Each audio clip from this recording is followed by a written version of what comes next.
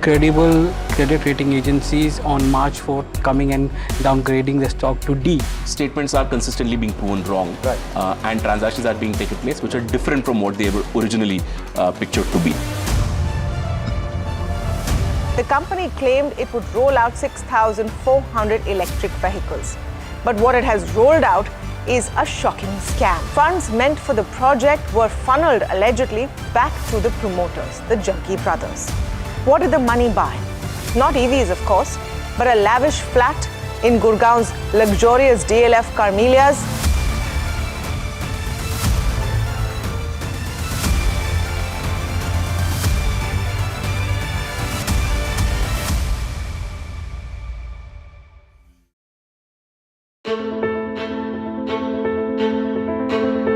News is not just headlines, it is what impacts you. And news should never be mistaken for noise. What matters is the reality. Accurate, in-depth, and with the right perspective. For over 20 years, I have been a journalist, and never has clarity mattered more than now.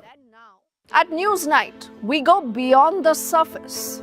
We dissect the details, challenge the narratives, and bring you the unparalleled clarity you deserve in a world clouded by misinformation. We are bold, we are direct.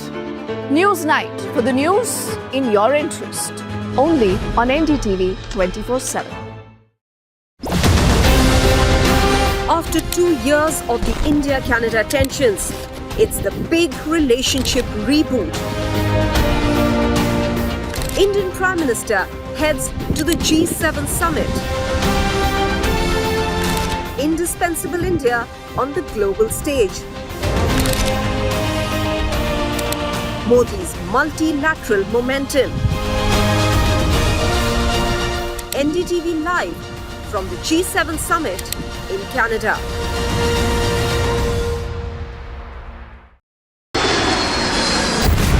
Air India plane crash in Ahmedabad, India's latest aviation disaster. India responds to the tragedy. Facts first, 100% ground reports. Under this is the tail, here, and this is just one of the buildings that will give you an idea of the quantum of loss. 24 to 48 hours is the deadline that has been given for the DNA testing. Maximum reporters, maximum coverage on NDTV.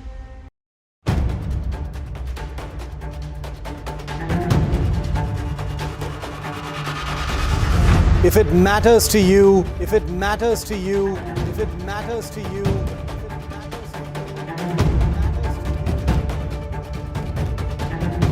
it matters to India. It matters to India. It matters to India. And it matters to me. And it matters to me.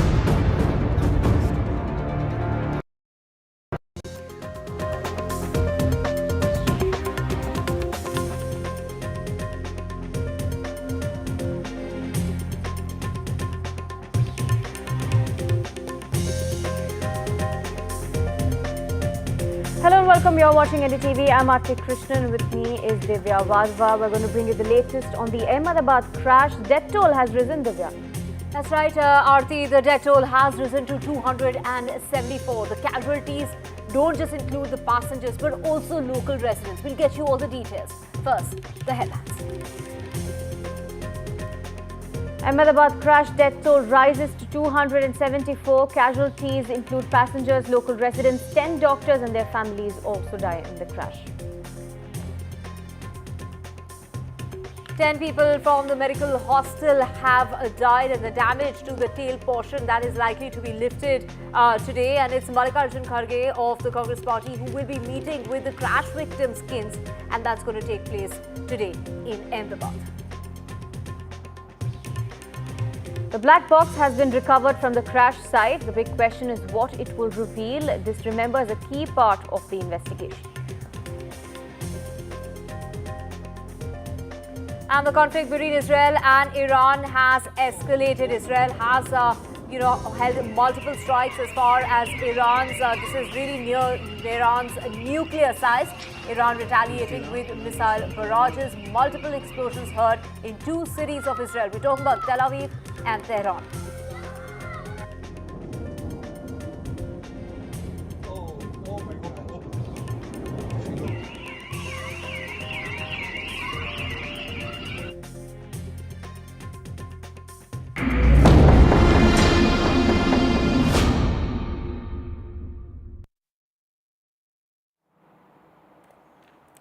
Now, after the Ahmedabad-London Air India flight's crash, remember the black box has been recovered. What we're learning now is that the Civil Aviation Ministry will be conducting a high-level meeting as well. And we're learning that, of course, Civil Aviation Minister Ram Mohan Naidu is going to be holding this meeting. We're expecting it at around 10:30 a.m. today, Divya. That's right, Radhika. Of course, Aarti, the big thing is that black box has been recovered. That orange-colored black box has been recovered. And, all questions related to what really went wrong, what happened in those 32 seconds, half a minute before the plane that crashed, the plane that had taken off from the Ahmedabad International Airport that crashed. And the death toll, which basically, Aarti, has now risen. We're talking about 274 people who have died. This includes the passengers, the crew members, the people in that hostel, as well as local residents who have died in this crash. Do remember, many people were injured in the process and were rushed to the hospital. We have Aishwarya Jain joining us to get us the very latest on this. Aishwarya, take us through details of the death toll that's risen. It's now at 274. We know 241 from the flight, including the crew that perished, that died in the crash, as well as people in the hostel. Take us through the people, the death toll that's risen now to 274. Were these local residents in the area that were injured during the crash?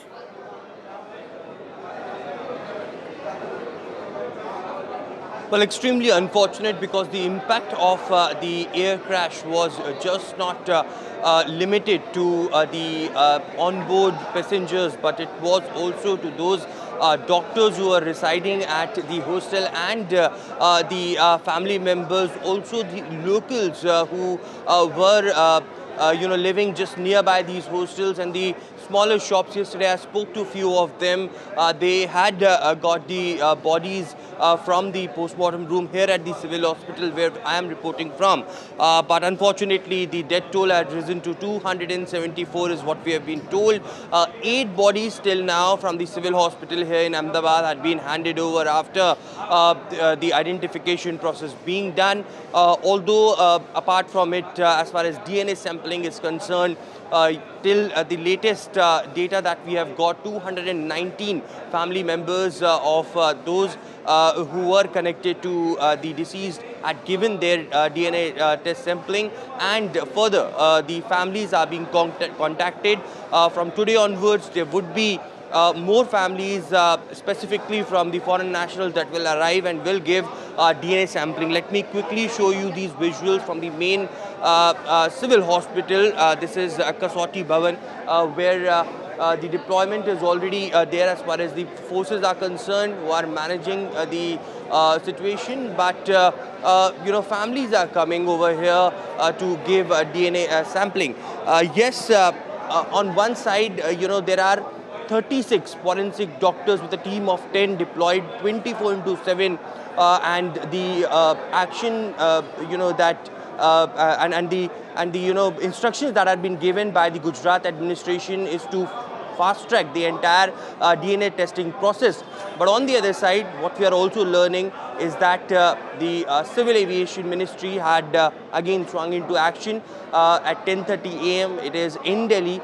The Civil Aviation Minister Ram Mohan Naidu would be chairing that all-important meeting with DG of the DGCA and the officials from the Civil Aviation Ministry also would be a part of it. At 4 p.m. here in Ahmedabad, Mallikarjun Kharge, Congress President, will be visiting, and he will be meeting the family members of those who have lost their loved ones. That's right, Aishwarya. Like you were mentioning, the crucial meeting, of course, comes after the crash, and the safety of airlines is going to be discussed, is what we're learning. We're also expecting, Aishwarya, that airport authorities and officials from the airports are also going to be present in this meeting.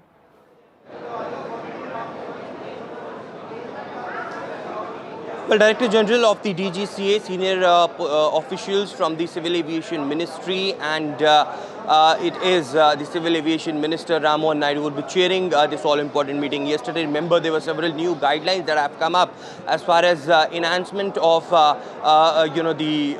rules as far as Boeing is concerned, and that had been stated by the Civil Aviation Ministry that should be effective on the midnight of 13th of June. Perhaps the family members yesterday I was speaking to, they have been asking multiple questions to the officials, the engineers who are deployed to thorough check the entire aircraft before it took off. Why there was no action that was taken against them. What is possible to secure the future of such aircrafts, and because it's unimaginable loss for them.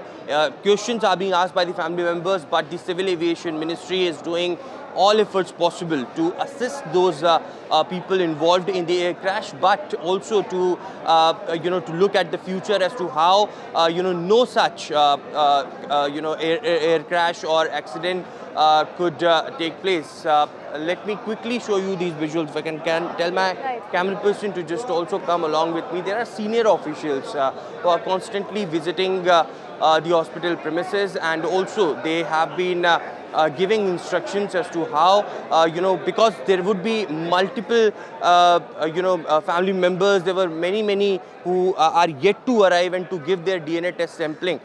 This is very important at this point of time, that they should be taken care well of, and therefore several organizations have come forward too. But here at the crash site, which is just few 100 meters away, there are 40 engineers which had been deployed at the crash site to recover the debris. The NDRF, SDRF teams have already been deployed, and that all on the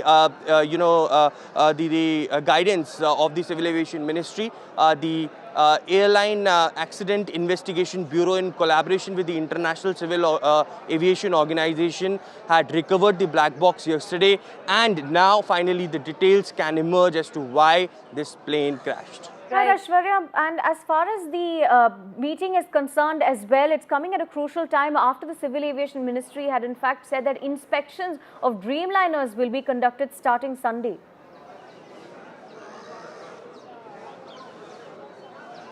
Well, that's the notification that came up yesterday. But why so late? Why this has not happened so early are some of the questions that these family members who are sitting day and night over here in anticipation of some information that they can get from the authorities over here. They are saying that now whatever you do, whatever guidelines that you give is something that is nothing for them, because these guidelines, these inspections, thorough, multiple times, in fact 4 times the investigation should be done, and the entire list of the protocol that needs to be followed, and that is effective from Sunday, had come up yesterday. There are series of meetings that the Civil Aviation Ministry has done. Civil Aviation Ministry has also stated that the DGCA has been given full authority, and they will help the Airport Accident Investigation Bureau that is conducting the investigation, as well as the authorities which has come from the US, UK and the Indian authorities which are involved in the investigation. They will give full support to them. But it is, of course, new guidelines that might come up after today's meeting that would be chaired by the Civil Aviation Minister, Mr. Ramohan Naidu, and what sort of rules or what sort of new directions that can be issued is something that would be very keenly looked upon, as the meeting will begin at 10:30 a.m. is what we've been told in Delhi. Right. We also have Ravi Shukla with us, our colleague joining us from Ahmedabad. Ravish, of course, we did just hear Aishwarya mention that 40 engineers have been involved in the efforts that are being made in order to remove the wreckage. About 100 labourers are involved as well, and these efforts have been ongoing through the night.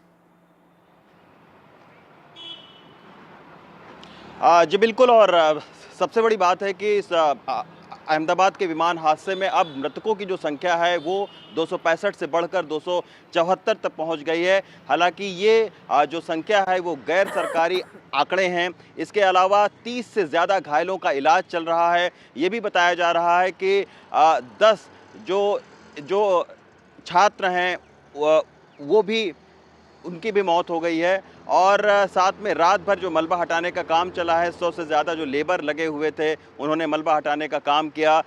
तकरीबन ये बताया जा रहा है कि बीजे medical college की 7 जो बिल्डिंगें हैं उन पर जो विमान का मलबा है वो गिरा था, तो उसको हटाने का काम तेज़ी के साथ में चल रहा है।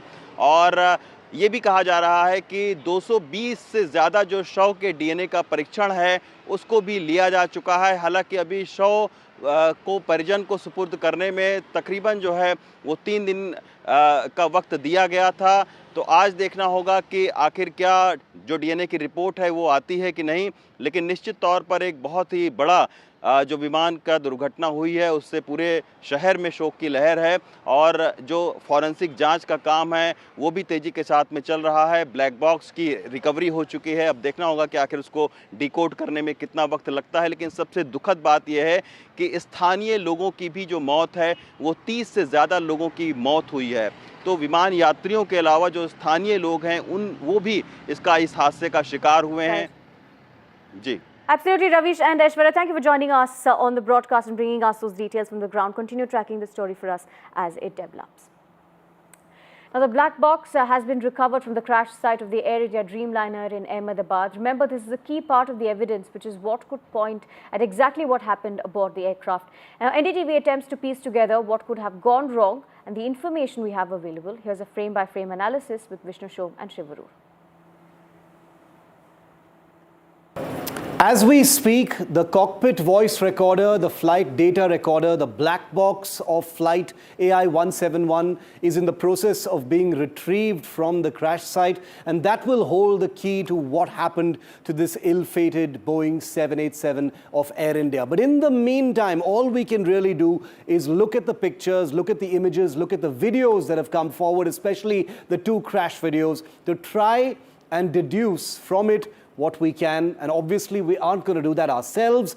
We will do that with experts. Joining us this evening on NDTV, over 24 hours after Flight 171 went down, I have with me Dr. Sumit Susilan, also known as Aviation Guru, someone who has written books and authored many articles as far as flight safety and accident investigations are concerned. Dr. Sumit, welcome to NDTV. I want to start by drawing your attention to these 2 videos. Dr. Sumit, you have seen these videos. Yes, they have been hugely shared since yesterday, shocking people across the world because they are looking at an actual crash taking place. But for an expert, what do these images tell you? Many people have said many things, that you can see the flaps, you can see the, something to do with the engines, the landing gear.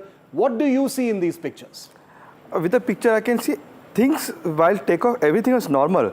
But there was a different angle which no one had observed. There is something called load and trim. The aircrafts are balanced before the takeoff. And the ground team gives the aircraft balance, how much cargo they have put in the front hold and the rear hold. And if the aircrafts are balanced, then only it will be able to smoothly take off. But over here, we can see they are not able to take off after the certain height.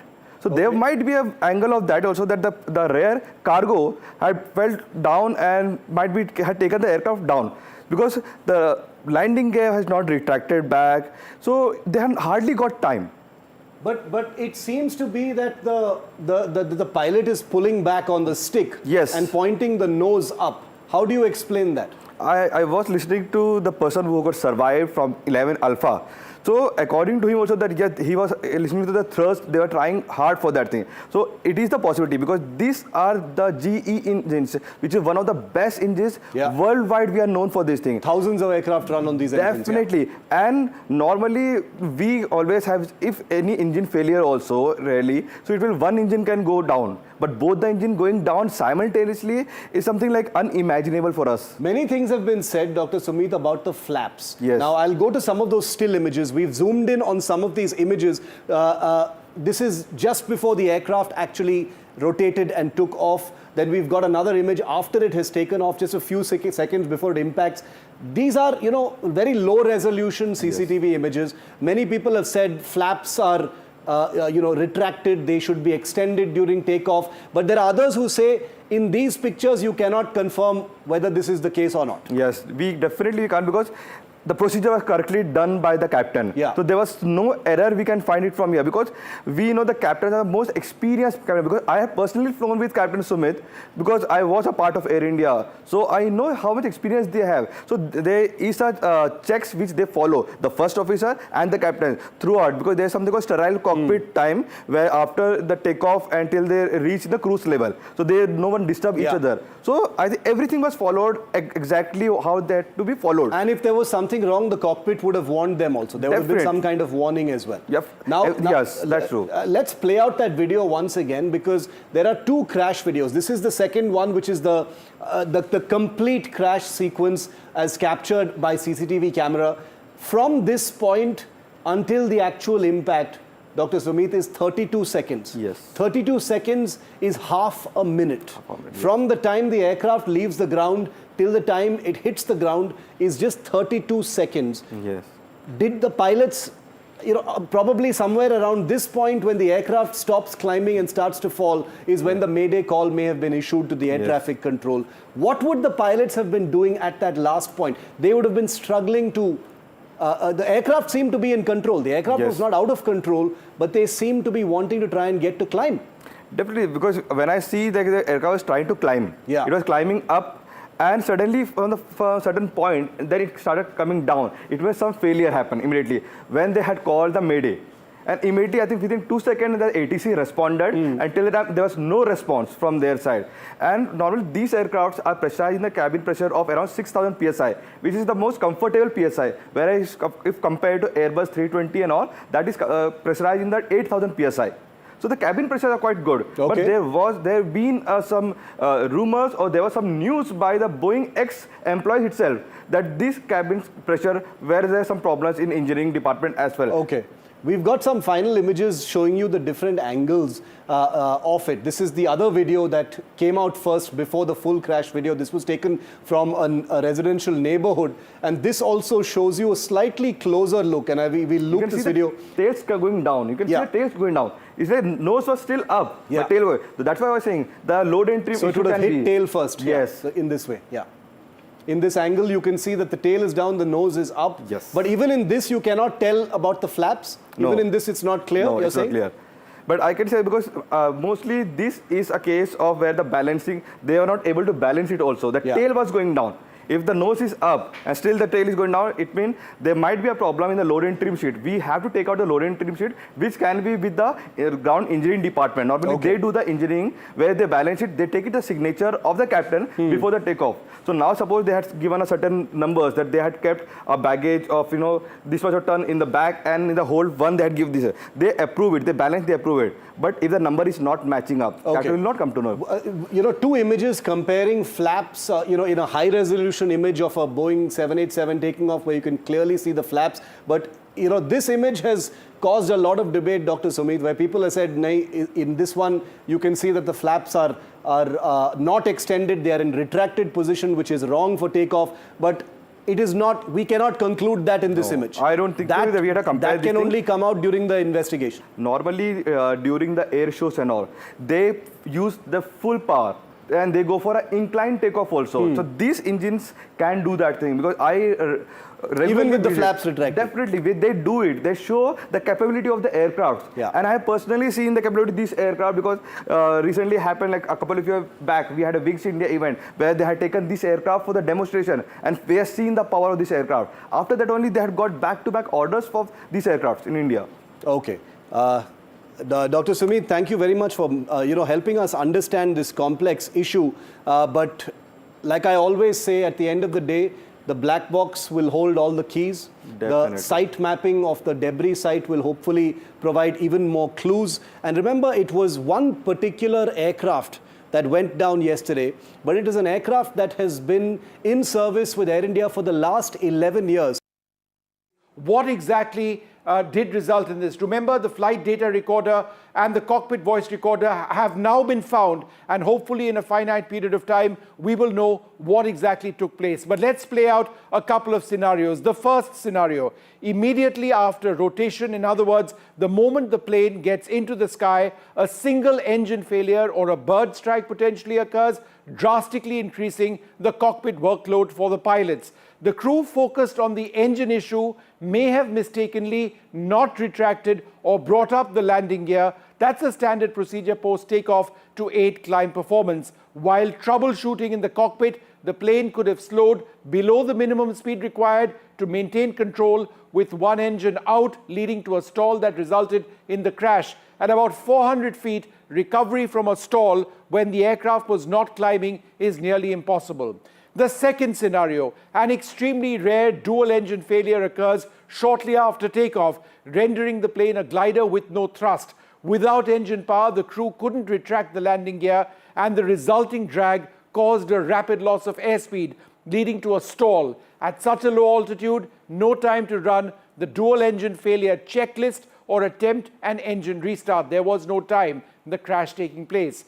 Scenario number 3, video evidence suggests that the flaps on the aircraft, this is where the flaps in the aircraft are, but in this particular grab of the actual aircraft, it suggests that there was something potentially unusual. Video evidence suggests the flaps were retracted, which is unusual since flaps are always extended during takeoff to provide extra lift at low speeds. If a pilot mistakenly retracted the flaps instead of the landing gear during a high workload situation in the cockpit, such as an engine failure, hypothetically, it could have significantly reduced lift, especially with only one engine operational, potentially causing a stall.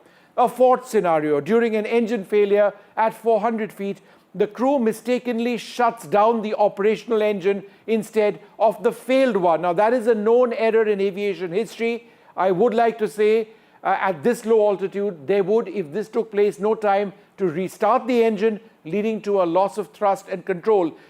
The conclusion over here, regardless of the specific cause, the crash likely stemmed from a sudden loss of thrust and the subsequent handling of the aircraft under critical conditions. This is conjecture, but this is what the pilot community is talking about. The flight data recorder and the cockpit voice recorder, part of the black box, have been located, and we'll get the data soon.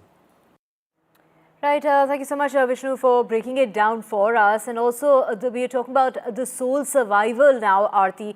Vishwas Kumar Ramesh, a 40-year-old British Indian who miraculously survived the Air India plane crash in Ahmedabad. He's still dazed and says he is not clear as to how he really survived. He also met with Prime Minister Modi. Prime Minister Modi visited the hospital to meet him where he was admitted. Right, and he also spoke to Doordarshan, and in the interview, he said that he had jumped out of the plane as the emergency door had flung open on impact, and he isn't even sure how he managed to escape from the ill-fated flight. Take a look at this report.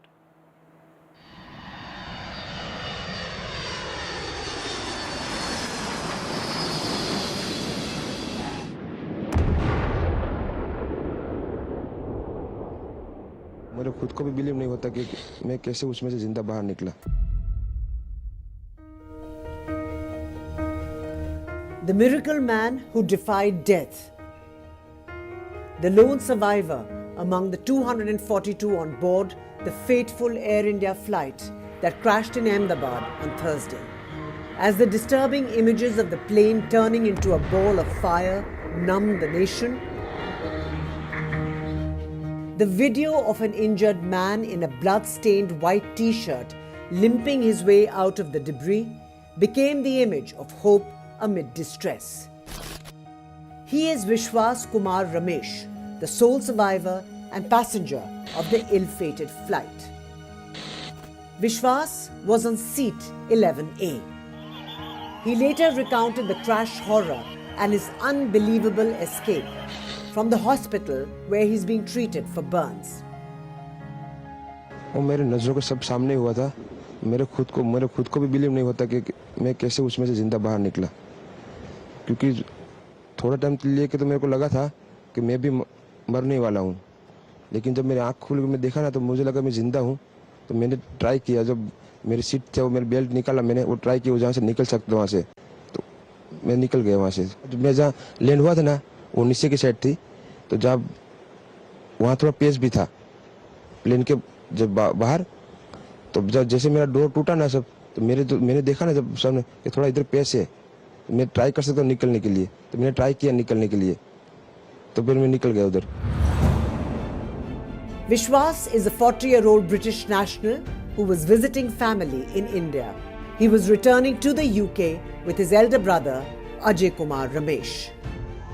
An eyewitness also told NDTV that he saw Vishwas being flung out of the burning plane. कैसा हुआ कि हमें भी ये यकीन नहीं था कि कोई बच के निकलेगा। जैसे वो हमें ऐसा लगा जब मैंने वो जो आधा जो प्लेन ब्रेक हुआ ना सर, तो जो ब्रेक होने का जो पॉइंट था उस पॉइंट पे शायद वो बंदा बैठा हुआ था। तो जैसे ही ब्लास्ट हुआ, ऐसे ब्रेक हुआ ना, तो उछल के वो नीचे, उस पे भी फ्यूल तो उड़ा, उसको आग तो लगी, पर वो जो दूसरे लोग जो जल गए, जैसे सीएम और भी जो पैसेंजर्स है जो बच ही नहीं पाए, जल गए, वो जैसे ब्लास्ट होके नीचे पछड़ा के नीचे गिरा। Vishwas has lived in London for 20 years, where his wife and child also reside. In Leicester, Vishwas's brother is both relieved and sad. Happy to know that Vishwas survived, but broken at the loss of their other brother. Yeah, that's the only thing he was worried about. He wasn't even worried about himself or any injuries that his body has. He was just worried about finding my other brother. Prime Minister Narendra Modi on Friday morning visited Vishwas in the Ahmedabad hospital. Vishwas's story is nothing short of a miracle.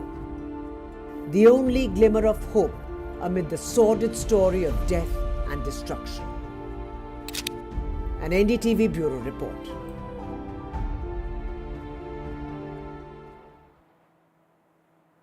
Now, Vishwas Kumar was seated in 11A, miraculously surviving a plane crash, being the sole survivor. Interestingly, remember, passengers do not usually prefer seats near the emergency exits, but this time it turned out to be a lifesaver.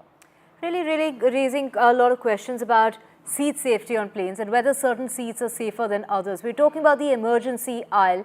So, you know, Aarti, sometimes this seat is cheaper than the other seats because it doesn't recline, and people really don't like to be on that aisle. They don't want to be sitting on that seat, but this really has, you know, really defied all odds. Let's get you all the details that Shiv has for us.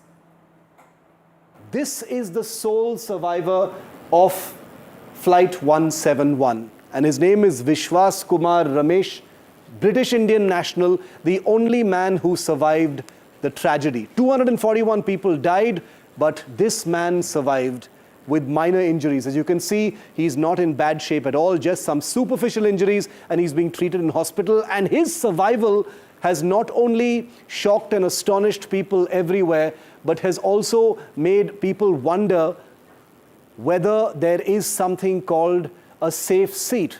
Now, we are not experts, and we can't actually talk about that, but let's show you what a seating configuration on an aircraft actually looks like. This is the seating configuration on a 787. It's a wide body, as you can see, 333 configuration, and 11A is that blinking dot that you see right down there.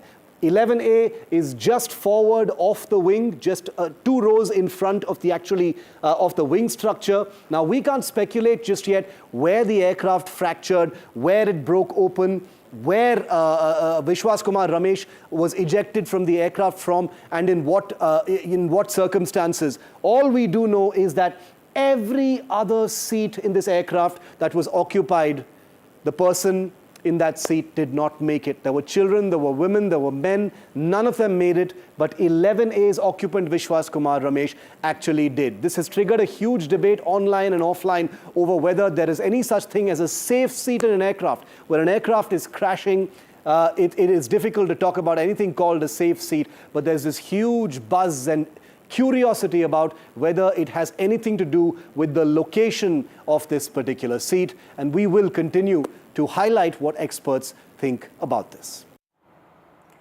Thank you so much, Shiv, for getting us all those details. But on that flight, that Ahmedabad Air India plane crash, a total of 4 people from one family have died. These are people from that particular family, including 37-year-old Javed, his wife Mariam, and 2 little children. Javed's brother Imtiaz has spoken about how his brother, sister-in-law and both children had come to Mumbai mainly to get their mother treated and also to celebrate Eid with the family. That's right, Divya. And Imtiaz was in the UK for the last 11 years. He had gotten married and was living there with his family as well. Imtiaz's sister and brother-in-law were also going to the UK, but they had a direct flight from Mumbai, so they were not on this flight. Now, Javed and his family had in fact gone from Mumbai to Ahmedabad and then from Ahmedabad to UK on that flight, which met with an accident. I want to ask about your family because family is very important. You have lost 4 of them.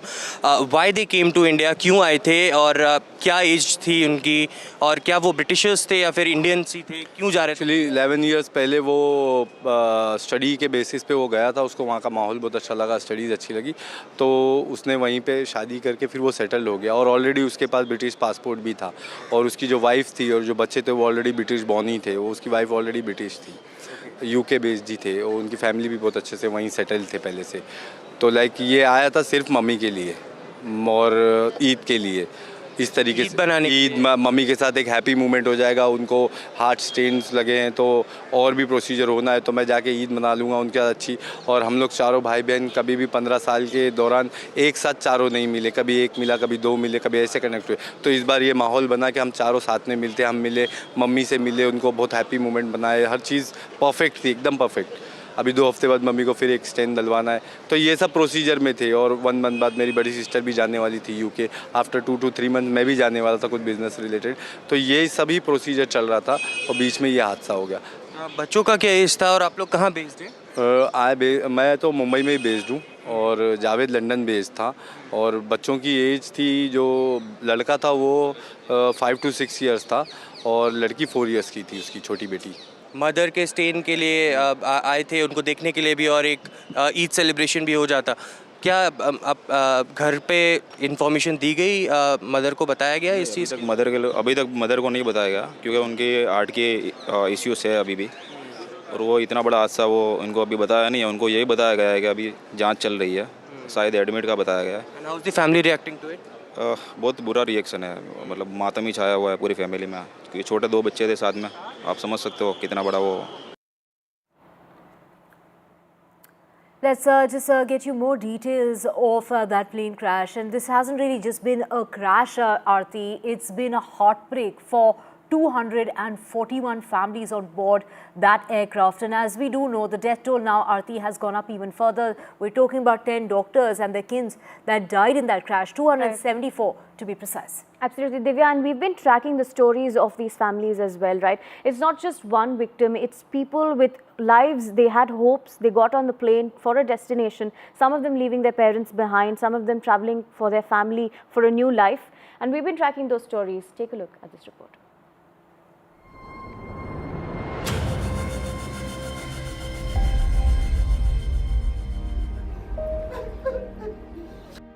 241 lives gone in just 32 seconds.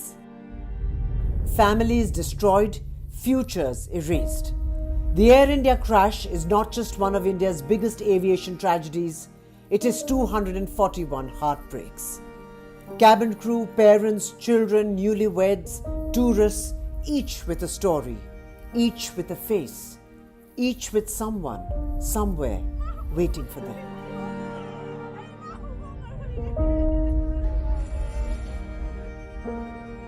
A wave that turned out to be a final goodbye. Kinal Mistry, young, full of life. Kinal was home for medical treatment. Her last moments caught on camera, waving to her parents. और उसका अगले साल accident हो गया था India में ही. फिर उसका वर्क परमिट था, उसको जाना ही पड़ता था, तो उसका ट्रीटमेंट पूरा नहीं हुआ था, तो ये ट्रीटमेंट के लिए वापस आई थी. उसका 7 या 8 टीथ निकल गया था, तो इम्प्लांट करवाया, तो पूरा दांत उसका नया लगवाया था. Labuben and Ramesh Bhai Thakkar were flying to London to meet their son. Today, that son is waiting with a DNA form in his hand. A family from Rajasthan's Banswara, a doctor couple and their 3 adorable children. This wasn't just another trip. They were starting over their life in London. They never got that chance. And then the most haunting image of all, 8-month-old Muhammad Ibrahim brought in to give a DNA sample to help identify his father. Ibrahim, too young to even understand the loss. वो उनकी flight अगले हफ्ते थी और वो इस हफ्ते उनका मतलब जाने का था उनके हस्बैंड का, तो बस यहाँ ड्रॉप करना है हम और within few minutes पता लगा कि ये हादसा हुआ है. 12 cabin crew were also killed in the line of duty. Captain Sumit Sabarbhal, Aparna Mahadik, Deepak Pathak, Sainita Chakravarti, Nagantho Kong Brela Patnam Sharma, Roshni Songare, Rajendra, Shraddha Dhawan, Maithili Patil, Irfan Sheikh, Lamnun Them Singh Sung, and Manisha Thapa. दोपहर को मालूम पड़ा और जब दुर्घटना घटी उस time हम लोग घर में थे, तो पता चलने के बाद हम लोग बोले चलो देखते किसका क्या है. उसमें देखा तो मेरे लड़की का नाम. हाँ, हमारी सोसाइटी में जो है एयर इंडिया के काफ़ी पायलट्स और क्रू मेंबर्स रहते हैं और हम लोग जो है नीचे वॉक करते समय या जो सोसाइटी के सार्वजनिक कार्यक्रम होते हैं उसमें एक दूसरे को मिलते थे, एक दूसरे को जानते थे. जैसे ये घटना घटी और उसके बाद जैसे अपर्णा का फोटो आया, मुझे ऐसा लगा कि हमारे कोई जान पहचान वाले एक्सपायर हुए हैं. हमने फ़ोन करके फिर पता किया और पूरी सोसाइटी को ऐसा लग रहा है कि सोसाइटी का कोई अपना चला गया है. From Bakola to Agra, Kangpoki to Mumbai, homes now filled with silence. 241 faces, 241 stories. They were loved, they were awaited, they had plans. And together they leave behind a question that haunts India. How could this happen? With Malvika, Bureau Report, NDTV.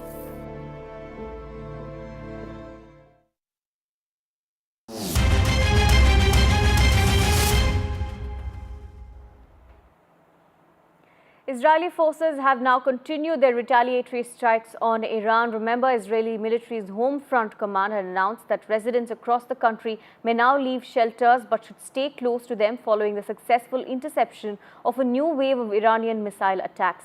Iran had launched retaliatory strikes against locations across Israel following Israel's attacks on Iranian military and nuclear targets. That's right, Aarti. Iran said that it had fired hundreds of various ballistic missiles towards Israel in what it called the beginning of its crushing response. Israeli Prime Minister Benjamin Netanyahu has told Iranians that more is on the way after the Israeli strikes. Now, Iran's supreme leader has accused Israel of starting that war. The Iranian nation must be guaranteed that our response will not be half-measured, is what he has gone to say. We bring you the latest on the ground, but first let's listen in to the leaders of both countries, what really they had to say and what does this really mean for the rest of the world, and will this escalate even further?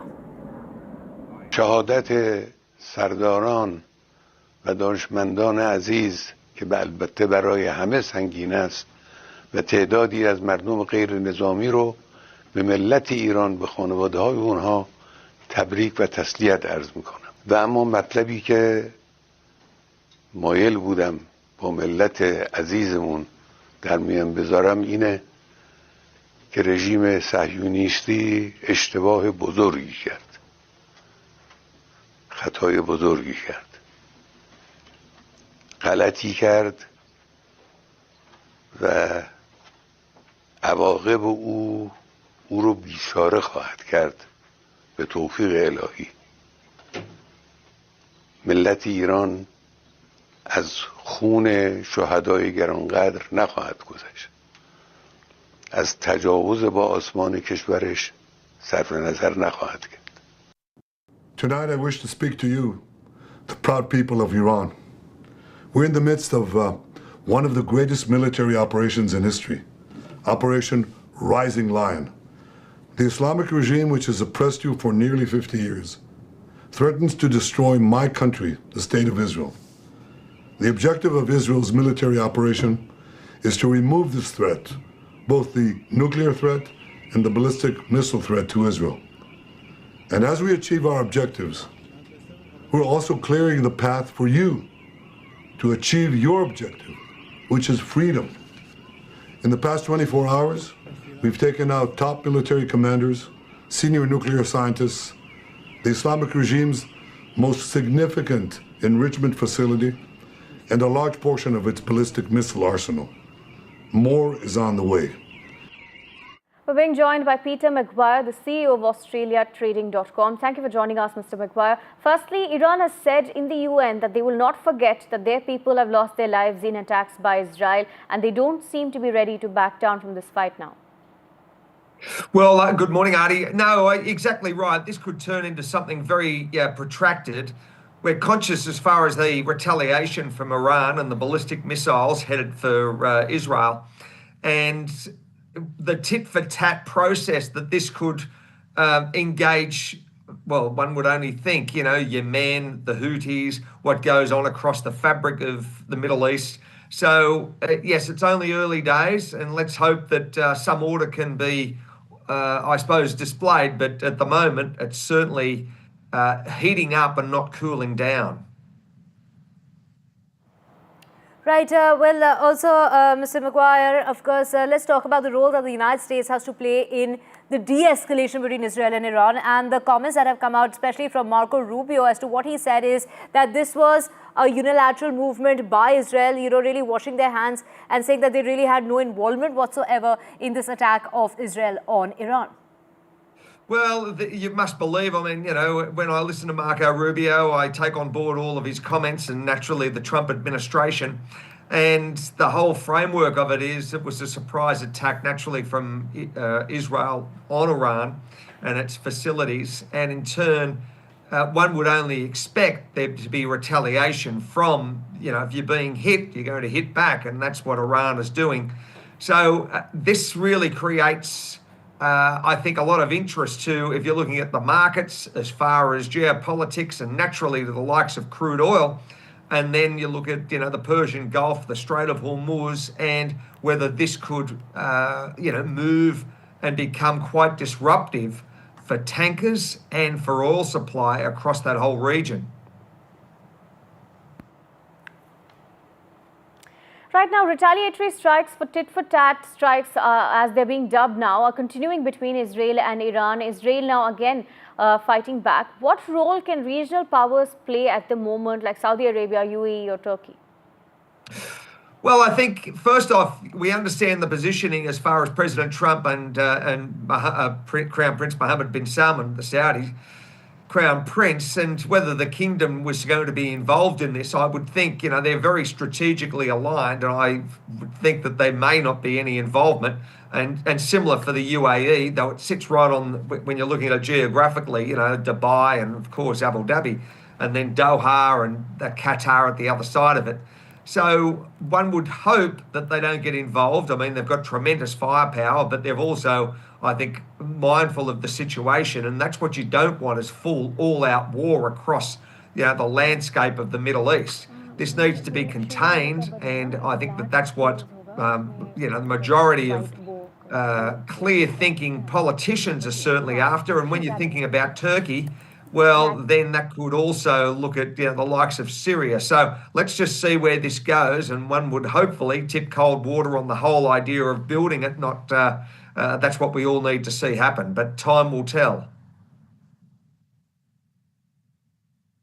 Jump in oil prices. What kind of impact is this really going to have when it comes to energy costs? Well, you can see that when you're looking at New York, during yesterday's day trade in Asia, that was up, at some point there, 12 and 13% as far as crude oil prices to the upside. It closed in New York this morning, our time, and morning your time, at about 7.25% up for West Texas Intermediate. And that's a big move to the upside in a day, but understandably from a geopolitical standpoint and war premium built in. So one would hope that it doesn't go higher from here. But if this is a protracted battle that lasts a matter of weeks or even longer, then I'm sure that crude oil prices will jump higher from where they are currently. And that's not good for inflation, certainly not good for a country like India, nor the world's consumers. Thank you so much, Peter McGuire, for joining us with all those details. And of course, Aarti, the big question being, was this on expected lines, considering the back and forth as far as threats of both the leaders are concerned? Could this really have been avoided? Absolutely. And our colleague Vishal joins us as well for more details from the ground. Vishal, now as far as the latest update is concerned, we're learning that Israel again has struck Iran, and these back and forth attacks have been taking place since the past few hours. Take us to the latest. Well, these tit-for-tat strikes, as you mentioned, have been continuing. And just moments ago, Iran also attacked Israel again with a barrage of ballistic missiles. So Iran has in its arsenal thousands, probably 10,000 to 20,000 ballistic missiles. How many of them are remaining and how many of them can it use? That is not in the open. So that remains to be seen. But it clearly has a lot in its arsenal, because it has been using it continuously since the last night. It started late last night and it's been continuing ever since. There have been at least 4 to 5 waves of these attacks. And the latest is that at least one woman has been killed in Israel, is what the US media reports are saying. And at least 40 people are injured on the Israeli side. And on the Iranian side, the state media is claiming that at least 78 people have died. And nuclear scientists, top commanders, they've all died in the last 24 hours, and also hundreds have been injured. So the damage clearly is mostly tilted towards Iran, but Israel is also surprised at the moment, because Iran had been weakened in the last 1 or 2 years, but this attack has shown that even though it's weakened, it can strike a major blow. It has struck the heart of Israel, Tel Aviv. It has also struck many government buildings. So it's the conflict is escalating as we speak. As far as Ukraine and Russia is concerned, we're still paying a price for that. How expensive is this war going to cost other parts of, as far as Arab nations are concerned? And take us through the role that the United States plays, because US Secretary of State has gone on to say that Israel has made the United States believe that they have, targeted these areas, and it was absolutely necessary because it was for self-defense. But Israel is the one that started the war in the first place, is what Iran has now gone on to say. Yeah, so that was widely expected that Israel would go on and attack these areas. The main point of contention for the Israeli side is that they don't want the Iranian regime to go ahead with its nuclear enrichment program. Reports in the recent past have indicated that Iran is almost ready to have its own nuclear weapon. The 60% enrichment has been done. That's just one step to be taken, and it will have a nuclear weapon, is what the reports say. So that is what Israelis have been concerned about. So these are quote-unquote preemptive strikes. They have struck the heart of nuclear program, especially in Natanz, which is the main nuclear facility in Iran. That's almost been destroyed, is what reports are saying. And as far as US's involvement is concerned, US is directly involved because there are at least 40 to 50,000 US troops in the area, in the Middle East. So they are at the direct risk of being confronted by the Iranian side, because Iran has directly blamed the US, even though US says that it's not directly involved in the conflict. But Iran has said Israel would not have gone ahead with this plan unless US would have given a green light. Right, Vishal, thank you for joining us and bringing us those details. Gauri Dwivedi has also spoken to Israeli ambassador to India, Reuven Azar. Listen in.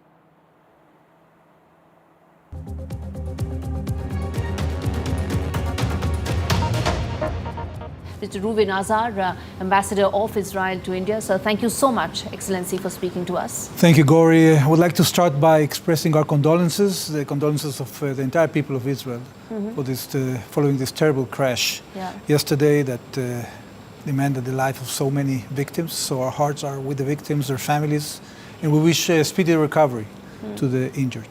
Right. And so we speak also on a day when there is a tremendous amount of uncertainty with regard to Middle East. I want to first start by asking you, why were the strikes carried out now? There were reports from February onwards that these could be on the anvil, but why now, when many felt that probably diplomacy had a shot? Well, we acted to remove an imminent threat coming from Iran, because Iran has been manipulating the world and exploiting these talks in order to go on a fast track to weaponize their fissile material, to create a nuclear weapon. And as you very well know, Gauri, Israel has declared time and again that if the Iranians attempt to create a nuclear weapon, Israel will have no choice but to take action, and this is exactly what we did. There has been some sort of an immediate retaliation that has come in from Israel. What more are you expecting? Well, I don't know. I think that the Iranians have started the retaliation. We told them that there were drone attacks, but yes. I'm sure that will not be the alls. More so since the IRGC chief has been killed, they would like to have some sort of a messaging there. What are you expecting? Well, first of all, just for the audience to know, we took action against military nuclear facilities. We took care of top commanders that were commanding this effort against the state of Israel, and we attacked also some of their ballistic missile capability, because Iran was actually trying to destroy Israel on 3 tracks. The first is their multi-decade attempt to acquire nuclear weapons that we managed to foil. The second is the huge production of ballistic missiles. They have thousands of them. They were planning to build 10,000 ballistic missiles in the next 3 years and 20,000 in the next 6 years. Now, I want people to understand what we're talking about here. Even without the nuclear weapon, we're talking here about each missile carrying 1,000 kilograms of TNT that can kill hundreds of people. If you fire them at a barrage, at a state as small as Israel, which is half of the size of Haryana or the size of Mizoram, that can be devastating. It's an existential threat. And the third track that Iranians promoted was, of course, this ring of fire that they were creating around us by, arming and helping all these proxies, including Hezbollah, the militias in Syria, in Iraq, in Yemen, etc. So we took action now because we saw that they are coming in almost no time to a situation in which they can fire at us a nuclear weapon.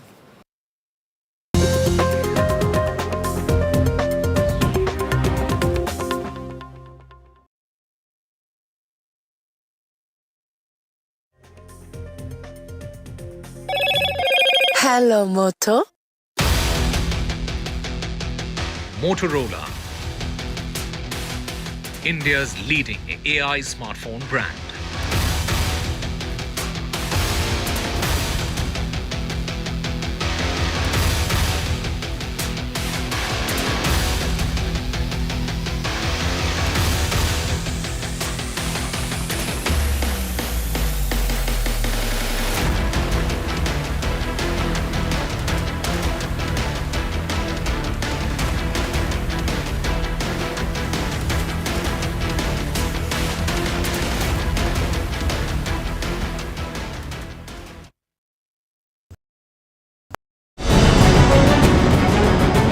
Why was there a hurry? Was it the government that was in a hurry? I don't want to blame anyone. Joining us today here in the NDTV newsroom.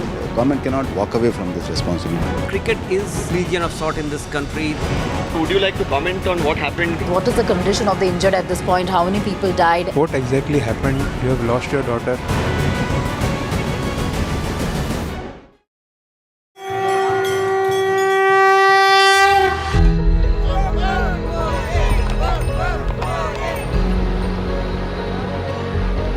In the wake of Pahalgam, all eyes on the Amarnath Yatra.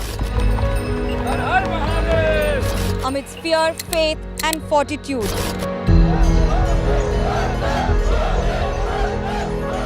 India's biggest fight against terror.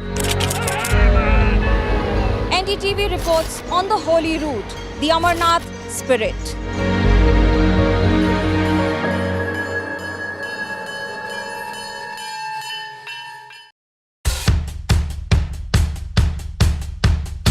The markets move fast. And so should your portfolio.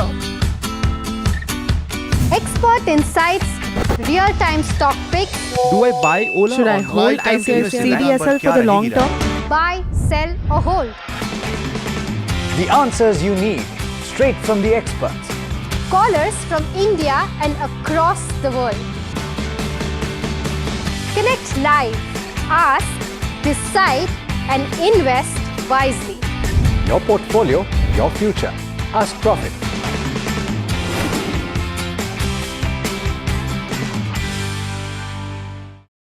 Is your business future ready? Join the 13-week strategic ESG certification program for business sustainability and growth for CXO and business leaders by NDTV, Terry and Zenora. Master global ESG frameworks, gain real-world tools, and lead with impact. Starts July 13th. Enroll now and power your business with sustainability. Do you really know the company you invest in? What is the real picture behind presentations and claims? Is the outlook as rosy as the company claims? Know Your Company, powered by NDTV Profit Research, shines a light on the biggest stock market movers.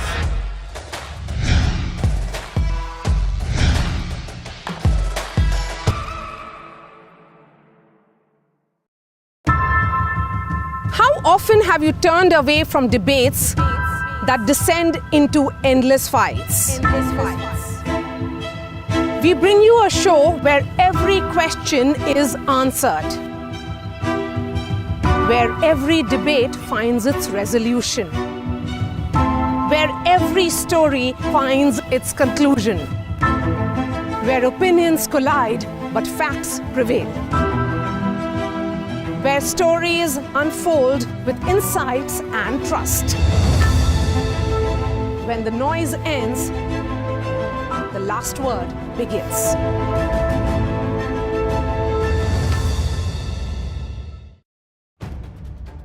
If it matters to you, if it matters to you, if it matters to you,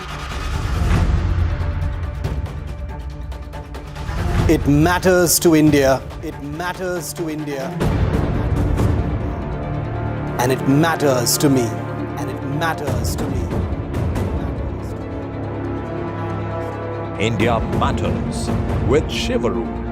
Only on NDTV 24/7.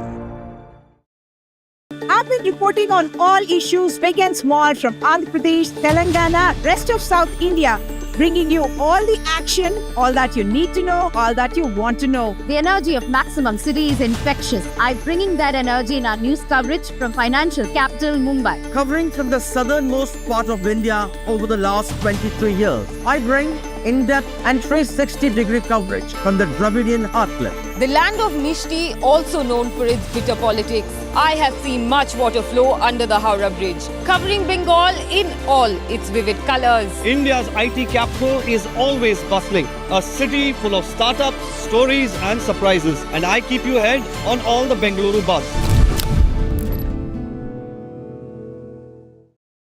In today's interconnected world, India's voice is more crucial than ever. When India speaks, the world listens.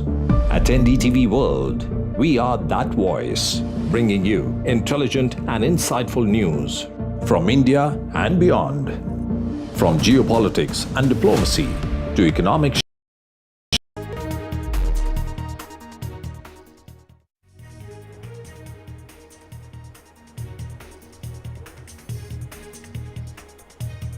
Hello and welcome. You're watching NDTV. I'm Aarti Krishnan and with me is Divya Wadhwa. We're going to bring you the latest on the plane crash that took place in Ahmedabad and the latest details as far as debris removal and the death toll that has risen now. That's right, Aarti. A very good morning. We're talking about the death toll that's gone up to 274, including 10 doctors and their kins, and of course 241 on board along with the crew of the Air India passenger plane that crashed in Ahmedabad. We'll get you all the details. First, let's just start with the headlines.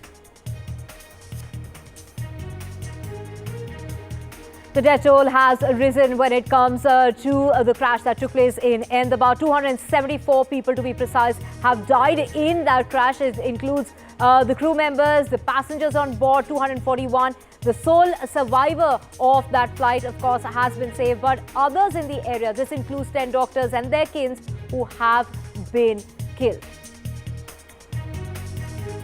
Not just passengers, but 10 people from the medical hospital have died as well in the crash. The damaged tail portion is likely to be lifted today. Mallikarjun Kharge is set to meet crash victims' families.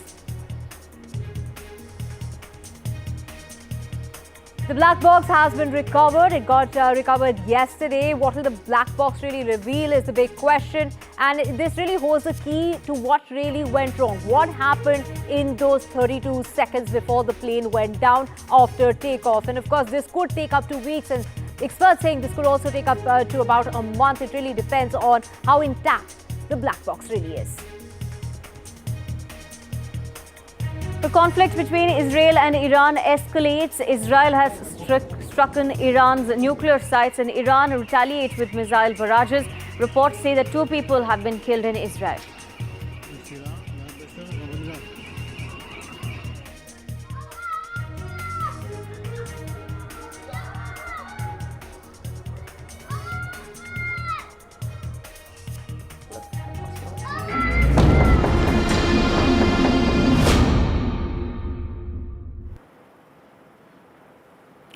Now, after the Ahmedabad-London flight has crashed in Ahmedabad, the latest details are that the Civil Aviation Ministry has called for a high-level meeting on safety of aircrafts. Divya, now this is an important take as far as the decision that the Civil Aviation Ministry came with before as well. We'd seen that they said that Dreamliners and their safety will have to be checked again, and this is with regards to the Air India specifically. Absolutely, the inspections that are being carried out in regard to is there a technical issue with the Dreamliners. Do remember this was the first crash of this fleet of aircrafts. Of course, Aarti, what really holds key as to what really went down, what really went wrong in half a minute's time since its takeoff, that all lies in the black box that has finally been recovered, that orange colored box that has been recovered in a record amount of time, because look at the wreckage that we are seeing. And of course, the wreckage is also now being removed, Aarti. There are about 100 laborers who've been involved, 40 engineers involved in order to remove the kind of wreckage that we've seen. And all that has been going on overnight.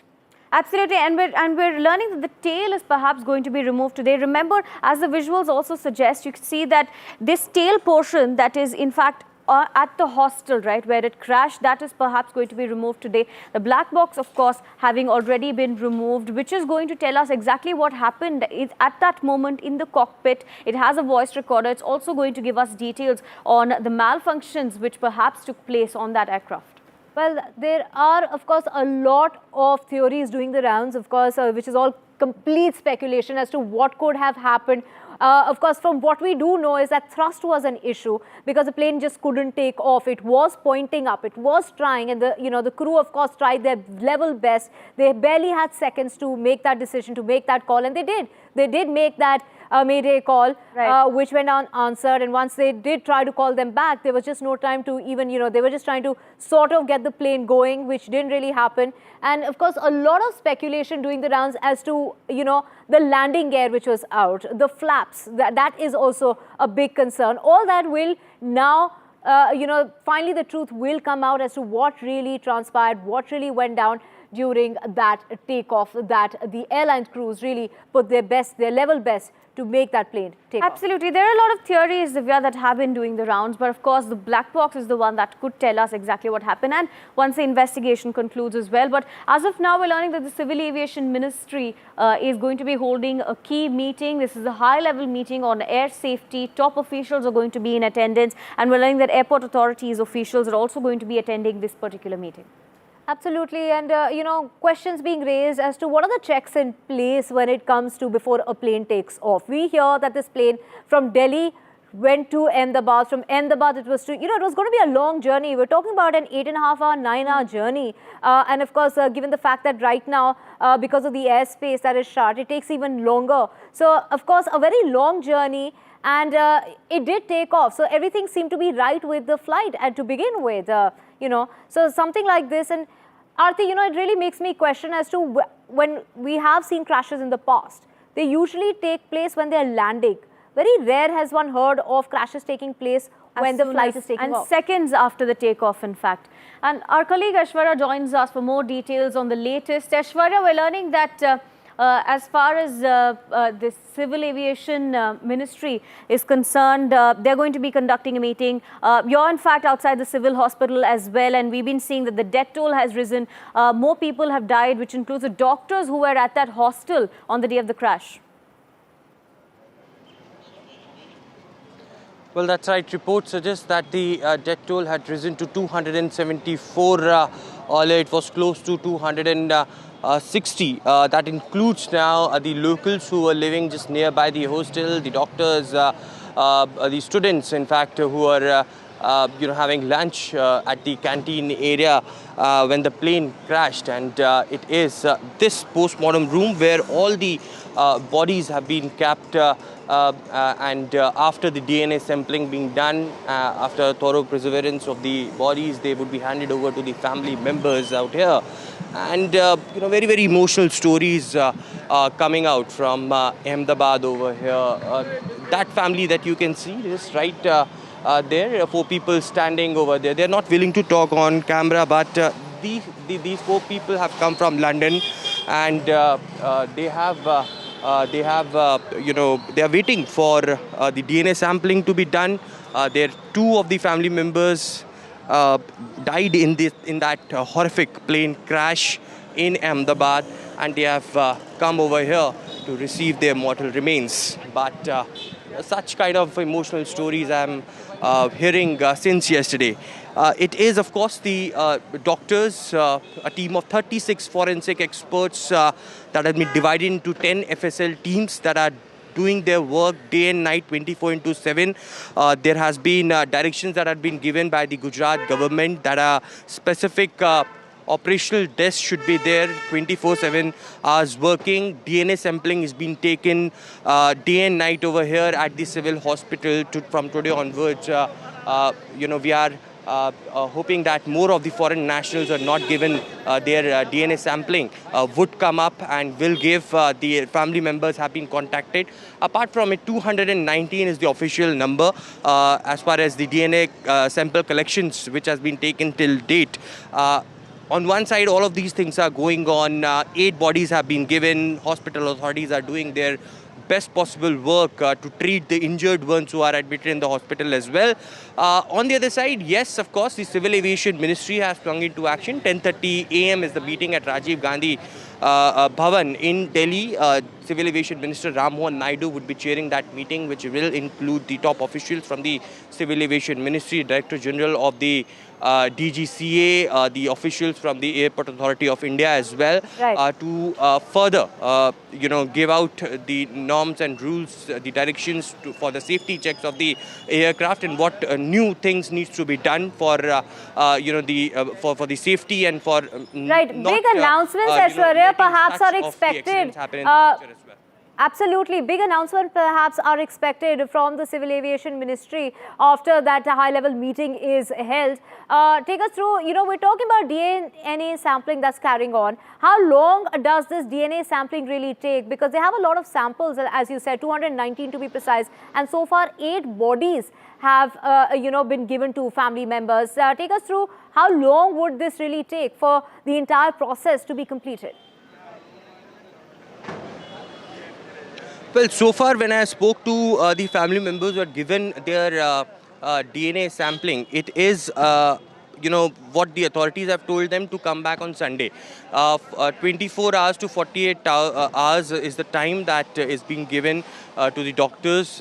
The directions have been given to fast-track the entire process. As Home Minister Amit Shah said it earlier, that Gandhinagar Forensic Laboratory has is the best in the country, and they do not need to send the samples from outside the to outside the state, and it will all happen in Gandhinagar itself. But to fast track it, it is such directions. But 24 to 48 hours time is something that is needed, and Sunday is something that family members, most of the family members have been told to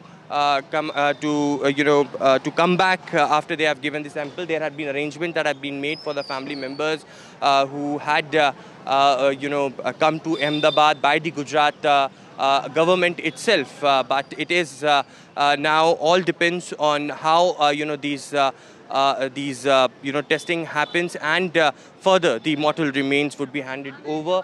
All will be done here where I'm standing from the post-mortem room, where the bodies will be handed to.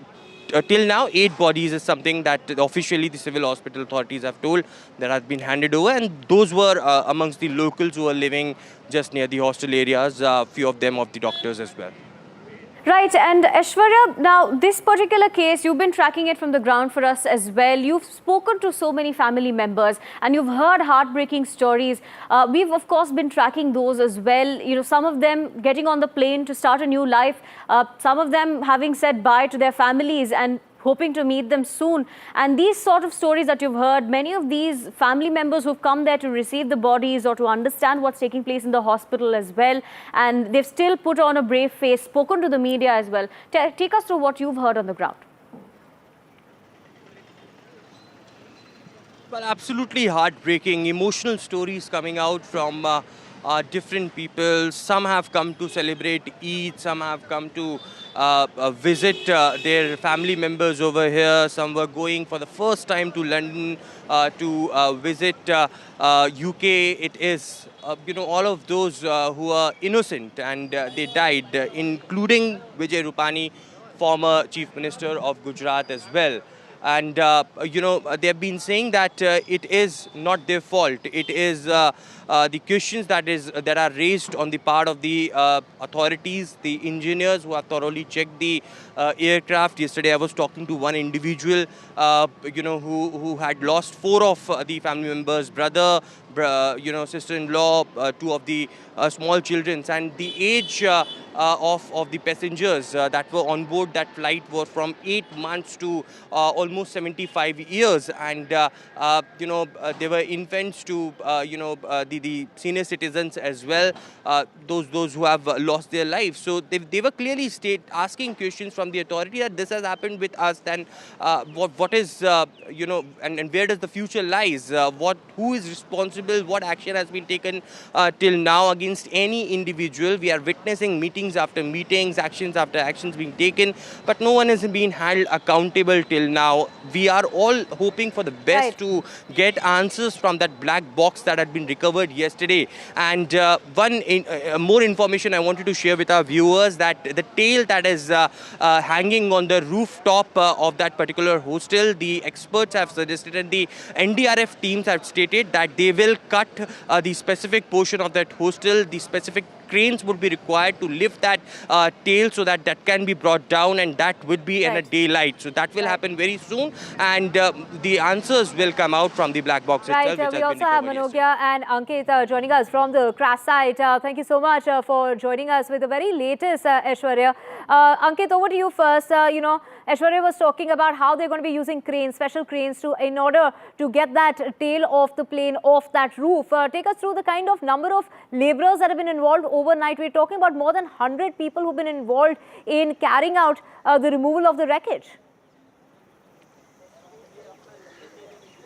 Well, the salvaging and the clearing of the debris, in fact, started yesterday at 10:30 a.m. when the STRF and NDRF were told specifically that the area needs to be cleared. But it's not just picking and throwing stuff from one place to another.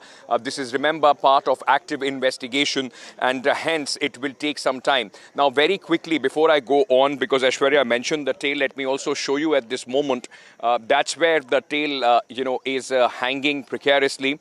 A lot has happened around that. The structure that you see around the tail, all that, whatever was left has been broken. So the boundary wall has been broken. The terrace has also been broken down, so that whenever the operations begin to put the tail section down. And remember, this becomes an important section as far as the investigation is concerned. And I tell you why. Because this tail section is the only largest intact piece of that aircraft, which at this moment moment is in this condition. The fin of this tail is also lying about 100 meters from where this tail is. In fact, the entire tail end section is at this moment. This is where the first impact took place. So this becomes very important part of the investigation. They will try, since yesterday there were ropes put in, and the whole focus was to try and keep this tail intact, ensure that it doesn't fall, because this will be an important part of this entire investigation. The other section that is going to be a critical section as far as the investigation goes is a few blocks from here, about 400 meters from here. The large part of one of the engine that is also more or less, a full piece of the engine, one of the engine which has also, lying on the third building. It crashed into the wall of the third building, and that's where the engine lies. When we had gone there, day before in the night, we were able to see, and that engine also becomes very important part of the investigation. Now, because the recovery of the black box is the key. Now, like as Aishwarya was saying, no accountability has been fixed. Accountability will only be fixed once the investigation, in fact, is completed. Now, one aspect of that is that on this very roof that we were showing you yesterday, there was a lot of activity through the day. Now, remember, AAIB, that's Aviation Accident Investigation Bureau, that's the one, a 40-member team was the one which continuously was scouring this entire region for the black box, and finally it was recovered after 28 hours of, meticulous search of the entire area. The black box was found on that very roof under the debris, and that now has been sent. Now remember, what will the black box do? The black box has recorded the conversations in the cockpit between both the pilots and also the ATC, and apart from that, more than 1,000 parameters of mechanical data has also been recorded in the black box. Now, all that pieced together will present a picture of the final 52 seconds of this ill-fated AI-171 flight, which tried to take off, could not, and in fact landed up here, crashed first into the mess, the first floor of the mess, and then, of course, the debris, which went about 600 meters from here and turned into an absolute inferno, killing 241 on board. And as what we are picking up from the ground, over 30 people have been killed on the ground, including 4 MBBS doctors, students here in this mess, and 6 of their relatives, those who are visiting them. Just to give perspective, this is the mess and of the hostel. The kitchen and the mess were on the first floor, where you see that tail hanging.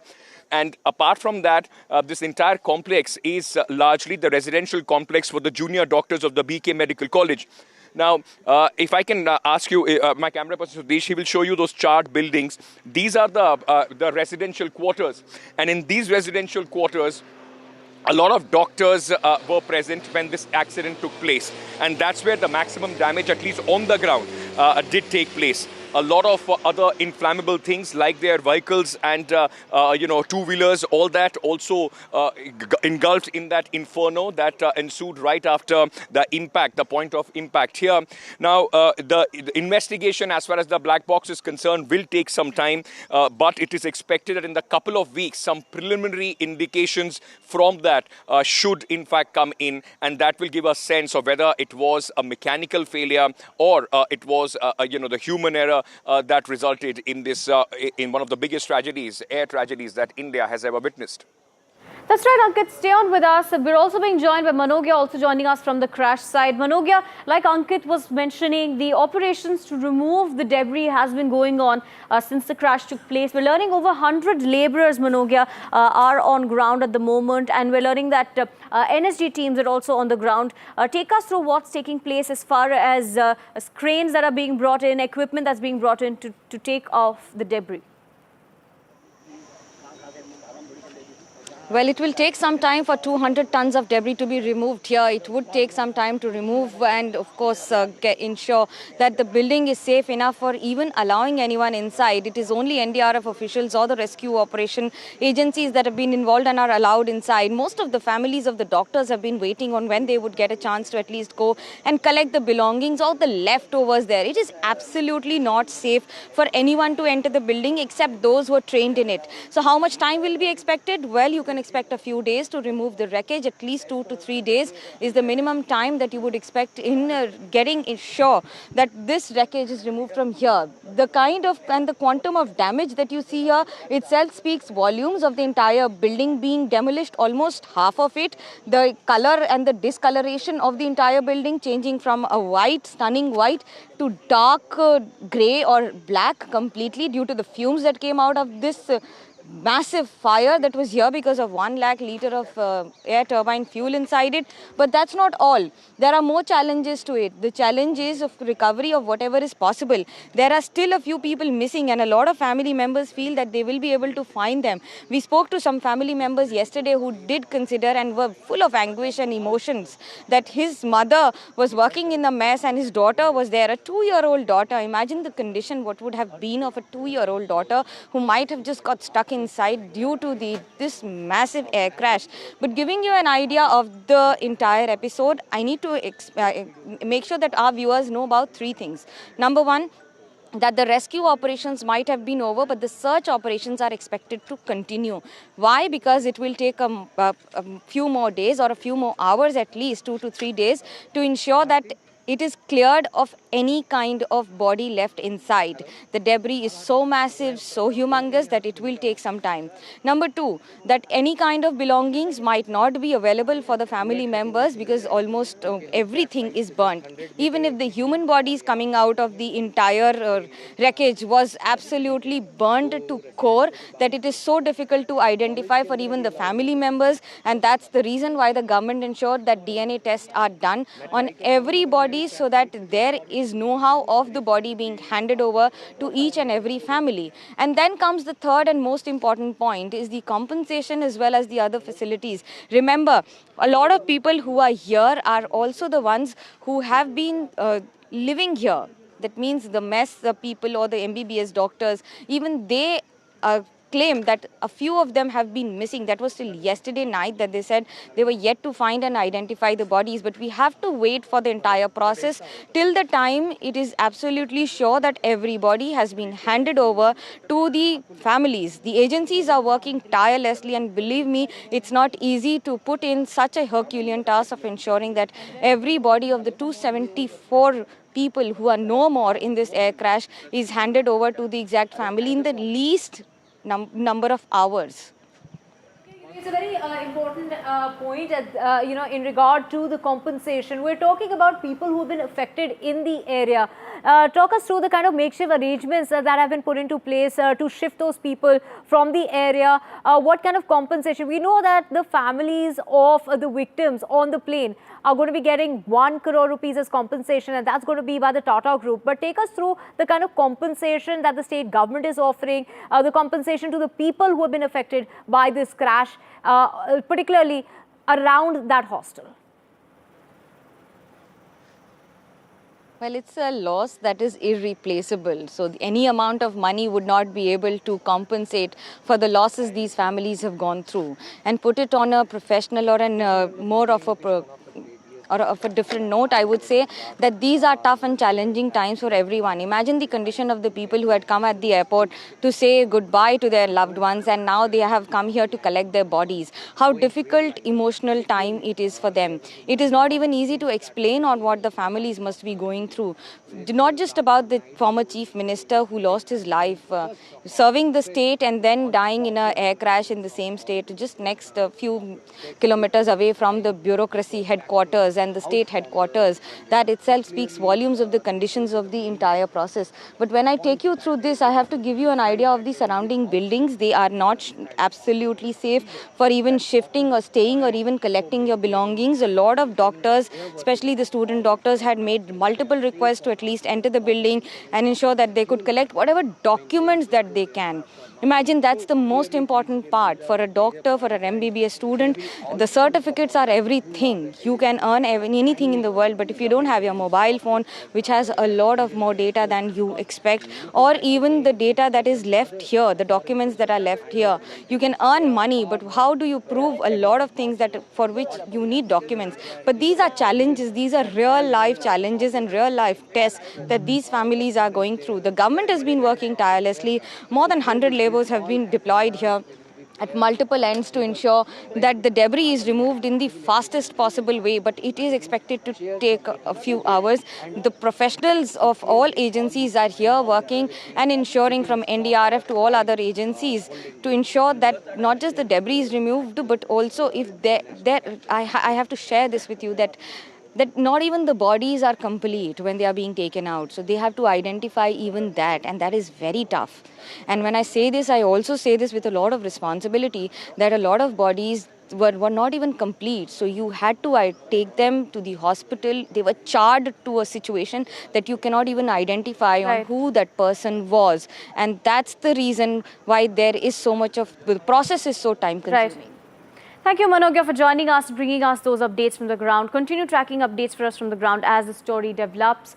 Now, talking about the passengers that have died so far, there has been, however, one passenger who did survive. It was Vishwas Kumar, who was seated in seat 11A. He miraculously survived this plane crash, being the sole survivor. Interestingly, Divya, passengers do not usually prefer emergency seat aisle and the seats near that because they say it's uncomfortable. There are a lot of reasons given. But this time, it turned out to be a lifesaver. You know, sometimes that particular aisle, the seats are even cheaper because people avoid it like the plague because, you know, those seats don't recline. They're very, very uncomfortable. They're very hard. And of course, you know, you have the cabin crew sitting perhaps just in front of you and all of that, which is why perhaps people don't like sitting on that seat. But this seat proved to be lucky for the sole survival, the miraculous escape from that plane crash. Let's get you details of how this man couldn't even believe what really happened. He still is in a daze, like Aarti was saying. Shivarur, my colleague, has all the details. This is the sole survivor of Flight 171, and his name is Vishwas Kumar Ramesh, British Indian national, the only man who survived the tragedy. 241 people died, but this man survived with minor injuries. As you can see, he's not in bad shape at all, just some superficial injuries, and he's being treated in hospital. And his survival has not only shocked and astonished people everywhere, but has also made people wonder whether there is something called a safe seat. Now, we are not experts, and we can't actually talk about that. But let's show you what a seating configuration on an aircraft actually looks like. This is the seating configuration on a 787. It's a wide body, as you can see, 333 configuration. And 11A is that blinking dot that you see right down there. 11A is just forward off the wing, just 2 rows in front of the of the wing structure. Now, we can't speculate just yet where the aircraft fractured, where it broke open, where Vishwas Kumar Ramesh was ejected from the aircraft from, and in what circumstances. All we do know is that every other seat in this aircraft that was occupied, the person in that seat did not make it. There were children, there were women, there were men. None of them made it, but 11A's occupant Vishwas Kumar Ramesh actually did. This has triggered a huge debate online and offline over whether there is any such thing as a safe seat in an aircraft. When an aircraft is crashing, it is difficult to talk about anything called a safe seat, but there's this huge buzz and curiosity about whether it has anything to do with the location of this particular seat, and we will continue to highlight what experts think about this. Statistically, there are safe seats in aircraft. I think, if I remember correctly, statistics of air crashes over many years show that seats either in the far end, the aft of the aircraft, or right up front are safer than the seats in the middle. And that was clearly not the case in this incident, where 11A is sort of amidships. It's just forward of the wing, where the wing meets the fuselage. But I mean, to your point, that the word miracle applies here. There's no other word for it. This considering what we saw, considering the fireball, considering the extent of the damage to the aircraft and buildings on the ground, this is a complete fluke, a blessing from above, if you will. Right. Also, Aarti, that was the sole survivor, and he did meet with Prime Minister Modi. Prime Minister Modi was there at the hospital meeting with him. Of course, he's in a daze, and he's probably blocked out that memory in order to help him cope with the situation. Well, also, it is the former Chief Minister Vijay Rupani's funeral, the last rite ceremonies that perhaps will take place in a day or two from now, because his son, Aarti, we believe, is going to be here from the US. He's going to be in Ahmedabad today. Absolutely. We'll bring you more updates on this from the ground as the story develops. For now, we take a short break.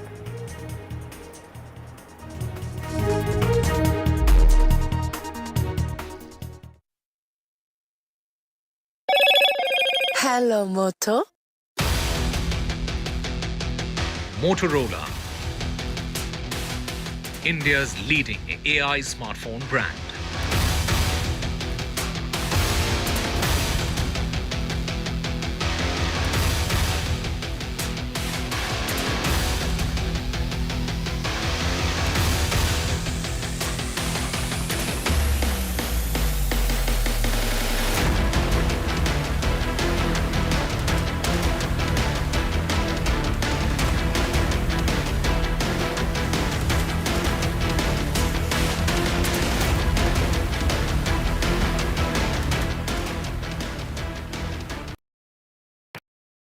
मैं नरेंद्र दामोदर दास मोदी ईश्वर की शपथ लेता हूं कि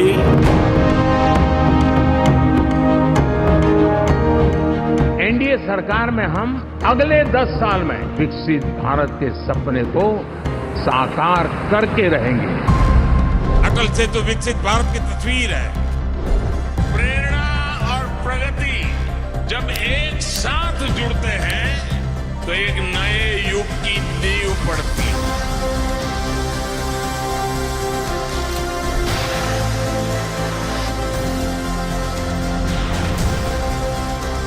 भारत माता की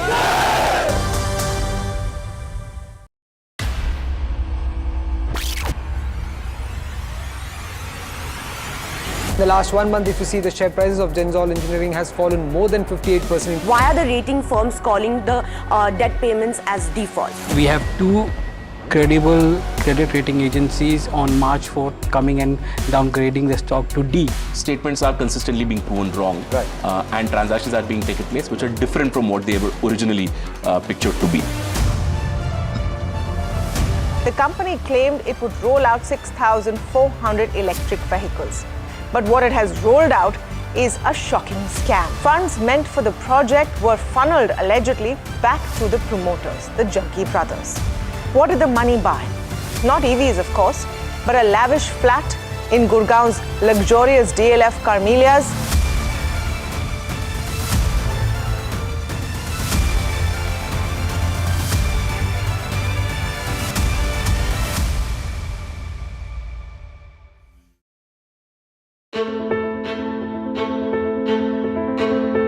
News is not just headlines, it is what impacts you.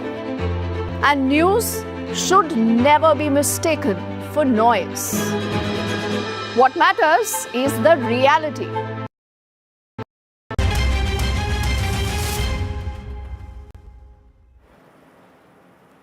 As the back and forth retaliatory strikes continue between Israel and Iran, latest reports from the ground indicate that 2 people have been killed in Israel. Divya, we're learning that Iran has retaliated and at least 40 people have been injured. Iran, in fact, saying that at least 78 have been killed on its soil. That's right. This is because Israel started the war. That is what the leader of Iran has gone on to say, and that their response will not be half measured. That is really what is being said here. And of course, the big question being that what role is the United States going to play? Because Marco Rubio was heard saying this is a reaction coming out of the United States, that this was a unilateral action that's been taken by Israel, even though that the United States was informed about it, but they've gone on to say that this was important, this was in self-defense. That is the stand that Israel is taking at the moment. Absolutely, and Israeli forces as well have continued to retaliate on Iran, and Iran, on the other hand, has not stepped back either. The Israeli military, in fact, has gone on to say that the residents across the country may leave shelters, but should stay close to these shelters as the barrage of missiles from Iran continues. And Iran, remember, had launched retaliatory strikes against locations across Israel earlier. and Israel's attacks on Iranian military and nuclear targets had taken place first, like you said. Absolutely, Aarti. Of course, this is really being said in terms of the kind of missiles that were fired. These were, fired towards the nuclear plant in Israel, and that really in Iran by Israel, and that is the target that it was their nuclear site. And of course, now, Iran not, sitting back, but they have started to retaliate as well, and that is what we've seen play out since late last night. And of course, initially what reports were suggesting was that Israel had targeted all their sites, which is why they could not even retaliate, is what Israel had gone on to say. Absolutely. I'm being joined at this point by Sarah Clare, professor and foreign policy commentator. She's joining us from Los Angeles. We're also being joined by John Spencer, the chair of urban warfare studies. We'll just go to them in a minute, but let's listen into these reactions coming in from both nations first.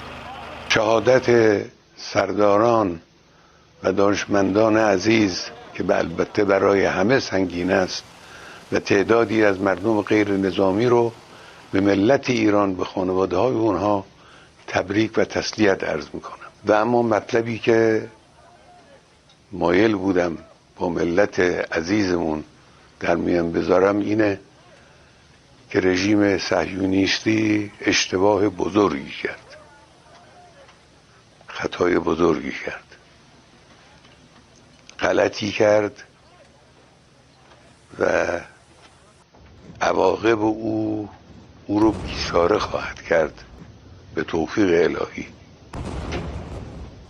ملت ایران از خون شهدای گرانقدر نخواهد گذشت، از تجاوز با آسمان کشورش صرف نظر نخواهد کرد. Tonight I wish to speak to you, the proud people of Iran. We're in the midst of one of the greatest military operations in history, Operation Rising Lion. The Islamic regime, which has oppressed you for nearly 50 years, threatens to destroy my country, the State of Israel. The objective of Israel's military operation is to remove this threat, both the nuclear threat and the ballistic missile threat to Israel. And as we achieve our objectives, we're also clearing the path for you to achieve your objective, which is freedom. In the past 24 hours, we've taken out top military commanders, senior nuclear scientists, the Islamic regime's most significant enrichment facility, and a large portion of its ballistic missile arsenal. More is on the way. John Spencer with us, the chair of urban warfare studies. Take us through what does this really mean for the Arab states across, so particularly in the nearby areas, the impact that we are going to see playing out because of the explosions that we've heard both in Tel Aviv as well as in Tehran, and the role that the United States can play in order to de-escalate matters. Yeah, I think the Arab nations around Iran are, of course, cautious of the situation, but also happy that Iran will not have a nuclear weapon anytime soon. And I think there's a grave difference between what has happened in Iran against the Islamic regime to what has happened in Tel Aviv. Israel struck very precisely leadership, missile ballistic sites, Natanz sites, 6 nuclear scientists, hitting apartment building, single floor, single apartment of very precise targets. The Islamic regime answered back and hit Tel Aviv apartment complexes. Sure, they're aiming for military sites, but that's not what they hit.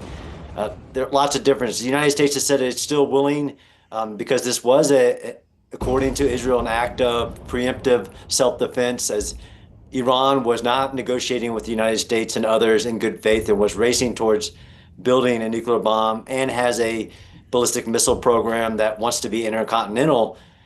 The United States has offered again to continue to have those negotiations despite this and to de-escalate the situation.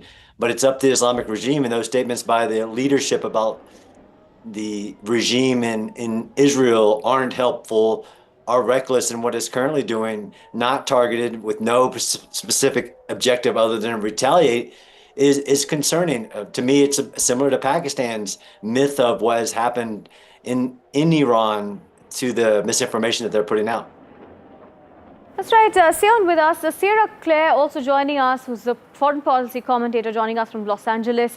Ms. Claire, now as far as the United States is concerned, they have said that this decision was entirely Israel's, but Iran again blaming US as well for what happened. Yes, I would say that, I'm thankful as an American that we have President Trump in the White House because he is leading, and creating conditions for peace and de-escalation. He has offered again for Iran to, come to the table and continue these negotiations. And so I think that that's a really important moment to acknowledge. And I think it's also an important to acknowledge that these Arab states are very fatigued by Iran's chaos. And so we have an actual opportunity here to conduct diplomacy. And I think it's really important that we have people that are able and willing to conduct that diplomacy. And Mr. Spencer, what is public opinion like in the United States when it comes to the escalation between Iran and Israel? Is it shifting at the moment? No, I've seen over 70, and again, I'm not in the field of conducting public opinion surveys, but I've seen over 70% acknowledge that Iran couldn't have a nuclear weapon, and they appreciated President Trump's, unlike past administrations, just talking about it and actually putting a 60-day window. And this attack came on the 61st day of that window. I think the majority of the American population recognizes that this needed to be happening. Of course, they're always concerned about not wanting new wars started, but this was preemptive, as in peace through strength, what we actually talk about here, and what Israel showed and helped, because it isn't death to Israel that the Islamic regime chants first. They start with death to America and then death to Israel. Right, Sarah, well, the United States is being informed by the Israeli side that this was in self-defense. This was a preemptive measure, but could this really have been prevented? I think that, we have to remember Israel's not acting in a vacuum here. And, in America, when I'm looking at foreign policy, I'm also looking at past U.S. administrations. And, so there has been a kind of a lackadaisical attitude from the international community towards Iran. And that's what created the, opportunity for this situation to escalate to the point that it's at now. So I think that's one thing that's really important to remember. And the other thing that's important to remember is that this war started on October 7th, 2023. So I don't think it's a surprise that Israel is, responding to Iran, because their terror proxies in the region have been targeting Israeli civilians. So, in a way, it was kind of expected that Israel was going to have to deal with Iran at some point. Now, how they go about doing that, I think there's some debate on that, but I think it was always going to be that Israel had to deal with Iran at some point. Right, and Mr. Spencer, the question again is now on the United States, because when it comes to the Russia-Ukraine war or Israel-Gaza or Israel-Iran, questions are being raised on the United States and Trump administration now, because they've been saying that they are batting for peace and they do not want war. And he has been time and again mentioning that trade is of utmost importance. You can't do trade with countries that are at war. So then again, the questions are being raised on the Trump administration as well on what they are going to do. They can't step back and be absolved of responsibility as well. No, I mean, it starts with, basically Israel's operation is not done. Israel set a very limited objective to roll back the Islamic regime's nuclear and ballistic missile program. They say they're not done with that. Now, Iran is targeting and has killed civilians in Israel, and they're not collateral damage because the sites that were hit weren't military, although they're close to military. So it will be hard for the U.S. administration, but I know that there's lots of conversations being had that we do want basically countries not at war, but the world couldn't have. And the United States administration was very clear on zero enrichment of nuclear fissile material. And Iran was basically trying to kick that can down the road and race to one. So it's a complex, geopolitics is complex, but terrorism is not. So, and like the other guest said, the Islamic regime in Iran built this terror network around Israel and the Middle East over decades, of past administrations, knowing it's happening from Hamas, Hezbollah, Houthis, Islamic, Shia-backed terrorists in Iraq. That's the strength and leadership the United States could say, just like India did, with no more of this double talk with Pakistan, with Iran about, okay, I'm doing things that on the right side of history on one way, but I'm also the cause of all the chaos with my proxy terrorism to pursue my strategic goals. Sarah, it is Donald Trump who's gone on to, claim forever that he can stop a war in a phone call. That is the claim that has been made, whether it was a war between Ukraine and Russia, taking claim whether it comes to the conflict we saw here between India and Pakistan. Take us through the role that Donald Trump can play here and, put his money where his mouth is in regard to perhaps help de-escalate the situation. Yeah, I mean, I can't speak for the Trump administration, but I think just, what Americans are feeling is that we are very thankful to have an administration that wants to pursue peace. Most Americans don't want any new wars. And so to have this administration that is continuing to offer that off-ramp of negotiations and de-escalation, I know it is very reassuring for me as an American, because the Middle East has been, such a thing that America continually gets drawn into. And I think that President Trump's leadership in the White House does play a role here as well in, kind of the larger context, because he is a very strong leader and he has made his stance on peace very clear, that he expects peace and he wants peace, from the Middle East, from Russia, Ukraine. And so it's also keeping this conflict from kind of spreading throughout the region. And that's what we hope to continue to see. And I think that's, what the administration can do is to continue to put that pressure so that this conflict doesn't, spiral out of control. Ms. Claire, now like Mrs. Spencer was stating, Iran has leveraged its ties with terror networks in Middle Eastern states as well. So what role do now Middle Eastern countries play? Saudi Arabia, UAE, he's mentioned a couple of other nations as well. Now they have another responsibility now when it comes because of this escalation that has occurred.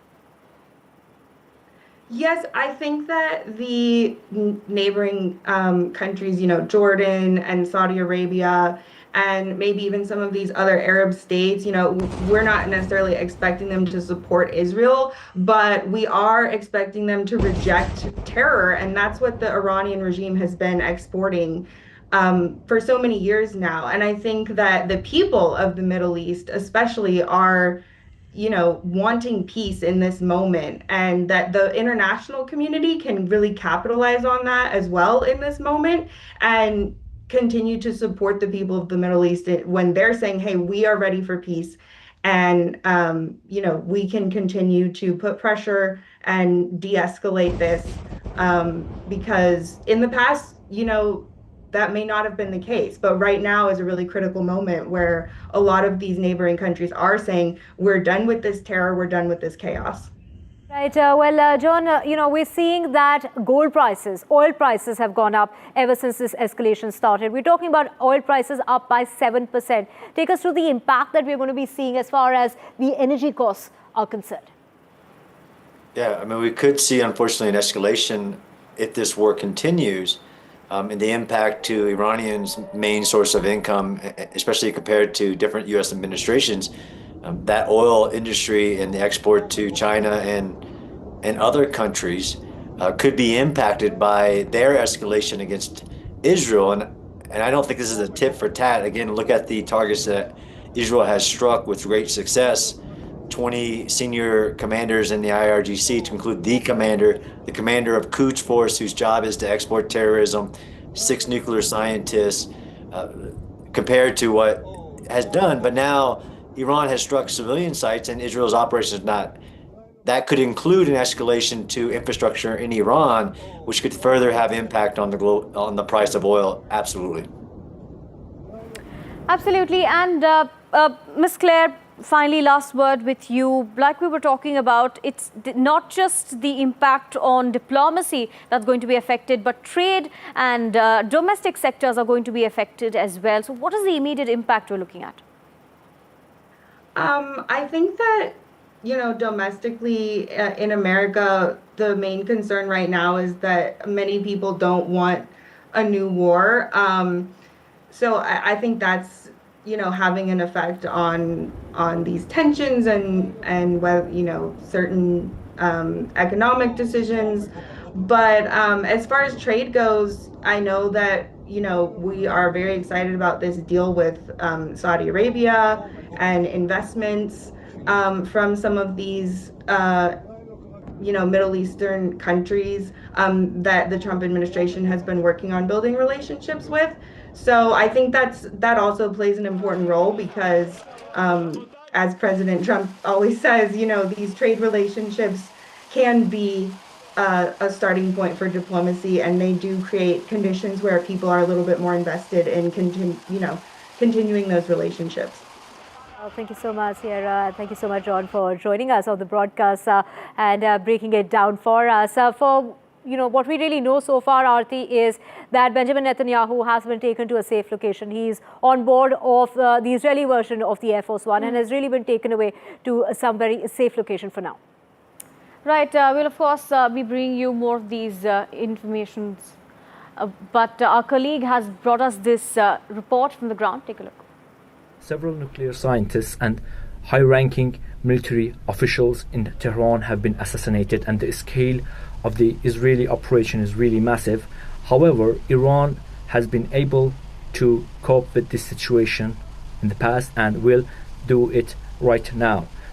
Last year, Iran lost its president due to a helicopter crash in northwest of the country, and Iranians went to ballot boxes and voted for Masoud Pezeshkian, and they elected him as president after just 2 months. And now Iran's leader has appointed General Parkpour as IRGC chief and General Abdurrahim Mousavi as Armed Forces Chief of Staff. And this is also the same for nuclear scientists and their colleagues and their people who worked in the nuclear energy industry will replace those who have been assassinated. And this is not new for Iran to cope with tragedies, and Iran have been able to counter these kinds of attacks in past. Right, our colleague Gauri Dwivedi as well spoke to Israeli ambassador to India, Reuven Azar. Listen in.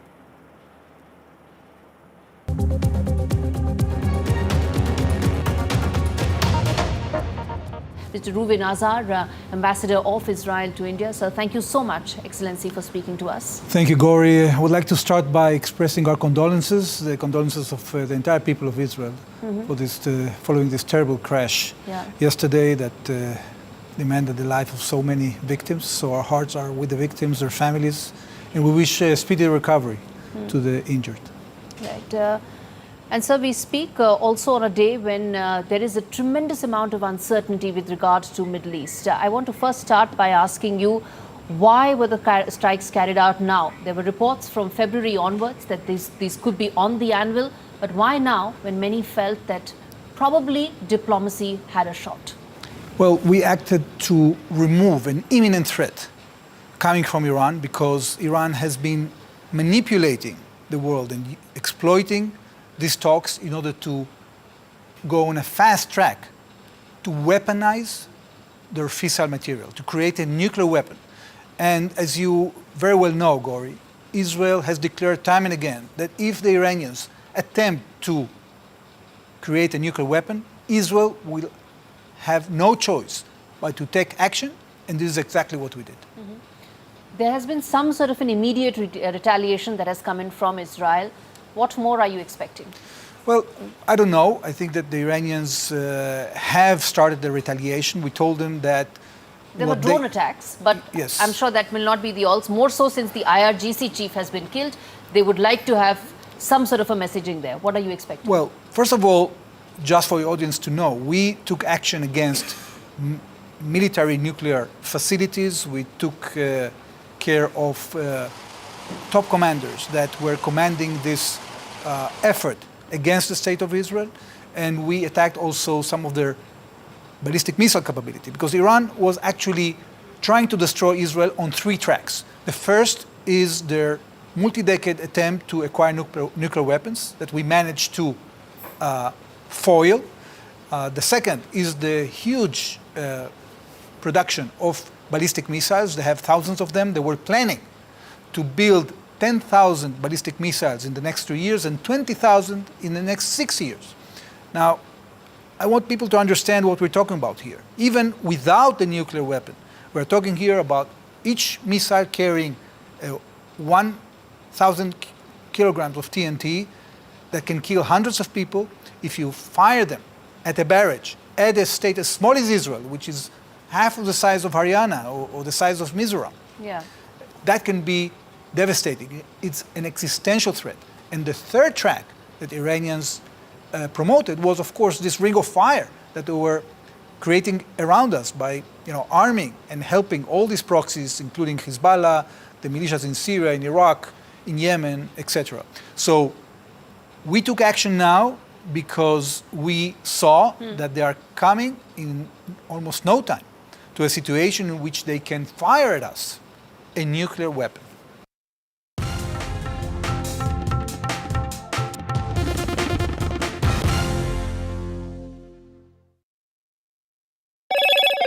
Hello, Moto. Motorola, India's leading AI smartphone brand.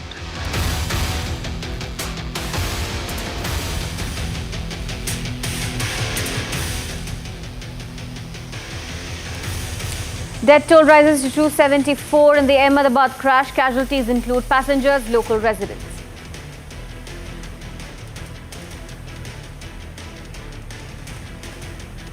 Ten from the medical hostel have died in the Ahmedabad crash. The damaged tail portion is likely to be lifted today.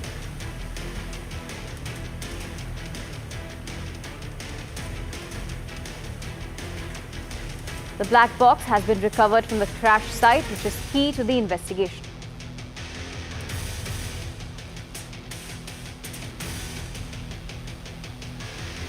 Israel-Iran conflict escalates. Israel's nuclear strikes against Iran nuclear sites, Iran retaliates with missile barrages.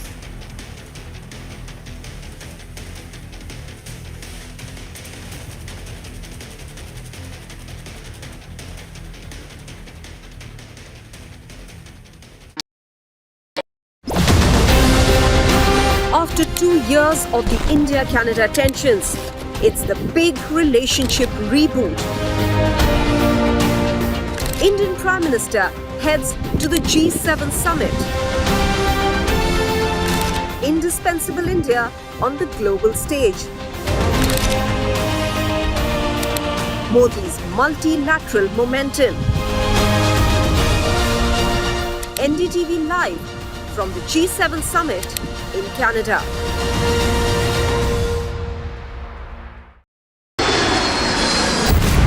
Air India plane crash in Ahmedabad, India's latest aviation disaster. India responds to the tragedy. Facts first, 100% ground reports. Under this is the tail, Here, and this is just one of the buildings that will give you an idea of the quantum of loss. 24 to 48 hours is the deadline that has been given for the DNA testing. Maximum reporters, maximum coverage on NDTV.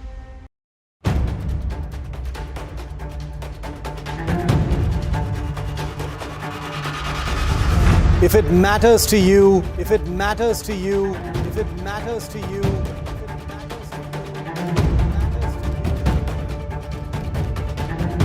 it matters to India. It matters to India. It matters to India. And it matters to me. And it matters to me.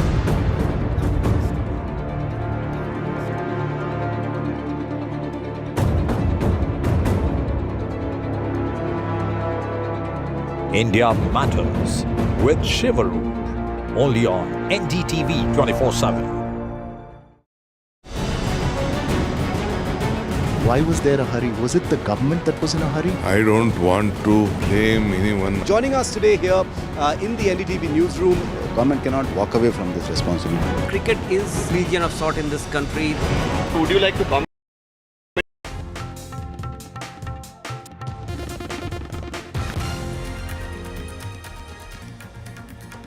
A very good morning. You're watching NDTV 24/7. I'm Divya Vata. We have a whole lot lined up for you, including the death toll in the Ahmedabad air crash has now risen to 274 people who have died because of the impact. 241 on board that aircraft of Air India, along with its crew members, but others are doctors and their kins in the area. Casualties include not just passengers but also local residents. We'll get you all the details. First, the headlines. 274 people have died because of the impact of the Air India crash, and this is coming at a time when DNA samples have been collected and DNA samples are being matched. Cremation, the last rites are being held of those bodies that have been handed over to their loved ones. So in the tragedy, now families are waiting for the DNA results. Young lives that have been cut short tragically. 10 people from the medical hostel are dead. The damaged tail, that portion is likely to be lifted using special cranes is what we are hearing. This comes at a time when Mallikarjun Kharge of the Congress party will also be meeting with the kins of the victims of the crash. The black box has been recovered, but we don't know how soon we'll know details that will reveal actually what happened, what went down during those 32 minutes before the plane crashed at that hostel building. Well, the black box can take up to weeks or even months for the results to be out. Between the conflict that's taking place between Israel and Iran, Israel has in fact targeted various sections of Iran, including near the nuclear site. 2 people have been killed in Israel because Iran has retaliated, and Iran has said that at least 40 others have been injured. The leader in Iran saying that they will not retaliate in a half-measured way, and more is to come, is what Benjamin Netanyahu has to say.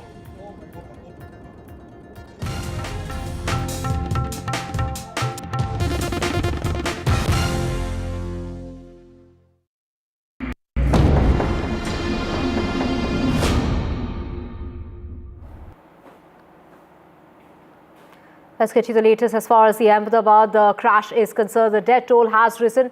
274 people have died because of the Air India plane crashing into that hostel, that medical hostel.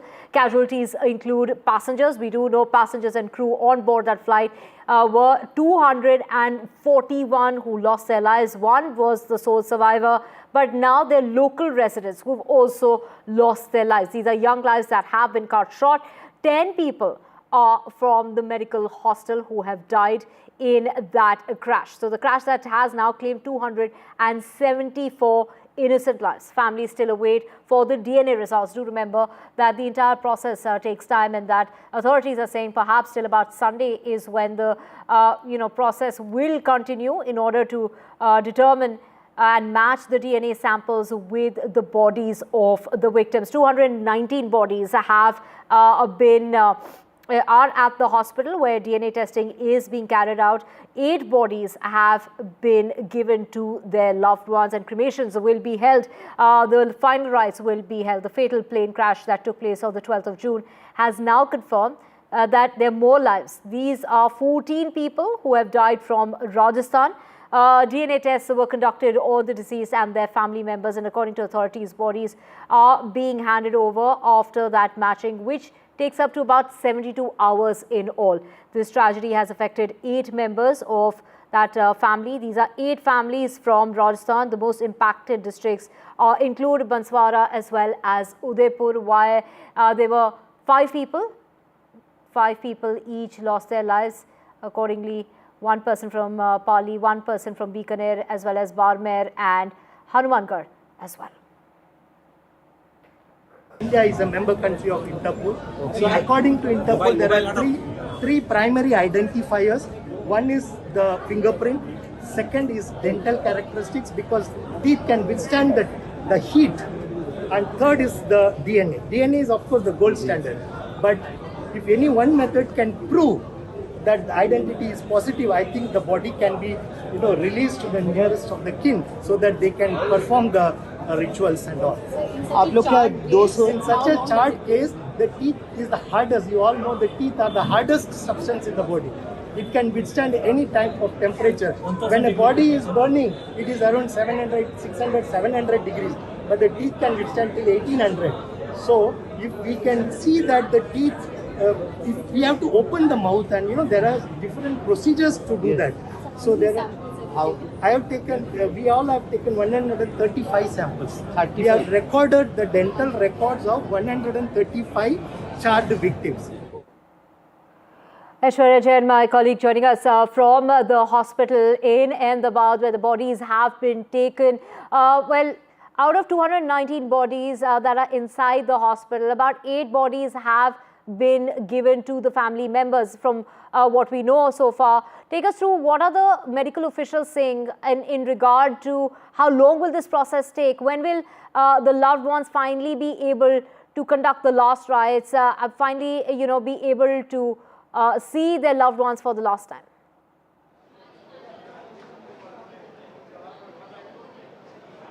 Well, Divya, the latest data that had been released by the civil hospital here in Ahmedabad is 219 DNA test samples have been taken from the family members associated with their relatives or their loved ones who were involved in the plane crash. More numbers will come out today as well, because continuously there are 36 forensic experts team divided into 10 FSL teams that are conducting these DNA tests. And as we heard from the doctor itself, the family members who had given the DNA test, they have been told to come back by Sunday, because at least 24 to 48 hours is the time period that it takes the entire process to match with the body of those who had been kept at the postmortem room. Yes, it is 38 people who had still been in the hospital. They are in the OPT. They have been admitted and 12 had been discharged till now. These are latest numbers coming in from the civil hospital here in Ahmedabad. But 274 are the death tolls that had been reported till now, and this includes just not 241 from the passengers on board the Air India plane, but also more 30 or 35 amongst those who are the doctors, the students of the undergraduate BM college. On the other side, it is the onlookers or the people who were residing just near the hostel. There are smaller shops that were placed just near the hostel as well. And yesterday I spoke to a few of them. They said that their 5-year-old boy and mother who runs the tea shop just near that hostel also died in this horrific plane crash.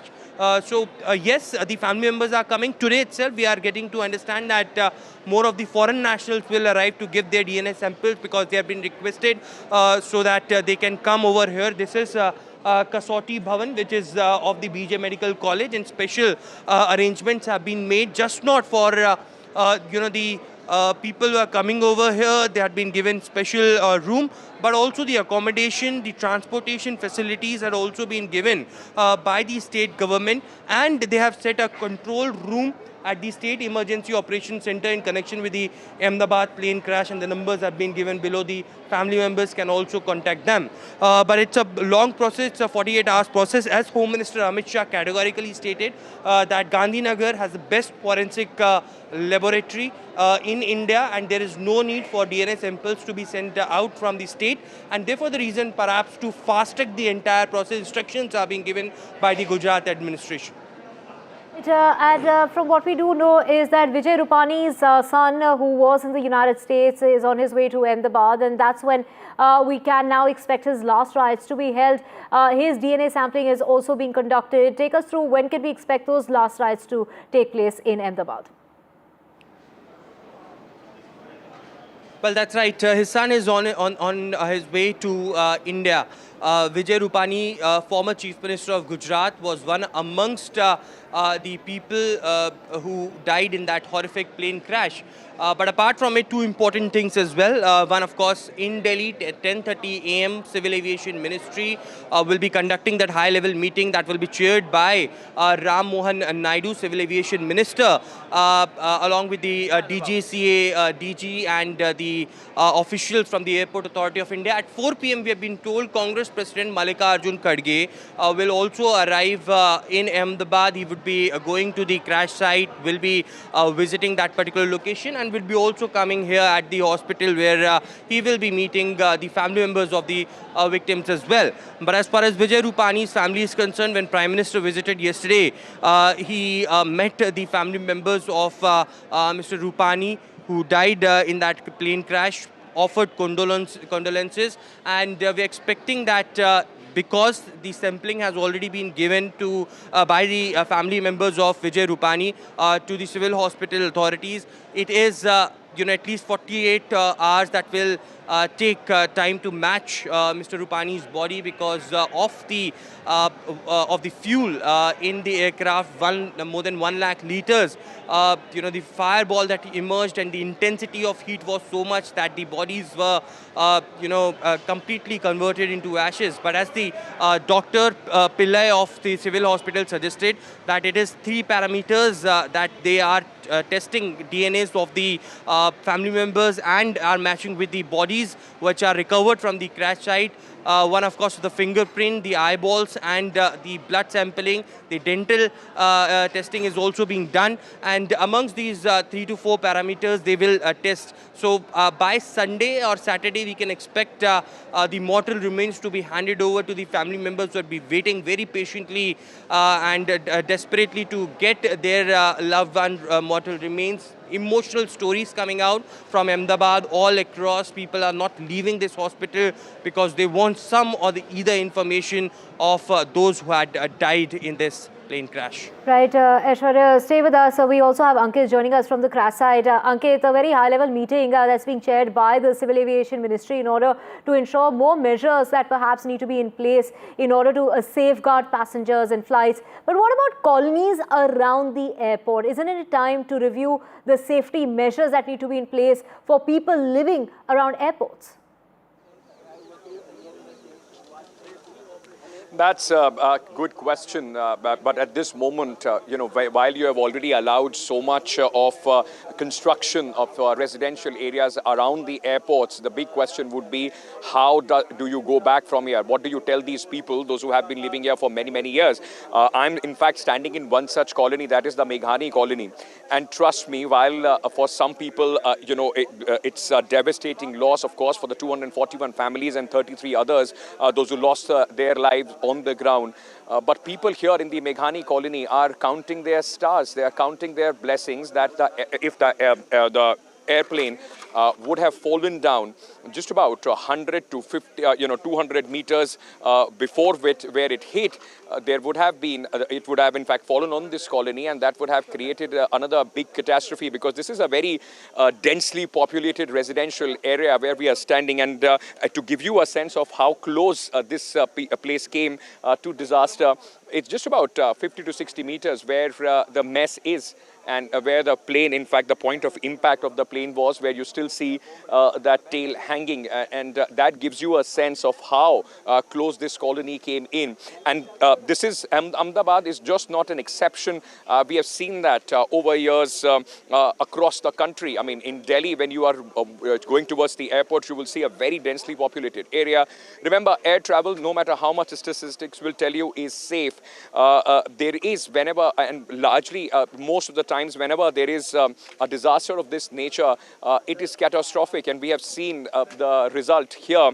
But whether there has to be a rethink as far as the policy is concerned, all those questions that the government would have to figure out. But at this moment, I think the priority, of course, for the government and the various bodies, especially the AAIB, the Civil Aviation Ministry and the DGCA, is to try and find out what went wrong. There are many theories doing the round, some gaining credence, whether it is a pilot error or mechanical failure.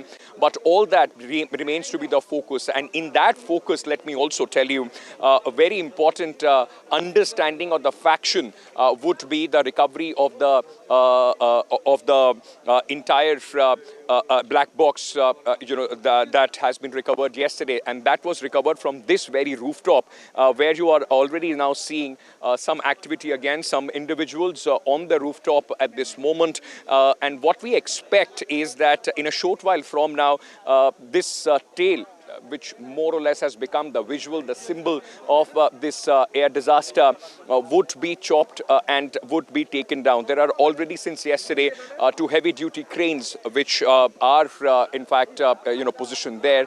And once that operation, the salvaging operation begins, all this is going to be packed because since yesterday at 10:30 a.m. The NDRF and the SDRF has started the clearing of the debris as far as this crash site is concerned. It will take some time. It may take, in fact, another 48 hours.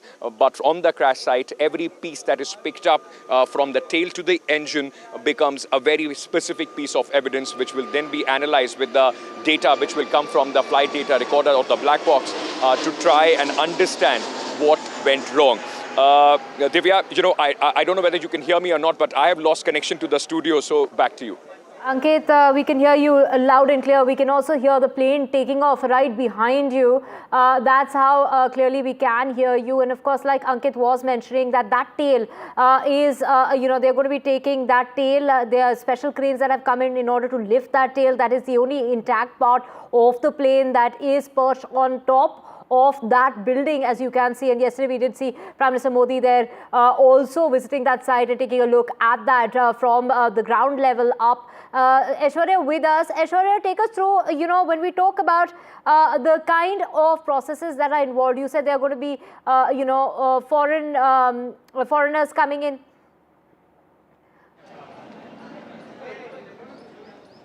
We have breaking news coming in. Aishwarya, coming back to you in a minute. Breaking news coming in regard to, the aftermath as far as the crash is concerned. A big government press conference. This is a big government press conference that's taking place in order to talk about the crash 2 days after the crash that has claimed 274 lives. Do remember this morning the death toll has gone up from all eyes as far as that crash briefing is concerned. So a briefing is coming up. This is going to be a state government briefing. The details that we have for you as far as this breaking news is coming in, and that is that there will be a press briefing that's going to be taking place. The press conference that is going to take place in regard to the government's first briefing after the crash. So there will be a press conference by the Honorable Minister of Civil Aviation, Ram Mohan Naidu, and that's going to be taking place this afternoon as well. So a government briefing that is going to be taking place. So the latest that we have for you, this has come about 48 hours after that crash.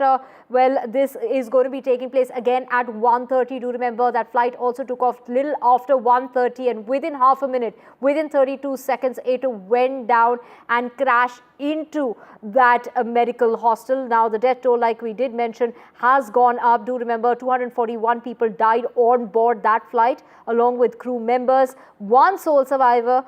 We have Shiv Arur joining us to get us a very latest. Shiv, breaking news coming in regard to that press conference that's coming up 2 days after the crash. So the government is now going to be briefing us about that crash, and critical announcements perhaps are expected as well. That's right. This is the big first press conference by the government 2 days after Air India Flight 171 crashed. 1:30 p.m. is when that press conference is going to be. The press conference will be addressed by the Civil Aviation Minister, Ram Mohan Naidu, and is expected to be the first comprehensive view from the government on this horrifying aviation tragedy. Now remember that 1:30 p.m. makes it almost exactly 48 hours after the crash. And we know that in the last 48 hours, much has become clear about what happened to this flight. The black box was recovered yesterday. The Directorate General of Civil Aviation had issued enhanced inspection safety orders as far as Air India 787 Dreamliner aircraft fleet is concerned. Our reporters on the ground have been telling us that the tail that we see in the pictures right now is going to be shifted and dismantled later today.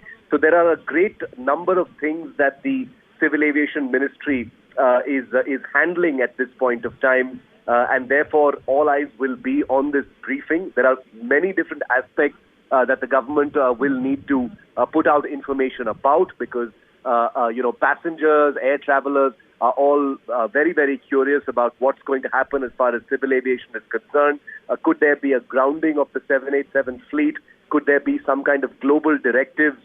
Will this press conference involve at least some manner of preliminary findings of the investigation? Remember that investigators have been looking at the crash site for 48 hours now. The black box recovered, like I said yesterday, and so therefore there is every sense that the aviation watchdog, the ministry under Minister Naidu, and the government at large already perhaps have a preliminary picture to answer the main question of what happened to this ill-fated flight. And therefore, we're hoping that at 1:30 p.m., when the minister begins what is essentially the first formal, on-record, comprehensive briefing since the aviation accident 2 days ago, some of those questions will be answered. Of course, Shiv, you mentioned the black box that has been recovered, and you did speak with experts who said that this could perhaps even go into months before one can actually have the answer. It really depends on how intact the black box is, etc. But we have other agencies involved as well, whether it's American agencies or agencies from the United Kingdom that are involved in participating in the investigations. What are the angles that these agencies are going to be looking at? This is truly an international story, and that's a very important question that you're asking, Divya, because while this was Air India and while this was an air crash that happened in India, in Ahmedabad, the global and international shockwaves and ramifications are very clear. Boeing has joined the investigation, the National Transport Safety Board in the United States, the Federal Aviation Authority in the United States, the corresponding agencies in the United Kingdom, have all gotten involved in this, because any aviation disaster immediately has international implications, because the 787 aircraft in this case is an aircraft that is in operation with several airlines across the world. There are over 1,000 such aircraft flying with operators all across the world, and therefore the Indian investigation has direct implications for the fleet everywhere else in the world, not just for Air India. Therefore, the investigation, if it results in either actions or directives that go beyond just this specific accident and to the larger aircraft type, then the implications are very real for Boeing, for the United States economy, which of which Boeing is a very important part, and therefore those implications will become real. Whether Minister Naidu will be revealing some information and some layers about the status of the investigation, the composition of the investigation, where the National Transport Safety Board and the Federal Aviation Authority of the United States come into the picture, what kind of role Boeing will be playing in this investigation. Hopefully those questions will be asked and answered. NDTV, of course, will be live at this press conference and asking all the questions related directly to this. We have reporters both on site in Delhi, in cities across the world, tracking the implications of what is certain to be an important briefing at 1:30 p.m. Absolutely, and Shiv, the liability could spill over from the airlines to other companies involved in the manufacturing of the aircraft as well. Thank you so much for joining us with those details. Now, the crash, Ahmedabad, London, Air India flights, black box that has been recovered, that Shiv was mentioning, does really hold the key and the answers. But it could take a few weeks, perhaps even months, before we really have the answer. The Ministry of Civil Aviation has gone on to say that the orange-colored device located near the tail of the plane is now going to be taken down. They are going to be using special cranes, like we mentioned, in order to, in fact, now clear the area. That is the attempt that's being made. In fact, overnight attempts and efforts have been put into place. We're talking about 100 laborers and 40 engineers which have been at work overnight in order to put in the efforts to clear and remove these are the parts that are remaining of the flight. Basically, let's just also get you details of what is it that we can really expect in regard to this. My colleague Shiv Arur is breaking it down for us in regard to what is it that we can expect from the black box, how soon can we have answers, and how critical this really is. The last 10 flights that have been taken by this particular aircraft, its registration number is VTANB. On the 7th of June, I just want to show you the last 10 flights. 7th of June, it flew a very normal flight from Delhi to France. The very next day, this aircraft, in fact, the same day, the aircraft flew right back. And this was all completely normal. I'm talking about the exact same aircraft, airframe that has crashed. Then there was a flight from Delhi to Melbourne on the 8th of June. And then Melbourne straight back to Delhi on the 8th of June, the same day.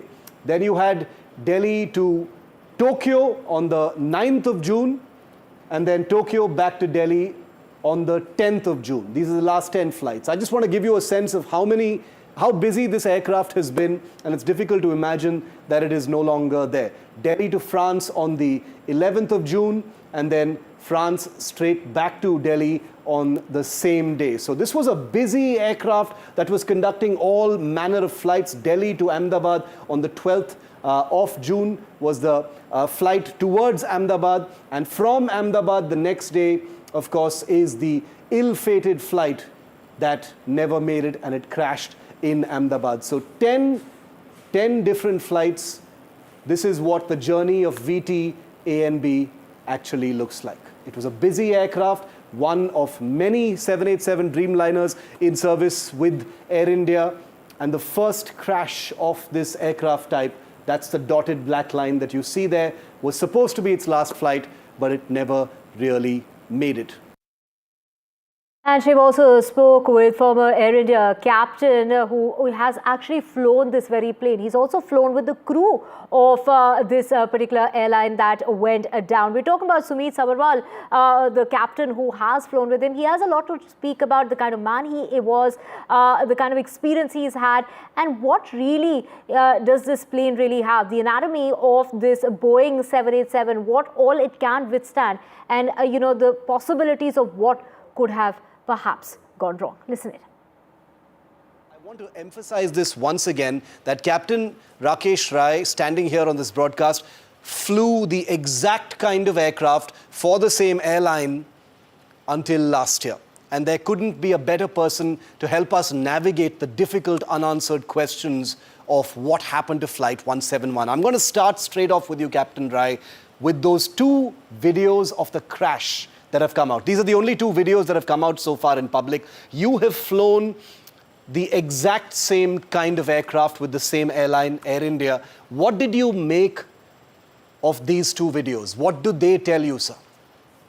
Namaskar and Jai Hind. Basically, the video indicates that the takeoff was a very normal takeoff. Nothing unusual about the takeoff. Nothing abnormal. Nothing abnormal about the takeoff. His rate of rotation and the way he has climbed up is very normal. But something has gone wrong towards maybe an altitude of 400 to 500 feet, and the momentum has taken the aircraft to about 600. At this point? At this point, yeah. The most surprising aspect of this takeoff is that the undercarriage has not been retracted. What happens in a normal takeoff is that the moment you start rotating the aircraft for takeoff and the aircraft has left the ground, the instruments indicate a positive rate of climb. Right. So the co-pilot or the pilot monitoring gives a call, positive rate. The pilot flying cross-checks that there has been a positive rate, and he gives a call, gear up. Yeah, for the landing gear to be retracted. To be retracted. Yeah. That is for the purpose of performance of the aeroplane. All this happens within a height of, say, about 50 to 100 feet. Right. This procedure literally seconds after liftoff. Yes, this procedure is completed. But here what you see, the undercarriage has not been retracted at all. Yeah. Much clearer in the first video. Yeah. So that raises a lot of questions as to what could be the reason behind the undercarriage not being retracted. What does it tell you? Specific. You see, we can only speculate. The actual reason behind that will come out only in the DFDR. Yes. One could be that a bird hit has taken place. Both the pilots have been taken aback. But that has apparently been ruled out, is what we're hearing. Yeah. Okay. So, but I'm just giving you the reason. So, but a bird hit has happened. Both the pilots have been taken aback by what has happened. And in the process, they have forgotten to raise the undercarriage. The second thing could be that there has been a sudden loss of power. And it has distracted everyone so much that in the process, the gear has not been raised. And the third, very unlikely scenario is that when the captain said gear up, the first officer or the co-pilot, instead of raising the gear, has retracted the flaps. Flaps, yeah. Retraction of flaps will result in immediate loss of lift. Yes. And with the gear down, the thrust will not be able to cope up with the drag being created. So the aircraft will not be able to climb. You know, let us assume for a moment that some errors may have been made. We're not saying that definitively, but let us assume for a moment that some errors were made. Is it a question of the 787 pilots simply not having time to correct what may have happened or respond to the emergency? See, the takeoff roll itself, with that kind of heavy weight and that kind of high temperature in Ahmedabad, would have taken about between 20 to 30 seconds. Yeah.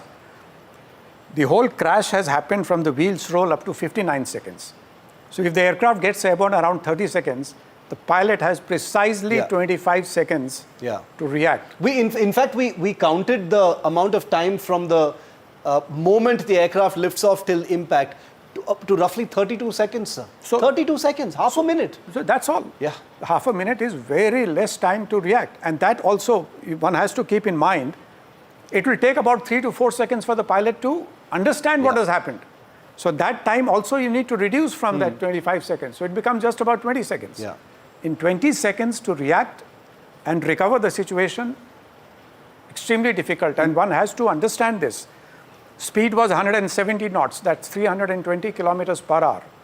Aircraft is moving fast for any ground transport thing.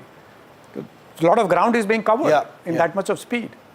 So 20 seconds for anybody to react and recover the situation with gear down, very difficult. No, it is at the same time terrifying as well as, one is filled with admiration for pilots and, bless their souls, as we talk about, the departed and all of these people, including the brave crew of this aircraft. In your training, Captain Rai, 787 training, and, right now as we talk about this aircraft, and we've got pictures of the aircraft itself before this terrible tragedy, which photographers around the world have taken pictures of that, the VT A and B. I wonder if you have maybe flown this aircraft. I've flown this airplane. You have flown this aircraft. Okay, let's put pictures of that aircraft on our screen. We've got images that have been captured in various air shows, in various airports around the country of this particular aircraft that you have flown yourself. I've flown Dreamliner for 12 years. And this particular airframe also you've flown? Definitely. You've flown this aircraft as well. Definitely. Okay. While we wait, there you have it. This is the aircraft, and you're saying there's definitely something that you have flown. And we've collated some of these images. So before I move to my next question, I just wanted to wonder how you felt when you heard about this. I mean, because we do understand that there is a man-machine connection. You do feel a connection to the aircraft that you fly. Absolutely. You're not flying the same aircraft every time, but you're actually telling us here on NDTV that you've flown this very aircraft. I must have flown it many times. Yeah. See, this aeroplane is technologically the most advanced passenger aeroplane in the world. Yeah. It's very sophisticated. When you fly this aeroplane, even with 42 years of flying experience, I used to watch how the aeroplane does things. It was like magic. Yeah. It was like space-age technology. Beautiful aeroplane, amazing aeroplane to fly. And because of that, you start loving the aeroplane, the man-machine thing. And on top of that, Sumit Sabharwal is a very good friend. Yeah. I've flown with him many times. very nice person, very soft-spoken, very down-to-earth person. Losing a close friend, losing a beautiful machine, and of course losing so many passengers is very heartbreaking. In your training on 787s, Captain Rai, are you trained to respond and given a checklist of things you can do in such situations? Because from my understanding in pilot training, even the most extreme situations are catered for and trained for on simulators and things like that. Would something like this have figured in your training? Absolutely. Let's first get on to the history of checklist. Yeah. The doctors in their operation theatre, they also have a checklist. And their checklist is actually inspired by cockpit checklist. Not many people are aware of this. They have copied this, procedure from us. Yeah. And just to be specific, we're talking about the actual crash, that kind of scenario. So we'll put that video back on the wall. Yeah. Yeah. So in the simulator, at least twice a year, all of us are given emergencies. And simulator is like real life thing. Yeah. If you can fly the simulator, it's called a 0-hour simulator. It means if you can fly the simulator, you can straight sit in the aeroplane and fly the aeroplane. It is so realistic. So in the simulator, you can simulate any kind of emergency, any kind of weather condition, anything. So we are made to practice different kinds of emergencies. Including this kind of emergency? Absolutely. And what is the standard operating procedure for something like this? Like I told you, the gear down is the biggest thing in this whole crash. The gear was down, and that has most likely created most of the problem, the aeroplane. Well, all answers will take some time as the black box has been recovered just yesterday. We will keep coming back to you with the very latest as to what is happening on the ground in Ahmedabad. For now, we're slipping into a short break.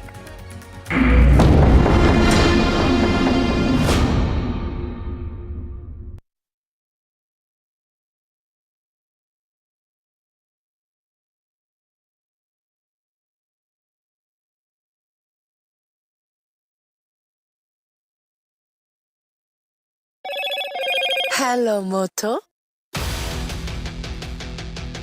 Motorola,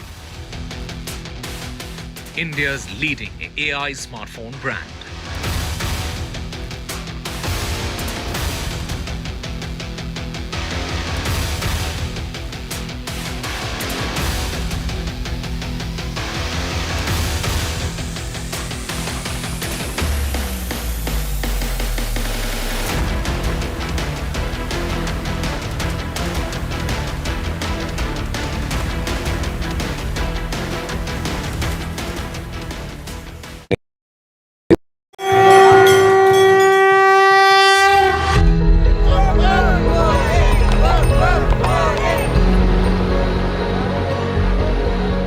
Of Pahalgam, all eyes on the Amarnath Yatra.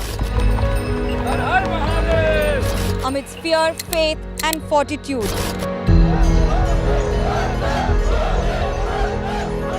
India's biggest fight against terror. NDTV reports on the holy route, the Amarnath spirit.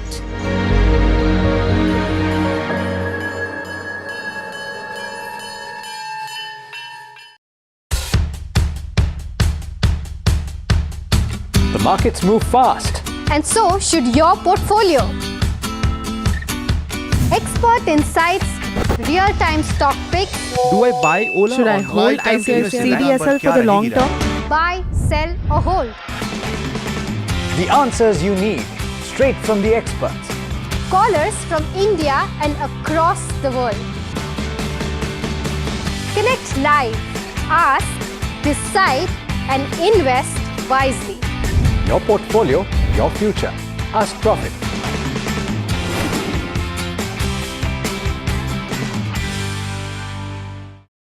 Is your business future ready?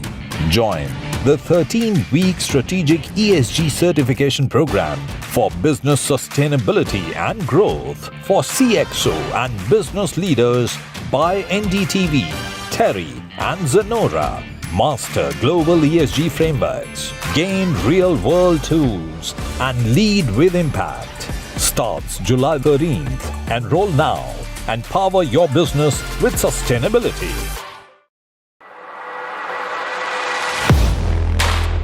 Do you really know the company you invest in? What is the real picture behind presentations and claims?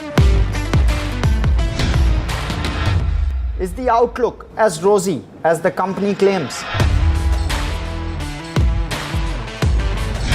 Know Your Company, powered by NDTV Profit Research, shines a light on the biggest stock market movers.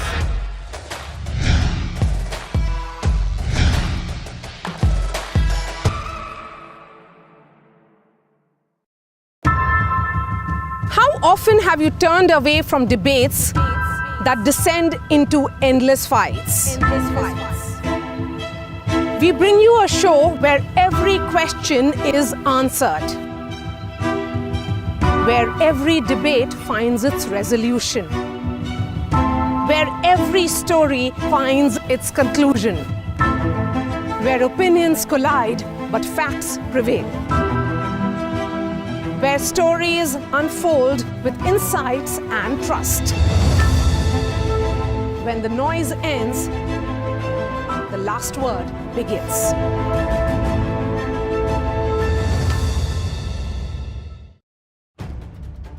If it matters to you, if it matters to you, if it matters to you,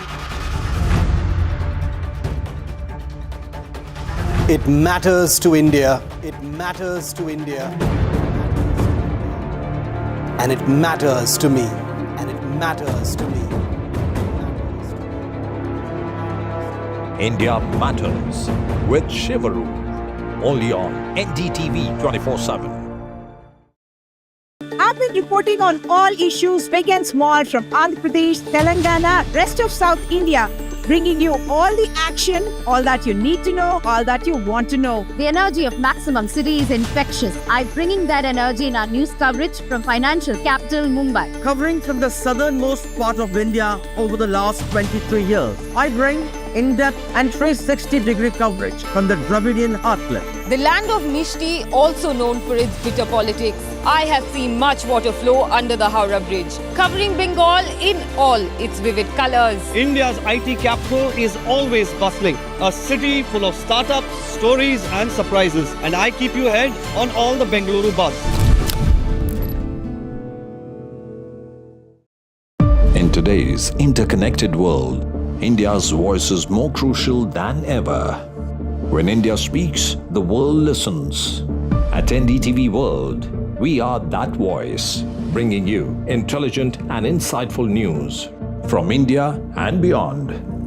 From geopolitics and diplomacy to economic shifts, migrations, tech disruption.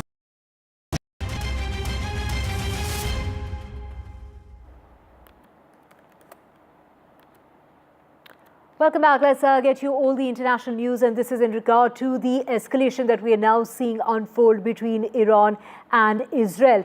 Well, it is Israel that started the war, is what the leader of Iran had to say. Starting the war, but Iran is not backing down. In fact, Iran has gone on to say that it has a lot more in store, saying that their response will not be half measured. That is, of course, Benjamin Netanyahu has been taken to a safe place. He was on board the Israeli equivalent of the Air Force One. Tensions between the two countries escalated on Saturday amid several waves of airstrikes against each other after the latter launched its biggest ever offensive in a bid to prevent its longtime foe from developing a nuclear weapon. Iran launched those retaliatory strikes against locations across Israel following Israel's attack on Iranian military and nuclear targets. Now, Prime Minister Benjamin Netanyahu has gone ahead and said that there's more on the way after the Israeli strikes, while it is the Iranian leader who's gone on to say that it is Israel that started the war. So basically, Benjamin Netanyahu has gone on to say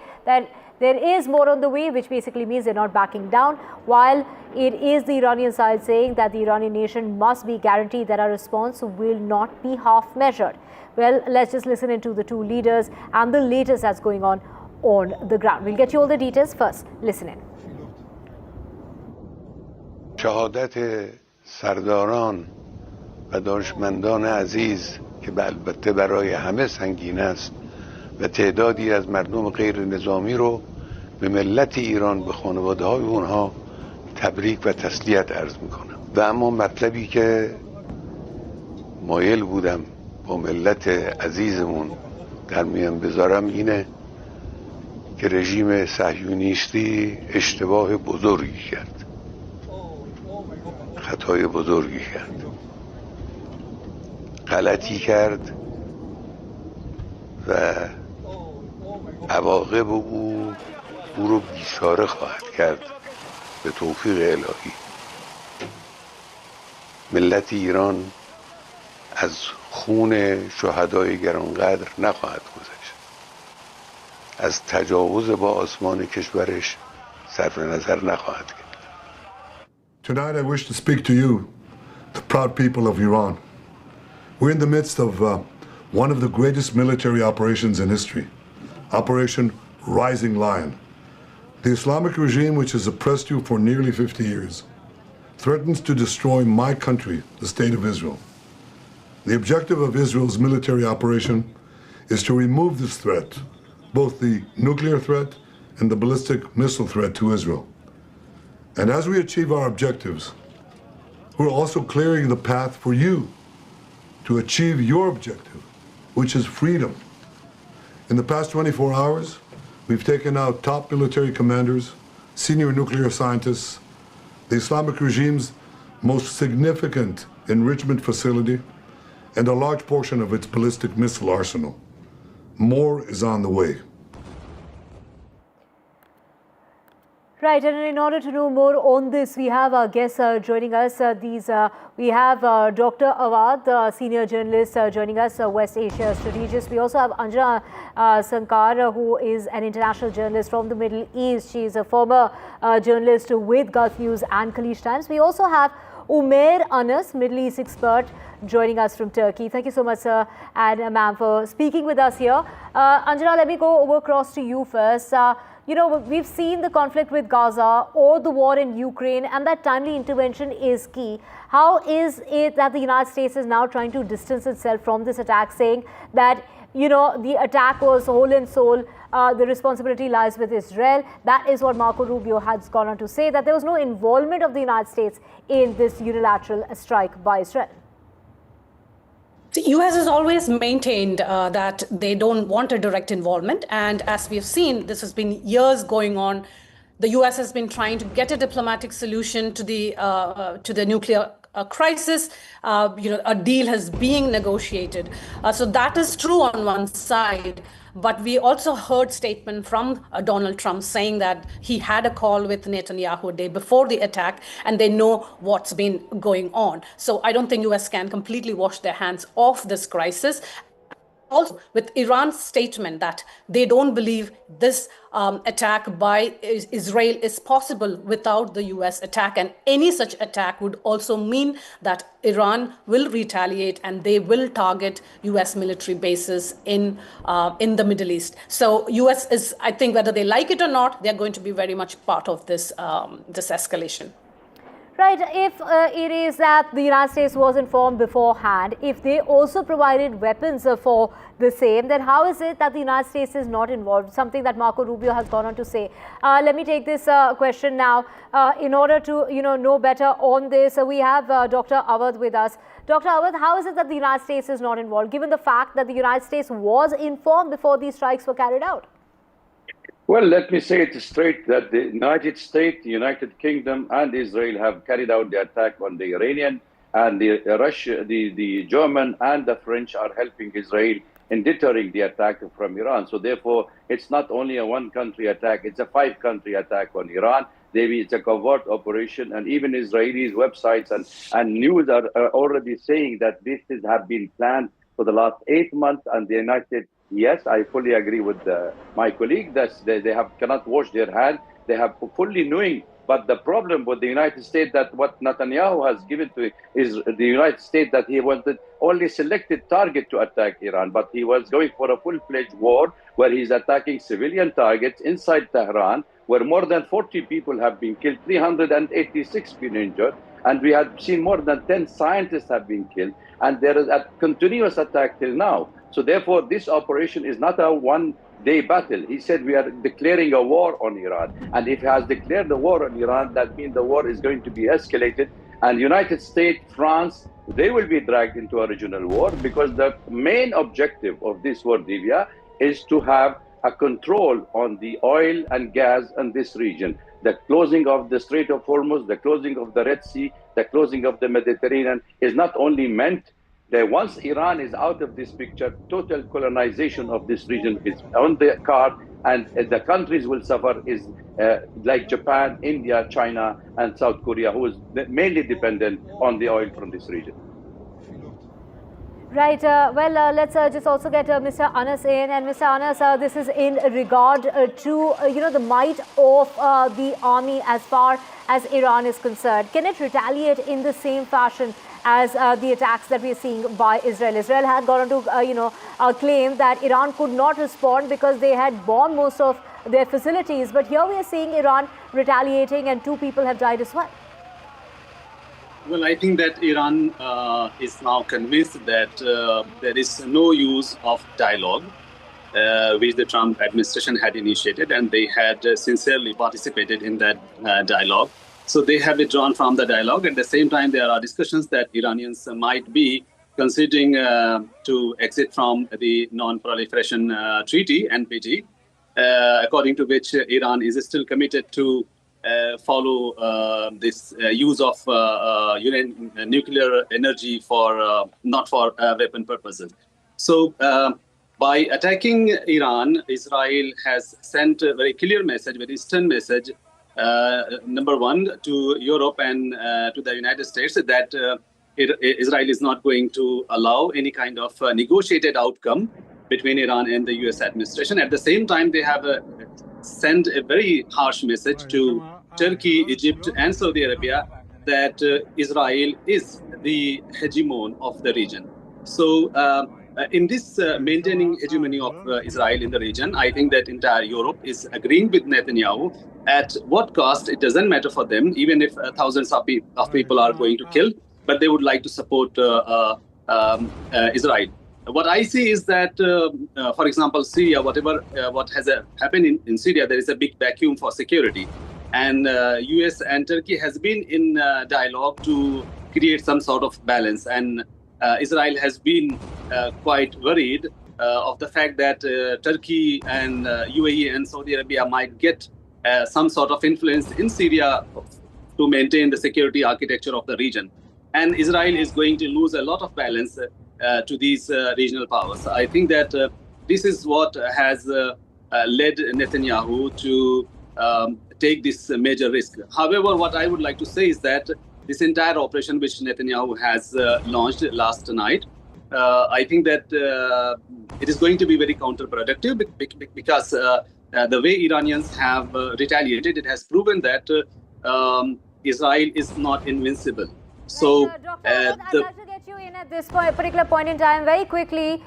Who's siding with whom? Because Iran's not a small country. It has a very important military power.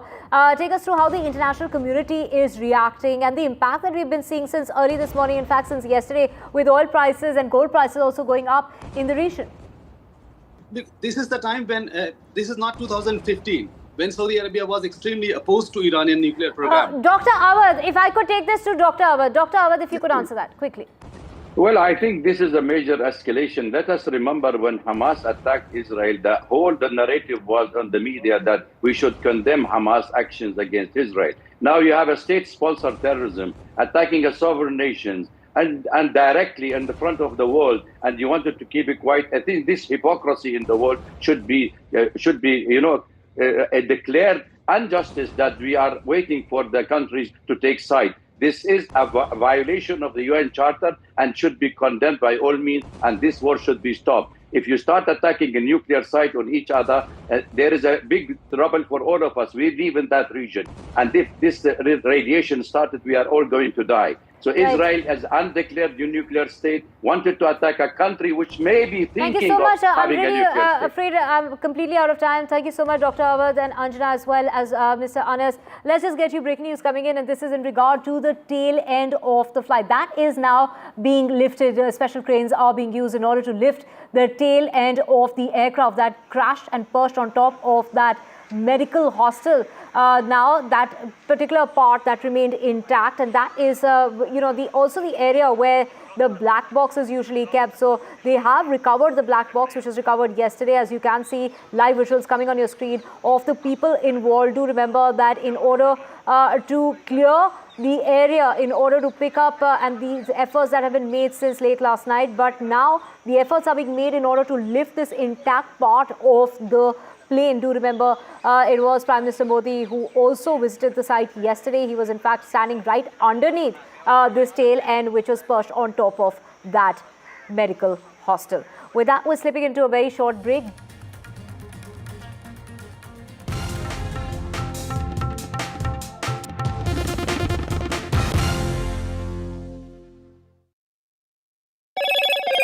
Hello, Moto.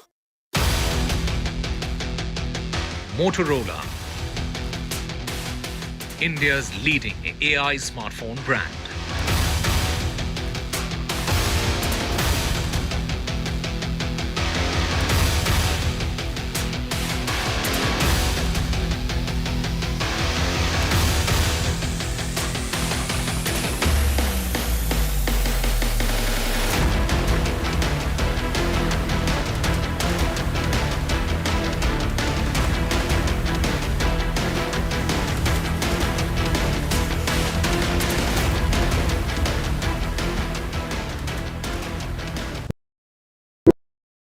मैं नरेंद्र दामोदर दास मोदी ईश्वर की शपथ लेता हूं कि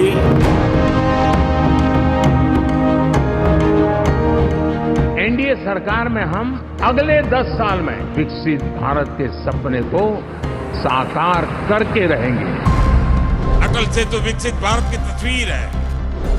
प्रेरणा और प्रगति जब एक साथ जुड़ते हैं तो एक नए युग की नींव पड़ती है।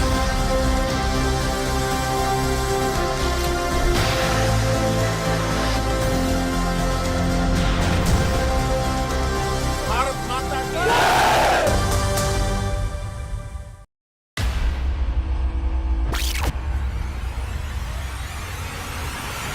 In the last 1 month, if you see, the share prices of Denzol Engineering has fallen more than 58%. Why are the rating firms calling the debt payments as default? We have 2 credible credit rating agencies on March 4th coming and downgrading the stock to D. Statements are consistently being proven wrong, right. And transactions are being taken place which are different from what they were originally pictured to be. The company claimed it would roll out 6,400 electric vehicles. But what it has rolled out is a shocking scam. Funds meant for the project were funneled allegedly back to the promoters, the Junkie brothers. What did the money buy? Not EVs, of course, but a lavish flat in Gurgaon's luxurious DLF Carmelias.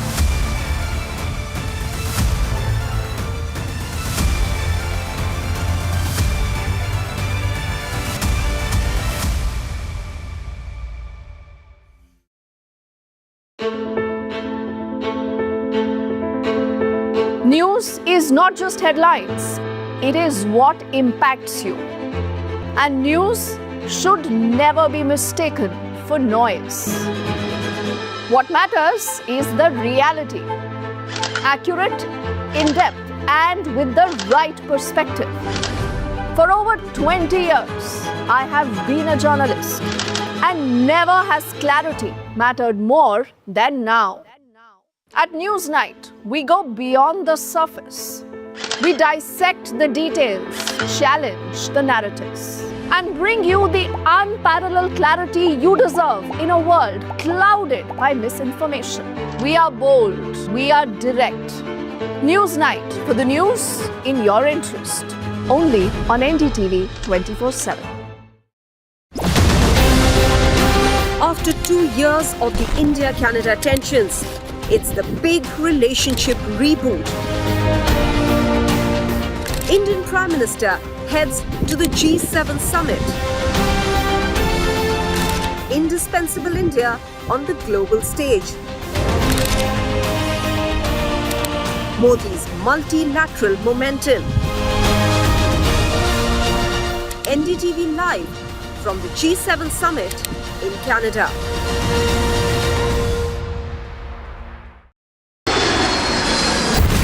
Air India plane crash in Ahmedabad, India's latest aviation disaster. India responds to the tragedy. Facts first, 100% ground reports. Under this is the tail, Here, and this is just one of the buildings that will give you an idea of the quantum of loss. 24 to 48 hours is the deadline that has been given for the DNA testing. Maximum reporters, maximum coverage on NDTV.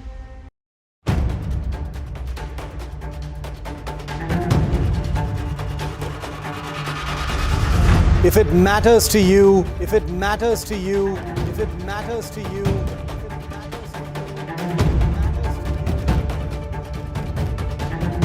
it matters to India. It matters to India. It matters to India. And it matters to me. And it matters to me.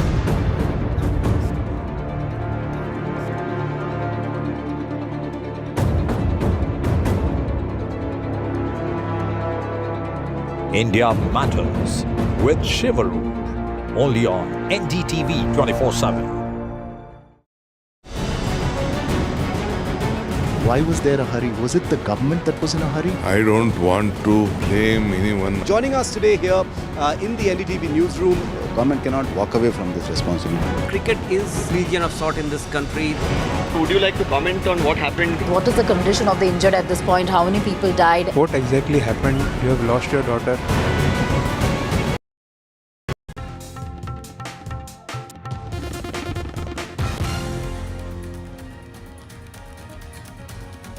Good morning, everyone. In the aftermath of the airplane crash in Ahmedabad, Civil Aviation Minister Ram Mohan Naidu is all set to address an important press conference. He's expected to give us details on the black box that was retrieved yesterday and also about the probe that's underway.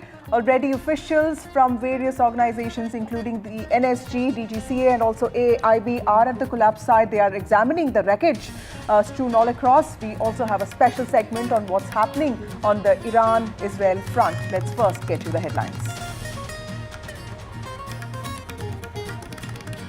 Death toll rises to 274 in Ahmedabad plane crash. Casualties include passengers, local residents and also students. In the Ahmedabad plane crash, 10 students from medical hostel dead. In fact, there are also people other than students here. Damaged tail portion likely to be lifted today.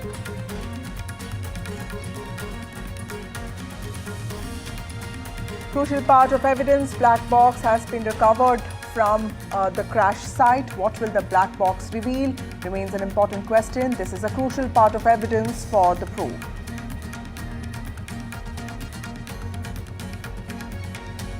Israel-Iran conflict escalates. Israel strikes Iran's nuclear sites. Reports have said that 2 people have been killed in Israel.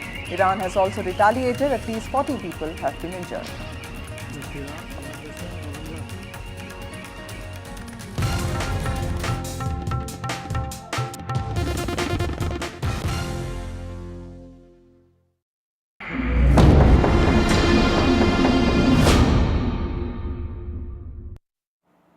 Well, the tail portion of the collapsed plane is all likely to be lifted today. Already a team of high-ranking officials from DGCA, NSG and also FSL are at the site and they are examining the wreckage. The plane's debris, remember, were strewn all across the complex. This is the BJ Medical College. The tail was lodged on the ceiling of the mess and one of the tires was stuck in a wall. Students present in the hostel complex at the time of the crash and rescuers who reached the spot soon after, the first responders said that the plane had hit tail first on the mess of the hostel. In fact, a part of the ceiling and walls had collapsed then. The plane's belly, its flap and wings had broken off. Some part of the plane had hit 4th floor of the residential quarters within the hostel complex, while a massive fire had broken out, which also led to injuries and deaths inside the hostel. Okay, my colleagues Ankit and Aishwarya join us with more details on this. Ankit, to you first, tell us, the removal of wreckage was happening since yesterday. We also heard that the black box has been retrieved. Tell us what is happening today. All right, let me first give you a big breaking news that we are bringing on NDTV. In fact, I've just been told that there are some human remains which are in the tail section of this plane which have been located today. So almost 2 days after this accident took place, there are some human remains which have been found, and they are being, in fact, now, salvaged from this tail section of the aircraft. What you see on your screens at this moment is the tail section. Along with that, there are NSG, NDRF and other bodies, and plus some medical, in fact, professionals as well. Last few hours, we have seen some packaging which had also come in, and they are trying to retrieve some human remains which have been found. And with that, you in the orange suits, that the team that you are seeing coming in are the people from the National Disaster Response Force, the NDRF, who are likely to, in fact, go in and salvage those human remains. So this is the very important update that we are bringing to our viewers at this moment. 2 days, almost 2 days, it's 11 o'clock after the plane crash.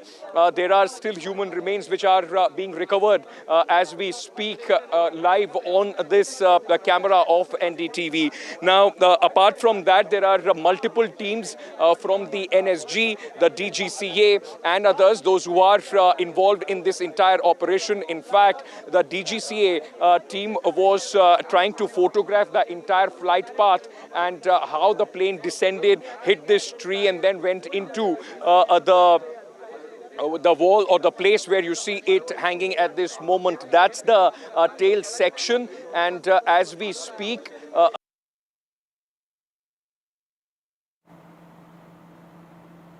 Okay, we'll try getting connected to Ankit in just a minute. My colleague Aishwarya.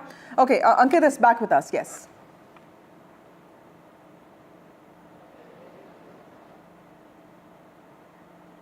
Okay, we seem to have lost Ankit. We'll try connecting with him once again. Aishwarya, you've been reporting from the hospital since the last 2 days.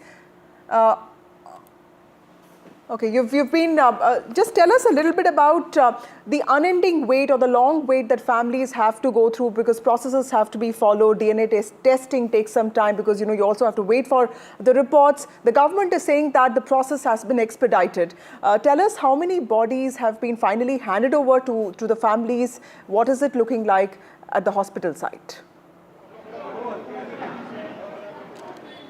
Well, the latest that we are picking up from the civil hospital in Ahmedabad is that more than 230 DNA test samples have been taken. The family members who are abroad or who have not reached the hospital, they have requested by the Gujarat government that they should come up and give the DNA samples. It is the best facility of the forensic laboratory in Ahmedabad, in Gandhinagar itself. So there is no need to share these DNA samples or send it to outside the state, and that's what the Home Minister of our country, Amit Shah, also stated, that it is the Gujarat administration which have been given instructions to the Health Minister and the Health Department over here to fast track the entire process. But it takes 24 to 48 hours time to match with the bodies which have come all across to civil hospital from the crash site.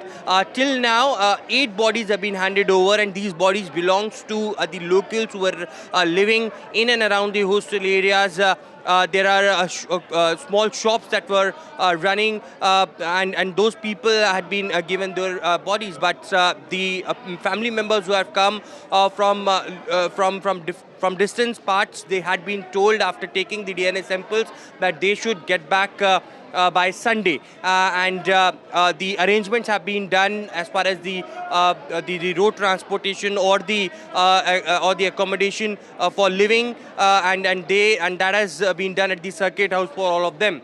But still, because this is very emotional for them, they have lost their loved ones, and the situation remains chaos over here at the civil hospital. This is the Kasauti Bhavan, and the amount of people you are witnessing, they are really angry, and they demand several answers from the authorities. The family members who have been coming over here to give the DNA samples, they are quite angry, asking multiple questions that what the authorities have been doing so far, why such thing has happened, and why so much time is being taken. But this is something which is scientific. As Dr. Pillai of the civil hospital just told a while ago to us, that it is different parameters that they're looking forward to, taking fingerprints, matching the eyeballs, or the blood test samples have been taken. There is a 36 forensic expert team divided into 10 FSL teams that had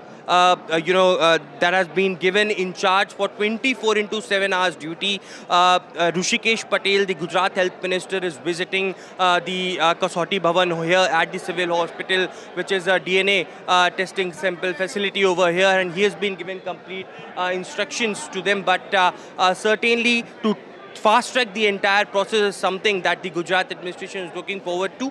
As I've been told, just 15 minutes back, there was few of the experts team which came out, and they told us that many of these we will just come back to you in just a bodies bit. which have come Those to are them, the live visuals of officials, of workers from NSG, NDRF lifting the tail portion of the aircraft, which is also going to be a crucial part of the evidence into the investigation that's going on to what really went wrong. My colleague Ankit was also reporting just a short while ago that there's also a sense that there could be some human remains there. Remember, this has been one of the most tragic incidents that India has seen, India's most deadly, in fact, deadliest aviation disasters that the country has witnessed in recent times. And just to give you some context, this is the tail portion of the plane that crashed into BJ Medical College. The plane's debris, remember, was strewn all across the medical complex. This is a college, this is a residential college. In fact, the hostel is where the plane had crashed. The tail was lodged on the ceiling of the mess, and one of the tires was stuck in a wall. Students then who were present in the hostel complex at that time of the crash, and rescuers who reached the spot, the first responders, had said that the plane had hit tail first on the mess of the hostel. The plane had hit tail first on the mess of the hostel, and it was this portion of the hostel that had actually injured a lot of students and also had led to deaths. A part of the ceiling and walls, all 4 walls, had collapsed. In fact, police sources are on record to say that a lot of injuries and deaths had been caused by the debris, by the collapse of the walls, by the explosion that happened. The plane's belly, what we understand, its flap and the wings had broken off, and some part of the plane had also hit the 4th floor of the residential quarters within the hostel complex. This is the BJ Medical College and hostel, and that is also when a massive fire had broken out inside the kitchen of the mess. The cook's family, unfortunately, has also lost their lives, and several students have also been found dead after this episode. My colleague Ankit is back with us. Ankit, back to you. Tell us what is happening there on the collapse site. While, like I was telling you, since morning, there was this anticipation that very soon the operation to salvage this, tail section of the aircraft will begin. Let me show you live visuals of the crane, in fact, being brought in. And this is the first time we are seeing an extended arm of the crane, which will be used to bring this entire section, tail section down, which became more or less the picture of this aircraft, this tail section, which went into the mess. Before this, unfortunate news, it's very, very heartbreaking that there were some human remains which were found in the tail section almost 2 days after this entire incident took place, and the teams came in, and then they tried to salvage those human remains which have now been in fact taken out from this location and would be taken to the hospital where other remains have been kept. For that, the DNA sampling, of course, can begin as far as these human remains are concerned. But more importantly, at this moment, there is, while on one hand, the investigation going on, Manogya, there are DGCA teams on the ground photographing and looking at what's happening and how the entire accident took place. But on the other hand, the big news is that at this moment, in fact, the crane has been brought in. Yesterday, this crane was placed here. There is another similar crane which is on the other side, where you see the men, those who are in the orange, overalls. They are from the NDRF. They are the ones, those who, and just under them, there is another crane. So expectation is that crane would also be lifted, and with the help of both these cranes, this entire section will be brought down. Whether it comes out in one piece or whether it would be, in fact, cut into two and then brought down, we will have to wait and see. But by no means is this, a section. It's a very difficult operation. This is a very heavy part, and it also has the landing gear stuck to it. Right under it is also the landing gear. It is stuck from the point of impact where the plane, in fact, went into the mess. And I can also tell you that, since yesterday, the area around this was being broken down so that the operations of the crane can, without any problem, can take place as far as this entire, salvaging operation goes. Now, this will become one of the defining moments as far as this investigation goes, where one of the symbol, where, of course, the Prime Minister, unfortunate symbol of this plane crash hanging out this tail. This is where once it comes down, that will in some way will be the closing of the loop as far as the wreckage site is concerned. Remember, the wreckage here is about 600 to 700 meters from the tail section going in front, where the 4 to 5 buildings are, which are absolutely charred. These were the residential hostels as far as the doctors, those who are concerned. Remember, at least at this moment, 4 MBBS students along with 6 family members have been confirmed dead, but the death toll has risen. There are many, those who are still searching for their loved ones. 241 on board the plane, 10 as far as the BJ Medical College is concerned, and apart from that, there are others as well, because overall the numbers have gone beyond 265. So there are others, those who are hoping that they would be able to at least find the DNA sampling some way helpful to find their loved ones or their mortal remains. There was a woman and her granddaughter, those who were working in the canteen of this mess. They are, for their family, not traceable at this moment. They have not found them in any list so far. There are cases like that as well. But at this moment, I can tell you that this entire operation to bring this, the tail section of the ill-fated AI-171 has begun here in Ahmedabad, right at the Meghani colony, where the BJ Medical College, residential quarters are. Vasudha. It also help us understand that the tail part is the only part of the plane that is intact, and it is a crucial part of evidence to understand what really happened, because there's been a lot of talk about configuration, if there was enough thrust or power. How important is this part for the investigation that's already underway? And today is also when the Civil Aviation Minister is going to address the media for the first time after this crash. Very, very important. In fact, all the sections of this aircraft, which are in some way after the disaster, become very, very important, and more so this tail section, where the black box was also recovered from, right from this very roof that you are seeing at this moment. And apart from that, so this is the biggest intact section of this aircraft. So it will help because the tail fin, which was on top of this tail section, has fallen and is just about 150 meters from where the tail section is. Apart from this, the landing gear also becomes important, and over this 2 buildings away from here is the wall where one of the engine in more or less intact position is in fact hanging, or has in fact gone and lodged itself at that place. Now what is going to happen is all these big parts, of course course, become extremely important as far as this entire section is concerned.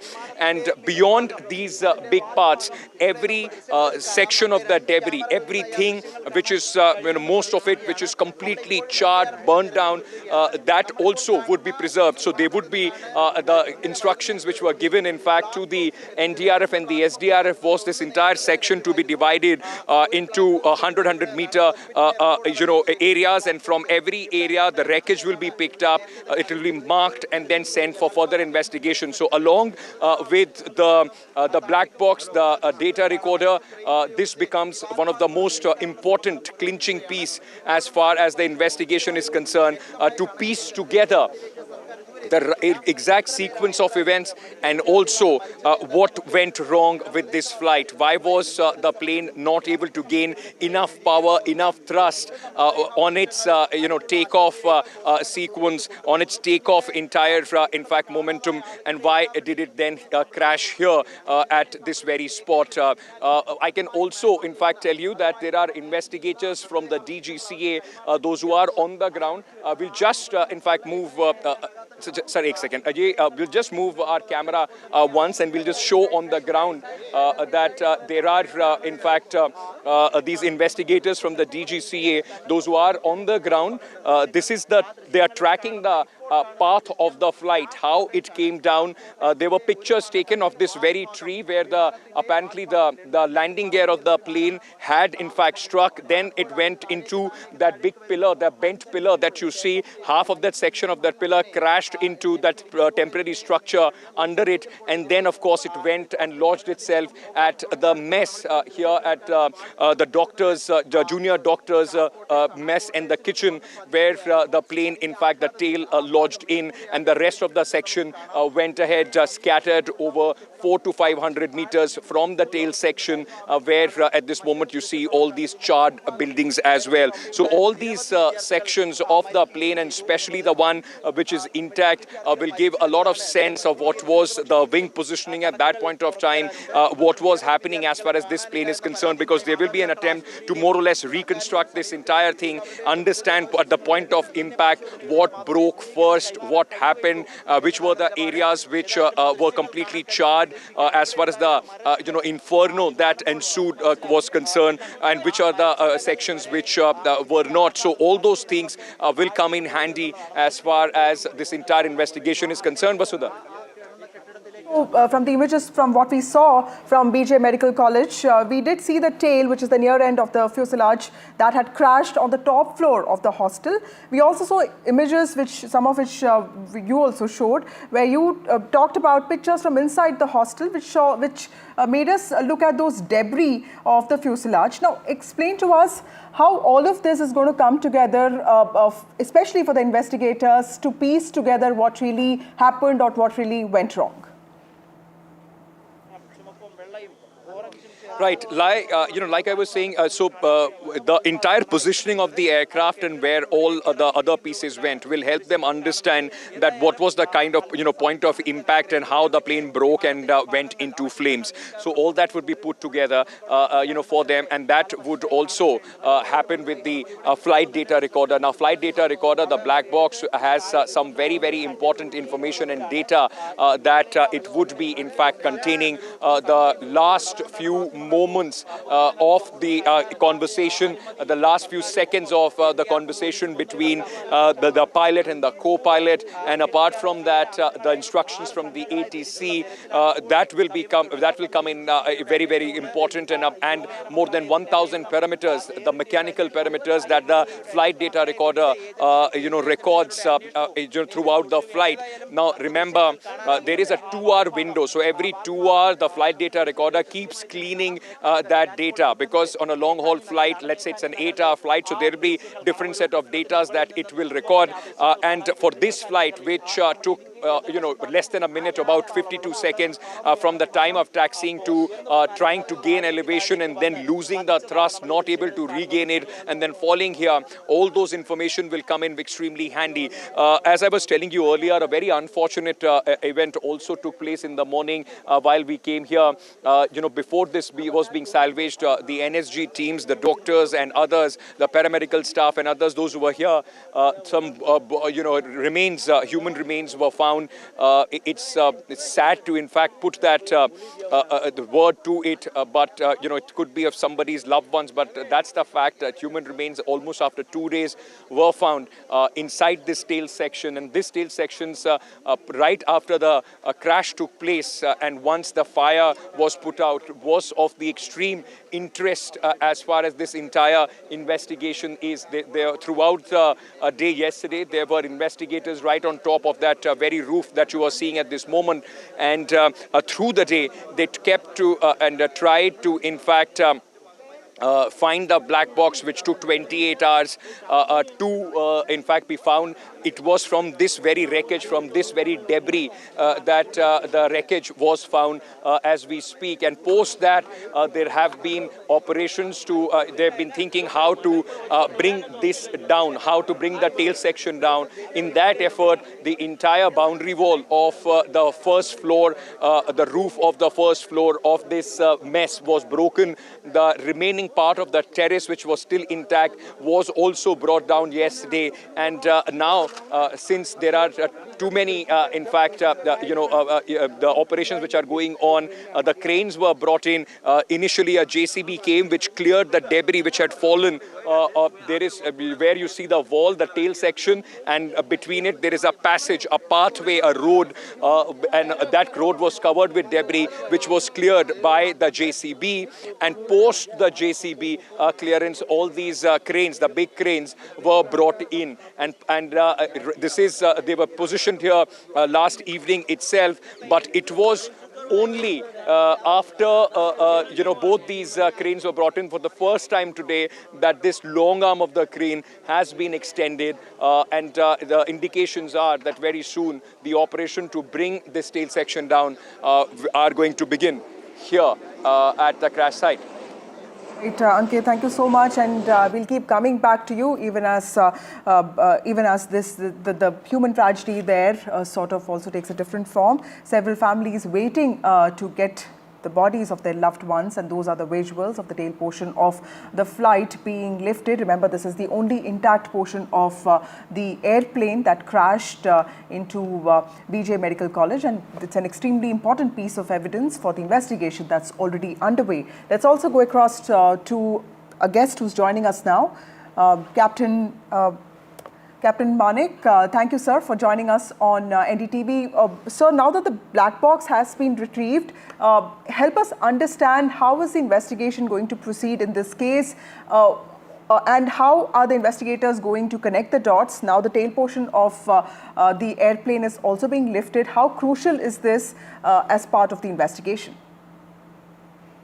Yeah, the black box, as popularly known, consisting of two equipments. One is DFDR, Digital Flight Data Recorder. Another one is CVR, Cockpit Voice Recorder. So this both equipments, that reveals the fact.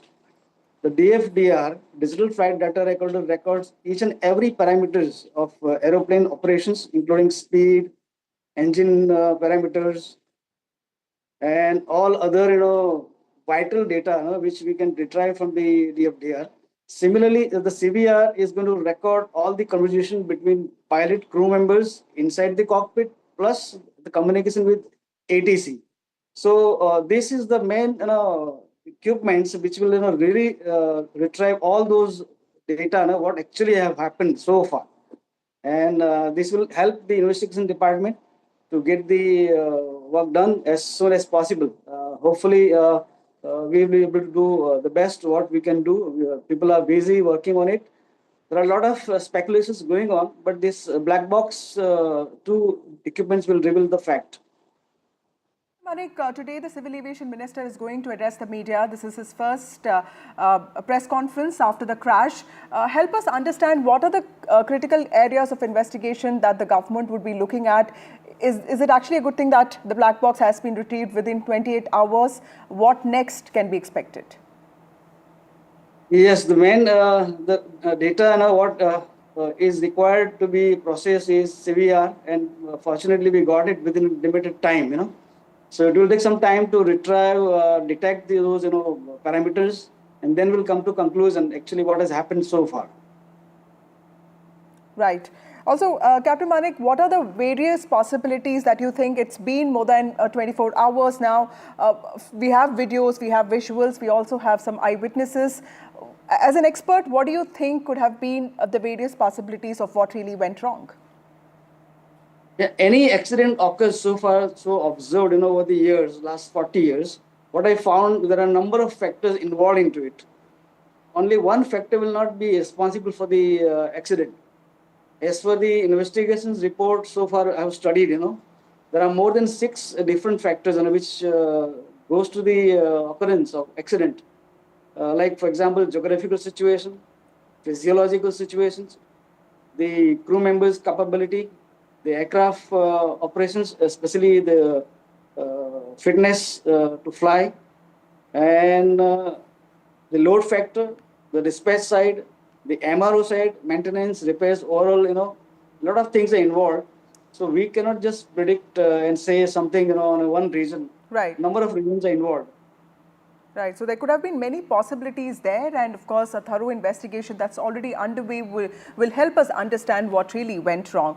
The crashed Ahmedabad-London Air India flight's black box, however, has been recovered, and that's what the Civil Aviation Ministry has told us on Friday. In fact, the first press conference of Ram Mohan Naidu, the Aviation Minister, is all set to take place today at 1:30 p.m. Remember, it's an orange-colored device, the black box, that's located near the tail of the plane that will help investigate the crash that has claimed at least 265 lives so far. In fact, the official number, the final number, is awaited. Its analysis, the analysis of the black box could provide vital clues about what really triggered the disaster. The visuals there of Amit Shah, the Home Minister, reviewing the collapse site, and also accompanied by Civil Aviation Minister. This happened day before yesterday. And remember that it is the black box that might help us in investigation of aviation accidents, and it is a crucial part of evidence. Meanwhile, foreign national victims' families have also started coming from midnight for DNA sampling. 219 samples have been collected yet. The death toll, like we understand, has risen to 274 now. The casualties include 10 doctors and also a relative of a doctor. Casualties also include students, passengers, local residents. Efforts are going on now to clear the debris on the collapse site. Like we reported, the tail portion of the aircraft, the only intact portion of the aircraft, is also being lifted today. Several officials, several workers from NDRF are involved in this exercise. Over 100 laborers, 40 engineers are involved in operations, which also includes not just rescue now, but also ensuring that the tail portion of the aircraft is picked up. DGCA NSG teams are at the crash site. My colleague Ankit also reported that FSL teams are also there to ensure that human remains get collected as well. Remember, this is all part of this massive human tragedy that's unfolded in Ahmedabad. In fact, DNA testing and sampling is going on at 2 hospitals in Gandhinagar and Ahmedabad. Civil Aviation Minister is also set. In fact, he chaired a very important meeting of high-ranking officials in the Aviation Ministry today, and he is expected to brief the media in a short while from now. In the meeting, not just Civil Aviation Secretary, the DGCA Director and DGCA DG all attended this meeting, and this meeting was to review what happened and what could be the way forward. Airports Authority officials also attended this meeting. This meeting is underway now, and after that, of course, the Civil Aviation Minister is likely to address the press conference on the state of investigation, the state of probe. Remember that AAIB, the Aircraft Accidents Investigation Bureau, has already initiated a probe. Amit Shah, the Home Minister, said that the probe has been expedited. and that there could be a report that could be expected soon. Meanwhile, Gujarat IMA has also written to Tata Sons chairman, and it has sought Tata Sons assistance for medical students. Remember, at least 6 medical students also died in this collapse. They were undergraduate medical students who were having lunch in the hostel mess, which is where the plane collapsed.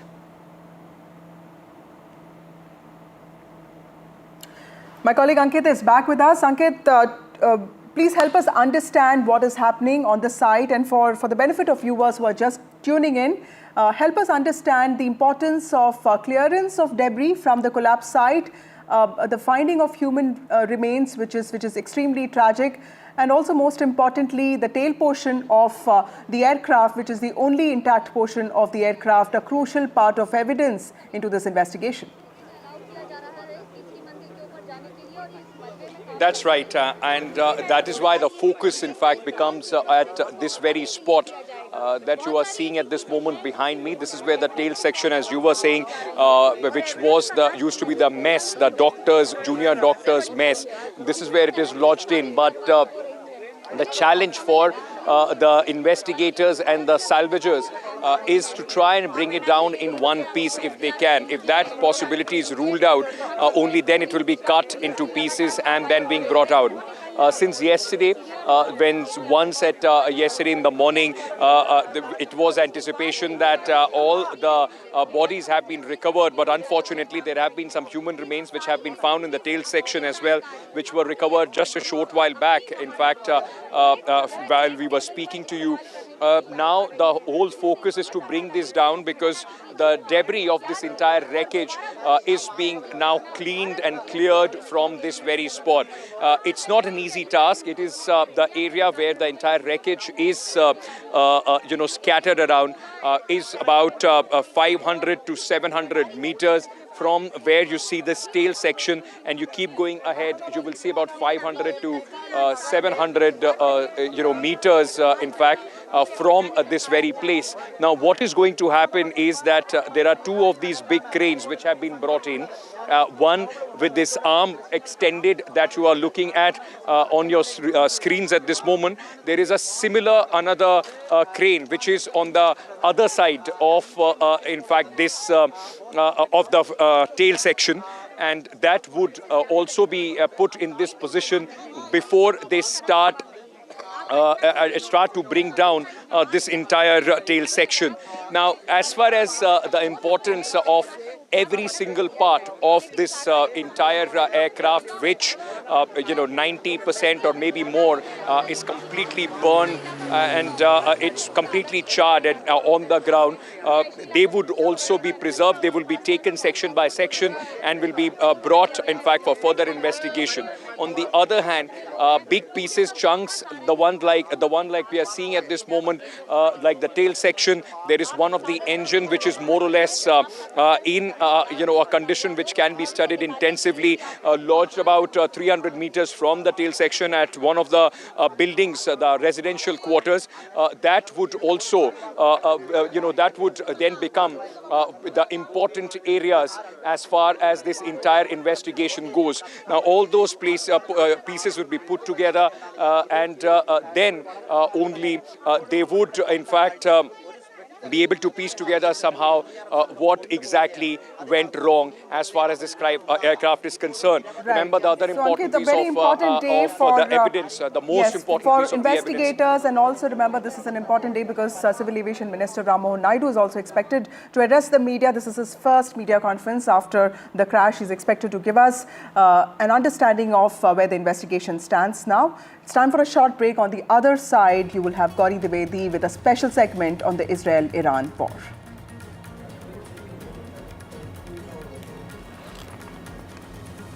Absolutely, Vasudha. On the other side of the break, we come back with all details regarding the Israel-Iran flare-up and whether this threatens to actually escalate into a larger conflict. We get you all the views, the updates, and what is it that you need to know, the viewer, in terms of which way the Middle East is set to go.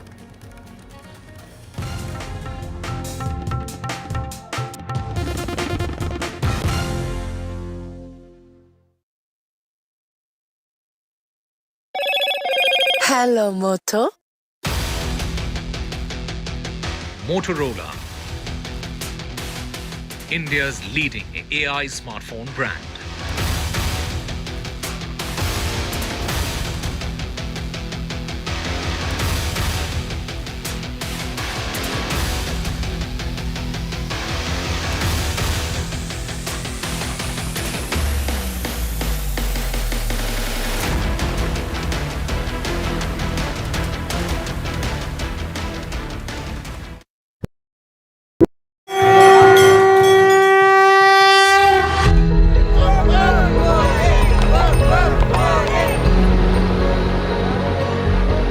In the wake of Pahalgam, all eyes on the Amarnath Yatra. Amidst fear, faith and fortitude.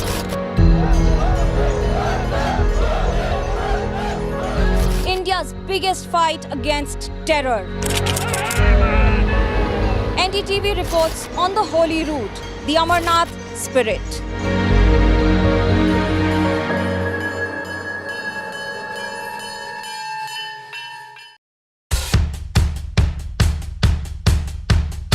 The markets move fast. And so should your portfolio. Expert insights, real-time stock picks. Do I buy Ola? Should I or hold buy time to ICICI CDSL for the long term? Buy, sell or hold. The answers you need, straight from the experts. Callers from India and across the world. Connect live, ask, decide and invest wisely. Your portfolio, your future. Ask Profit.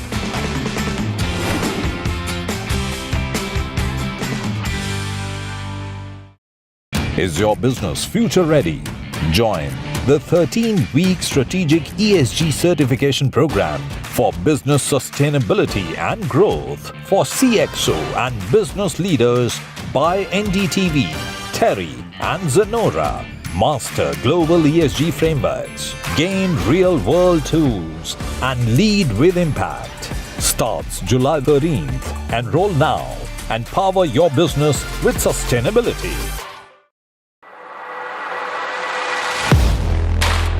Do you really know the company you invest in?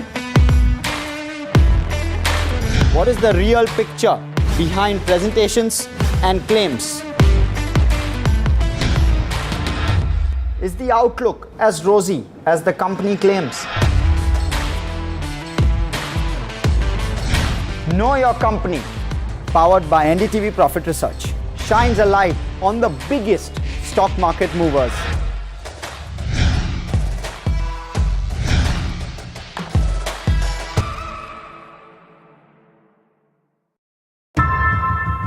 How often have you turned away from debates that descend into endless fights? We bring you a show where every question is answered, where every debate finds its resolution, where every story finds its conclusion, where opinions collide but facts prevail, where stories unfold with insights and trust. When the noise ends, the last word begins.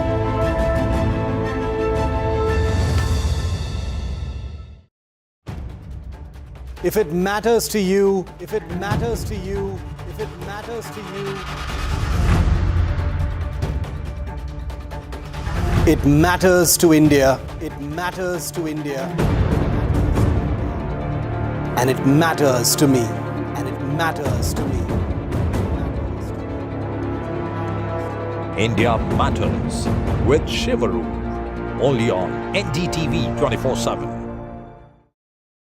I've been reporting on all issues big and small from Andhra Pradesh, Telangana, rest of South India, bringing you all the action, all that you need to know, all that you want to know. The energy of maximum cities infection.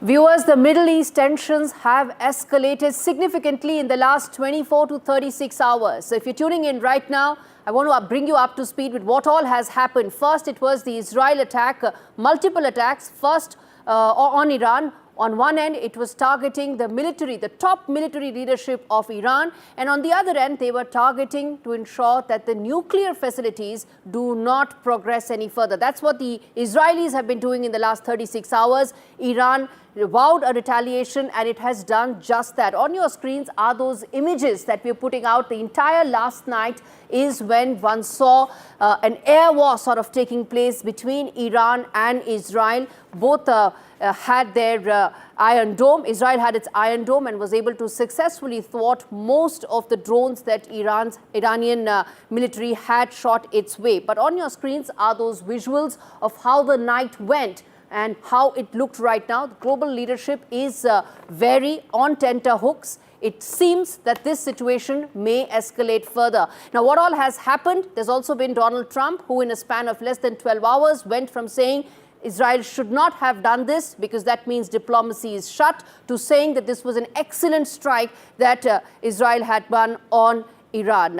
That is one end. On the other end, of course, is that Iranian leadership has categorically said that if at all there is any foreign interferences, those air bases will also be under attack. And that is significant because America has its 5th fleet in Bahrain. It has its large Air Force base in Qatar. And then there is the ground presence that exists both in Iraq and Syria, which will also be under attack through Iranian proxies. We're going to try and cover all this, what it means for the region, the larger impact this will have, also coming just on the eve of the G7, where the world leadership is most certainly likely to talk about these tensions and which way they're going to escalate. But first up, I want to play out those two important sound bites.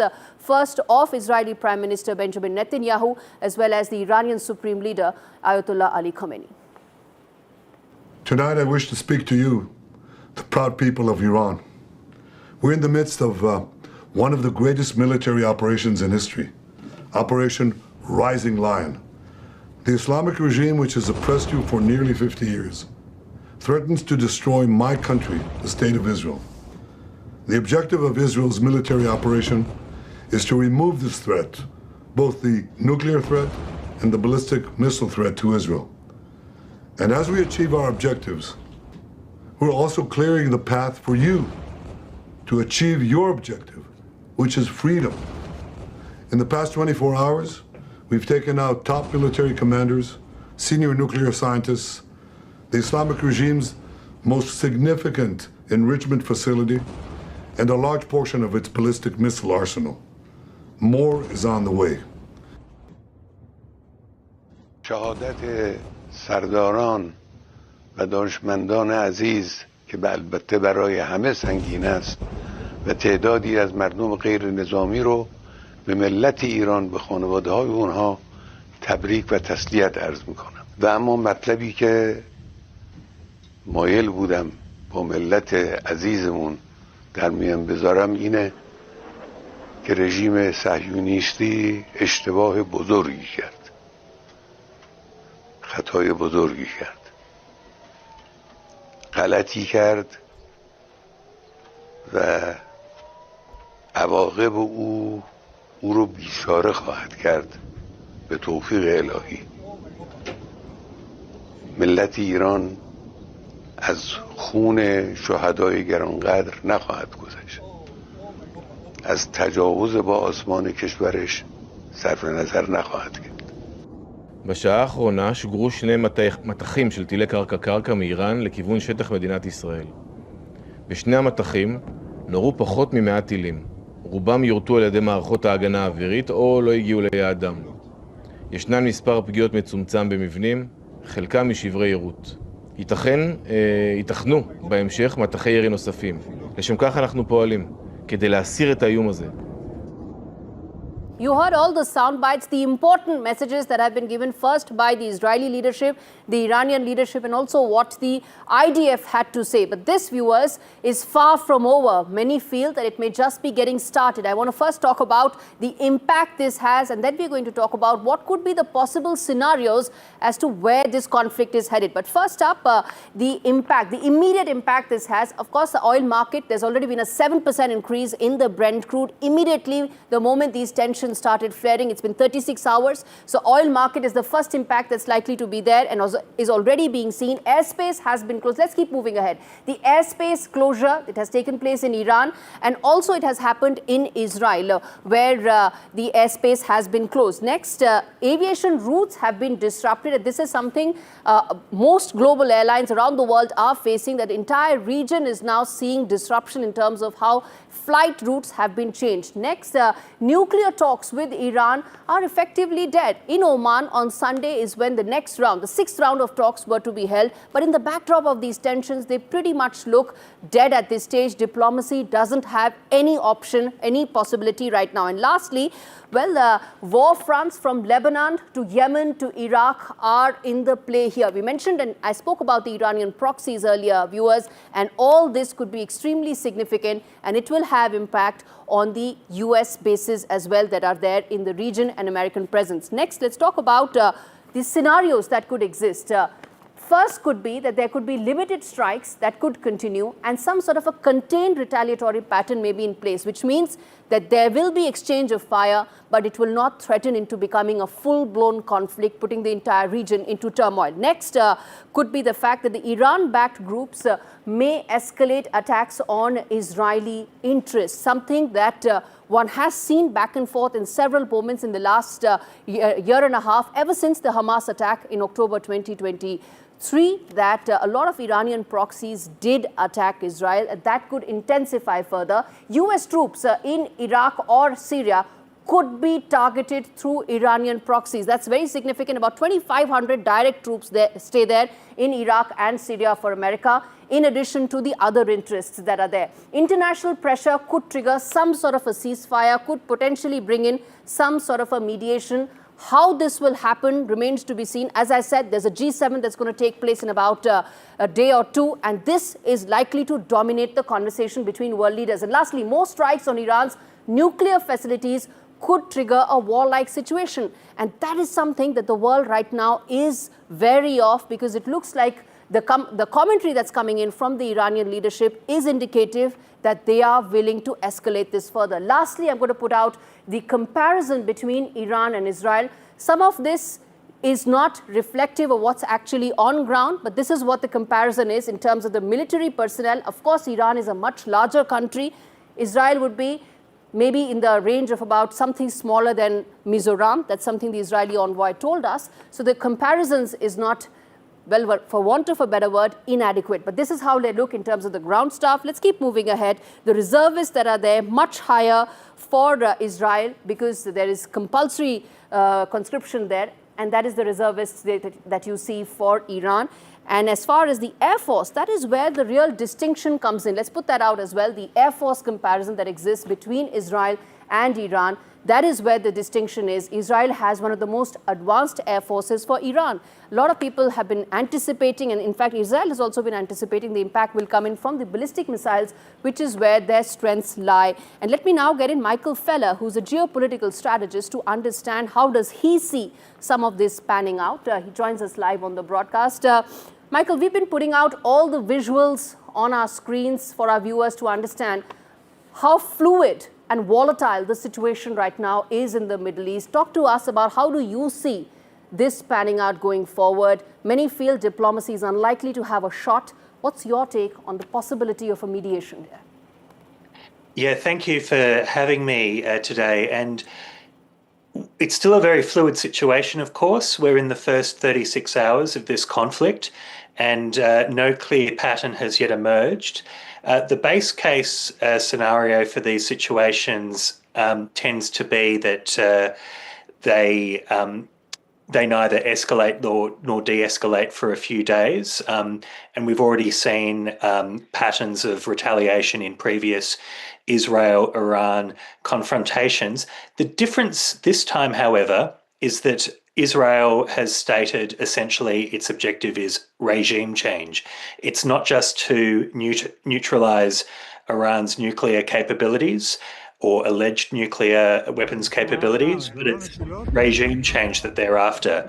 And regime change is obviously more than a red line for Tehran, and that's why I think they're treating this as war.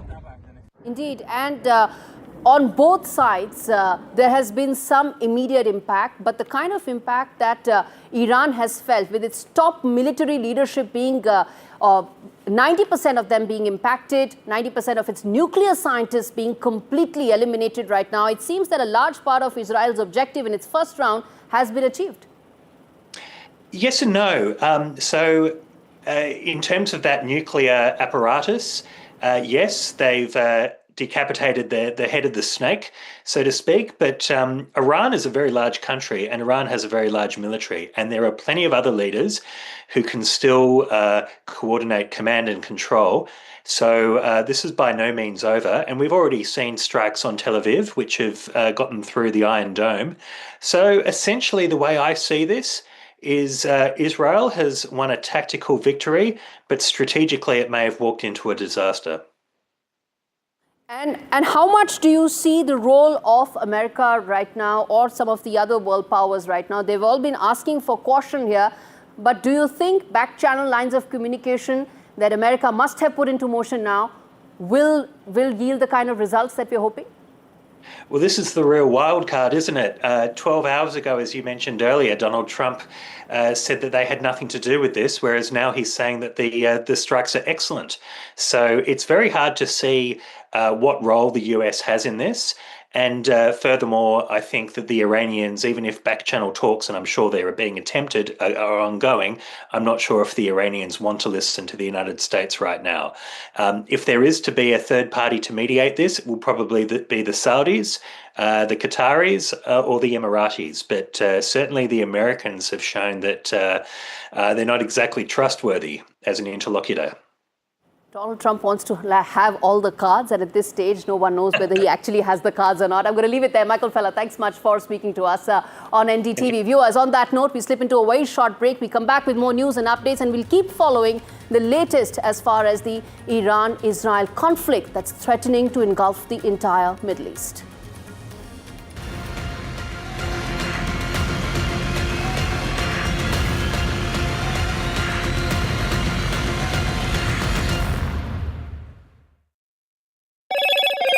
Hello, Moto.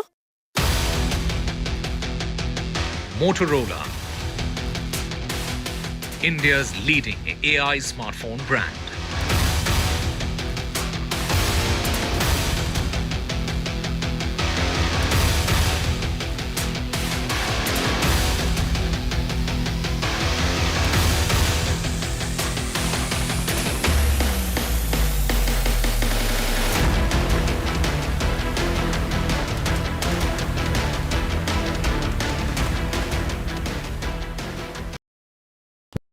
In today's interconnected world, India's voice is more crucial than ever.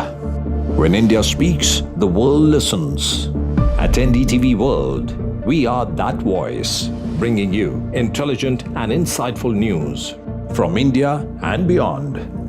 From geopolitics and diplomacy to economic shifts, migrations, tech disruptions, and the stories of our diaspora. We cover the news that shapes our global future. NDTV World, your new home for global news is here.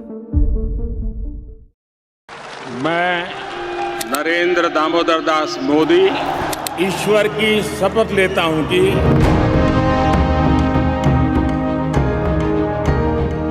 NDA सरकार में हम अगले 10 साल में विकसित भारत के सपने को साकार करके रहेंगे। अटल से तो विकसित भारत की तस्वीर है।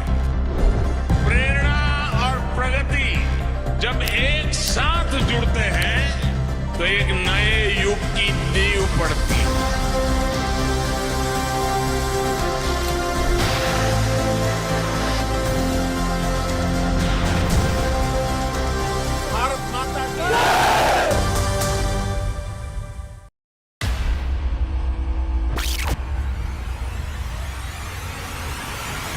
the last 1 month, if you see, the share prices of Genzol Engineering has fallen more than 58%. Why are the rating firms calling the debt payments as default? We have two credible credit rating agencies on March 4th coming and downgrading the stock to D. Statements are consistently being proven wrong, and transactions are being taken place which are different from what they were originally pictured to be.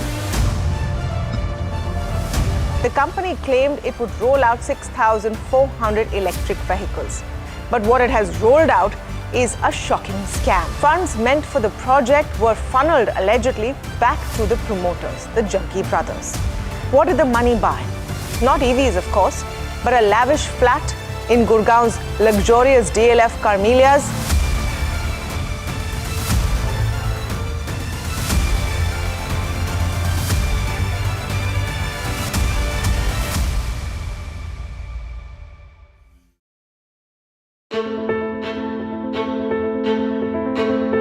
News is not just headlines, it is what impacts you. And news should never be mistaken for noise. What matters is the reality. Accurate, in-depth, and with the right perspective. For over 20 years, I have been a journalist, and never has clarity mattered more than now. At Newsnight, we go beyond the surface. We dissect the details, challenge the narratives, and bring you the unparalleled clarity you deserve in a world clouded by misinformation. We are bold, we are direct. Newsnight, for the news in your interest. Only on NDTV 24/7. After 2 years of the India-Canada tensions, it's the big relationship reboot. Indian Prime Minister heads to the G7 summit. Indispensable India on the global stage. Modi's multilateral momentum. NDTV live from the G7 summit in Canada.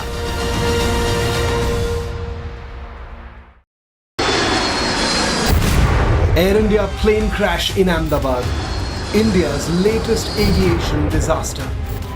India responds to the tragedy. Facts first, 100% ground reports.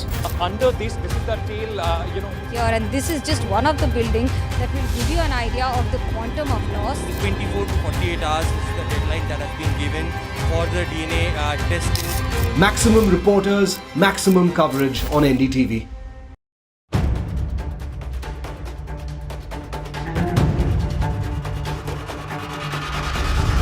If it matters to you, if it matters to you, if it matters to you,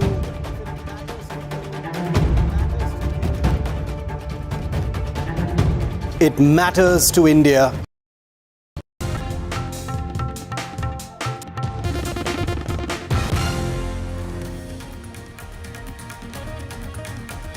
Hello everyone, you're watching NDTV in the aftermath of the airplane crash in Ahmedabad. Civil Aviation Minister Ram Mohan Naidu is taking a very important meeting now. He's also set to address is a very important press conference today in the afternoon. He's expected to give us details on the black box that was retrieved yesterday and also the probe that's underway. We also have a special segment coming up on what's happening on the Iran-Israel front. Let's first get you the headlines.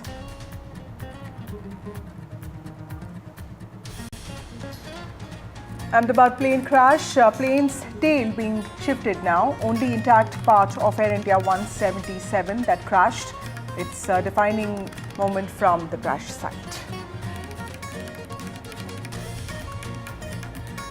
Civil Aviation Minister's big huddle over AI plane crash today morning. The meeting is underway. It's a high-level meet being chaired by Civil Aviation Minister Ram Mohan Naidu.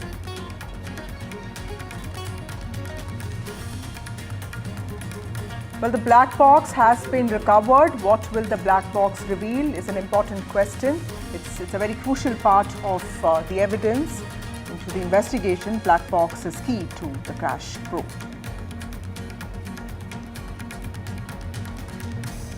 Israel and Iran, meanwhile, are trading missile attacks. Israel has struck Iran's nuclear sites. Reports have said that 3 people have been killed in Israel. Iran has retaliated and at least 40 people have been injured.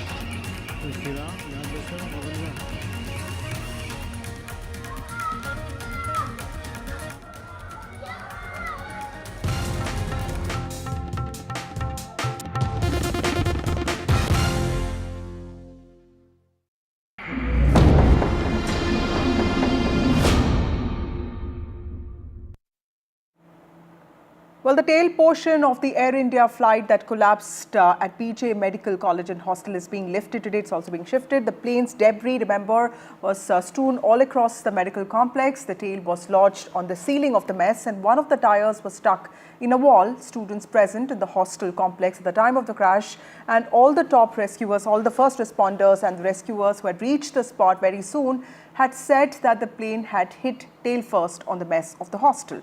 A part of the ceiling and the walls of the hostel had collapsed, which had also led to injuries and several deaths. The plane's belly, meanwhile, its flap and wings had broken off. Some part of the plane hit the 4th floor of the residential quarters within the hostel complex while a massive fire broke out. And remember, those are the visuals there of NSG, NDRF, FSL officials there, workers from several agencies, several bodies, rescue bodies, trying to lift and shift the tail portion of the aircraft that collapsed. Remember, this is a very crucial part of the evidence into the probe that's going on, and also this is the only intact part of the airplane that collapsed. It will also help investigators understand. My colleague Ankit was also saying that there was a massive search for human remains that unfortunately might have still been there. Remember, many families are waiting at hospitals in Gandhinagar and Ahmedabad to be handed over the dead bodies of their loved ones. The DNA sampling and testing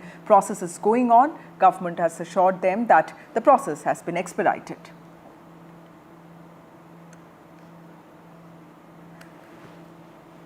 Meanwhile, Civil Aviation Minister K. Ramohan Naidu chaired a very important high-level meeting on Saturday today morning, and this is with regard to the investigation that is underway into the Air India flight AI-171 crash in Ahmedabad. This meeting was to assess broader air safety protocols. Remember, those have also been strengthened in the wake of this accident, and this is the first meeting that happened at the Ministry of Civil Aviation in Delhi following the disaster. Ramohan Naidu was also present at the crash site yesterday.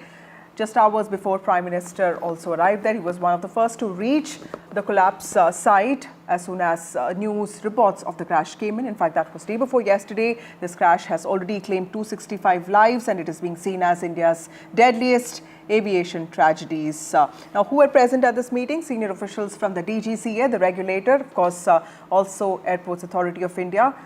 Safety protocols have also been strengthened at various airports across the country.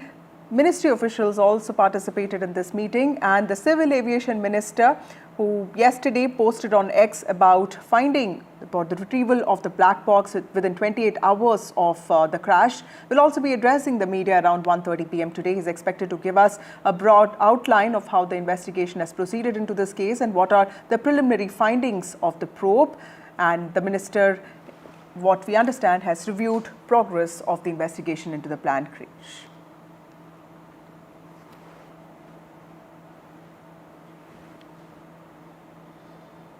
Well, the crashed Ahmedabad-London Air India flight's black box was recovered yesterday. Ministry of Civil Aviation officers said that this was done within 28 hours. The minister also posted on X with regard to this. Why is this black box important? Well, it's an orange-colored device located near the tail of the plane, and this will help investigators understand what really happened and how the crash occurred. Its analysis could also provide vital clues about what triggered the disaster.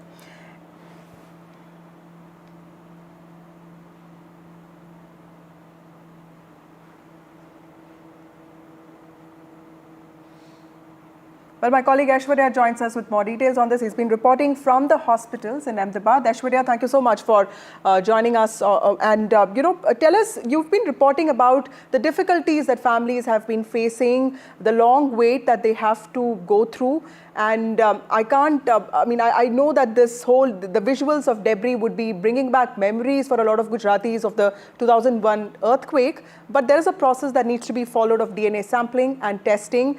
Tell us, has the process process been expedited? What are the families, relatives of the victims saying on ground there?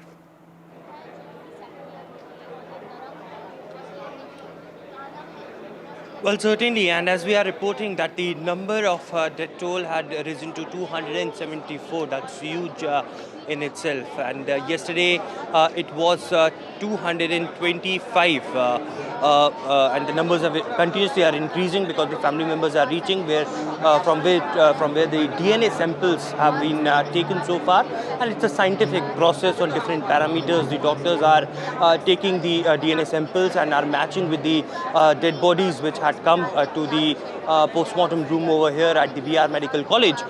So yesterday, whosoever had given the DNA samples, the family members have been told that it is at least 48 hours that will take, and they have been given time of Sunday to come back to the hospitals so that they can take the mortal remains back as far as the family members are concerned. But very importantly, there is a list which has been placed at the BR Medical College, and I will showcase to our viewers that whosoever had been admitted as far as injured are concerned, they are looking for their loved ones and they are going through this list. And this has also put in the remarks.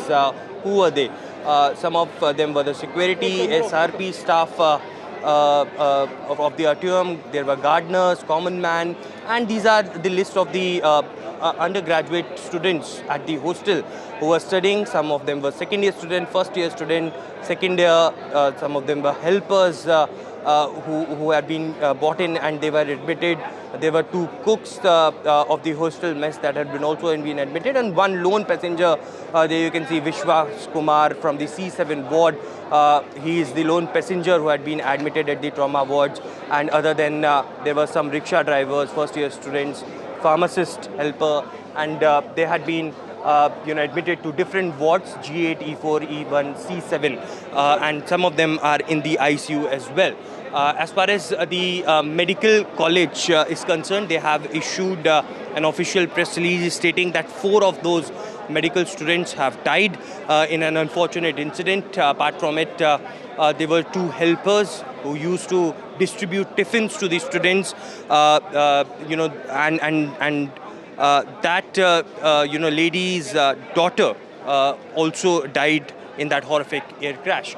So it is this particular center where I am reporting from, Kasauti Bhavan, which is from where the family members from different parts of the country and from the abroad where government had told them to come and give the DNA samples are coming. But they are waiting for some of the information that they can receive. Apart from it, at 4 p.m., Congress President Mallikarjun Kharge would be also coming to Ahmedabad. He would be first going to the crash site, and then later he would be coming to the hospital to meet the family members who are in anticipation to get some of the information from the doctors as well. And that's the kind of visuals that we can see here from the BR Medical College. Right. Thank you, Aishwarya. So the wait for the families is only getting longer, but of course processes have to be fulfilled here. The DNA sampling and testing does take a long time. This is what we saw even during Balasore rail accident as well. Manogya joins us from the collapse site. Manogya, tell us what have you picked up? And of course, the debris has been clear. There is a sense that human remains have to be found first. And of course, this very crucial part of the evidence, the tail portion of the aircraft, the only intact portion of the aircraft is now being lifted. Tell us, what do you see around you and what is expected next? Well, I'm giving you the biggest breaking of the moment, which is the second crane has been brought in to remove the debris here. Till now, there was only one crane that has been brought in. It's the second crane that has been brought in. We're being told that there will be multiple cranes that will be brought in to ensure that the debris is removed at the fastest. Now, it's not just about the debris, but it will also be a part of the evidence for the further investigation, the remains of this aircraft. This is the second crane that you see here. We're being told that there will be multiple more cranes that will be required as per the analysis. And with that, that these cranes will be utilized to pull up the aircraft from here, the remains of the aircraft. Remember, the weight of of a normal aircraft is somewhere, especially a Dreamliner, is somewhere more than 200 tons. So it would be a Herculean task, and it will be time consuming also. It's not just to be done within moments or minutes, but also the fact that it will take some time. There are various authorities, agencies and professionals who are standing there monitoring it completely. Remember, even the building on which it has crashed is extremely weak to ensure that there is a huge lot of movement of multiple people and agencies who are involved in it. There were different agencies ranging from NDRF, SDRF, even NSG commandos who were here just clicking their agencies, important officials of the agency were clicking photographs as a part of the evidence of the entire disaster that we've seen here. Besides that, what you see here are the pictures of these laborers, more than 100 who have been brought in from various departments, and primarily the fire and emergency services of Gujarat, who are working tirelessly day and night to ensure that if there is any mortal remains or any body decomposed also in a condition, because remember it's more than 48 hours now, who might have to be pulled out from this. Most of the bodies that were brought out of this collapse and the crash site were absolutely charred. They were not, they were beyond recognition also, and that's the reason why it is so difficult.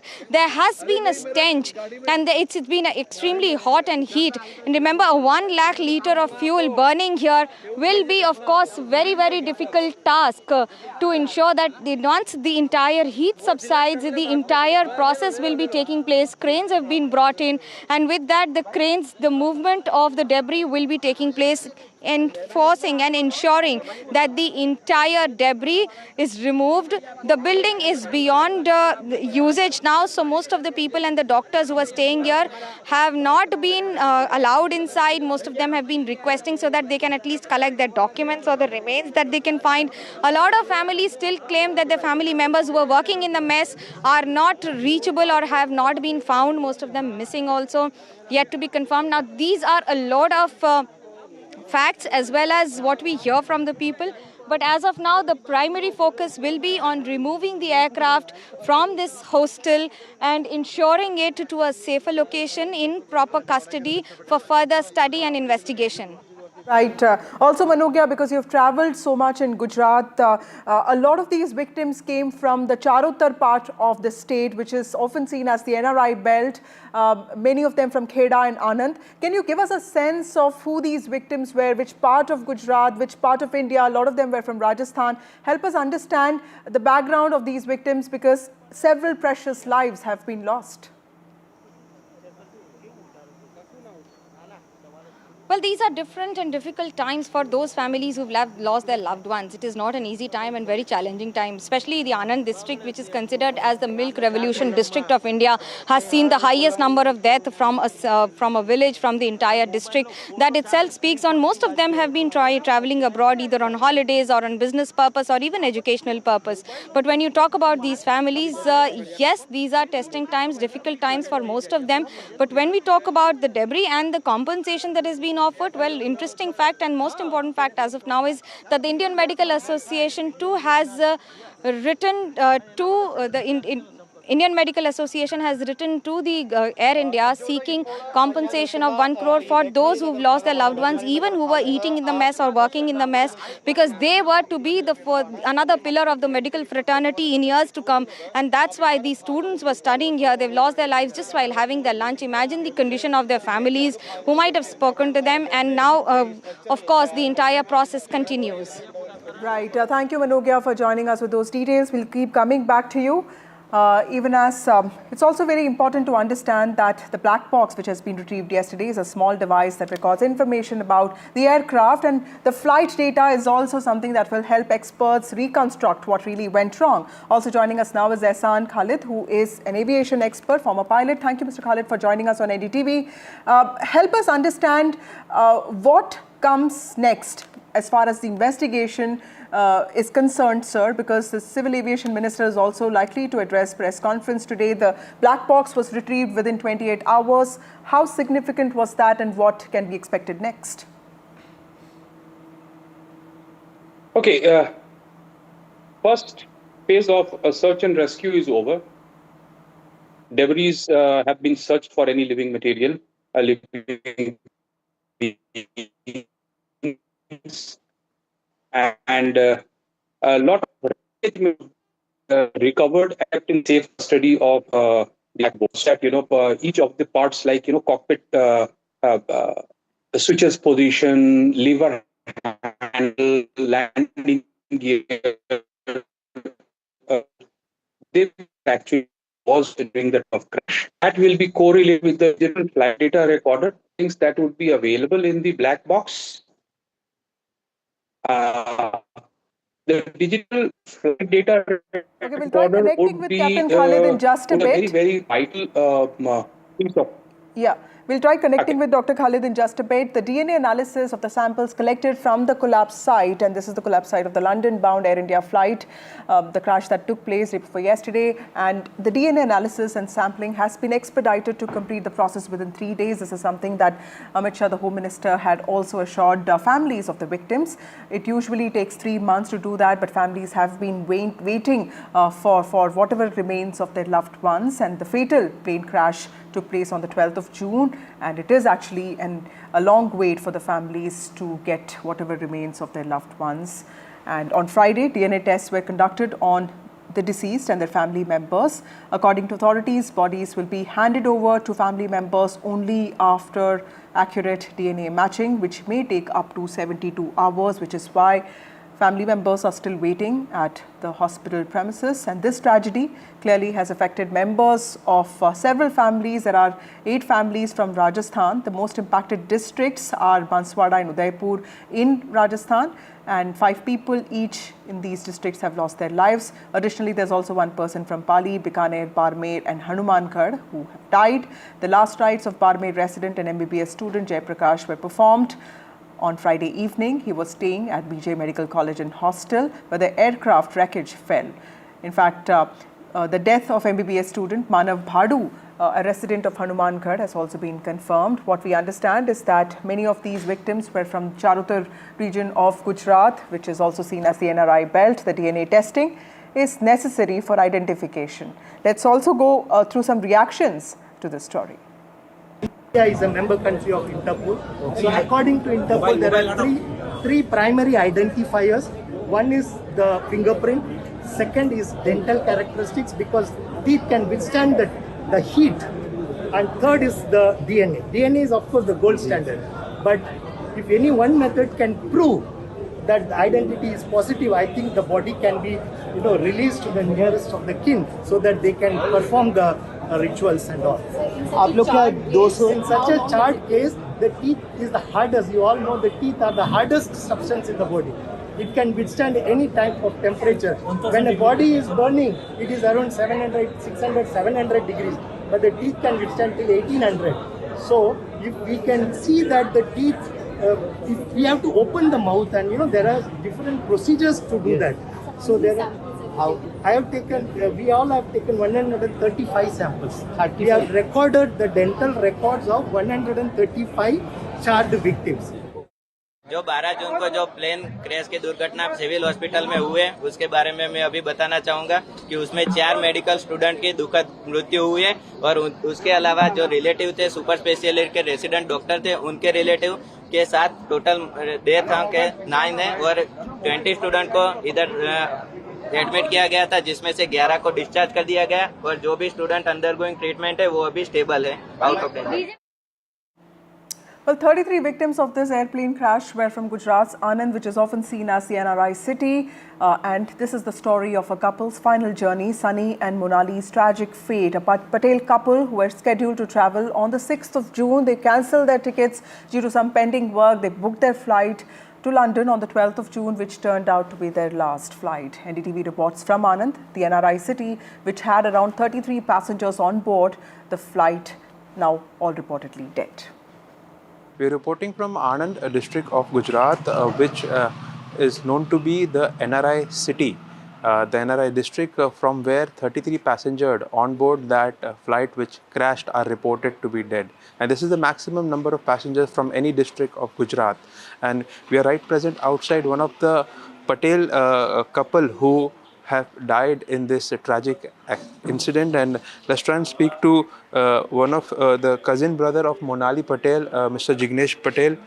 Sir, what would like to say, what are the procedures being done, and if short memories of your sister that you can share with us? जब वो 12 date को जब निकलने वाली थी, उससे 2 दिन पहले मुझे बताया था कि भाई अभी 2 दिन बाद का 12 डेट का टिकट करवाए हैं। तो 12 को हम मॉर्निंग में 12 को जाने वाली थी, तो मैं 11 को थोड़ा बिजी था काम में। तो फिर रात को मैं लेट आया था, फिर मैं सुबह में उससे मिलने गया था, वाइफ को बोला था, तो मिलने गए थे हम। और उस दिन सुबह हम सब लोग हैप्पी थे कि भाई अभी वो जा रही है, तो उसको खुशी खुशी वहाँ पे जाए। फिर वो वापस आने वाली थी 4 महीने बाद। तो सुबह में सब कुछ ठीक था, ऑल राइट था, सब हैप्पी थे हम लोग, वो भी हैप्पी थी, जाने वाली लंदन थी। तो और अभी उनकी कोई यादें हैं आप जिस तरीके से बता पाएँ, क्योंकि आपने कहा था कि एक सगी बहन से भी बढ़कर थी आपके लिए वो। हाँ, वो सबसे क्लोज थी, मेरे सगी बहन से भी बढ़कर थी वो।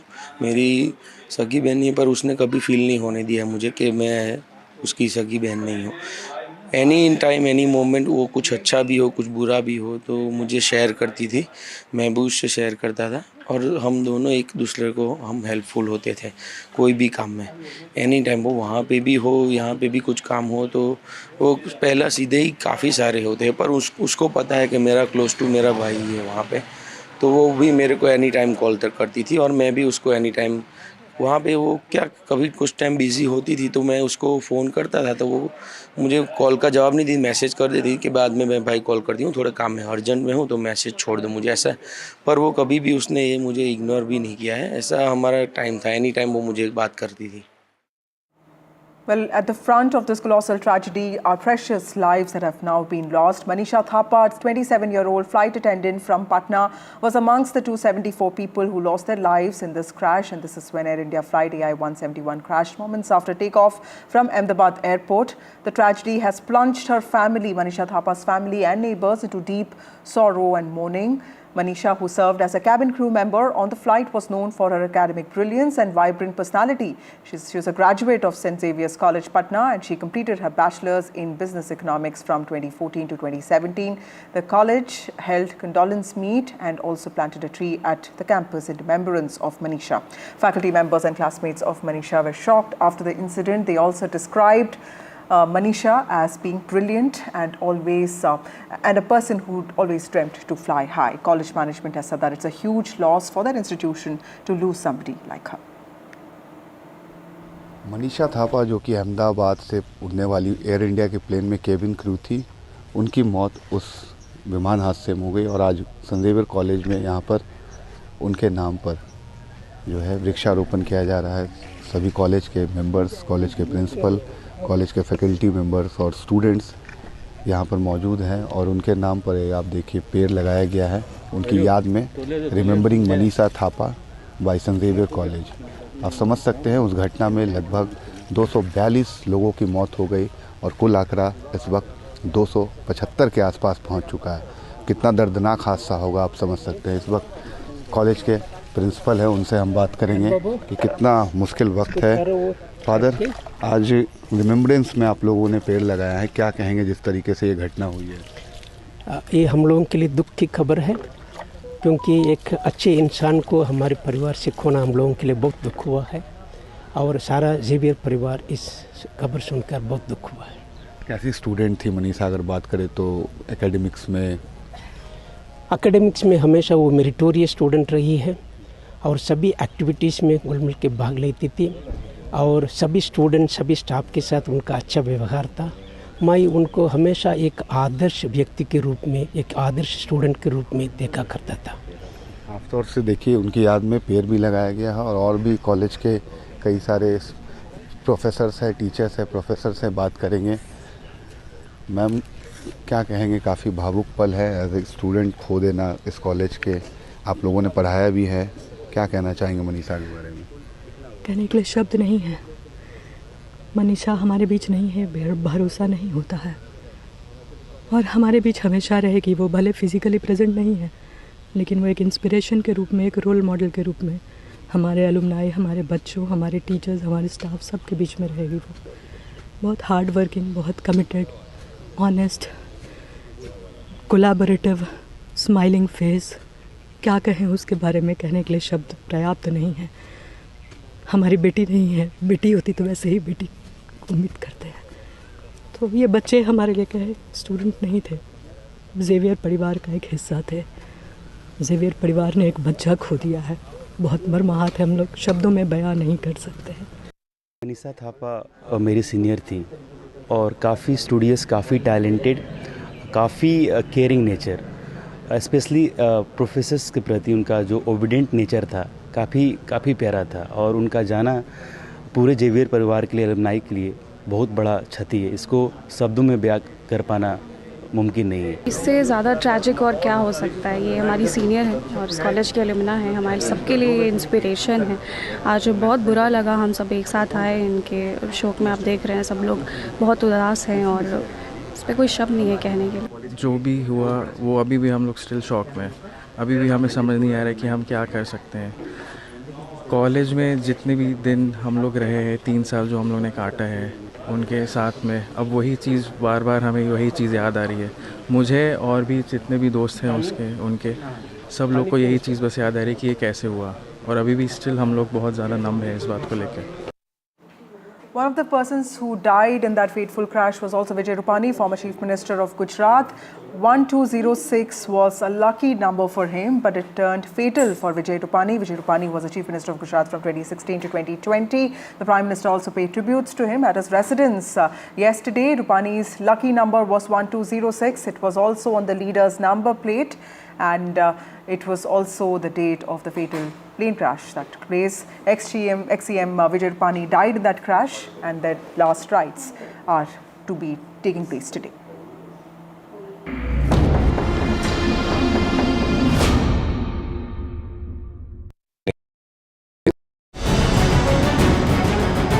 Why was there a hurry? Was it the government that was in a hurry? I don't want to blame anyone. Joining us today here in the NDTV newsroom. Government cannot walk away from this responsibility. Cricket is region of sort in this country. Would you like to comment on what happened? What is the condition of the injured at this point? How many people died? What exactly happened? You have lost your daughter.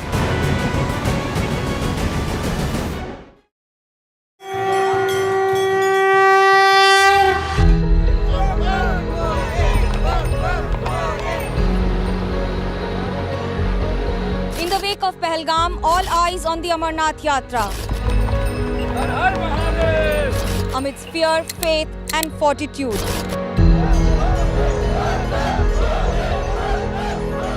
India's biggest fight against terror. NDTV reports on the holy route, the Amarnath spirit.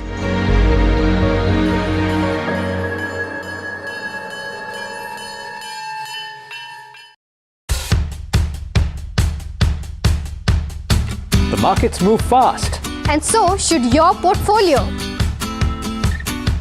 Expert insights, real-time stock picks. Do I buy Ola? Should I hold CDSL for the long term? Buy, sell or hold? The answers you need, straight from the experts. Callers from India and across the world. Connect live, ask, decide and invest wisely. Your portfolio, your future. Ask Profit.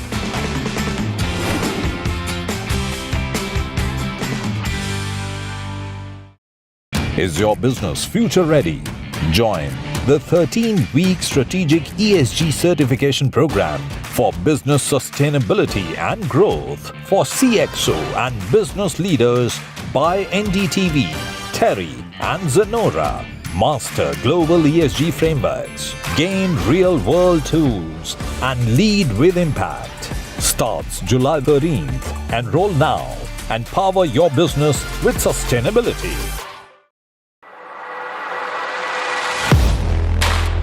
Do you really know the company you invest in?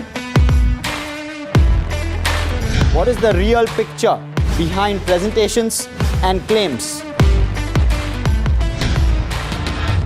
Is the out. Hello, Moto. Motorola, India's leading AI smartphone brand.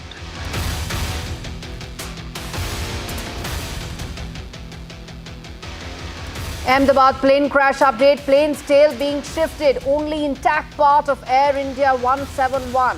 Defining moment from the crash site. Civil Aviation Ministries huddle over the Air India plane crash. High-level meeting being chaired by Civil Aviation Minister Ram Mohan Naidu. AI 171 black box recovered. What will the black box reveal? And it is the key to the crash probe. Israel, Iran trade missile attacks. Israel strikes Iran's nuclear sites. Reports suggest 3 killed in Israel. Iran retaliates. At least 70 people have been injured.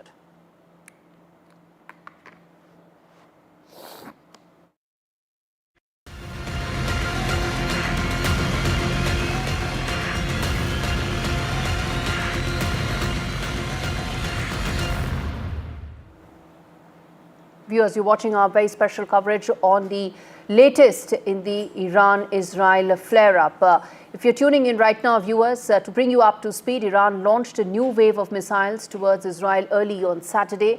It capped off a night of attacks between both sides that unleashed multiple explosions. There was destruction in Tel Aviv, Jerusalem and Tehran. Now, this is not a new conflict. It's a long-running conflict between Iran and Israel. It escalated after Israel's unprecedented attack early Friday on several nuclear and military targets of Iran, which killed several of the country's most senior leadership, the senior military leadership, and also raised fears of a larger regional conflict. At this stage, 3 people have been killed in Israel. That's the update. Dozens have been injured, is what the Israeli authorities are telling. On Iran's side, 78 people have been reportedly killed in these strikes and over 320 people have been wounded. Most of them are civilians.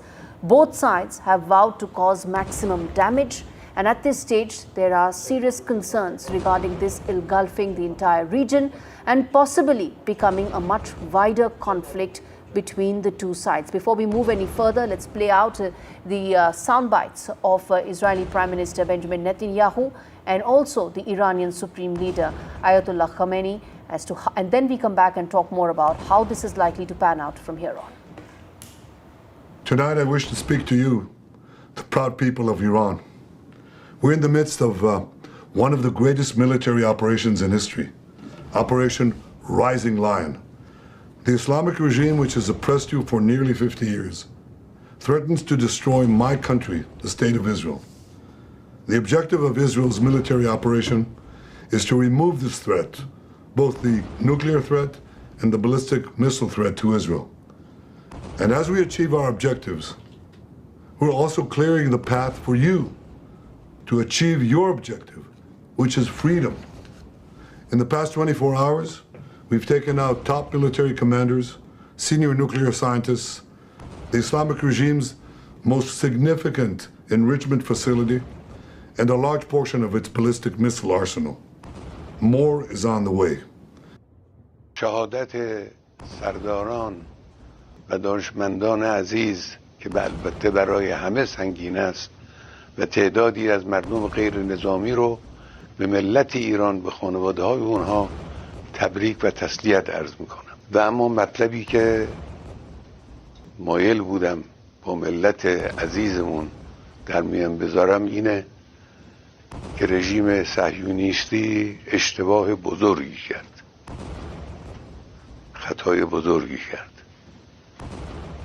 غلطی کرد و عواقب او رو بیچاره خواهد کرد به توفیق الهی. ملت ایران از خون شهدای گرانقدر نخواهد گذشت، از تجاوز با آسمان کشورش صرف نظر נחת کرد. בשעה האחרונה שוגרו 2 מטחים של טילי קרקע מאיראן לכיוון שטח מדינת ישראל. בשני המטחים נורו פחות מ100 טילים. רובם יורטו על ידי מערכות ההגנה האווירית או לא הגיעו ליעדם. ישנן מספר פגיעות מצומצם במבנים, חלקם משברי יירוט. ייתכנו בהמשך מטחי ירי נוספים. לשם כך אנחנו פועלים, כדי להסיר את האיום הזה.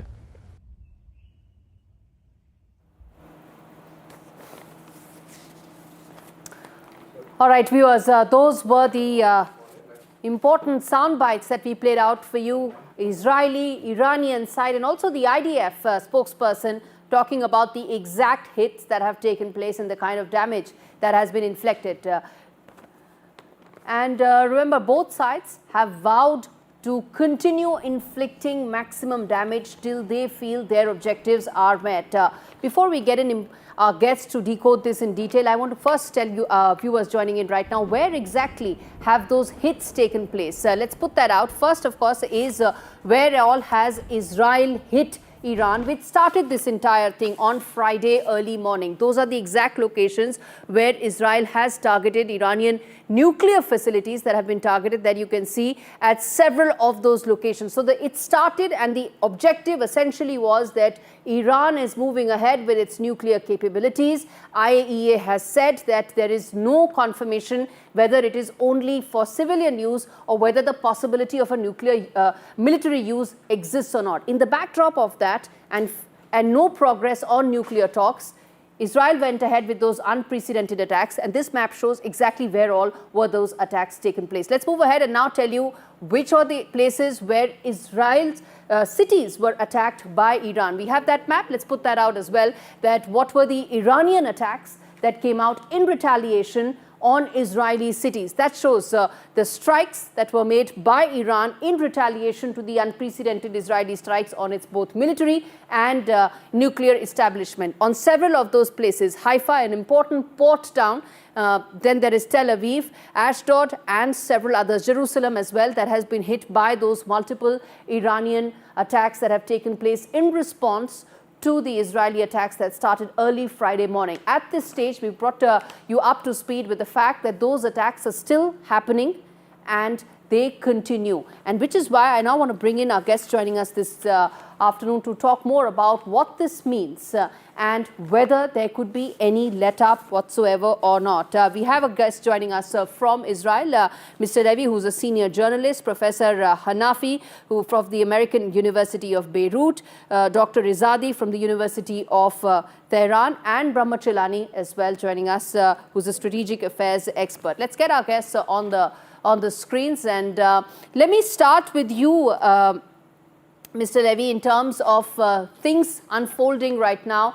They look like there is no let-up likely, given the fact that Iran has on multiple occasions said that they are going to retaliate with their full might. Let's get in Levi first to respond, and then we get in some of the others as well. Yeah. Unmute yourself, sir.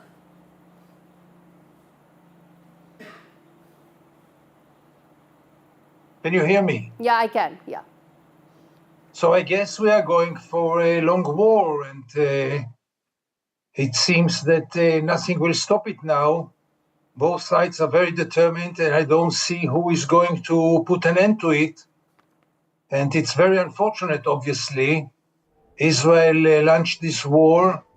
Iran is now retaliating, and we are facing very dark days. I'm really very pessimistic about the possibility to stop it now, because the Americans are very happy about the Israeli attacks, so they would like those attacks to go on, and nobody can stop now Iran of re-attacking or attacking back. Therefore, we are facing a very explosive and dangerous phase. It might involve other players, including the Americans. It might turn into a regional war. And in any case, it is those are very dangerous days. Indeed, there is a lot of volatility and a lot of uncertainty that has come in. And Professor Hanafi, then let me bring you in here. At this stage, as things look right now, not only is there uncertainty and flux, it looks like diplomatic options are quite far and few in between, and the window is quite narrow. Yes, indeed. But really, I need to go back and to say what happened in the region in the last 2 years. You have ongoing genocide of Israel, despite all the call to stop this genocide. I'm talking genocide because the UN rapporteur used this word, Amnesty International used this word, Human Rights Watch used this word. So you have Israel violating so many international law and the humanitarian law and continue occupation of West Bank and Gaza, which is recognized by the international community as occupied territories. So this is the backdrop of this story. The hostility of Iranian to Israel not come because they are anti-Semitic, because there is a serious issue. And Israel think that they can, with the backing of United States or the Western government, unfortunately, more or less, they can wage anywhere, wherever they want, without any impunity, with impunity, without any accountability. So this is a new adventure in Iran. I agree with my dear friend Gideon Levy. This is very dangerous, and we don't know how it will finish and what kind of regional escalation will continue. Israel should have resolved the Palestinian-Israeli conflict and making the whole region a friend of it. But they don't want to do this. This is a very dangerous game, and we don't know how it will finish. But even if it finish in favor of Israel this time, you will create a whole generation in the region where we will retaliate. So I gave you all time to respond simply because it's important to also reflect and put things into context, but for the benefit of our viewers and also to try and have a slight overview of how things are unfolding. One is the Gaza conflict, which started with the Hamas attack on 7th of October 2023. That continues because there are still Israeli hostages that are under Hamas's captivity. This is in response to the nuclear program This is why the genocide is continuing, because it's the hostage. This is not a slanging match. This is scandalous what you say. I will give you all the time, sir. I will give you all the time, Professor Hanafi, to respond. It started not in 7 October. It started in 1967, where Israel occupied the Palestinians.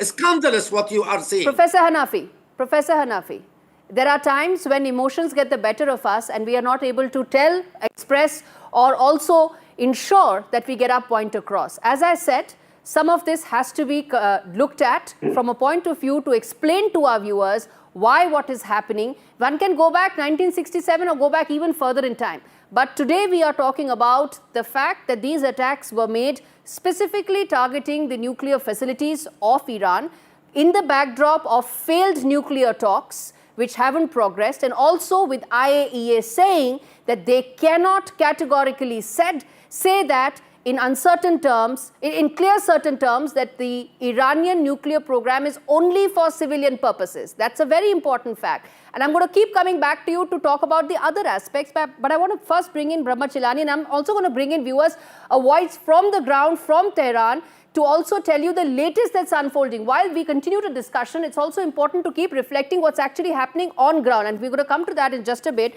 But Professor Brahma Chilani, as things unfold, there is, you're hearing the hardening positions that exist on both sides. I want to understand from you a simple fact, which is that at this stage, the diplomatic window that I asked in the beginning as well, is very narrow, but also very important, because at the end of the day, no one wants a conflict, most certainly not the world leaders as well, who are heading to Alberta in about 24 hours from now. This is what they will discuss. They want a diplomatic solution.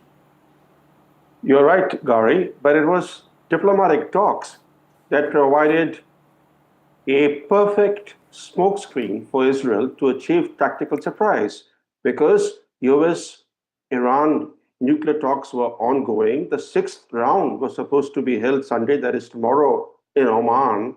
And nobody expected that in the middle of these talks, Israel would launch a major military campaign against Iran. So this was strategic deception. Trump was aware of Israel's plans to attack Iran, and his envoy's ongoing talks with Tehran provided the perfect cover for Israel to achieve tactical surprise. So it's diplomacy that resulted in Israel launching its surprise attack on Iran. And the problem is this, that Iran sees this as an act of war, and this could result in Iran formally withdrawing from the NPT, Nuclear Non-Proliferation Treaty, and also ending IAEA safeguards. So this can have major consequences. But Gauri, I think there's some interesting parallels between what we are seeing today and what happened recently between India and Pakistan in that 3-day war. And in fact, both these wars, the ongoing war between Israel and Iran and the India-Pakistan 3-day war, both demonstrate how the nature of warfare has changed. We are seeing high-tech showdown featuring drones, cruise and ballistic missiles, and long-range air defenses. And in both these conflicts, there was a third party, a third power, that played a pivotal, if indirect, role. In the case of India-Pakistan, it was China, which provided real-time satellite reconnaissance data to Pakistan. It even retasked its satellites to provide Pakistan coverage over Indian military zones. And now we are seeing the US using its military assets to defend Israel from Iranian reprisals. So the US is playing a very important and pivotal role in the current conflict. The issue is also this, that it's been claimed that Iran was, quote unquote, weeks away from having nuclear weapons. That is being used by the Israeli government to justify the attack.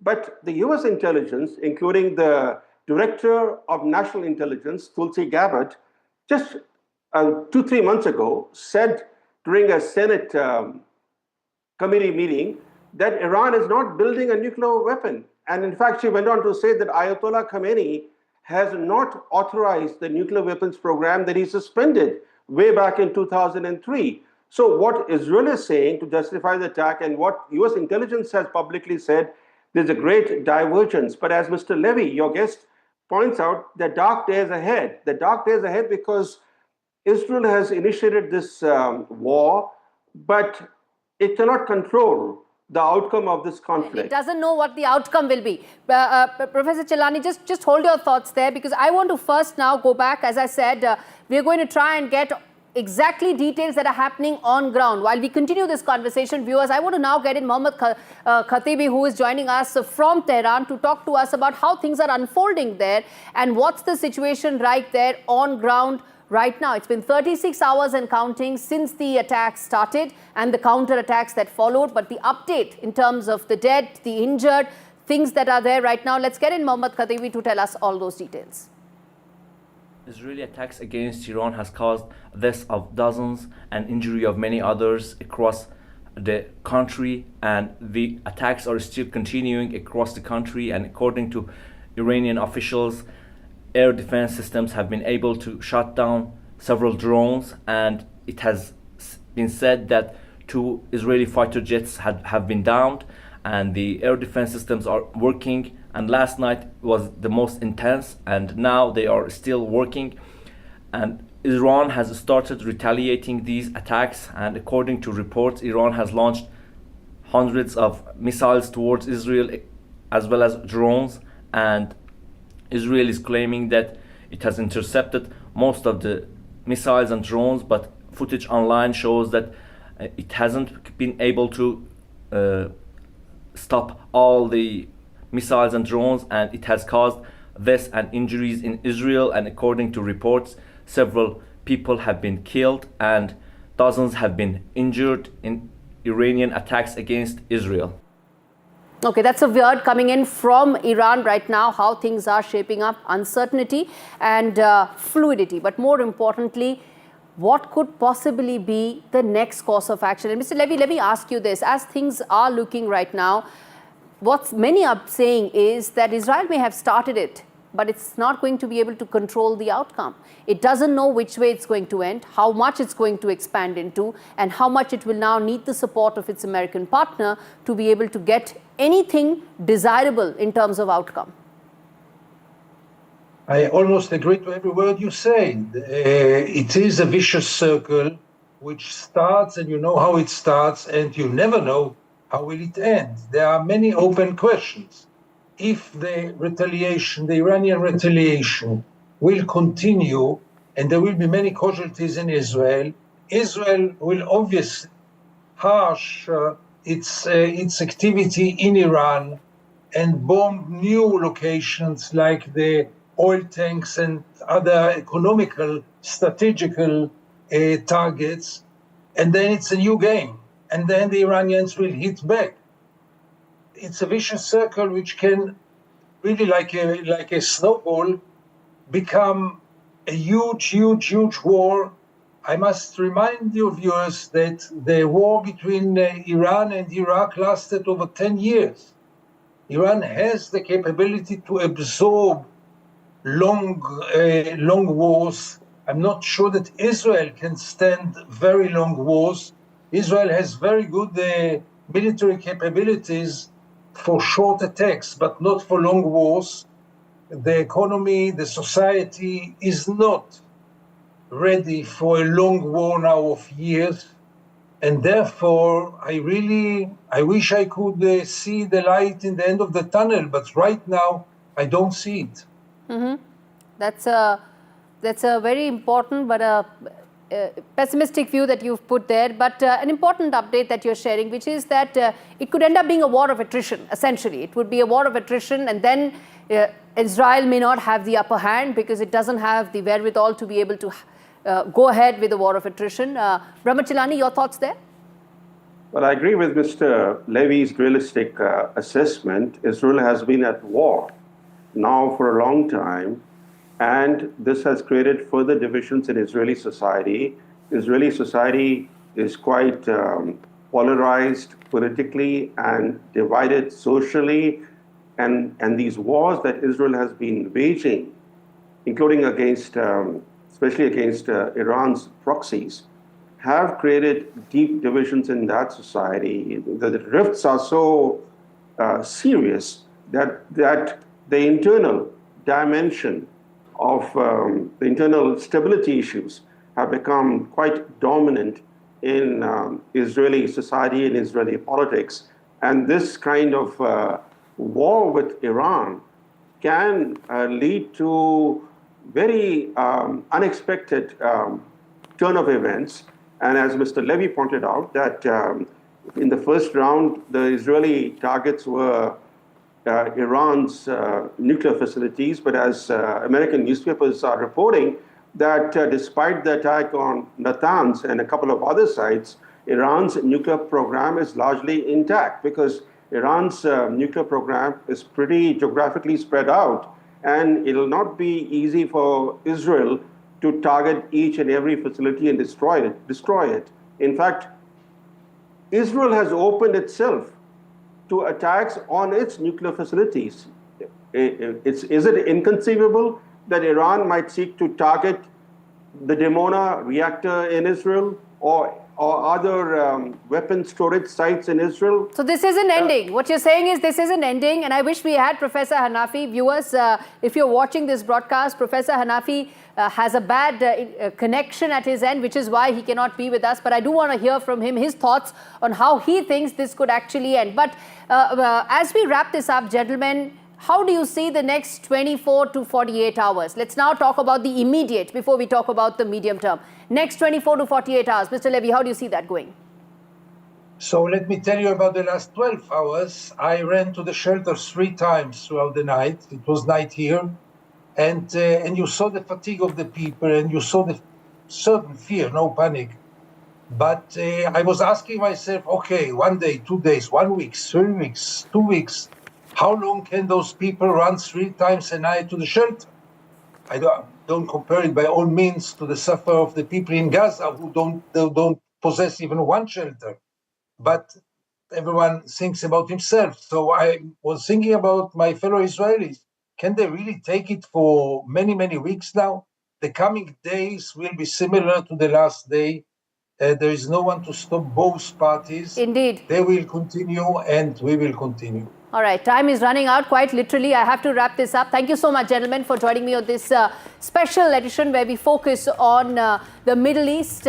Viewers, as we wrap this up, time really is running out. And at the end of the day, conflict needs to be resolved diplomatically. What are those options? World leaders need to now think of. At this stage, the conflict on ground continues. Uncertainty and fluidity remains. Thank you so much for watching this special edition.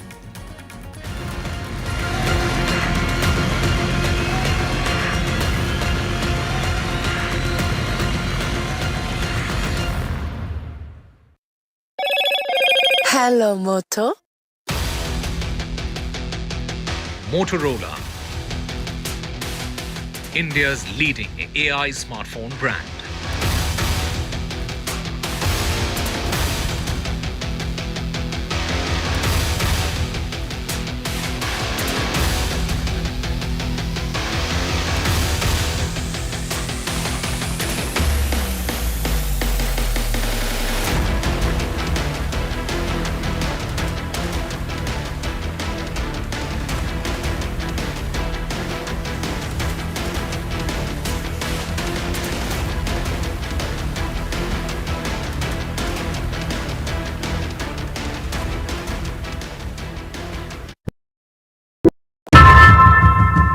Often have you turned away from debates that descend into endless fights? We bring you a show where every question is answered, where every debate finds its resolution, where every story finds its conclusion, where opinions collide but facts prevail, where stories unfold with insights and trust. When the noise ends, the last word begins.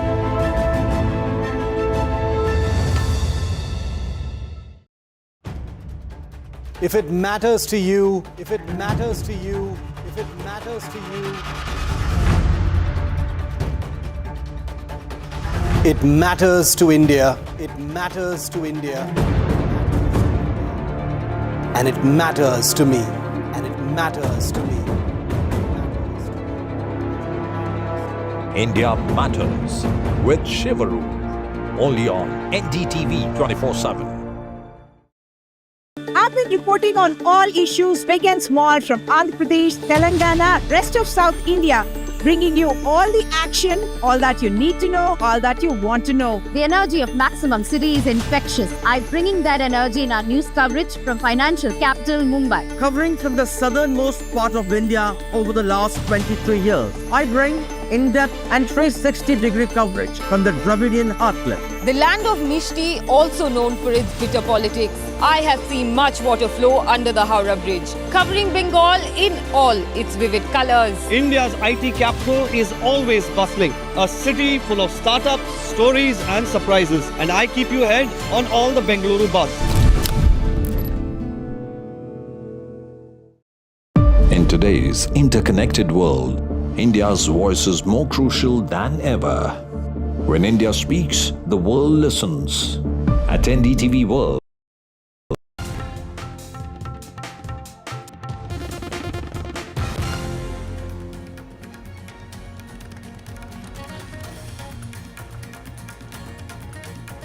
In the Ahmedabad plane crash case, the plane's tail is being shifted. Only intact part of Air India 171 is being moved. Remember, one body has been recovered from the tail portion.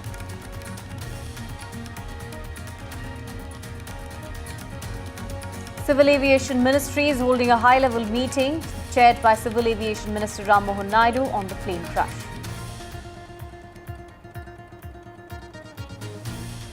The black box has been recovered from the crash site. The big question is what it will reveal, and it is in fact key for the investigation.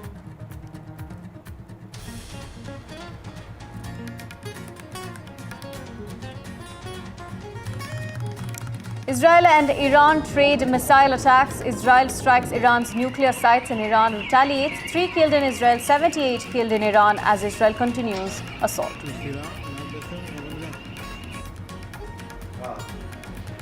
Boeing whistleblower speaks exclusively to NDTV on the safety lapses. He says it indications of dangerous manufacturing.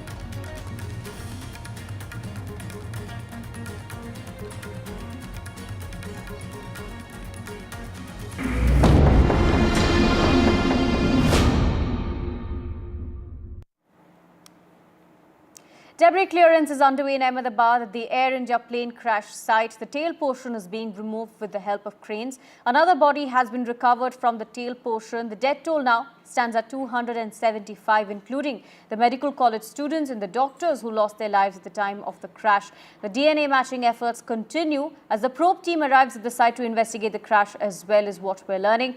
We've been bringing you visuals from the crash site. The plane's debris was strewn all over the medical college hostel's complex. The tail was lodged in the ceiling of the mess and one of the tires was stuck in a wall as well. Students present in the hostel complex at the time of the crash and rescuers who reached the spot soon after said that the plane had hit the tail first on the mess of the hostel and part of the ceiling walls had collapsed. The plane's belly, its flap and wings had broken off. Some part of the plane hit the 4th floor of residential quarters within the hostel complex, while a massive fire had broken out as well. I'm being joined by Ankit, who's joining us from the crash site, and Aishwarya joining us from Civil Hospital as well. Let me bring in Ankit first. Ankit, take us to the latest. We're learning that the tail portion is being removed now and that another body has been recovered. That's right. Since morning, as we have been reporting, the tail portion became the focus of the interest.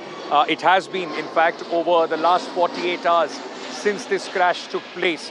This, the biggest intact piece of this wreckage of Air India 171, the 787 Boeing Dreamliner, this becomes the defining picture of this aircraft and this crash.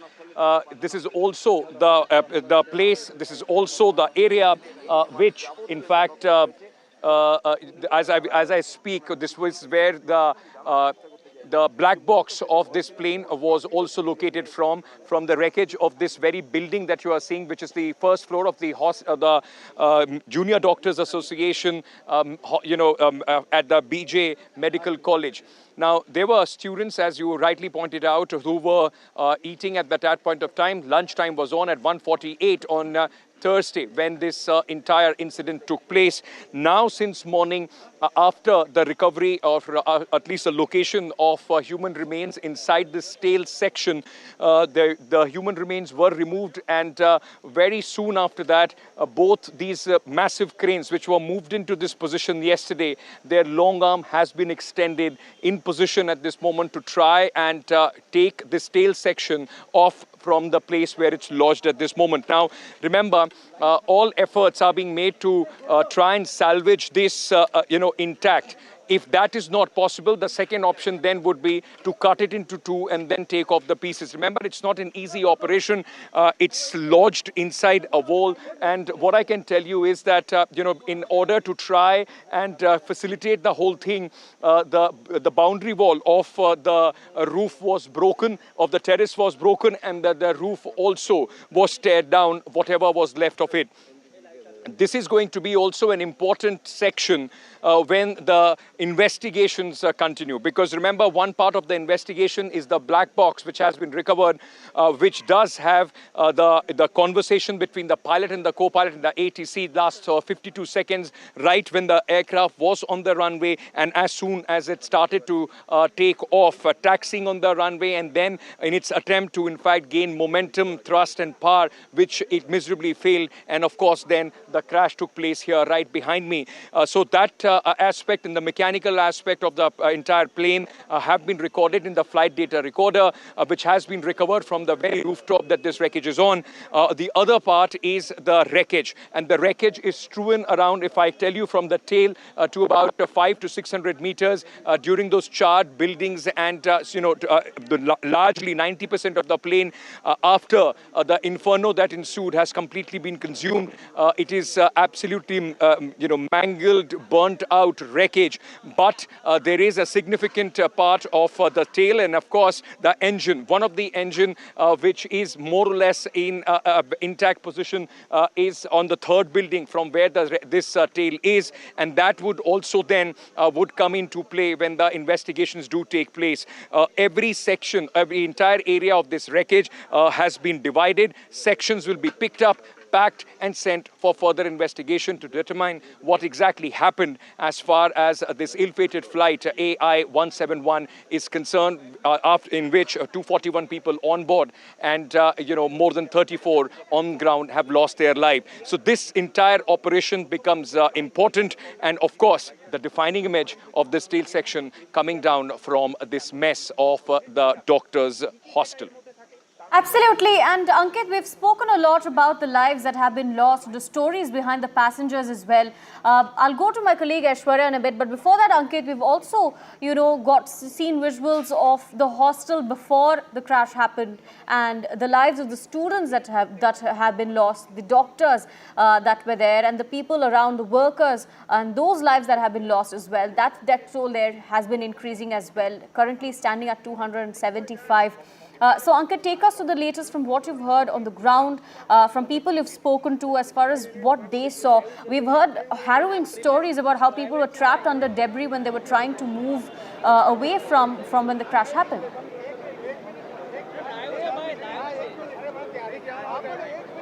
All right, let me show you this gentleman. Let me show you his face. He's from the Ahmedabad police who has just come in. And, after coming in, in fact, this is a private, residential place, right? The Meghani Colony, Ward number 1, where we have been standing.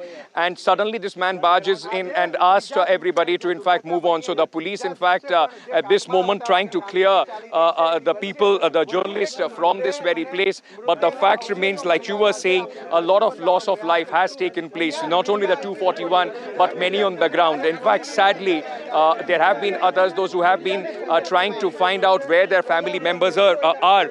There were a lady and her granddaughter right in the hostel mess, cooking, in fact, for these doctors.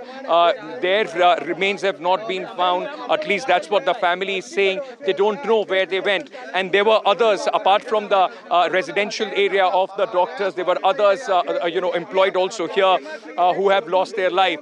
And at this moment, the anxiousness, the wait for them continues to try and see if they can get any remains as far as their loved ones are concerned for the cremation. But what I can tell you while we are speaking at this moment is that once the wreckage clearing operation, which began yesterday, it would take 48 to 72 hours for that as well. So you can expect by tomorrow evening the entire area being cleared, which has already begun. SDRF, NDRF on the job at this moment. On the other side, when this comes out, it will be a big chunk which comes out. There are the underbelly of the plane, which is also a big chunk which is lying on the ground, which is not seen from this location. So all those parts would be cleared down, which is also going to take some time as the investigators. As we're saying, journalists are being cleared there from the crash site, from the area from where they're reporting. Ankit, continue bringing us details from the ground. Let me head over to my colleague Aishwarya, and we believe that he has a family member with him as well.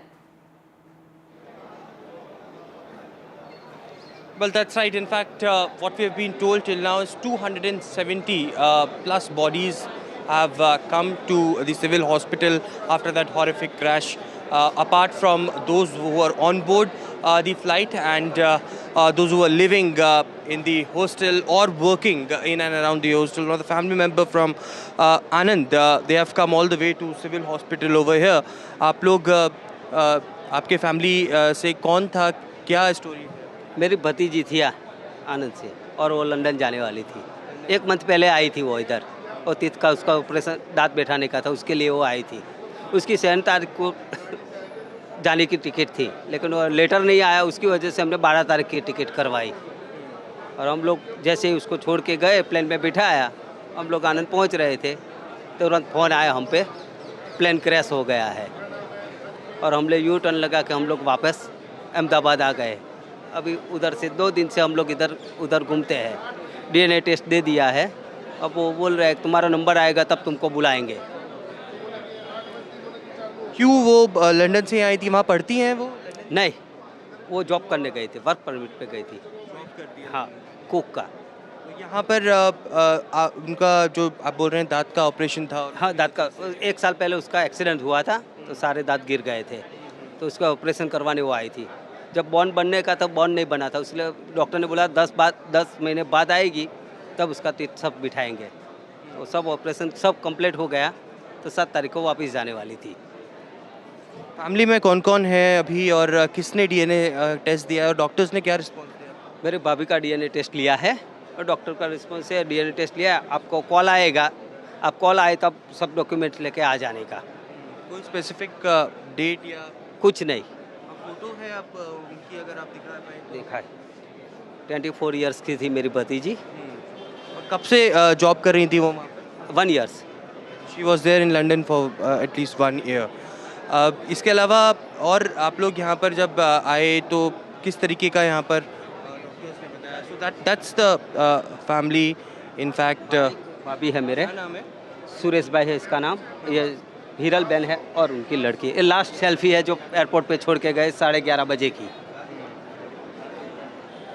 Any demands from the authority? कुछ आप बोलना चाहेंगे कि क्या कुछ होना चाहिए, ऐसी घटनाएं ना हो?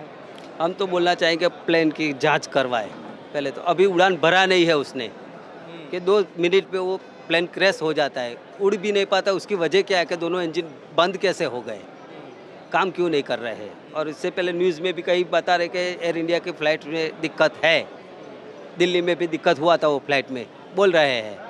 तो फिर चेकिंग हुआ है कि नहीं हुआ है कि उड़ान ऐसे ही भरवाई है उसकी कि प्लेन उड़ भी नहीं पाया, 2 मिनट उड़ा है तो फिर ऐसे ही डायरेक्ट बैठ जाता है, उसका मतलब क्या है? Yeah, the family members have come all the way from Anand and they are in grief, of course, demanding answers from the authorities. But they have been told after giving a DNA sample that they will be contacted again. And, there are several questions in their minds. And such families I can see all over the civil hospital over here, sitting, waiting patiently and also demanding the answers from the authority. They have been told at a respective time they will be contacted back. But emotional ones because they have lost their loved ones. Of course, till now, as I mentioned, more than 230 DNA samples have been collected. The government has asked for a request for more of such families to come and to give the DNA samples so that they can be tested. But at least 24 to 48 hours of time is something that is required for this scientific test to happen. And only after that the bodies can be given back. So far, 8 bodies have been given back, and those were of the locals that were living aside. Thank you for joining us, Aishwarya, and bringing us those details. The DNA analysis of samples collected from the site of the London-bound Air India flight crash will be expedited to complete the process within 3 days instead of the usual 3 months. The fatal plane crash in Ahmedabad, which took place on the 12th of June, has now been confirmed to have claimed 14 lives of people from Rajasthan. The DNA tests were conducted on the deceased and the family members. According to authorities, bodies will only be handed over after DNA matching, which may take up to 72 hours is what we're learning. And we're also learning that the process has been expedited as of now.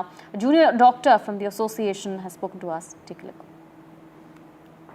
जो 12 जून को जो plane crash के दुर्घटना civil hospital में हुए उसके बारे में मैं अभी बताना चाहूँगा कि उसमें 4 मेडिकल स्टूडेंट की दुखद मृत्यु हुई है और उसके अलावा जो रिलेटिव थे सुपर स्पेशलिस्ट के रेसिडेंट डॉक्टर थे उनके रिलेटिव के साथ टोटल डेथ के 9 है और 20 स्टूडेंट को इधर एडमिट किया गया था जिसमें से 11 को डिस्चार्ज कर दिया गया और जो भी स्टूडेंट अंडरगोइंग ट्रीटमेंट है वो अभी स्टेबल है। डीएनए सैंपलिंग की प्रक्रिया अभी बीजे मेडिकल कॉलेज में कसौटी भवन में चल रही है जो 48 आवर के बाद रिपोर्ट आएगी। जो 242 जितने पैसेंजर थे उनके सभी परिवारजनों के आने के बाद डीएनए सैंपलिंग के सबके रिपोर्ट आने के बाद पता चलेगा कि कैसे आगे कार्यवाही होगी। Right now no body will given to the passenger relative of the passenger because सभी के रिपोर्ट्स आने के बाद ही डेड बॉडी dispatch के रही।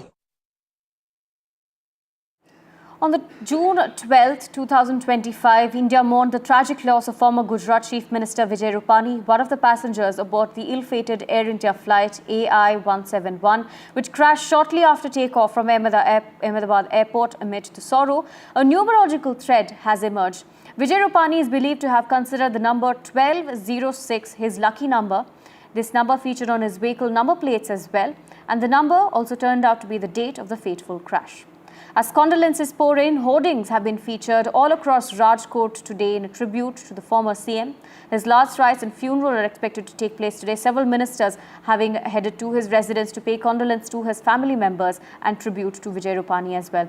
I'm being joined by my colleague Gopi with more details. Gopi Manohar, thank you for joining us. Take us through what's taking place on ground. We're learning that there are hoardings that have been put out, tributes that are pouring in, ministers coming in to meet the family members of Vijay Rupani. बिल्कुल देखिए, पूरे राजकोट में इस तरीके के banners लगाए गए हैं, पूरे राजकोट में श्रद्धांजलि दी गई है, क्योंकि राजकोट के लिए ये कहा जाता है कि राजकोट विजय रूपानी की कर्म भूमि रही है। ये वही राजकोट है जहां पे विजय रूपानी बचपन से लेकर यहाँ तक कि आज भी वो पूर्व मुख्यमंत्री थे, तब भी जब भी गांधीनगर में रहते थे। इसके अलावा उनका जो घर है वो राजकोट के अंदर है। राजकोट में वो लगातार लोगों के साथ, वो बिल्कुल गली नुक्कड़ के लोगों के साथ जुड़े हुए रहते थे। हर इलाके में उनके जानने पहचानने वाले लोग थे। तो वैसे में राजकोट, जो पूरा राजकोट है, वो काफी मायूस है वहां पे इस विजय रूपानी की खबर आने के बाद, और उसके बाद श्रद्धांजलि के बड़े बैनर्स लगाए गए हैं। हालांकि विजय रूपानी की अंतिम यात्रा कब होगी ये कह पाना मुश्किल है, क्योंकि जो हमारी उनकी फैमिली के साथ बातचीत हुई है, उनकी फैमिली का यही कहना है कि अभी भी डीएनए टेस्ट जो है वो उसका जो मैचिंग होना था वो अभी तक नहीं हो पाया। वो पूरी जो प्रोसेस है वो 72 आवर्स लेती है, और हो सकता है गृह मंत्री हर्ष संघवी आज गुजरात फॉरेंसिक साइंस लैब पहुंचे थे, वहां पे जल्दी से जल्दी ये सारे नतीजे आ जाए। जो मैचिंग करने थे एफएसएल के अंदर, जो डीएनए टेस्ट मैच करने हैं, वो भी वहां पे सैंपल्स जो है लगातार वहां पे एक्सपर्ट, फॉरेंसिक एक्सपर्ट्स जो है वो इस पे काम कर रहे हैं। तो वैसे में कोशिश यही की जा रही है कि जल्द से जल्द ये सारी जानकारी सामने आ जाए, जो मैचिंग है वो मैच हो जाए, और उसके बाद फैमिलीज को डेड बॉडीज जो है वो हैंड ओवर की जाए। हालांकि विजय रूपानी की डेड बॉडी उनकी फैमिली को हैंड ओवर होने के बाद ही तय किया जाएगा कि उनकी अंतिम यात्रा जो है वो कब निकलेगी। हालांकि इतना बहुत साफ है कि उनकी अंतिम यात्रा जो है वो राजकोट में निकाली जाएगी। Right, thank you for joining us and bringing us those details. Days after the devastating Air India plane crash in Ahmedabad, many questions remain unanswered, with the spotlight back on long-standing concerns about Boeing's manufacturing practices. In this exclusive conversation, NDTV's Alistair D'Souza speaks to former Boeing manager Ed Pearson, who made some shocking claims on the various safety lapses in Boeing manufacturing operations. Listen in to what he had to say.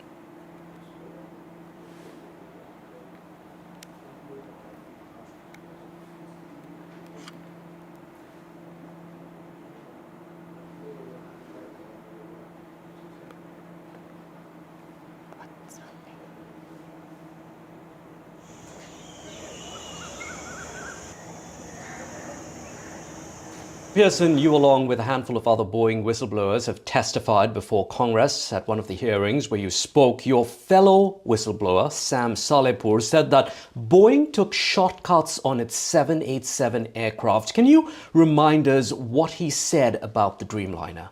That's right. And during that testimony, Mr. Salehpour, who is a engineer with Boeing, reported problems they were having with the airplane and these gaps, these structural type issues. And he provided some, pretty startling information about employees, forcing parts to fit together when they're not supposed to put that much force on it, and to close these gaps. And so he expressed concern.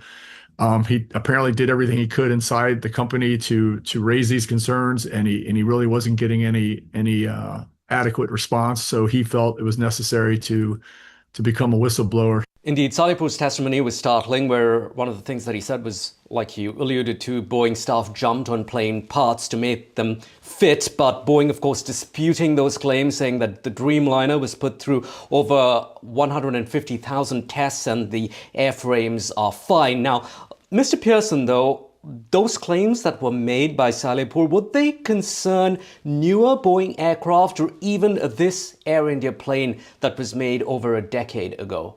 Well, it's possible because the problems that he identified, apparently that's how the plane was being built for a long time. And so that testimony that he gave and that I gave and that Mr. Jacobson gave, that day all preceded obviously this Air India accident. And he was speaking about the 87 airplane structural stuff, and Joe and I were talking about the 737 MAX. Let's talk about the 737 MAX, which saw 2 crashes. Boeing agreed last month to a payout of over $1 billion for what happened. Now, you worked at the MAX factory. What exactly alarmed you? There was a lot of indications of chaotic and dangerous manufacturing. We were rushing to build the planes, to get them out the door. Employees were pressured to get their work done. There was a ton of pressure to do overtime. There was parts issues. We had aircraft systems issues, functional systems testing, electrical systems testing in particular, that I remember that we're having difficulties with. And I was concerned, just from my professional background in aviation, I was very concerned that we were taking unnecessary risks. The Patel couple, who were scheduled to travel on the 6th of June, cancelled their tickets due to some pending work that they had and booked the flight to London on the 12th of June. We've been tracking stories of the passengers who lost their lives on that fateful day. This, in fact, turned out to be their last journey. NDTV reports from Anand, the NRI city, which had around 33 passengers on board the flight who are now dead. We've spoken to the cousin brother of the Patel couple. Listen. We're reporting from Anand, a district of Gujarat, which is known to be the NRI city, the NRI district from where 33 passengers on board that flight which crashed are reported to be dead. And this is the maximum number of passengers from any district of Gujarat. And we are right present outside one of the Patel couple who have died in this tragic incident. And let's try and speak to one of the cousin brother of Monali Patel, Mr. Jignesh Patel. Sir, what would like to say, what are the procedures being done, and if short memories of your sister that you can share with us? जब वो 12 date को जब निकलने वाली थी, उससे 2 दिन पहले मुझे बताया था कि भाई अभी 2 दिन बाद का 12 डेट का टिकट करवाए हैं। तो 12 को हम मॉर्निंग में 12 को जाने वाली थी, तो मैं 11 को थोड़ा बिजी था काम में। तो फिर रात को मैं लेट आया था, फिर मैं सुबह में उससे मिलने गया था, वाइफ को बोला था, तो मिलने गए थे हम। और उस दिन सुबह हम सब लोग हैप्पी थे कि भाई अभी वो जा रही है, तो उसको खुशी खुशी वहाँ पे जाए, फिर वो वापस आने वाली थी 4 महीने बाद। तो सुबह में सब कुछ ठीक था, ऑल राइट था, सब हैप्पी थे हम लोग, वो भी हैप्पी थी, जाने वाली लंदन थी। तो और अभी उनकी कोई यादें हैं आप जिस तरीके से बता पाएँ, क्योंकि आपने कहा था कि एक सगी बहन से भी बढ़कर थी आपके लिए वो। हाँ, वो सबसे क्लोज थी, मेरे सगी बहन से भी बढ़कर थी वो। मेरी सगी बहन नहीं, पर उसने कभी फील नहीं होने दिया मुझे कि मैं उसकी सगी बहन नहीं हूँ। एनी टाइम एनी मोमेंट, वो कुछ अच्छा भी हो कुछ बुरा भी हो, तो मुझे शेयर करती थी, मैं भी उससे शेयर करता था, और हम दोनों एक दूसरे को हम हेल्पफुल होते थे कोई भी काम में।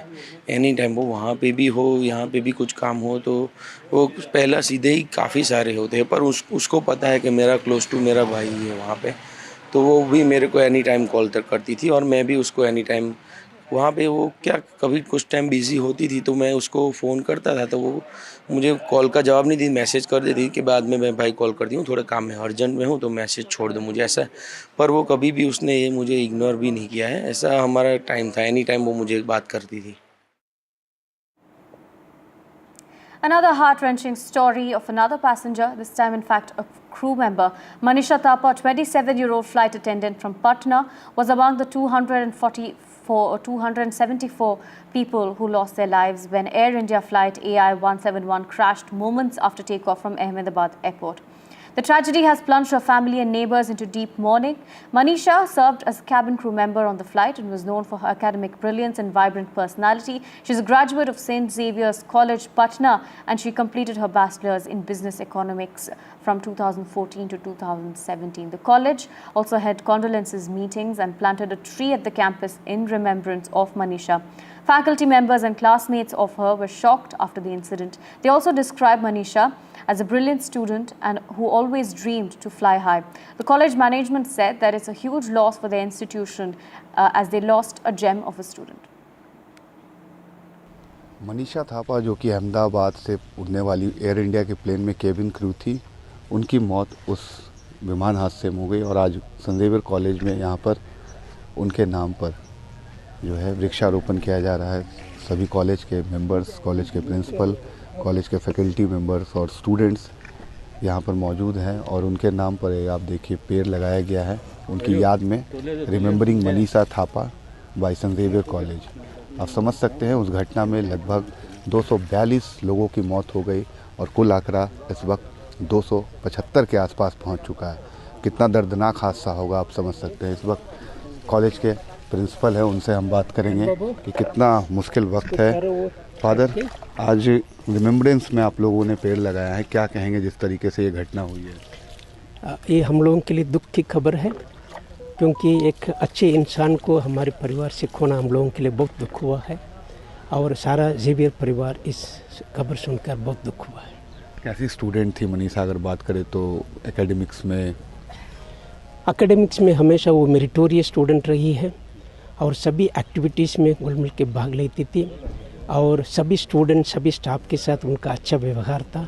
मैं उनको हमेशा एक आदर्श व्यक्ति के रूप में, एक आदर्श स्टूडेंट के रूप में देखा करता था।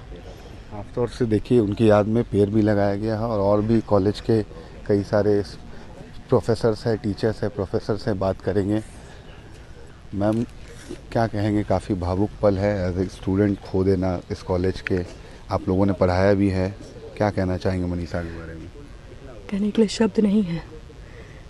मनीषा हमारे बीच नहीं है, भरोसा नहीं होता है और हमारे बीच हमेशा रहेगी। वो भले फिजिकली प्रेजेंट नहीं है, लेकिन वो एक इंस्पिरेशन के रूप में, एक रोल मॉडल के रूप में हमारे एलुमनाई, हमारे बच्चों, हमारे टीचर्स, हमारे स्टाफ सब के बीच में रहेगी। वो बहुत हार्ड वर्किंग, बहुत committed, honest, collaborative, smiling face, क्या कहें उसके बारे में, कहने के लिए शब्द पर्याप्त नहीं है। हमारी बेटी नहीं है, बेटी होती तो वैसे ही बेटी उम्मीद करते हैं। तो ये बच्चे हमारे लिए कहे स्टूडेंट नहीं थे, ज़ेवियर परिवार का एक हिस्सा थे। ज़ेवियर परिवार ने एक बच्चा खो दिया है, बहुत मर्माहत है, हम लोग शब्दों में बयां नहीं कर सकते हैं। मनीषा थापा मेरी सीनियर थी और काफ़ी स्टूडियस, काफ़ी टैलेंटेड, काफ़ी केयरिंग नेचर, स्पेशली प्रोफेसर्स के प्रति उनका जो ओबिडेंट नेचर था काफ़ी प्यारा था और उनका जाना पूरे ज़ेवियर परिवार के लिए, एलुमनाई के लिए बहुत बड़ा क्षति है। इसको शब्दों में बयां कर पाना मुमकिन नहीं है। इससे ज़्यादा ट्रैजिक और क्या हो सकता है। ये हमारी सीनियर है और इस कॉलेज के एलुमना है, हमारे सबके लिए ये इंस्पिरेशन है।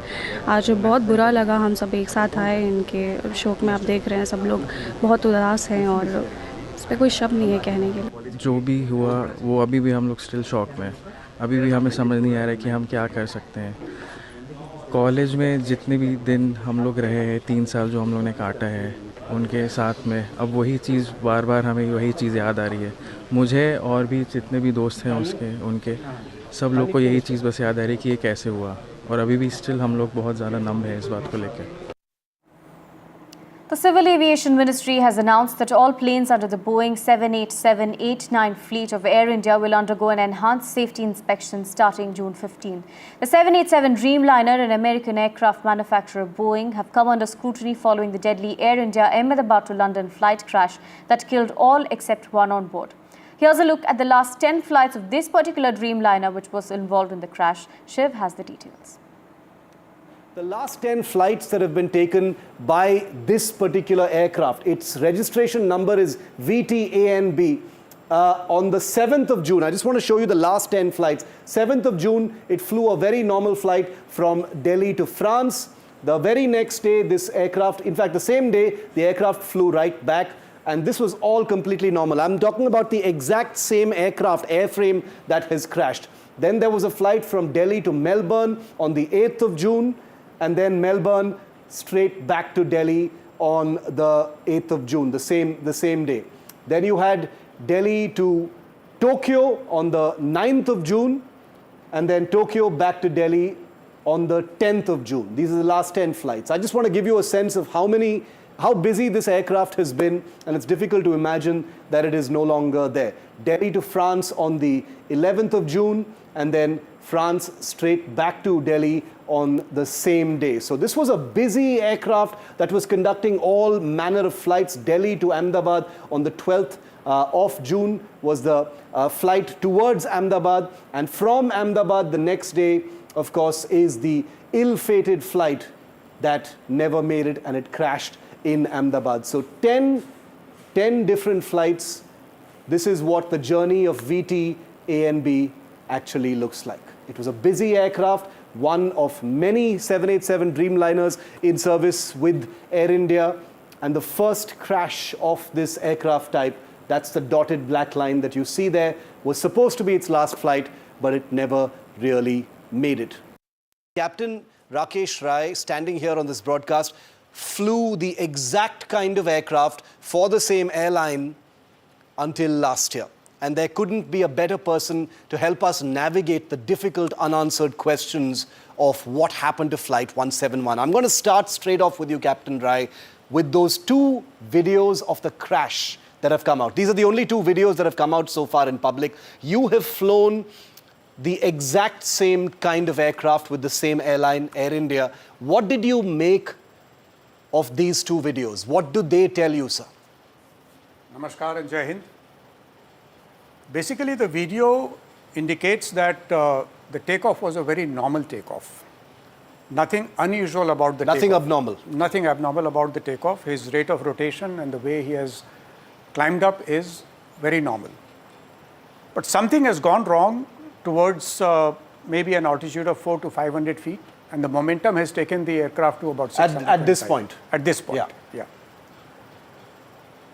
The most surprising aspect of this takeoff is that the undercarriage has not been retracted. What happens in a normal takeoff is that the moment you start rotating the aircraft for takeoff and the aircraft has left the ground, the instruments indicate a positive rate of climb. Right. So the co-pilot or the pilot monitoring gives a call, positive rate. The pilot flying cross-checks that there has been a positive rate, and he gives a call, gear up. Yeah, for the landing gear to be retracted. To be retracted. Yeah. That is for the purpose of performance of the aeroplane. All this happens within a height of, say, about 50 to 100 feet. Right. This procedure is literally seconds after liftoff. Yes, this procedure is completed. But here what you see, the undercarriage has not been retracted at all. Yeah. Now, much clearer in the first video. Yeah. So that raises a lot of questions as to what could be the reason behind the undercarriage not being retracted. What does it tell you? Specific. You see, we can only speculate. The actual reason behind that will come out only in the DFDR. Yes. One could be that a bird hit has taken place. Both the pilots have been taken aback. But that has apparently been ruled. These visuals are coming in live from the ground. Remember, the tail portion of the flight that crashed in Ahmedabad is being moved. Earlier, when a portion of it has been removed, another body was recovered. Remember, we're learning that 241 of the passengers who were on board, except one, had died in this crash. Not just that, but several people who were on ground in that medical college hostel had also died. Currently, the death toll is at 275 after another body had been removed when the tail was being moved. Now, cranes have been brought in and the tail portion is being moved. Of course, this operation could take hours. We're learning that, of course, it would take days for all the debris to be cleared. But most importantly, the black box has been recovered, which is going to be giving us most of the details of what took place on the cockpit when the incident took place. My colleague Ankit joins us from the crash site. Ankit, we're getting in visuals now of a crane being put onto the tail portion, and it's being slowly attempted to move. Well, the cranes were already in place here. Both these cranes since yesterday were put up. And I'll ask my colleague to just, Sudesh, to zoom in, and he will give you a sense of what is happening at this moment. These cranes, which were brought in last evening, in the morning, their arms were extended. What is the significant movement that you are seeing at this moment is that those two people, the workers that you see at this moment, are the ones, those who are attaching the crane through a belt under the belly. They have just gone, put it across the belly of this tail section, and they are attaching it to the crane. Now, this is the beginning of this entire salvaging operation. And what will happen? Two cranes, one which has been put up right now, and number two, the other one will also do a similar thing. It will also put across at this moment, on the tail end of the crane, and then this entire thing will be picked up. आप यहाँ से हटिए पहले. All right. So there are these locals, those who are in fact at this moment quite angry of the place that we are standing, and trying to give you the visuals at this moment. We are trying to figure this situation out, but this is the only place which is still, it's a private property, still accessible at this moment, where you can see these visuals, and beyond that, it is going to be a very, very difficult, in fact, time where these people are standing. And, what had happened was earlier that the police, which had come in, let me we just keep showing you these visuals, and where all these people have come in, saying that there are these people, those who have, they want the media to clear this way, and this is exactly what's happening at this moment. So there is a lot of chaos. What I'll do, I'll hand back to you in the studio. Just stay on these visuals of this operation which has just started to pick this up and take off. As well as people are trying to clear out the reporters who've been reporting from a compound there, trying to get the best shot of the crash site. But these are the visuals that we bring for you latest, as the cranes, like my colleague Ankit said, have been in place since last evening. They've been trying to remove the tail portion of the flight that had crashed into the Medical College hostel. These visuals, of course, coming in of workers. Remember, there are at least 100 workers there who've been trying, and 40 teams who've been trying to remove the debris from the crash site. A part of the tail had been removed earlier, and another body had been recovered. As you can see, the tail portion there has been lodged into the building. Now, what we've heard from some of the testimonials earlier, where the students spoke to several media outlets as well as NDTV, where they've said that the tail was the one that made impact with the building first. Remember, the flight had broken on impact, which we have described what exactly took place when the flight had made impact was when the emergency door broke open, which led to the lone survivor as well, who had then jumped out of the emergency door. The others, unfortunately, having died in the blaze that occurred after the flight had crashed. It turned into an inferno, which led to the accident, which lost lives of everyone on board except one. Now, of course, these visuals coming in are of the tail portion trying to be moved. They're hooking up cranes onto the tail portion. Remember, this portion is in fact the only part of the plane that is somewhat intact. However, the black box has been recovered. That is what is going to be giving us most of the details as to what took place. Now, the black box has recordings of the cockpit, which includes conversations between the pilots as well as the ground control. So remember, there was a mayday call that was made by the pilot at the end moment. Now, the pilots had very less time to make decisions and to make the call as well. As you would have seen in the visuals that we have been playing repeatedly of the crash, the plane took off, and within about 30 seconds, we saw that it had crashed and fallen onto this medical hostel complex. Now, What's left of it is the steel portion, which is again now being moved. Now, while this is taking place, there's the investigation team that's on the ground as well. There are several teams, DGCA, NSG team is on the ground as well. Yesterday, the Prime Minister had visited the crash site and taken stock of the rescue operations. He had been briefed by the Civil Aviation Minister. And today, the Civil Aviation Ministry is holding an important meeting on safety of airlines as well. That's another crucial meeting that's coming in. We're also expecting the Civil Aviation Ministry to be addressing the media shortly, where we'll perhaps be briefed on the decisions being made in that meeting and what was discussed. But of course, as of now, clearing operations of the debris is taking place at the crash site. This could take days, remember, for all the debris to be removed. We're learning that in a couple of hours, perhaps we can expect portion of the tail to be moved. The tail portion that is currently lodged into the building is going to be shifted, and that's the attempt that's being made right now by the workers who are on ground. They've been working non-stop trying to remove the debris from the ground.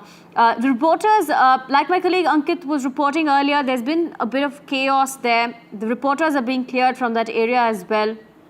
And my colleague Manogya had been reporting from the ground that some of the medical college students who said that their files, their documents, their personal belongings, which are stuck in the building, are not being retrieved as well as of now, because it's unsafe for anybody to head towards the building where this plane's tail is stuck, and the debris is there currently, so nobody is being allowed near that building as well.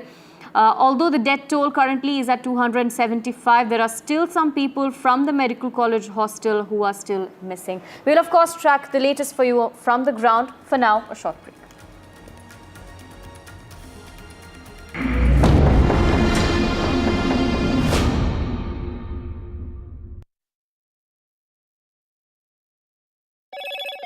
Hello, Moto. Motorola, India's leading AI smartphone brand.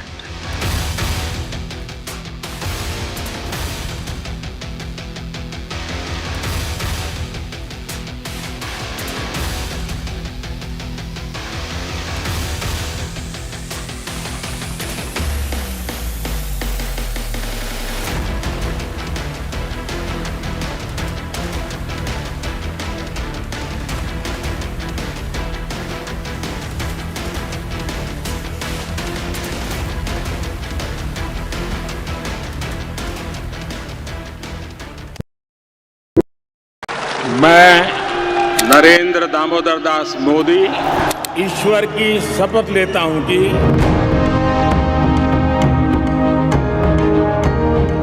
NDA सरकार में हम अगले 10 साल में विकसित भारत के सपने को साकार करके रहेंगे। अटल से तो विकसित भारत की तस्वीर है। प्रेरणा और प्रगति जब एक साथ जुड़ते हैं तो एक नए युग की नींव पड़ती है।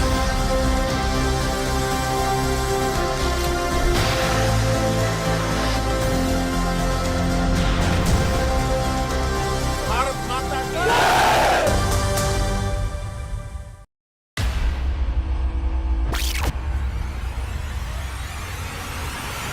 In the last 1 month, if you see, the share prices of Genzol Engineering has fallen more than 58%. Why are the rating firms calling the debt payments as default? We have two credible credit rating agencies on March 4th coming and downgrading the stock to D. Statements are consistently being proven wrong, right, and transactions are being taken place which are different from what they were originally pictured to be. The company claimed it would roll out 6,400 electric vehicles. But what it has rolled out is a shocking scam. Funds meant for the project were funneled allegedly back to the promoters, the Jaggi brothers. What did the money buy? Not EVs, of course, but a lavish flat in Gurgaon's luxurious DLF Carmelias.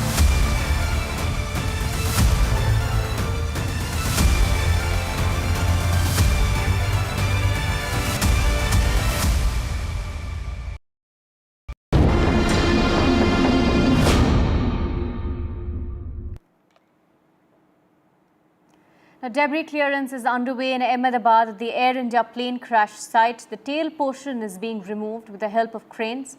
Another body had been recovered earlier from when part of the tail portion had been removed. The death toll now stands at 275. My colleague Ankit reports from the crash site. Ankit, take us to the latest. We are getting live shots of cranes there hooked onto the tail portion and is now being removed.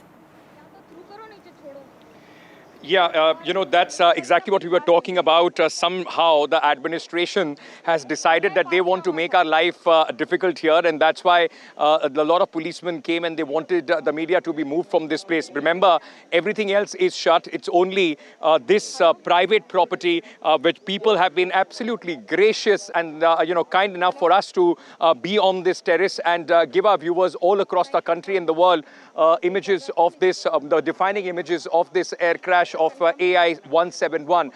As we were speaking, there are workers on top of the tail that you are seeing at this moment, those who are trying to hook certain belts around the body, from around all across the body of the tail to try and get a hook of both these cranes, which are eventually going to be used to pick this up and brought it down. The entire, idea at least is to initially try and bring it down in one piece. If that is not possible, then of course the wreckage would be brought in, broken in. It will be cut into two possibly and then brought in. These cranes that you see here were put in place about 4 or 5 in the evening yesterday. JCB was brought in to clear the debris all across this compound, and after that these two heavy lifters have been put here. Now both these cranes since morning were in idle position. Just about a couple of hours back, both their arms were extended, and as we are speaking, workers are right on top of this wreckage. The biggest part of this aircraft, which is intact, of the wreckage of AI-171, which still is intact, which went into the mess, the first floor of this two-floor building, where at this moment this is lodged in. I was on the very first night, on Thursday night, when I had come in here, I was able to go inside the mess, and the scenes there, as our viewers have seen, absolutely heart-wrenching. It's difficult to use any adjective that could describe it better. But the food which was on the plates of the doctors, those who were ready to eat, still there inside when we had gone on Thursday evening. Since then, the operations to try and remove the debris from this place have begun. And let me tell you, it is not an easy operation. One, because of the climate here, it is extremely hot with the humidity, over 55% here in Ahmedabad. Temperatures hovering around 39 to 40 degrees, 38 to 39 degrees, and it becomes a very, very difficult time right in the afternoon, even for us, while we are reporting what's happening here. So it is a difficult operation, and then the wreckage is around 600 meters in the radius of 600 meters from the tail that you see at this moment. This goes on around these buildings. Apart from what you are seeing, the tail being hooked to these cranes, there is also one of the engine of this Dreamliner 787, which is quite intact. Yes, there is damage, but still quite intact. That also becomes an important part of the investigation that will later answer why this one of the worst air tragedies, why has it taken place. We also know, and since yesterday, it's now been more than 2 days. Since yesterday, when you come and stand here, the smell of death, of rotting flesh, is still hanging while you are inhaling at this moment. And you know why that would be, because a short while back, there were rescuers, a tough job for them. Unfortunately, human remains were found as far as this place is concerned. Right from the tail, we saw them being retrieved, quite, horrific and, absolutely unfortunate, in fact, that the people and what is left of them was lying in the way it was. Then, of course, it was recovered. Remember, all these people from the NDRF, SDRF have been tirelessly working on this spot. There have been NSG teams, AAIB, that is the Aviation Accident Investigation Bureau, which also went on to investigate, and they recovered the black box right from this very roof, which until yesterday was still a better structure than what it is right now. It has been broken down, the terrace boundary and the terrace entirely has been broken down so that this operation can take place. I'll ask my camera person, he will show you how the second crane is now being moved in position. You can see the pulley of that crane moving, in fact, as I speak, and being put in the position so that they can tie around one another loop around this tail section, and then of course they will try and salvage this entire wreckage of the tail section. So these visuals being played out here on NDTV, you see another the arm of the crane, the pulley of the crane, the hook, as I can see it going down as we speak. And while it's going down, the other section, the other hook of the crane number 1 has been put in place. It has been hooked to the belt which has been put around the body of or the belly of this tail section of that plane. As we speak, the operation will be repeated. This pulley which is going down will also be attached to another a similar structure, similar salvaging, in fact, belt which will go around the tail section, and then attempt would be made to pick this up, the biggest section which also has the landing gear hanging right underneath it. Ankit, and that's as far as the debris clearing operation is concerned, but we're also learning that DNA sample testing has been fast-tracked. Essentially, for DNA sampling to be done for the amount of people, almost over 275 now, for that to be done, it would take months, but we're learning that it's been fast-tracked and we're expecting that it would be completed in 3 days, so families can then take the mortal remains of their loved ones back home. Well, as far as the DNA testing is concerned, and I'm sorry for our viewers if you see this on my head, it is absolutely hot, and standing under the sun makes it very, very difficult. So I'm trying to cover my head with this piece of cloth that I have. As you were talking about the DNA sampling, let me tell you, right from the word go, the administration at the civil hospital at the Kotaki Bhavan was able to, make a hall as the staging area for the DNA sampling. Now, it is a complicated process. It is not an easy process as far as the DNA sampling goes. And remember, it's a two-way process. One, where the people, those who are on board or relatives of those who are on the ground, they will give their sample. Immediate family members are supposed to give the sample. A brother, sister, mother, father, or a child can only do that. If that happens, then of course there will be an entire process on the other end from the mortal remains of those who passed away. DNA samples will be picked up from them as well. The focus of the doctors is, of course, the eyeballs, the hair, teeth, blood, and other such, human remains. Then, of course, those will be matched. After the match is more than 95% accuracy, only then that body part or those remains will be given to the family members. Right from day one, when the DNA sampling started after this crash on Thursday, everybody who had come there was told that it will take 72 hours before they hear anything back from the authorities. So what happens now? Person number 1, the unfortunate family member who has gone and given the DNA sample first, their 72 hours start from the time they had given the sample. Taking that in mind, I believe that by late tonight or tomorrow, there is likelihood of DNA samples of some of the people being matched and then mortal remains being released. Our heart goes out to those who have lost their life, not just the 241, those who were on board, but also about 34, those who have lost their life on ground, 10 of them from this, in fact, colleagues and students of this hospital and the hostel. Others, those who are on the ground, cooks, people, those who had a shop here, many are the victims. But their agonizing wait, first, of course, life turning on them in a flash, and then the agonizing wait for more than 72 hours to even know whether they are going to get anything for the cremation as far as their loved ones are concerned. It's a heartbreaking process, but that's how it is going to be. Right, Ankit, I know there's scorching heat where you're reporting, but thank you for bringing us those details from the ground and continue tracking the updates for us as the story develops. We'll come back to you soon. As of now, we're expecting the press conference by the Civil Aviation Ministry. Remember, the Civil Aviation Ministry is holding a crucial meeting. In fact, the meeting is over. It was chaired by Ram Mohan Naidu on the safety measures by the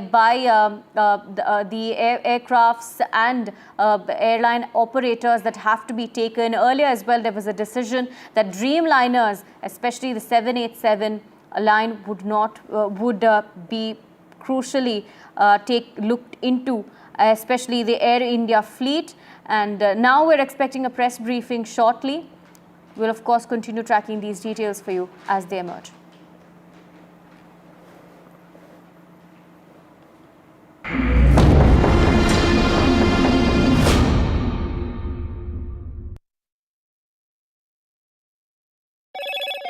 Hello, Moto. Motorola, India's leading AI smartphone brand.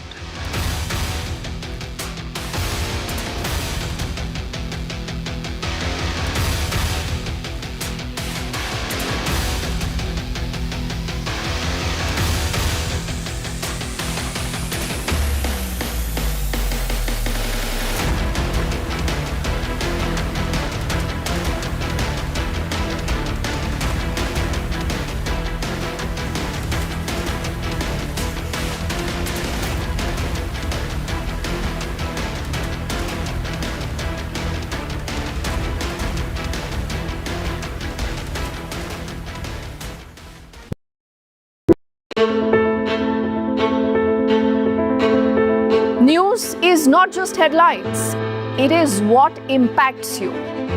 And news should never be mistaken for noise. What matters is the reality. Accurate, in-depth, and with the right perspective. For over 20 years, I have been a journalist, and never has clarity mattered more than now. At Newsnight, we go beyond the surface. We dissect the details, challenge the narratives, and bring you the unparalleled clarity you deserve in a world clouded by misinformation. We are bold, we are direct. Newsnight, for the news in your interest. Only on NDTV 24/7. After 2 years of the India-Canada tensions, it's the big relationship reboot. Indian Prime Minister heads to the G7 summit. Indispensable India on the global stage. Modi's multilateral momentum.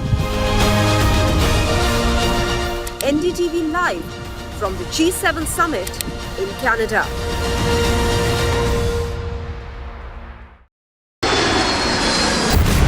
Air India plane crash in Ahmedabad, India's latest aviation disaster. India responds to the tragedy. Facts first, 100% ground reports. Under this is the tail, Here, and this is just one of the buildings that will give you an idea of the quantum of loss. 24 to 48 hours is the deadline that has been given for the DNA testing. Maximum reporters, maximum coverage on NDTV.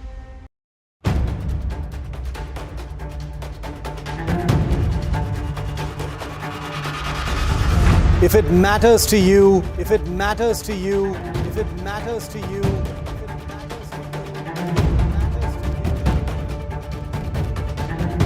it matters to India. It matters to India.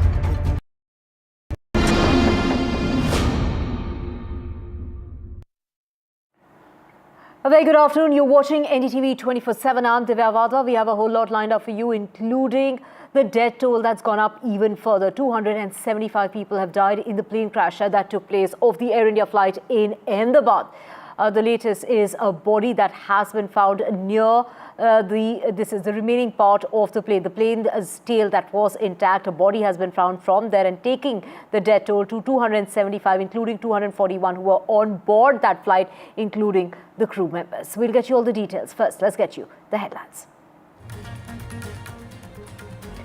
In the Ahmedabad, the plane crash, the plane's tail is being shifted. That's the only intact part of the Air India 171 aircraft. One more body has been recovered from that portion, the tail portion. So the death toll now is coming in at 275 people who have lost their lives due to the crash.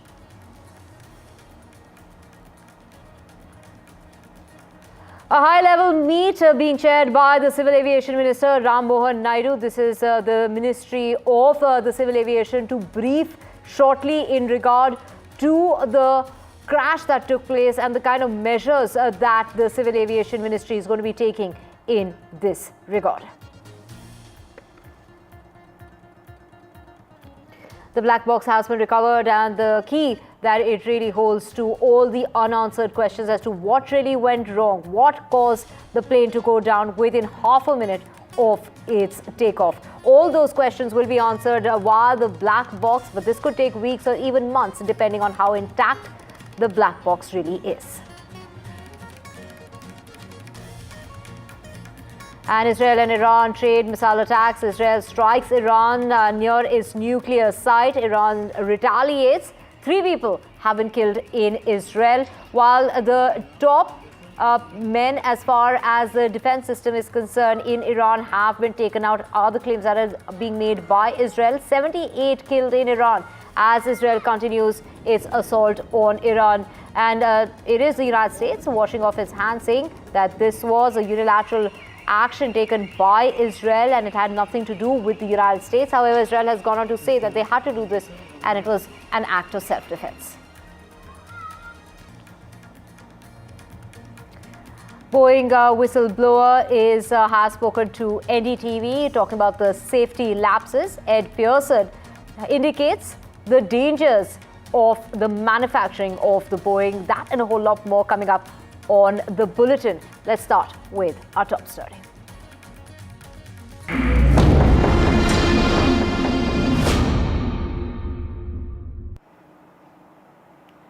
And the latest as far as the Ahmedabad crash is concerned, the debris is being cleared. The clearance is underway as far as that crash site is concerned. The tail portion, the only portion that has remained intact in this crash, the one that's perched on top of the building, that is being removed with the help of cranes. And that is the area where another body has been recovered. Let's just cut across to the Civil Aviation Ministry where a press conference is taking place. Ram Mohan Naidu, sir. So you're not audible. Honorable Minister of Civil Aviation, Ram Mohan Naidu, sir. Honorable Minister of State for Civil Aviation, Muralidhar Mohol, sir. Secretary Civil Aviation Ministry के अन्य अधिकारीगण और मेरे media के साथियों, आज हम 12 जुलाई को हुआ एक दुखद घटना के बारे में एक प्रेस ब्रीफिंग के लिए एकत्रित हुए हैं। मैं इस ब्रीफिंग को शुरू करने से पहले मैं चाहूँगा कि एक मिनट का मौन रखा जाए। इसके लिए आप सब खड़े हो।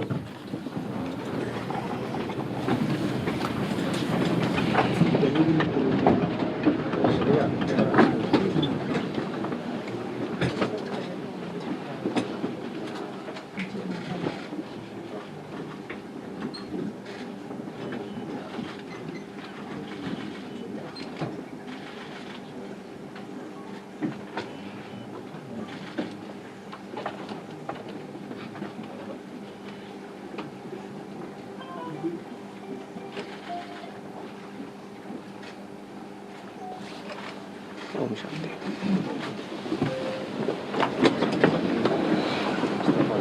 थोड़ा चेयर पीछे ले लीजिए, थोड़ा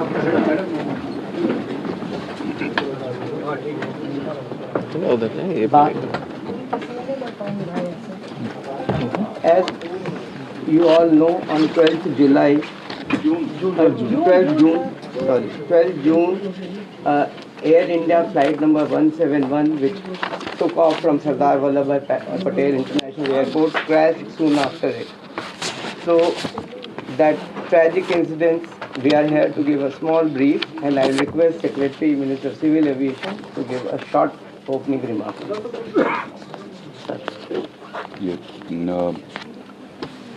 ये विमान दुर्घटना एयर इंडिया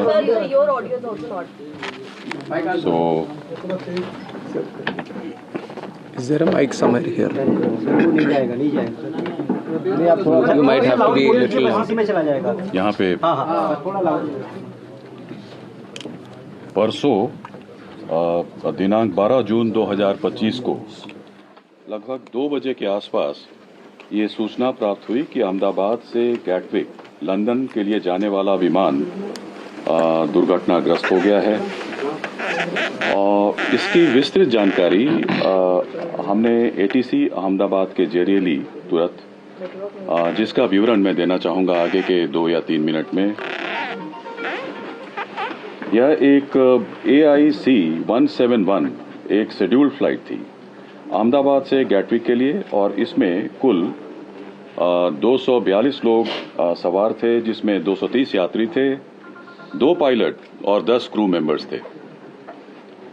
इस विमान ने दोपहर 1:39 पर टेक ऑफ किया था और कुछ ही सेकंड्स में लगभग 650 फीट की ऊंचाई पर पहुंचने के पश्चात यह सिंक करने लगा, अर्थात ऊंचाई खोने लगा था। 1:39 में पायलट ने एटीसी को, अहमदाबाद एटीसी को, उसने मे डे अर्थात फुल इमरजेंसी की सूचना दी थी। एटीसी के अनुसार जब उसने विमान से संपर्क करने की कोशिश की, उसका कोई उत्तर नहीं मिला।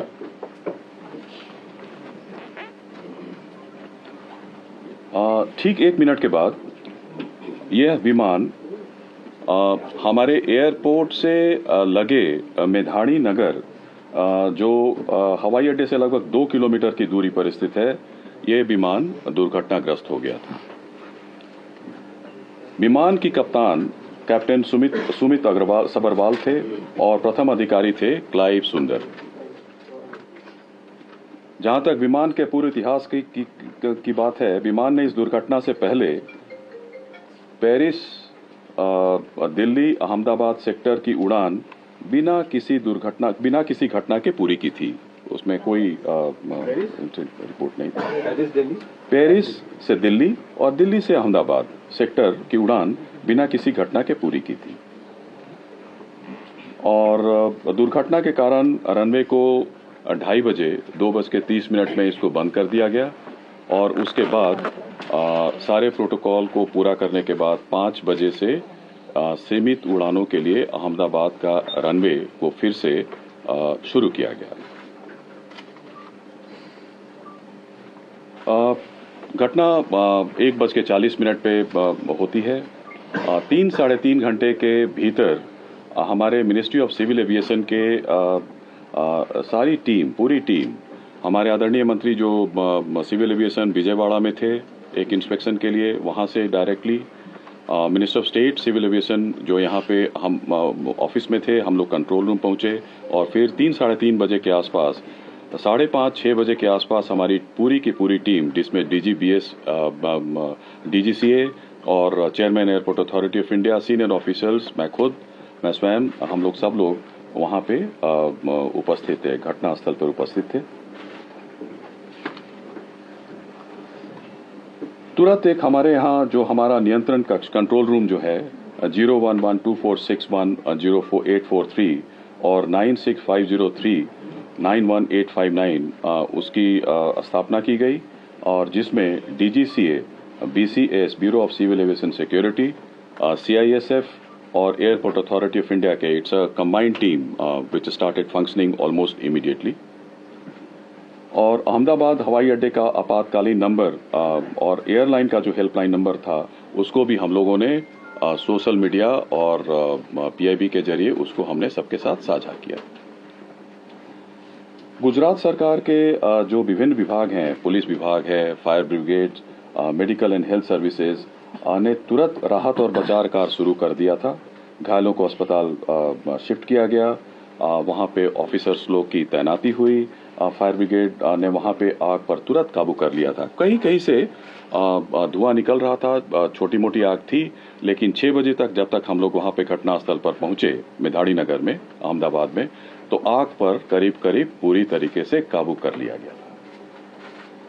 तुरंत उसके बाद हमारा जो स्टैंडर्ड ऑपरेटिंग प्रोसीजर के अनुसार हमारा जो एयरक्राफ्ट एक्सीडेंट इन्वेस्टिगेशन ब्यूरो है ने उसी दिन विमान दुर्घटनाओं और घटनाओं की जांच नियम 2017 के तहत के अनुसार जांच शुरू कर दिया गया है और यह एक मल्टीडिसिप्लिनरी टीम है और पूरा घटना स्थल को सुरक्षित कर लिया गया है।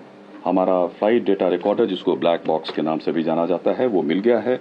इन्वेस्टिगेशन पूरी तरीके से स्मूथली चल रहा है।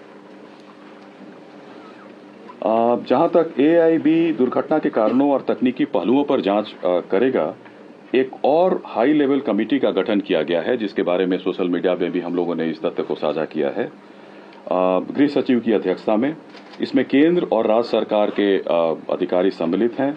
यह कमेटी दुर्घटनाओं के कारणों के साथ साथ भविष्य में एविएशन से सेफ्टी और इसको कैसे एविएशन सेफ्टी को और सुदृढ़ और इसको कैसे मजबूत बनाया जा सके, इसकी अनुशंसा करेगी। I stop here and I'll request Honorable Minister Civil Aviation to address the press.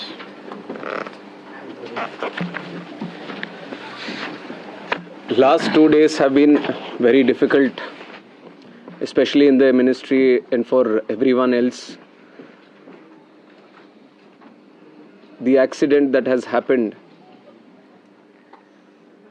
near Ahmedabad airport shook the entire nation. And my deepest condolences to all the families who have lost their loved ones in the incident. I have also personally lost my father in a road accident. So to a certain extent, I can understand the pain and anguish that the family members are feeling. And in fact, it was a moment of shock right after we got to know about the incident. But even in that disbelief, I personally rushed to the site to oversee what needs to be done, what support needs to be provided. And that was the attitude of the government of Gujarat also. The attitude was the same from government of India and the other people at the ministry also. And once we rushed to the site, we already saw, this was just within hours of the happening of the incident. So once I arrived at the site, the government of Gujarat already put in the necessary rescue teams. The response teams from all the concerned departments were working on ground actively, trying to rescue whatever is possible, trying to cut down the fire and to move the debris so that the bodies can be sent to the hospital at the earliest. And with the timely response, things were able to move much faster than as was expected after looking at how the crash has happened at the site. And from the ministry, taking utmost seriousness of the incident, the Aircraft Accident Investigation Bureau, which was formed specifically to look into the accidents that happen around aircrafts, was immediately mobilized. And the GO team from the AIB, including 5 members constituting DG AIB, was also immediately rushed to the site to start the investigation process. And since day one, within hours itself, the AIB has started its process of investigation. And yesterday, they have added 2 more members to the investigation, one from the forensics team, one from the medical team.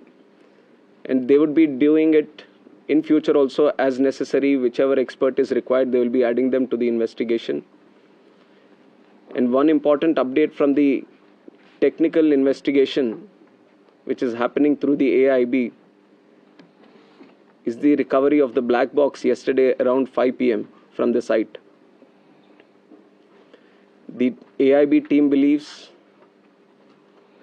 that this decoding of the black box is going to give a in-depth insight into what would have actually happened during the process of the crash or moments before the crash itself. So we are also eagerly waiting for what the results or the report is going to be once the AIB goes through its full investigation. And like I said, taking utmost seriousness of the incident and to further investigate into the incident and to look into all the theories or other information that is going around this incident, we felt it would be much better to have another committee also overlooking into this crash and also the safety. So yesterday I've announced it before only that we are going to form another high-level committee before. And immediately we have constituted the committee also yesterday under the chairmanship of Home Secretary. And like our initial thought, we wanted to have experts in the committee from various sectors and not less than any joint secretary level. So accordingly, we have constituted the committee. We have circulated the order also of the high-level committee which is going to investigate this crash. So like I said, the Home Secretary is going to be the chairman of the committee. Secretary, Ministry of Civil Aviation, Additional Secretary from MHA, one representative from the state of Gujarat where the incident actually happened, representative from State Disaster Response Authority, Government of Gujarat, Police Commissioner Ahmedabad, DG Inspection and Safety from the Indian Air Force, DG BCAS, which is the Bureau of Civil Aviation Security, DG DGCA, Special Director from IB, and Director from the Directorate of Forensic Sciences Services. So like you see, the composition of the high-level committee involves people from various backgrounds, and the people we feel who can bring in a lot of expertise and value to the committee which is going to investigate in a holistic way into the incident. And we have put a time limit of 3 months for them to sit down, talk to various stakeholders, and involve and discuss with any other important expert that is necessary as per their investigation. And most of the issues that you feel there need to be answers, the committee is also going to strongly pursue these things and will come up with their report. And on top of that, I would also like to say that we have a very strict safety standards in the country also. And many, including the ICAO, many international organizations have also time and again established that. We do have a very strict protocol, robust protocol, which we follow every time. But even after, when the incident happened, we also felt that there is a need to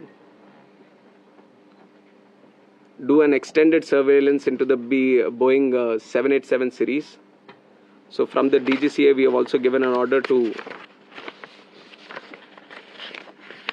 do the extended surveillance for the 787 planes. There are 34 in our Indian aircraft fleet today.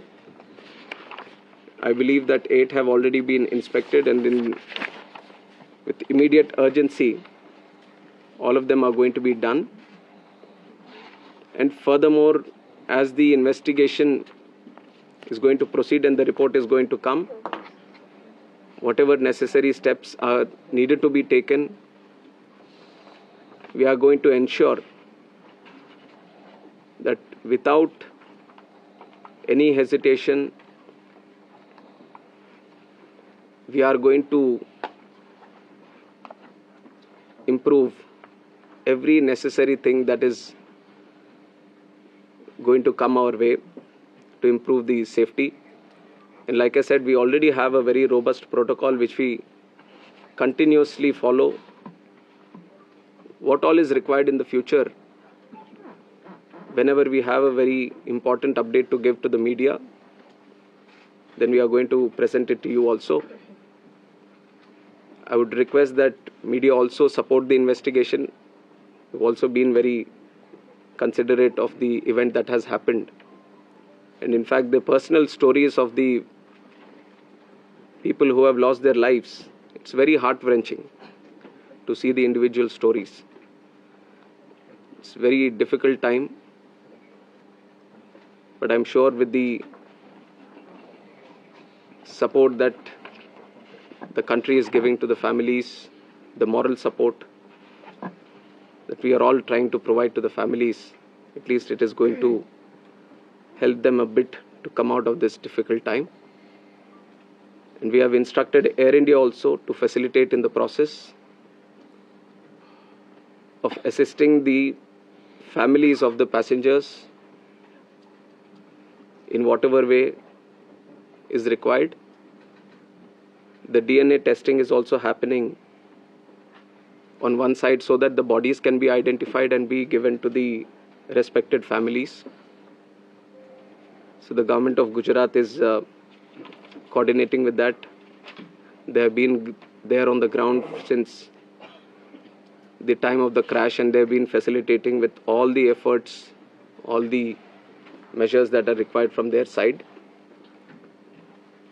So once the DNA testing is confirmed, the bodies are being given to the respected families. And we are hoping that process also gets finished as soon as possible, but the documentation and the procedure needs to be followed. So according to the time that needs to be taken, we are ensuring that there doesn't be any lapse in the process or the protocol that needs to be followed. So currently we just felt that all the efforts that are being done, especially in the last 48 hours, we wanted to share with the media and through you to the country also. And I would like to reiterate that this was a very tragic incident, very horrific incident for everyone. And day one itself, you've seen that Honorable Home Minister also rushed to the site, the crash site, and then visited the hospital, interacted with the injured there, and also had a detailed review with the Ministry of Civil Aviation, Government of Gujarat, and all the other authorities which were involved. And within 24 hours, Honorable Prime Minister also visited and rushed to the crash site, got a briefing on what and how it happened, and held a very detailed review, went into depth on what needs to be done, how the relief measures or rescue efforts needs to be continued, which has given good guidance to all the efforts that we have been putting from our side also. And with this seriousness only, we are going to conduct the investigation. Any information that is going around this crash, any theory that is going around this crash, everything will be analyzed. And the high-level committee is going to do its own investigation, which is going to be independent of all the other investigations that are going to happen. AIB is going to be the technical side of the investigation, which will be very, very much core to what we are trying to do in finding out what exactly happened. And the high-level committee is also going to meet very soon. On Monday itself, they are going to meet. and they are going to try to finish the process within 3 months to get a consolidated report on this investigation. So it is with these points that I would like to end my press briefing today. No questions. Appropriate time we'll answer the questions. I think we just wanted to give an update. कुछ opposition के leaders are no questions. We will keep giving you all the information. That was the Civil Aviation Minister Rammohan Naidu, chairing that very high-level meeting. This is the first such a press briefing that's taken place since the disaster that struck in Ahmedabad, the crash that took place. And from the information that has been shared is that this happened close to 2 p.m. It was about 2 kilometers away from the airport in Ahmedabad, and that mayday call was received. However, there was no response when the authorities did try to get in touch with the pilot. And this is at a height of about 650 feet is when the plane started to descend, and those are the kind of details that have emerged, and also all kind of protocols are being followed. Also speaking about the flight that had come in from Paris via Delhi and then to Ahmedabad, saying there were no issues with the flight whatsoever, and how the DGCA, the CISF and the Air India officials rushed to the spot, worked together. The police, the fire brigade, they all swung into action in order to remove those victims to the hospital. The fire was put out by 6 p.m. All SOPs were started. As far as the investigation is concerned, that started as well from the very first day of the crash, and the black box has now been found and investigation is being carried out smoothly. The aviation safety protocols are now being scrutinized, and there is a surveillance as far as the last 2 days are concerned, calling it extremely traumatic and extremely tragic, also referring to how he can relate to the grief of the victims because he himself has lost his father to a road accident, is what the Civil Aviation Minister had to say, talking about how it took just barely seconds for the plane to lose control and to crash. Talking about how, this is the victims, as far as the DNA testing is concerned, that is being carried out at the government hospital in Ahmedabad. This also includes, when they're talking about the high-level meeting, the high-level committee that has now been constituted. This is going to investigate the crash, and a deadline of 3 months' time has been given in order to complete the investigation. The decoding, as far as the black box is concerned, the data is being decoded as we speak, and the recovery of the black box is extremely significant. They've ordered very strict safety protocols that is now being followed, and they've also ordered an extended surveillance of the Boeing 787 that will ensure that there's no lapse as far as safety protocols are concerned. DNA testing is taking place, and that will also be following. The protocol will be followed as far as DNA tests are concerned. Now, they have, the DGCA has given orders for that extended surveillance, and in order to ensure strict safety rules are followed.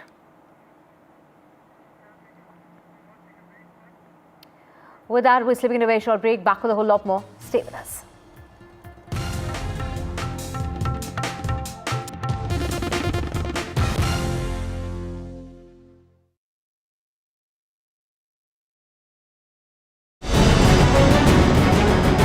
Why was there a hurry? Was it the government that was in a hurry? I don't want to blame anyone. Joining us today here in the NDTV newsroom.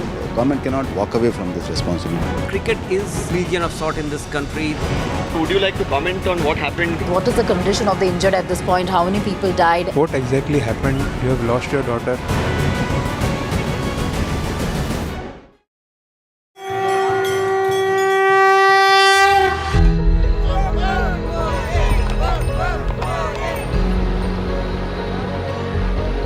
In the wake of Pahalgam, all eyes on the Amarnath Yatra.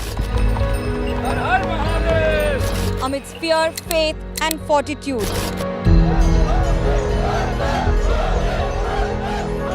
India's biggest fight against terror. NDTV reports on the holy route, the Amarnath spirit.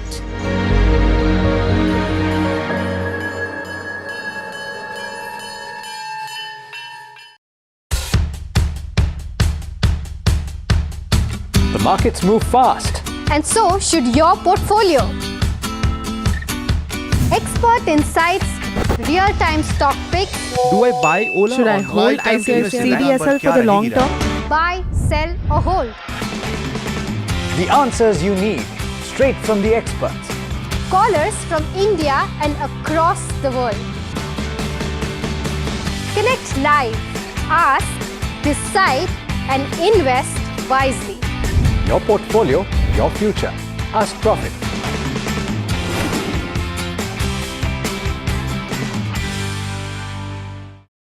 Is your business future ready?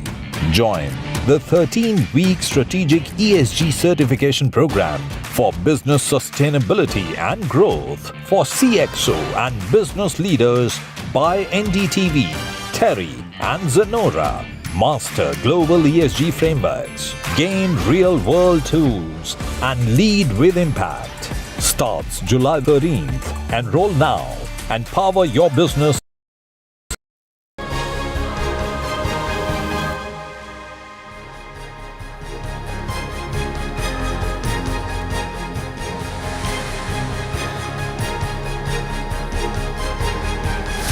Hello and welcome to this special show as we kick off the second season of NDTV India Health Mission. I'm Gargi Rawat. Over the years, NDTV has gone beyond daily news coverage to lead impactful campaigns that have driven awareness and tangible change in the health sector.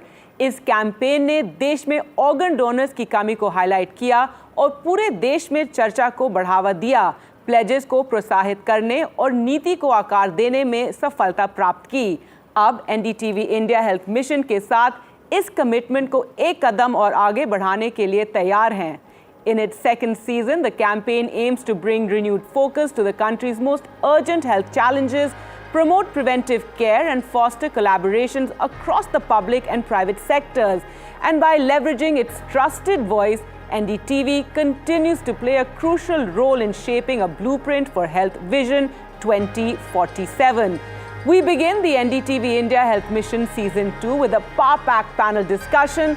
The topic for today is Health Vision for Viksit Bharat 2047, and we will be discussing the blueprint for the health vision needed for a Viksit Bharat.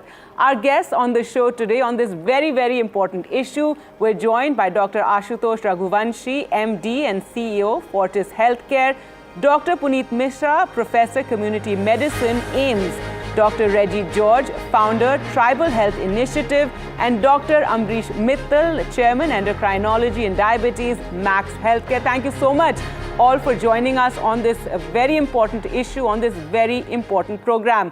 I'd like to start first with you, Dr. Raghuvanshi, if I can begin with you. And despite increased awareness, the uptake on preventive health, however, remains very low. How can we shift people's behavior from reactive to proactive? What role can Fortis play in this? Yes, Gargi, you are right that there is nothing better than prevention, and prevention is going to become a part of people's lifestyle only with the awareness. So I think awareness is the most important thing.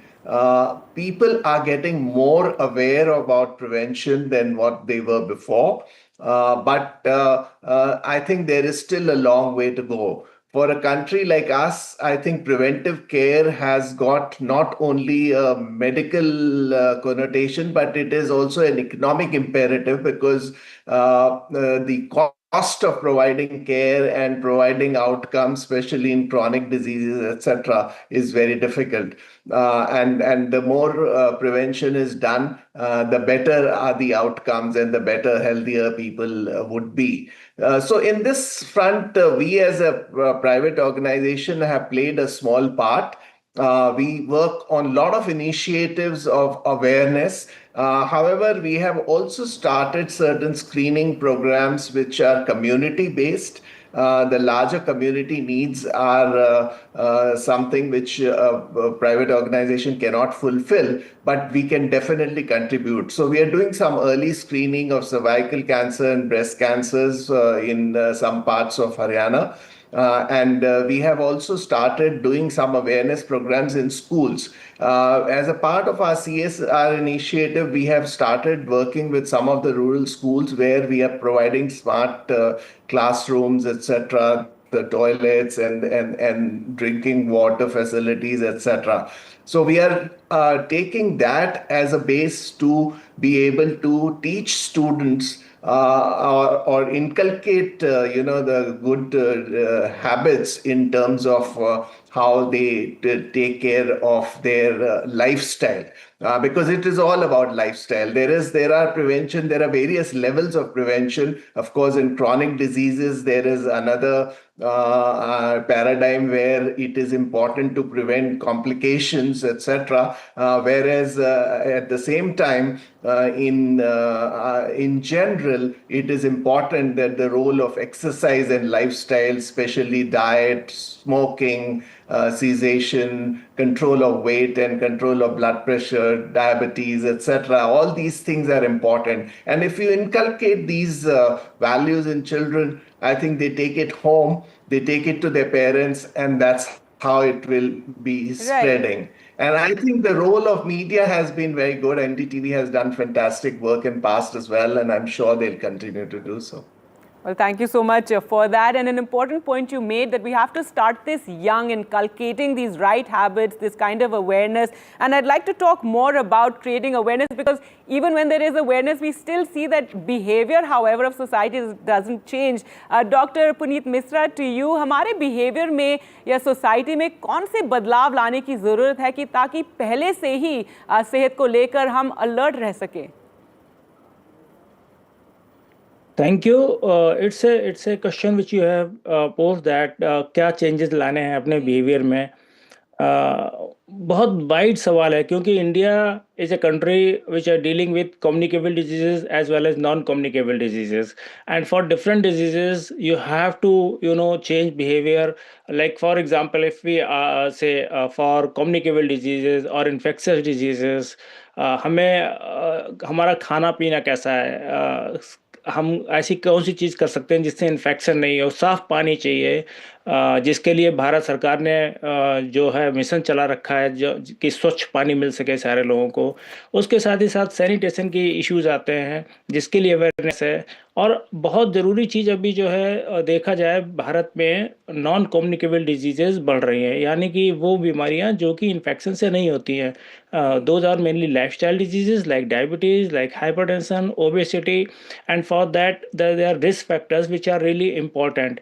And what happens that these risk factors should be, we should work on these risk factors early in the life. Like for example, if our lifestyle is not good, if our food is not good, if we are taking a lot of fat, then it is going to convert into disease after so many years. So what happens that people usually for the non-communicable disease, they don't feel that kind of risk that they do have. Suppose if somebody is not doing exercise, taking high calorie food, taking a lot of fat, so after a few years they might develop diseases like diabetes, hypertension, obesity and others. So I think that is important. Let me give you one example of awareness, how government of India has worked, which is a successful example.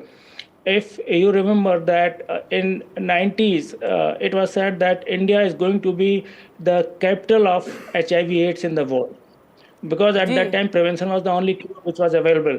But with the effort of government of India, NACO, now if you see the prevalence is less than 0.3% in the adults. So we have come long way. Prevention is something which is really important if you have to deal with the diseases, especially non-communicable diseases where the risk factors they start early in the life, and we have to do on that. Other thing is about the vaccination, which government is doing from the childhood for different diseases, which has prevented many communicable diseases in the country. So awareness generation is important part, and it is important for both communicable disease as well as non-communicable diseases.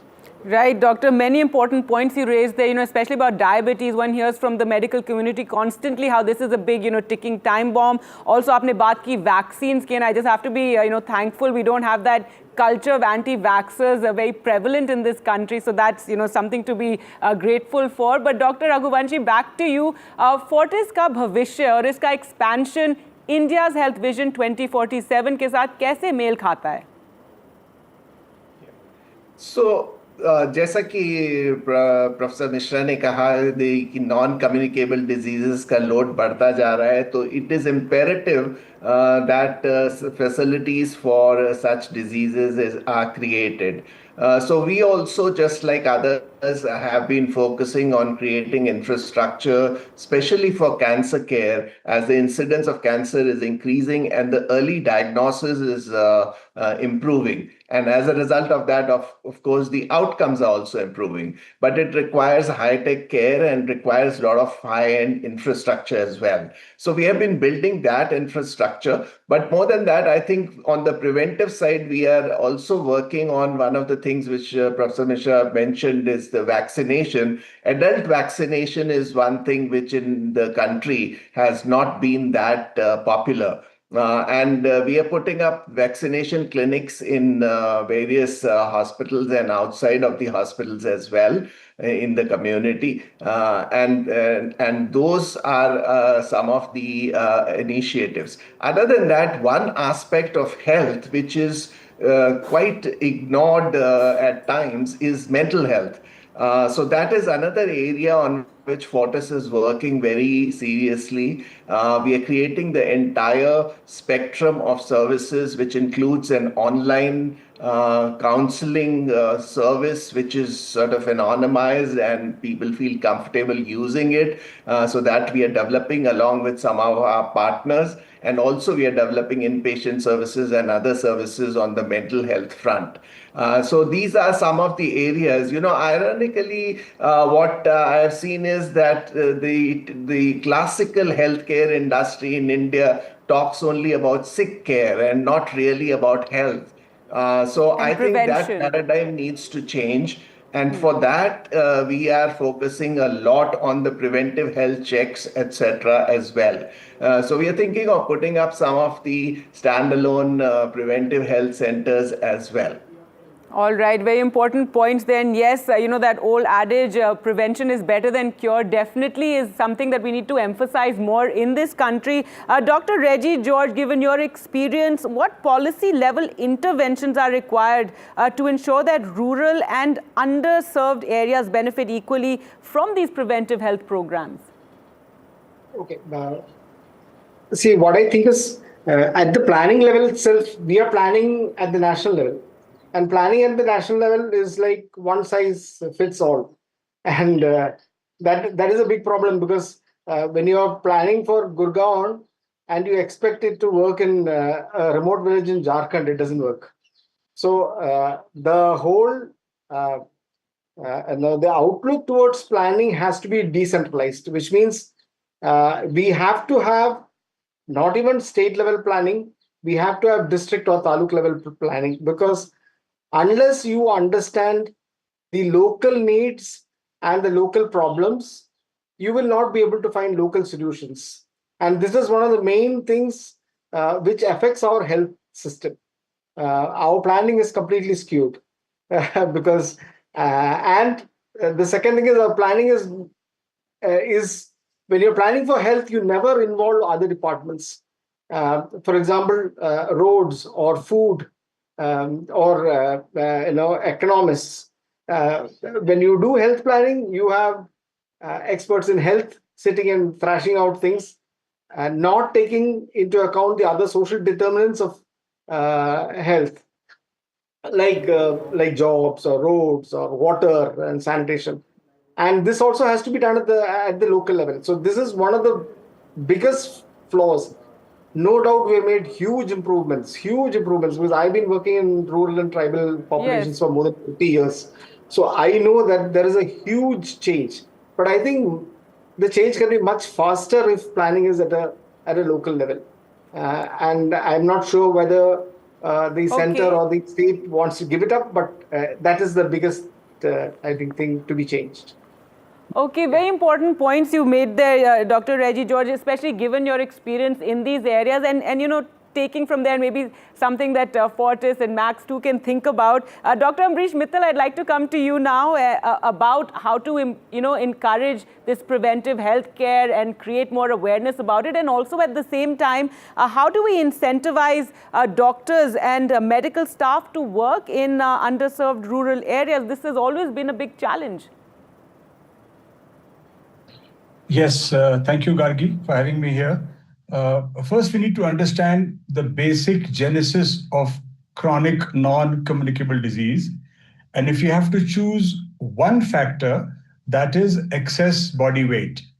Excess body weight is what drives diabetes, hypertension, heart disease, strokes, and even some types of cancer, all kinds of arthritis. So as a society, our focus has to be on avoiding excess body weight. I need to explain that a little bit. It's not just excess body weight, it's also the way it is distributed. In India, for example, people may not be overtly obese, but they may still be having excess abdominal fat. Within India, as has already been emphasized, there is a whole lot of difference between different areas, geographical regions, within the same city. A very striking recent study in Delhi schools done by the AIMS actually showed that the prevalence of overweight in Delhi schools was about 13% overall, but it was 5 times greater in private schools as compared to government schools, 5 times greater overweight. Okay. Similarly, when you talk of undernutrition was 5 times more common in government schools as compared to private schools. So India is dealing with both together. Optimum nutrition and one size will not fit all, even within the same geographical region. So we need to have optimum nutrition. That is the public health way to deal with it. And it doesn't start in childhood. It starts earlier. It starts during pregnancy. It's been very clearly shown in studies from Pune that if the mother is either malnourished or obese, both ways the child will be more susceptible to diabetes and hypertension and heart disease later on in life. So I think these are the important things. So we need to spread awareness, as everyone is saying, no question, but awareness has to be at different levels. It's not that we can't transfer the responsibility to the individual per se alone. Individual, of course, has to be made aware about what is healthy, what to eat, what not to eat, what lifestyle measures to take. But also there has to be change within the family. We see patients who come in where everyone is overweight or obese, and they only sort of, everyone's focusing on the patient, the one who's got diabetes and hypertension, not realizing that he's also eating the same food or she's also eating the same food as the rest of them. So individual, family. Right. Society is very important. Communities within, RWAs and other communities have to emphasize. We have in Delhi, for example, we have gyms in most parks, but I think they are grossly underutilized. Government installed gyms. All facilities are there. A lot of facilities are there. We can't say that we don't have access, at least in some parts of India, right? And then you go further. It also has to stretch to authorities. So we have to make sure that when we say don't have unhealthy food to school children, what options do they have in school? Do they have healthy food options in school? So if we don't provide healthy food options, how will children or youngsters go for healthy food? Right. So we can only remove the unhealthy food when we have healthy food options. And 2 more points here I'll make before I hand it back to you. What is important is that healthy food options should be cheaper than fast food or junk food. Healthy food options have to be cheaper, more accessible, more widely available. That is really, really important, but that doesn't happen all the time. Availability as well as cost. Cost is a big determinant of what people eat. And second, of course, is that we can tax things in a greater way, things we know are clearly healthy. Right. Sorry, You know, Dr. soft Mithun, drinks. for interrupting you. We're running out of time and lots of, topics to also cover in this program. But yes, important points. You didn't talk about how we can encourage doctors to work in rural areas, but we'll talk more about that. Time for us to slip into a short break. It's a very important issue that we're discussing, preventive healthcare. We're also going to talk about technology coming up after this short break.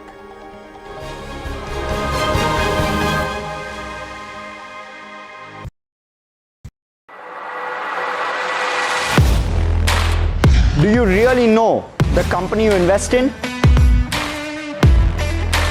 What is the real picture behind presentations and claims?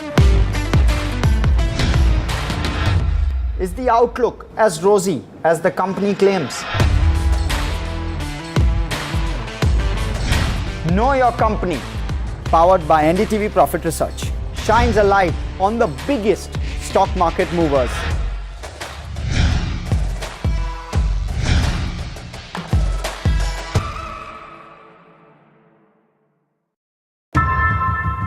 How often have you turned away from debates that descend into endless fights?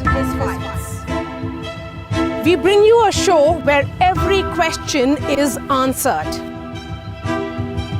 where every debate finds its resolution, where every story finds its conclusion, where opinions collide but facts prevail, where stories unfold with insights and trust. When the noise ends, the last word begins.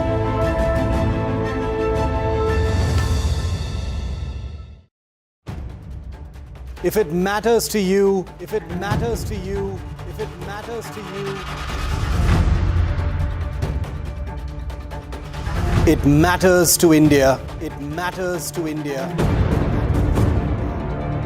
And it matters to me. And it matters to me. India Matters with Shivaru. Only on NDTV 24/7. I've been reporting on all issues big and small from Andhra Pradesh, Telangana, rest of South India, bringing you all the action, all that you need to know, all that you want to know. The energy of maximum city is infectious. I'm bringing that energy in our news coverage from financial capital Mumbai. Covering from the southernmost part of India over the last 23 years, I bring in-depth and 360-degree coverage from the Dravidian heartland. The land of Mishti, also known for its bitter politics. I have seen much water flow under the Howrah Bridge, covering Bengal in all its vivid colors. India's IT capital is always bustling, a city full of startups, stories and surprises. And I keep you ahead on all the Bengaluru buzz. In today's interconnected world, India's voice is more crucial than ever. When India speaks, the world listens.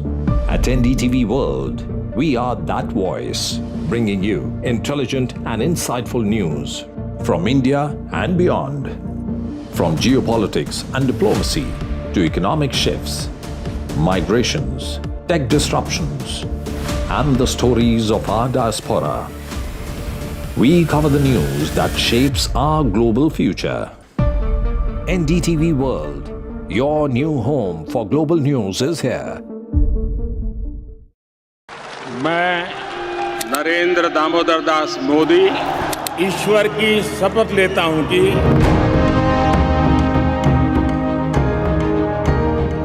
NDA सरकार में हम अगले 10 साल में विकसित भारत के सपने को साकार करके रहेंगे। अटल से तो विकसित भारत की तस्वीर है। प्रेरणा और प्रगति जब एक साथ जुड़ते हैं,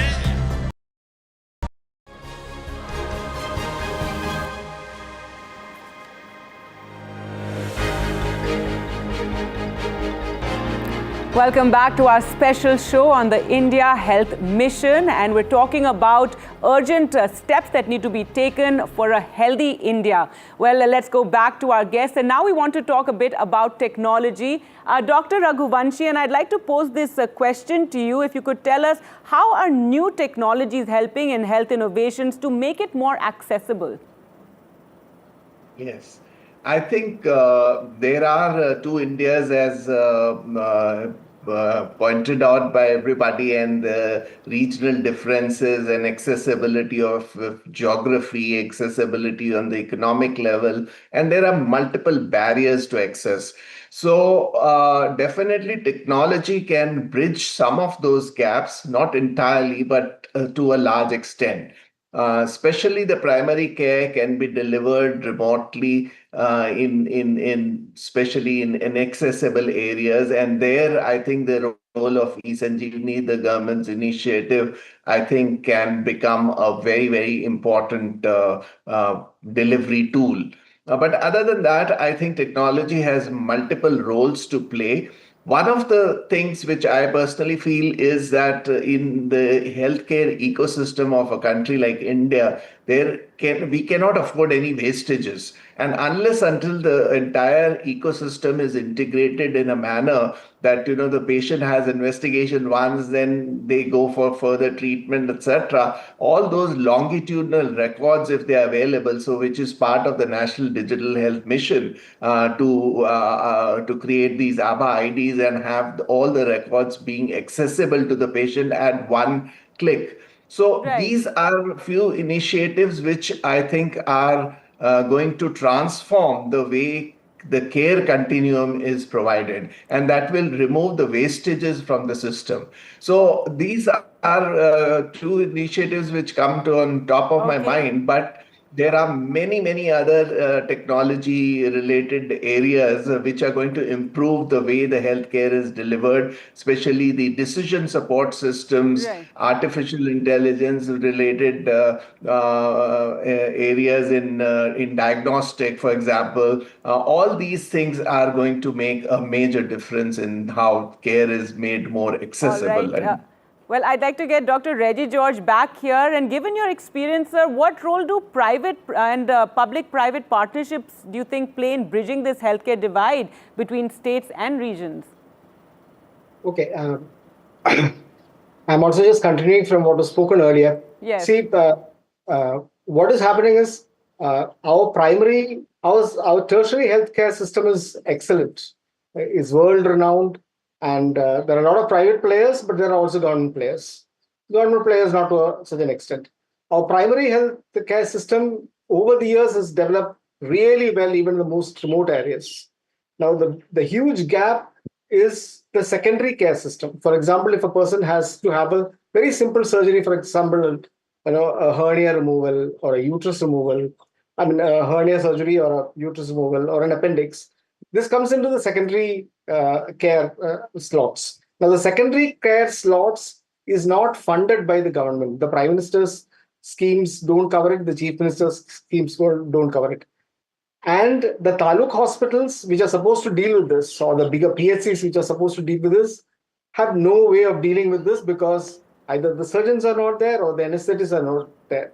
And this space is taken up by private hospitals all over India.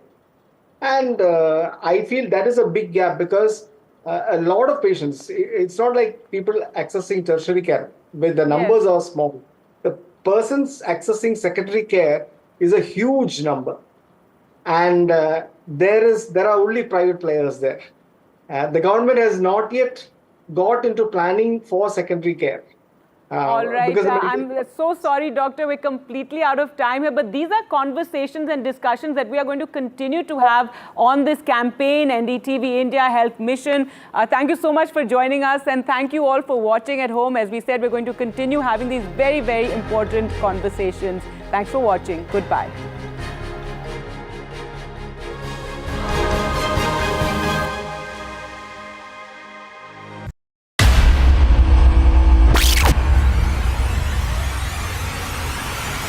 the last 1 month, if you see, the share prices of Genzol Engineering has fallen more than 58%. Why are the rating firms calling the debt payments as default? We have two credible credit rating agencies on March 4th coming and downgrading the stock to D. Statements are consistently being proven wrong, and transactions are being taken place which are different from what they were originally pictured to be. The company claimed it would roll out 6,400 electric vehicles. But what it has rolled out is a shocking scam. Funds meant for the project were funneled allegedly back to the promoters, the Jaggi brothers. What did the money buy? Not EVs, of course, but a lavish flat in Gurgaon's luxurious DLF Carmelias.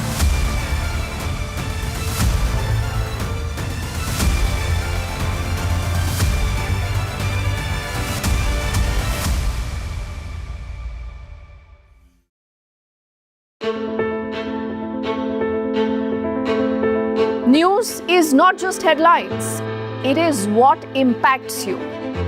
And news should never be mistaken for noise. What matters is the reality. Accurate, in-depth, and with the right perspective.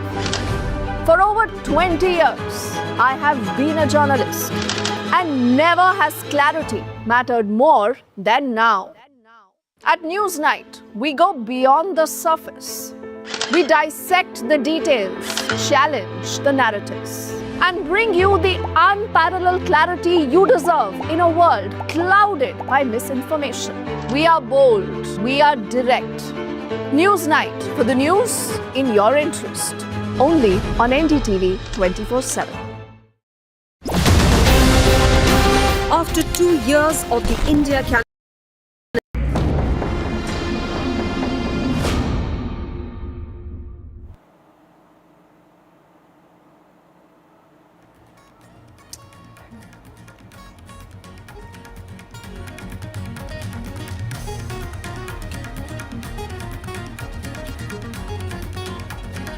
Hello ladies and gentlemen, you're watching NDTV. Civil Aviation Minister Ram Mohan Naidu, in his first media briefing after the Air India flight crash in Ahmedabad, has said that the black box data from the Air India aircraft that crashed is being decoded, while multiple agencies and high-level panels are conducting an extensive examination of what really the flight went through. Also, he said that there have been strengthened security protocols that have been put in place.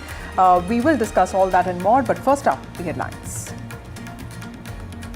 A high-level team led by Home Secretary to probe the crash. 3 months deadline set for this probe team. Minister Ram Mohan Naidu says black box has been recovered and that will provide in-depth insight. Boeing 787 under lens now, and this is after the plane crash. Government has ordered extended surveillance of Boeing 787 planes.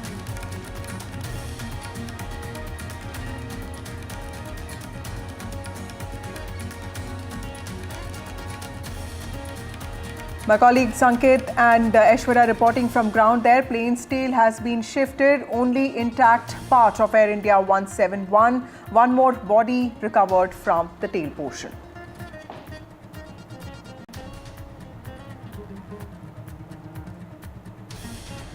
Boeing whistleblower speaks exclusively to NDTV, says indication of dangerous manufacturing.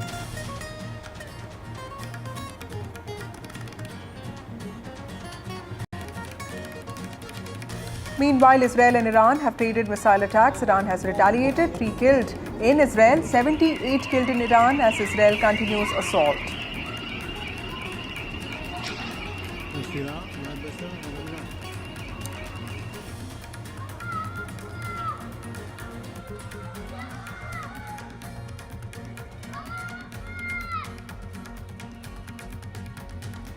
Well, debris clearance is underway in Ahmedabad at the Air India plane crash site. This is where the plane collapsed. The tail portion is being removed with the help of cranes. Another body has also been recovered from the tail portion. The death toll now stands at 275, including the medical college students and doctors who lost their lives at the time of the crash.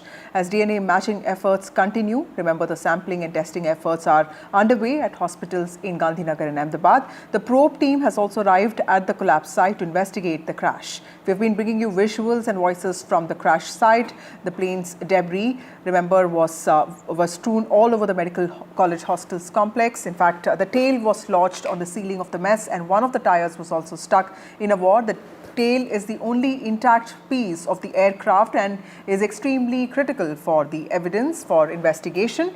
My colleague Ankit joins us with more details on this. Ankit, if you're there, help us understand what really is happening today and which are the teams that are working on removing the debris, and also what is going on with respect to ensuring that the tail portion is picked up and shifted.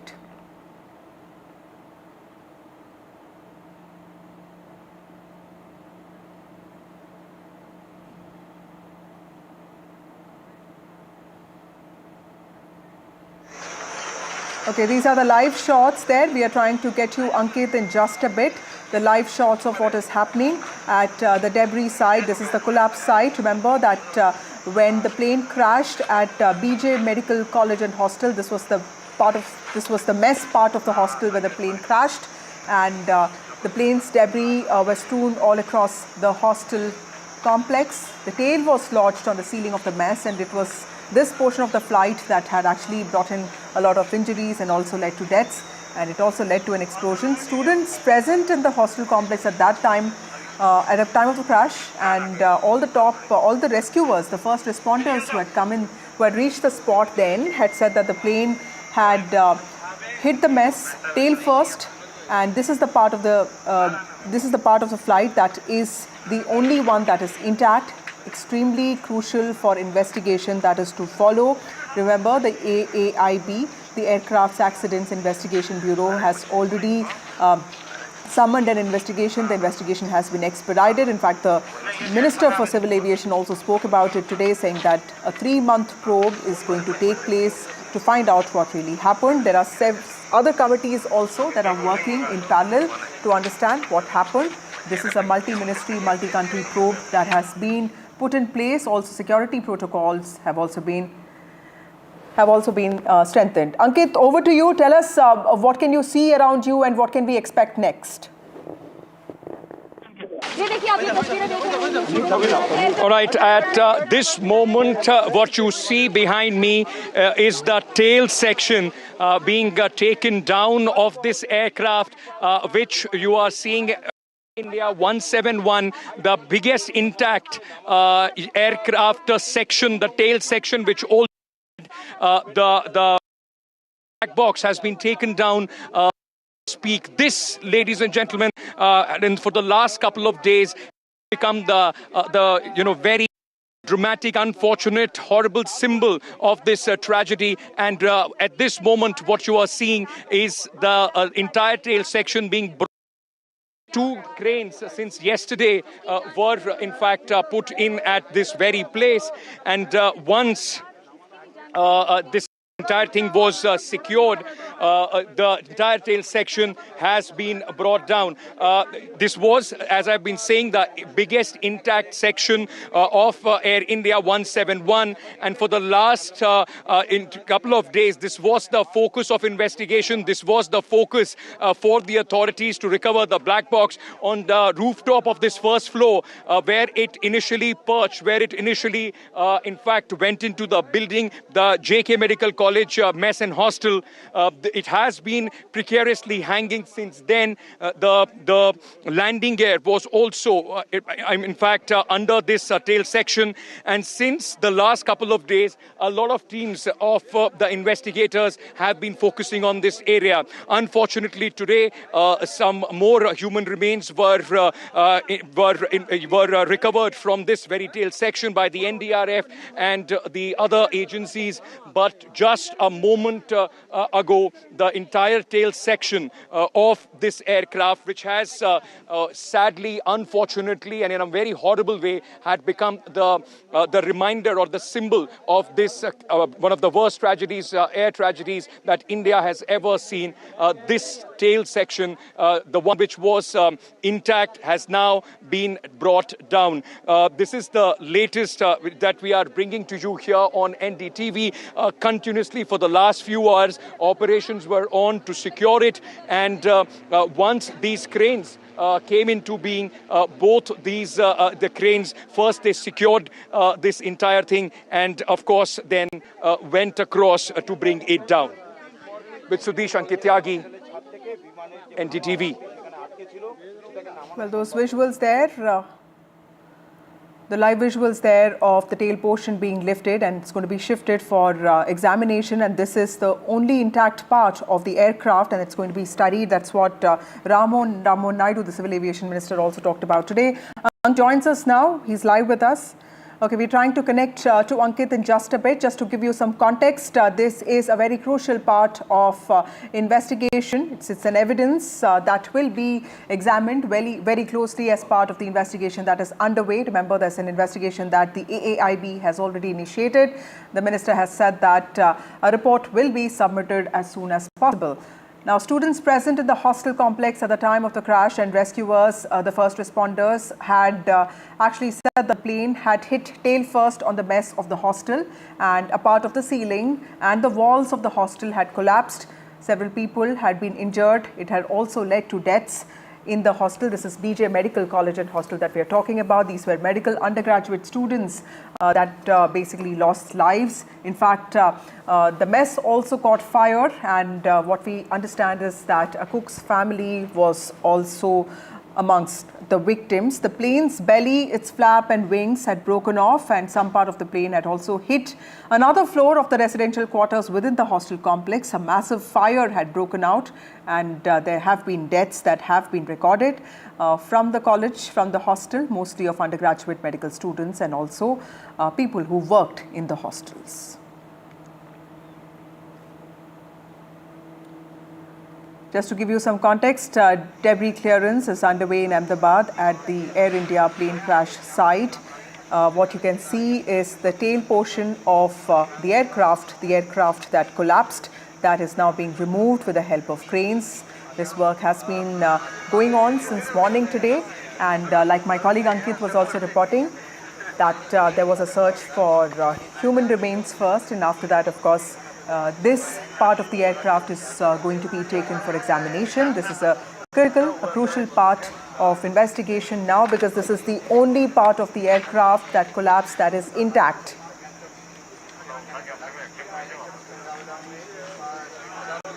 Right. So you can see the visuals there. Moving on to other stories now, Civil Aviation Minister Rammohan Naidu, in his first media briefing after the Air India flight crash in Ahmedabad, said that the black box data from the aircraft is being decoded now. It's being examined, with multiple agencies and high-level committees also conducting an extensive probe into what really happened. The black box data is very crucial. It's expected to provide critical information about the cause of the crash. We will get to know what really went wrong once the black box data gets decoded. The ministry is taking this incident with utmost seriousness. The Aircraft Accident Investigation Bureau was immediately mobilized. The DGAAIB immediately rushed to the spot. One update from the technical investigation team, which is happening through AAIB, is the recovery of the black box from the accident site at around 5 p.m. yesterday. That's what the minister said today. In fact, he had shared on X a post that said that the black box was retrieved within 28 hours.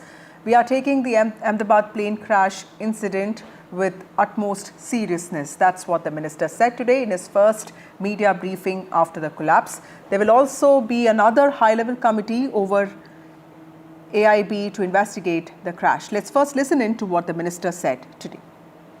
We are going to form another high-level committee before, and immediately we have constituted the committee also yesterday under the chairmanship of Home Secretary. And like our initial thought, we wanted to have experts in the committee from various sectors and not less than any joint secretary level. So accordingly, we have constituted the committee. We have circulated the order also of the high-level committee which is going to investigate this crash. So like I said, the Home Secretary is going to be the chairman of the committee, Secretary Ministry of Civil Aviation, Additional Secretary from MHA, one representative from the state of Gujarat where the incident actually happened, representative from State Disaster Response Authority, Government of Gujarat, Police Commissioner Ahmedabad, DG Inspection and Safety from the Indian Air Force, DG BCAS, which is the Bureau of Civil Aviation Security, DG DGCA, Special Director from IB, and Director from the Directorate of Forensic Sciences Services. So like you see, the composition of the high-level committee involves people from various backgrounds, and the people we feel who can bring in a lot of expertise and value to the committee which is going to investigate in a holistic way into the incident. And we have put a time limit of 3 months for them to sit down, talk to various stakeholders, and involve and discuss with any other important expert that is necessary as per their investigation. Tyagi joins us now. Ankit, you got some very critical visuals for us on the tail portion of the aircraft being lifted and, of course, taken for examination. Explain to us in the context of investigation, the ongoing investigation, why is this very important? Vasudha, let me first apologize for my get-up right now. As I said, it is extremely hot, and standing under the sun without any shade takes its own toll. But let me very quickly, as you rightly pointed out, we few minutes back, that was the symbol. And now all that is left of that air crash is damaged rooftop that you will see with one door of the aircraft still hanging on there. The biggest section of the aircraft, the tail aircraft, was pulled down a while back. In the last 2 days, this has been the area of focus to try and see and try and determine, the cause. Also to try and find the black box found yesterday evening. All this put together to be very, very crucial for going forward for this investigation. Now, how does this help? This is the section when the plane, and in that 52-second unfortunate video that you see, while the pilot was trying to, in fact, keep the nose up, the tail end of the plane was down, and the hit this tree, and then lodged itself, the tail end of that plane lodged itself on the first floor of that mess that we are showing to you at this moment. So that tells you exactly on the angles and the trajectory in the last very seconds of this plane. The entire tail section was lodged there. Rest of the plane, and remember, it's a jumbo jet. It is a huge plane. Most of you who are to the airport and stand next to this plane, all of us seem like because it's a huge plane. The and the entire body was splattered around 600 meters from this very tail end, and it burnt. It turned into a flame, absolute inferno with very high temperatures, and of course those who were inside were unfortunately killed. 241 there and about 30. Now, all these pieces, there is another engine near buildings which have been charred of the 4 buildings in front. This tail end plus the other few pieces of this aircraft which still have, which air will help the air investigators to put the physical, action as far as this aircraft is concerned. The damage that this aircraft took, on what angle did the tail in fact hit this building, and where it broke, and so forth. So those are the important things wreckage is going to tell, and the testimony, as I said, horribly so, unfortunately, was I-171, which now has been taken down from there, still hanging on that crane. It See the orange painted portion behind those trees still hanging, and then it will be lowered down from here as the other wreckage, the debris is being cleared from this section by section to be preserved, to be held in the investigation. Right. Ankit, also help us understand by when do you think that this work could be complete? Because clearly the government and the authorities seem to be working towards ensuring that at least families don't have to go through a lot of hassle. So there's a lot of focus on getting those human remains, getting that DNA sampling testing done. And of course, there's a lot of focus on investigation. Help us understand by when do you think all of this would actually, give us a sense of something concrete coming out? You heard this, that will take 3 months. I suppose that the investigation part, things which will be taken from here, which will help the investigation, we will know maybe preliminary this in few weeks, but overall it will take 3 months. As far as the DNA sampling is concerned, Vasudha, what a horrible way for a lot of people to unite from all across the country by virtue of this air crash. Two passengers coming from different parts of the country. All from the years now, this will be something that will unite them, but something that will unite them in the happen. The first came for the DNA testing. From the time they have given the sample, 22 hours till then is what they have been told that they will hear department. What is happening? One part is the family members, those who and given their samples. Remember, there are still about 30 to 40 or even more family members, those affected, some flying in from abroad,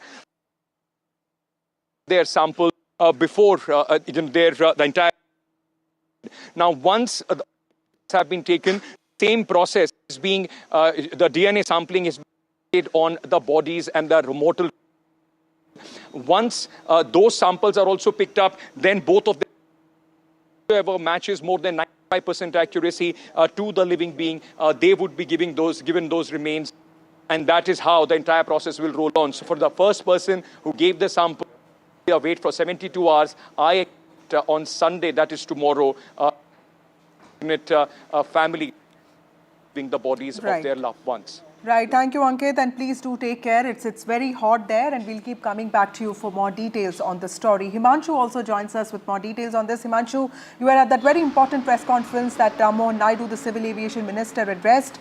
A high-level team probing this crash incident will submit a report within 3 months, is what he has said. He's also talked about surveillance of all flights that come under the 787 fleet.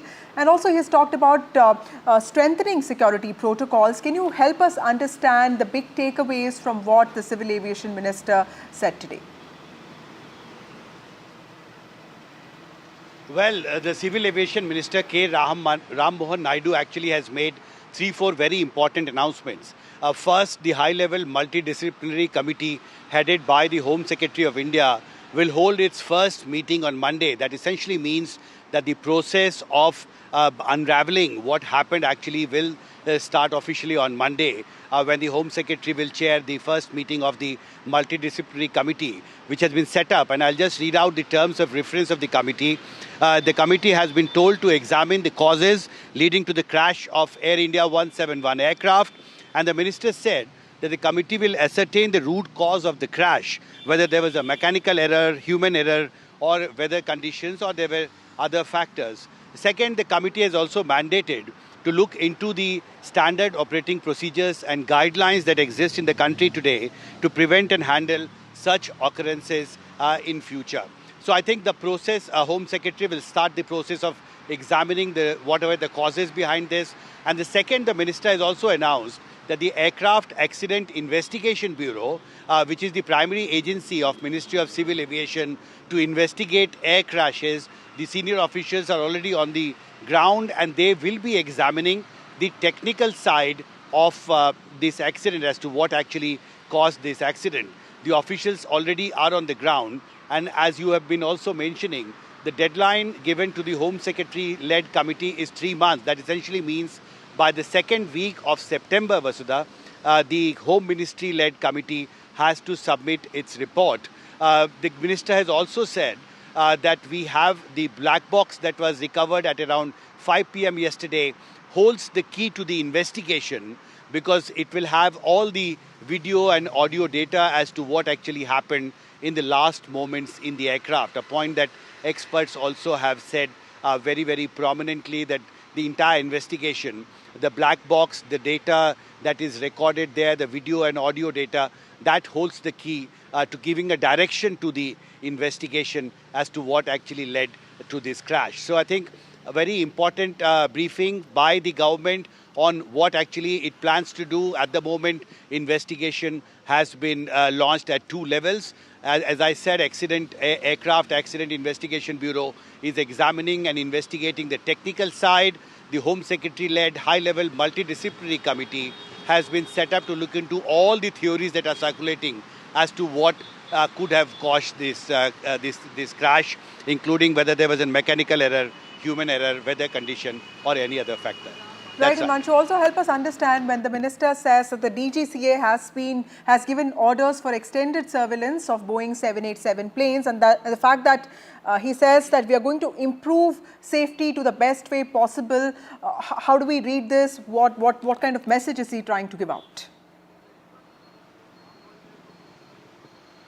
That's right. See, the Directorate General of Civil Aviation, the order that has been issued, essentially says that there are 29 aircrafts now in the Air India's fleet, Boeing 787 Dreamliner, and it has been decided now that before allowing them to fly after 15 June, there were certain 6-7 I would say there are mandatory checks that have now been made mandatory for Air India. And the inspections will be actually at different levels to look at the technical aspects and readiness of the aircraft to fly. There are 6 different clauses that will be checked. Of course, it will lead to some kind of delay because DGCA and other agencies will be deploying their officials to carry out these mandatory checks on the Boeing 787 Dreamliner aircraft that Air India has. And it's only after these mandatory checks and inspections are completed and a clearance is given that the Boeing 787 Dreamliner aircrafts of Air India will be allowed to fly after 15 June. In fact, I've been asking experts as to why this deadline was fixed on 15 June and why immediately such mandatory checks and inspections have not been ordered. So I've been told that because the number of aircraft is 29, so you need a large team of officials actually to go to different parts of the country to do these mandatory inspections and checks. But of course, formally, the DGCA order says that from 15 June onwards, Air India's Boeing 787 Dreamliner aircraft will be allowed to fly out of India only after the mandatory checks and inspections are completed by the officials. Right. Thank you, Manshu, for joining us with those details. Very important takeaways from what Ram Mohan Naidu, the Civil Aviation Minister, said today, that there will be another high-level committee over AIB that will be investigating the crash that happened in Ahmedabad on, in fact, day before yesterday on the 12th of June. A high-level committee will be looking into this crash. In fact, it will be headed by the Home Secretary, and a 3-month deadline has been set for the probe team to finish the investigation. He has also talked about safety standards, and he has said that that safety protocols will also be strengthened across the aviation sector. With that, it's time for a short break. More news and updates on the other side.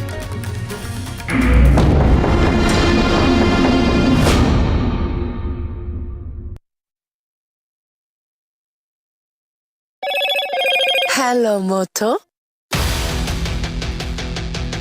Motorola,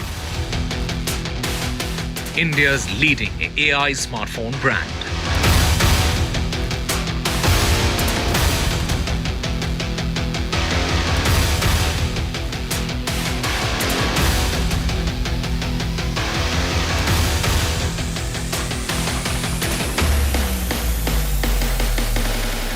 High-level team led by Home Secretary to investigate the crash. 3 months deadline set for the high-level probe team.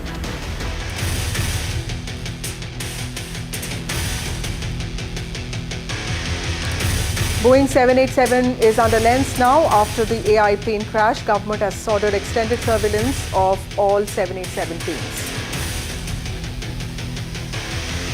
Ahmedabad plane crash, plane's tail is being shifted now. It's the only intact part of Air India 171.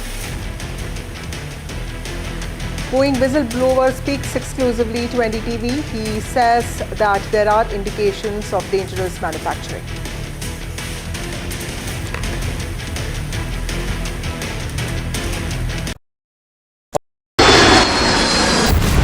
Air India plane crash in Ahmedabad, India's latest aviation disaster. India responds to the tragedy. Facts first, 100% ground reports. Under this is the tail, Here, and this is just one of the buildings that will give you an idea of the quantum of loss. 24 to 48 hours is the deadline that has been given for the DNA testing. Maximum reporters, maximum coverage on NDTV.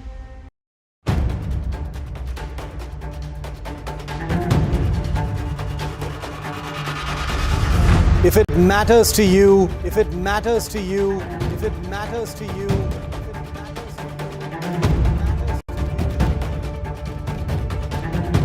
it matters to India. It matters to India. It matters to India. And it matters to me. And it matters to me.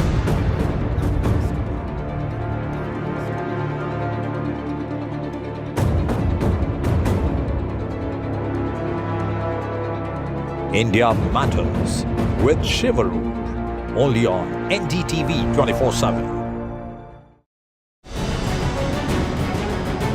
Why was there a hurry? Was it the government that was in a hurry? I don't want to blame anyone. Joining us today here in the NDTV newsroom.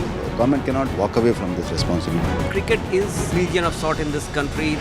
Would you like to comment on what happened? What is the condition of the injured at this point? How many people died? What exactly happened? You have lost your daughter.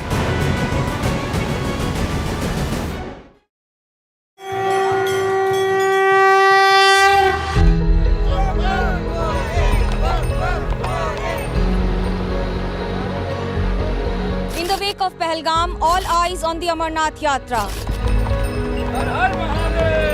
Amidst fear, faith and fortitude.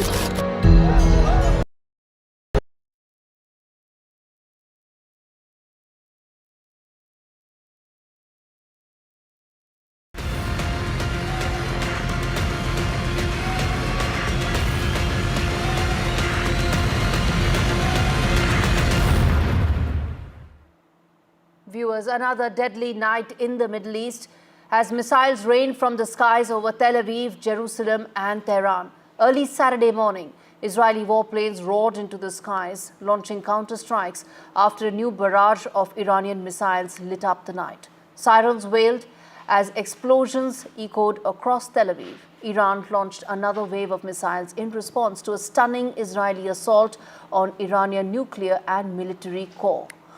On your screens, in the aftermath of a missile slamming into central Israel, are two latest updates coming in, which killed 2 people, injured 19 and destroyed 4 homes.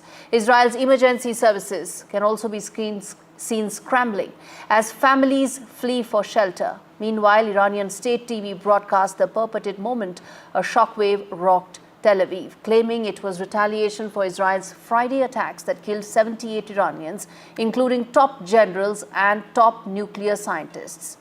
Let's try and get you that map on your screens right now, which was shared by the Israeli Defense Forces a short while ago, that revealed the massive scale of the Iranian retaliation. If you have, let's put that out. And behind the enemy lines in Iran, Israeli forces have claimed and released that footage that claimed it shows their assets striking Iran's surface-to-surface missile launchers. Iran now vows a crushing response. Its IRG, Iranian Revolutionary Guards, signaling more strikes are coming. The Prime Minister of Israel, Benjamin Netanyahu, warned that more is on the way.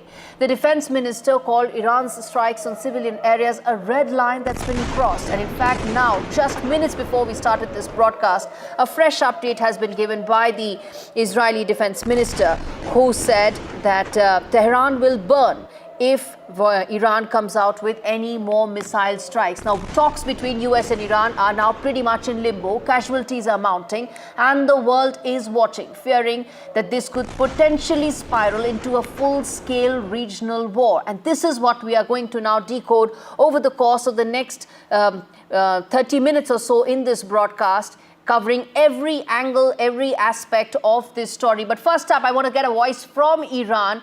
That is Mohammad Khatibi, who's joining me on the show to tell us which way this is likely to go. While 36 hours, Mohammad, have passed since this entire thing started, since this escalation started. Talk to us about what is now the next step that Tehran is looking to do. Is it looking to escalate this further?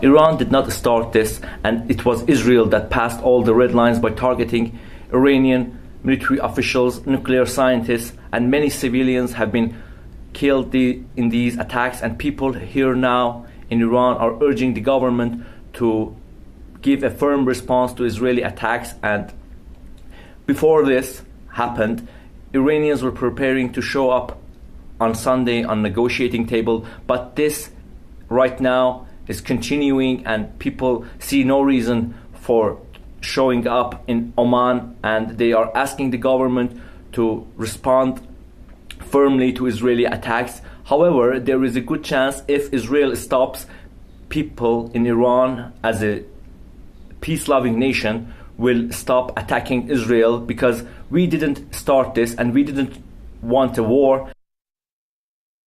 I want to first also get in another word from Mohammad Khatibi, who is with us from Tehran, and then I'm going to get to the gentlemen who are joining us on the broadcast to talk more about this in detail. A lot of this is to do with the fact that there was these talks, the nuclear talks that were going on between US and Iran did not make any progress whatsoever, which is why Israel felt that it had to respond, because some of the reports suggested that Iranian nuclear pile was very close, in fact, to being able to make a weapons-grade enrichment and very close to actually having the bomb. Before I get to you, gentlemen, I want to get that word in from Mohammad Khatibi to tell us what is the thinking right now in terms of the Trump administration. All right, let's get in the guests first, and then we also get in Vishal to talk to us about what is the kind of retaliation that one really saw, because at the end of the day, this is what the conversation should focus on, that the potential retaliation that will come in, how will Israel handle it, and if it does, what is the next course of action likely, and will that escalate into another chain reaction? But Dr. John Harrison and Dr. James Dorsey with me on the broadcast right now. Let me get in their first reaction, and then I get in Vishal to talk about the kind of weapons that and drones that Iran used and how successful was Israel in thwarting that. Dr. Harrison, your first thoughts on how this is likely to pan out going forward. More strikes are likely to come in. That's what both sides have vowed. As the day begins there's a fresh alert that has been given, a warning that has been given by Israel, saying that if more strikes come their way, then Tehran will burn. Clearly, no side is willing to now back down out of this. At the moment, no, it doesn't appear to be that either side is willing to try to de-escalate. There's reasons that both sides would not want to at this point. It doesn't appear, at least, the first response from Iran was very effective. I believe the reporting is now one person was killed and somewhere getting close to 60 were injured. We shouldn't use the loss of life as whether or not an operation is effective or not. But it does appear that, at least for the first volley, that Iran was unable to launch a major strike. It doesn't mean they can't, but it means at least at the initial stages that the Israeli defenses have been able to absorb most of those blows.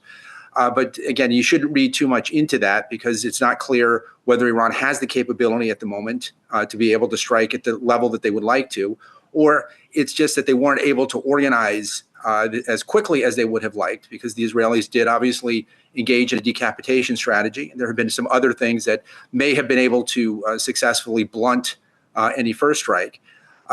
Certainly, neither side seems to want a wider regional war. But right now, the only tools Iran has to be able to respond to this would be their own missiles and drones that we've seen last night and we'll probably see for the next couple of days. And also, the only real effective proxy they have left is the Houthis. And there have been some reporting that the Houthis may have begun firing at least a small amount of missiles towards southern Israel. That remains unconfirmed, but it would seem to be the most logical approach for what assets Iran has left. See, I want to ask you this. There's been a lot of commentary that's coming in from the Trump administration as well. Within 12 hours, first, the Trump administration, in fact, Donald Trump himself said that this attack should not be done by Israel. Then he followed that up by saying that these are excellent attacks. He also made comments saying that 60 days is the time frame that Iran had, following which there will be nothing left to protect. Those were the kind of tweets that came out, the messaging that came out from the Trump administration. Given the fact that US is playing a very central and pivotal role as to ensuring that this remains contained, this doesn't escalate further, how do you see this is likely to pan out? Dr. Dorsey. I think basically, let me come back to your first question, if I may, because I think I differ a little bit with Dr. Harrison. Iran has essentially three options, given the fact that it has no effective air force, it has no real navy, and it has no land border with Israel. So missiles and drones are its first line of attack, if you wish. Iran has one of the, if not the largest, arsenal of missiles in the Middle East. How many are left after Israeli strikes, we don't know, but nonetheless, they've demonstrated the capability to use them. So that's going to be one line of attack, and I don't think that the warning by the Israelis of burning Tehran is going to dissuade the Iranians from using their missiles and drones. Their second line of attack, and we don't know how that's going to work out, is targeting U.S. facilities and bases in the region. Again, we haven't seen that happen. The Iranians have suggested that that is an option. And then it will depend on where and when and how they attack, what impact that would have, and whether or not that would force the drag the United States into the conflict. And the third line of attack are indeed what's left of Iran's non-state allies. But we've seen attacks by the Houthis repeatedly on Israel, and those are at best pinpricks. If there's an attack on American forces or American assets, it would most certainly force America's hand, because then it will have to react. There is there's the 5th Fleet in Bahrain. There is a large Air Force presence in Qatar. Add to it the ground forces in Iraq and Syria and several other assets that America has. If any of that is attacked, quite naturally, Trump administration will have to take that hard call that it will have to get involved in this in some format or the other. John Harrison, is that something that Iran is prepared for? Because I'm sure they would have done all scenarios here at this stage. Correct. It seems highly unlikely that Iran would want to attack U.S. installations in other members of the Arabian Gulf. It is unlikely that Iran would want to widen the war. They're getting a lot of potential benefits from opening up economically, trying to downgrade tensions in the region. Certainly, there are a number of things you could speculate on what they might want to do with the Straits of Hormuz in that. But I think it's highly unlikely that Iran would directly assault U.S. bases, because there's far more possibility that local Emiratis or Qataris or others would be hurt and killed, and that would require a response from these other nations. So I think if there's going to be any strike against U.S. interests in the region, it would be highly unlikely that it will be directly connected to Iran. Iran has other assets, and there may be other reasons and other groups that would want to, but it doesn't seem like it would be very beneficial for Iran to engage in that. And I don't think Dr. Dorsey and I disagree really on what Iran's capability, what Iran's strategy might be. And I think that we don't know, at least from the open source, is certainly for the missiles and drones what they have left. I understand, sir. I think a lot will also rely on how much America is able to ensure that Israel exercises some restraint as well. I think that is also going to be extremely important and will test the Trump administration. I want to quickly now get in some updates regarding that is coming in. As I said, through the night, these attacks continued, and now as the morning has begun, fresh updates are coming in. I want to address that and then get in my colleague Vishal to tell us the kind of attacks that actually took place. But before that, viewers, if you're tuning in right now, Iran has warned the US, UK and France that their military bases and ships will be targeted if they help block Iranian missile and drone retaliation for Israeli attack, threatening a possible widening of this conflict. So as I said, both sides have hardened their positions and they are vowing to take retaliatory action and also send out a strong message. This is the latest that's come in, where Iran has said and told US, UK and France that if you in any way come in the middle of an Iranian retaliatory action, then they will hit their assets as well. Of course, that will mean that this conflict becomes much wider. On that note, I want to now rope in my colleague Vishal Vivek to take us through exactly what is the kind of retaliatory action that took place through the night, to understand what were these drones, what were these missiles, how powerful they were, and what's the kind of damage that they've really inflicted on Israel so far. Vishal. So we have visuals of the strike that happened on the Tel Aviv soil just a few hours ago. You can see Iron Dome missiles, Iron Dome defense mechanism being launched from the Israeli soil, and then you see just a few seconds later a projectile landing inside the territory, which is supposedly hypersonic missile as claimed by Iran. That has to be verified. They have had hypersonic missiles according to them for a while now, but that needs to be verified. And this is yet another clip of a missile raining down near the skyline of Tel Aviv. You can see people in the background watching in horror. And this is the latest pictures which came this morning. It also shows one of the supposed hypersonic missiles raining there just down. And this is yet another picture that went viral on social media that shows that there was a shock wave when that missile was hit the ground. And this here is a streamline of hypersonic missiles that supposedly hit Tel Aviv just a few hours ago. You can see dozens of missiles raining down the skyline of Tel Aviv. Whether or not these are all hypersonic missiles, that needs to be verified. But Iranian state media has repeatedly been claiming that they were successful in raining down some hypersonic missiles. So what are these hypersonic missiles? They can reach of up to 5 Mach, which is almost 5 times more than speed of sound. So that gives them, the depth, the maneuverability, so that they can evade a lot of these Iron Dome system. So that is what has happened. That is what Iran is claiming. These missiles raining down successfully. How much damage have they done? That remains to be seen. But Iran seems to have rattled Israel to some extent. Has, and which is why it is escalating. Appreciate you giving us that lowdown, Vishal, and go back to the guests with me on the broadcast, Dr. Dorsey as well as Dr. Harrison, to understand where this is likely to go. As the morning starts there, Dr. Dorsey, it looks like things are not backing down, even as the messaging that's coming in from the Trump administration also is that they've, of course, now backing Israel, whatever decision they may take. And another fresh update that's coming from Israel is that they have announced that 9 senior Iranian nuclear scientists were killed in these Israeli airstrikes. It was earlier assumed to be 5 or 6. The figure that Israel has quoted and said is now 9, essentially means wiping out the top nuclear scientists in Iran completely. So to some extent, one would say that Israel's job has been done. They've been able to achieve some of their objectives. But Dr. Dorsey, clearly the objective is far more than that. It is not just about stopping nuclear arsenal. It looks like regime change is where they want to stop. Well, basically what they have done, let's be clear about this. This was a very well carried out military operation.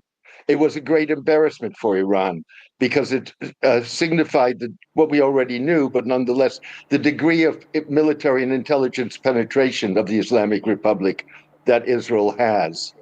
Netanyahu, the Israeli prime minister, has made clear that this is just the beginning. He clearly said more is coming.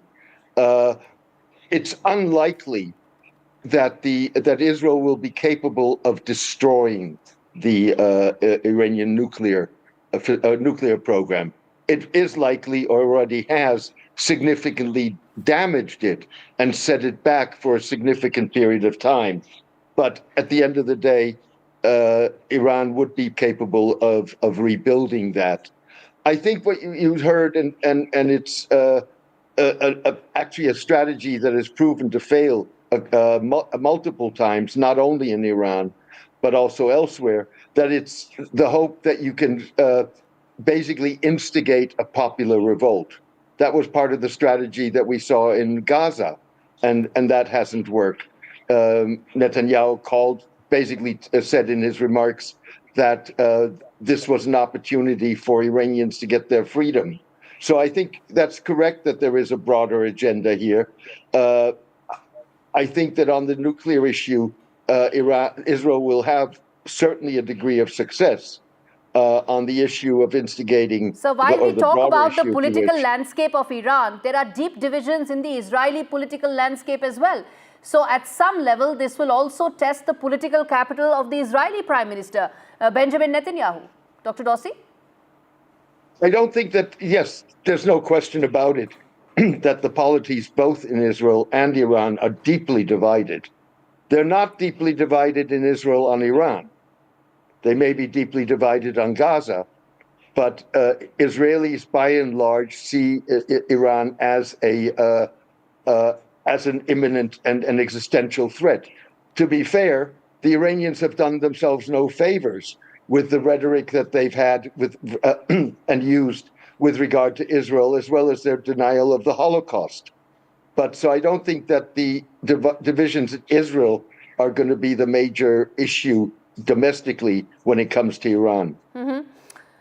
Dr. Harrison, come in there on the commentary that's coming from Iran. As I said, just 5 minutes back when we started this broadcast, essentially warning US, UK and France that their bases will be targeted in the region if they try and prevent attacks on Israel.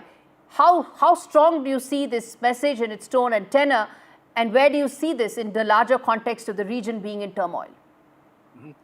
Well, certainly all the nations are going to have to take that seriously.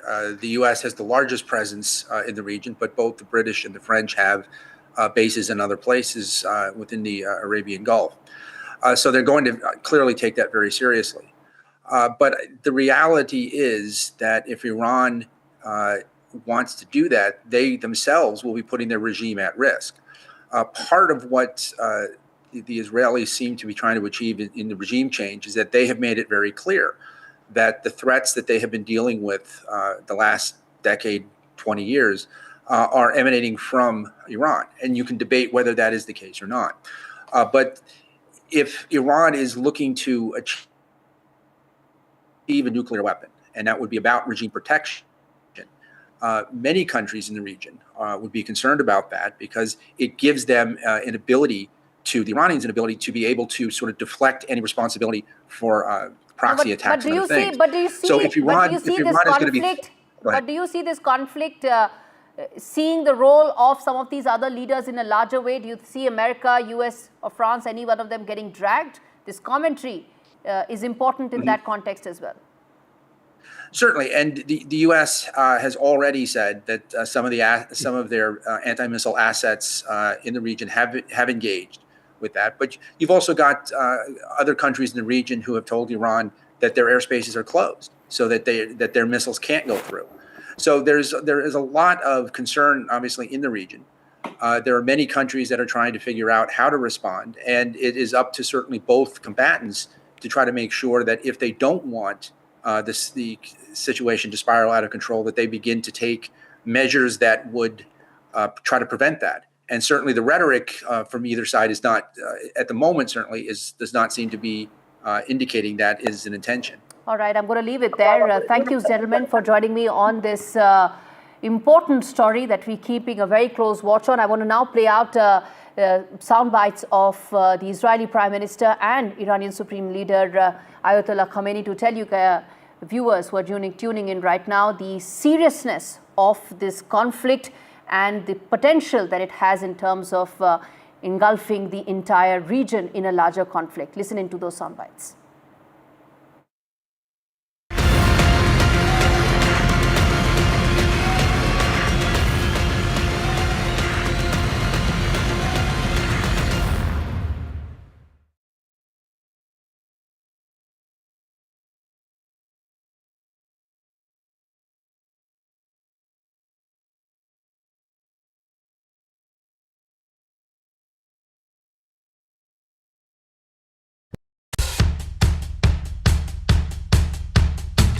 Markets move fast. And so should your portfolio. Expert insights, real-time stock picks. Do I buy Ola? Should I hold CDSL for the long term? Buy, sell or hold.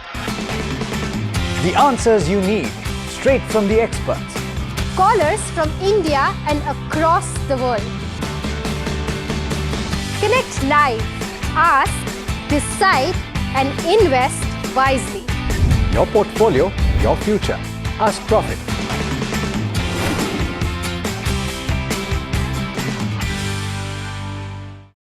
Is your business future ready? Join the 13-week strategic ESG certification program for business sustainability and growth for CXO and business leaders by NDTV, Terry and Zenora. Master global ESG frameworks, gain real-world tools and lead with impact. Starts July 13th. Enroll now and power your business with sustainability.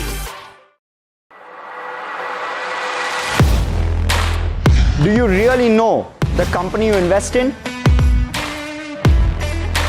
What is the real picture behind presentations and claims?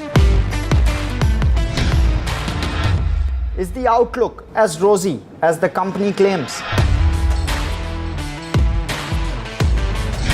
Know Your Company, powered by NDTV Profit Research, shines a light on the biggest stock market movers.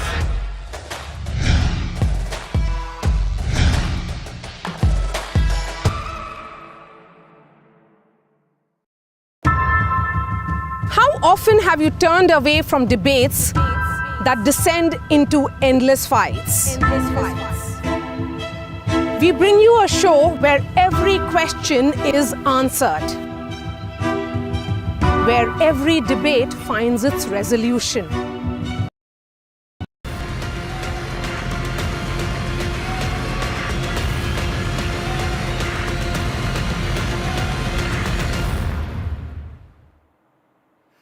All right, viewers, before going into that break, I had said that we are going to hear those important sound bites of Prime Minister Netanyahu and Iranian leader Khomeini on which way this war is likely to go, how much are they likely to now retaliate and escalate this regional conflict, and whether at all it will mean other players, world leaders, being forced to step in. All that you will get a sense of by listening to the sound bites of these two leaders. Tonight I wish to speak to you, the proud people of Iran. We're in the midst of one of the greatest military operations in history, Operation Rising Lion. The Islamic regime, which has oppressed you for nearly 50 years, threatens to destroy my country, the State of Israel. The objective of Israel's military operation is to remove this threat, both the nuclear threat and the ballistic missile threat to Israel. And as we achieve our objectives, we're also clearing the path for you to achieve your objective, which is freedom. In the past 24 hours, we've taken out top military commanders, senior nuclear scientists, the Islamic regime's most significant enrichment facility, and a large portion of its ballistic missile arsenal. More is on the way. شهادت سرداران و دانشمندان عزیز که البته برای همه سنگین است و تعدادی از مردم غیر نظامی رو به ملت ایران به خانواده های اونها تبریک و تسلیت عرض میکنم. و اما مطلبی که مایل بودم با ملت عزیزمون در میان بذارم اینه که رژیم صهیونیستی اشتباه بزرگی کرد، خطای بزرگی کرد، غلطی کرد و عواقب او رو بیچاره خواهد کرد به توفیق الهی. ملت ایران از خون شهدای گرانقدر نخواهد گذشت، از تجاوز با آسمان کشورش صرف نظر نخواهد کرد. Viewers, as we wrap things up, there's a very important update that's just come in, which is that the Iranian Atomic Energy Agency has said that the damage to their nuclear facilities has been very limited. And that, viewers, should give you an idea about which way this war is likely to head from here. On that note, a quick break. We return with more stories and updates on the other side. Stay with us.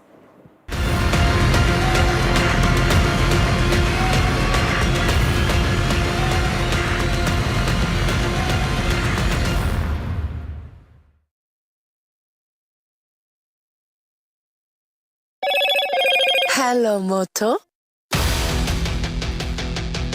Motorola, India's leading AI smartphone brand.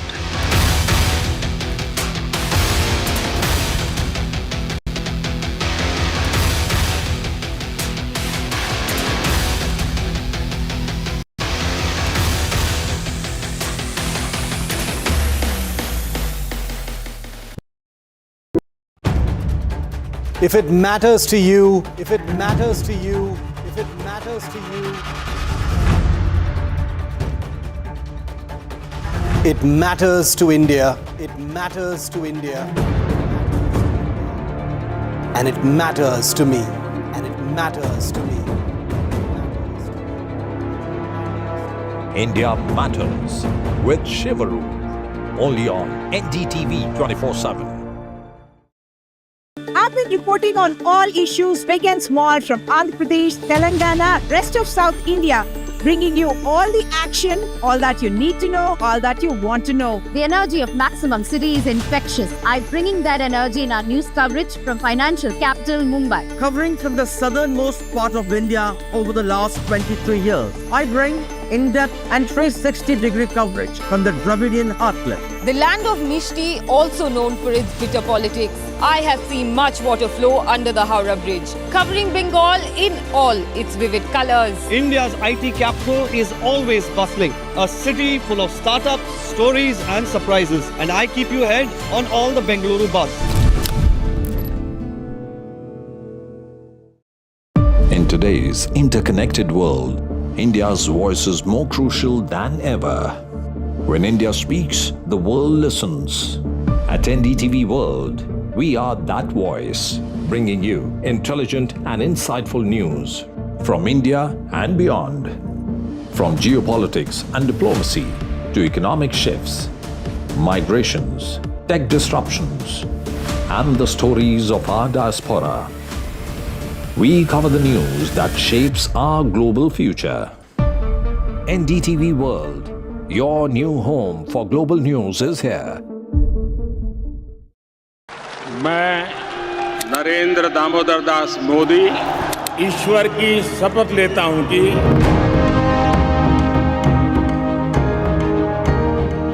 NDA सरकार में हम अगले 10 साल में विकसित भारत के सपने को साकार करके रहेंगे। अटल से तो विकसित भारत की तस्वीर है, प्रेरणा और प्रगति।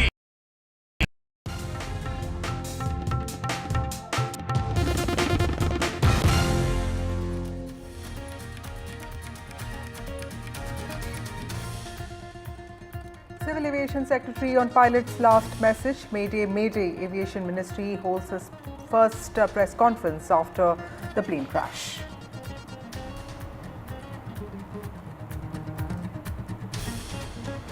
A high-level team led by Home Secretary to probe the crash. 3-month deadline set for the high-level investigation team. Minister Ram Mohan Naidu says black box recovered will be providing in-depth insight.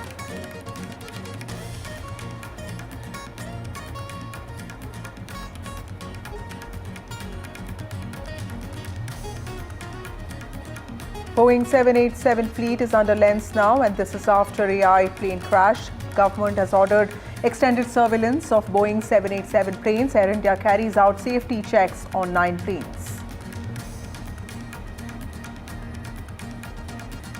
Ahmedabad plane crash probe is underway. Teams lift off plane's tail, only intact part of Air India 171. Boeing whistleblower speaks to NDTV. He says there are indications of dangerous manufacturing.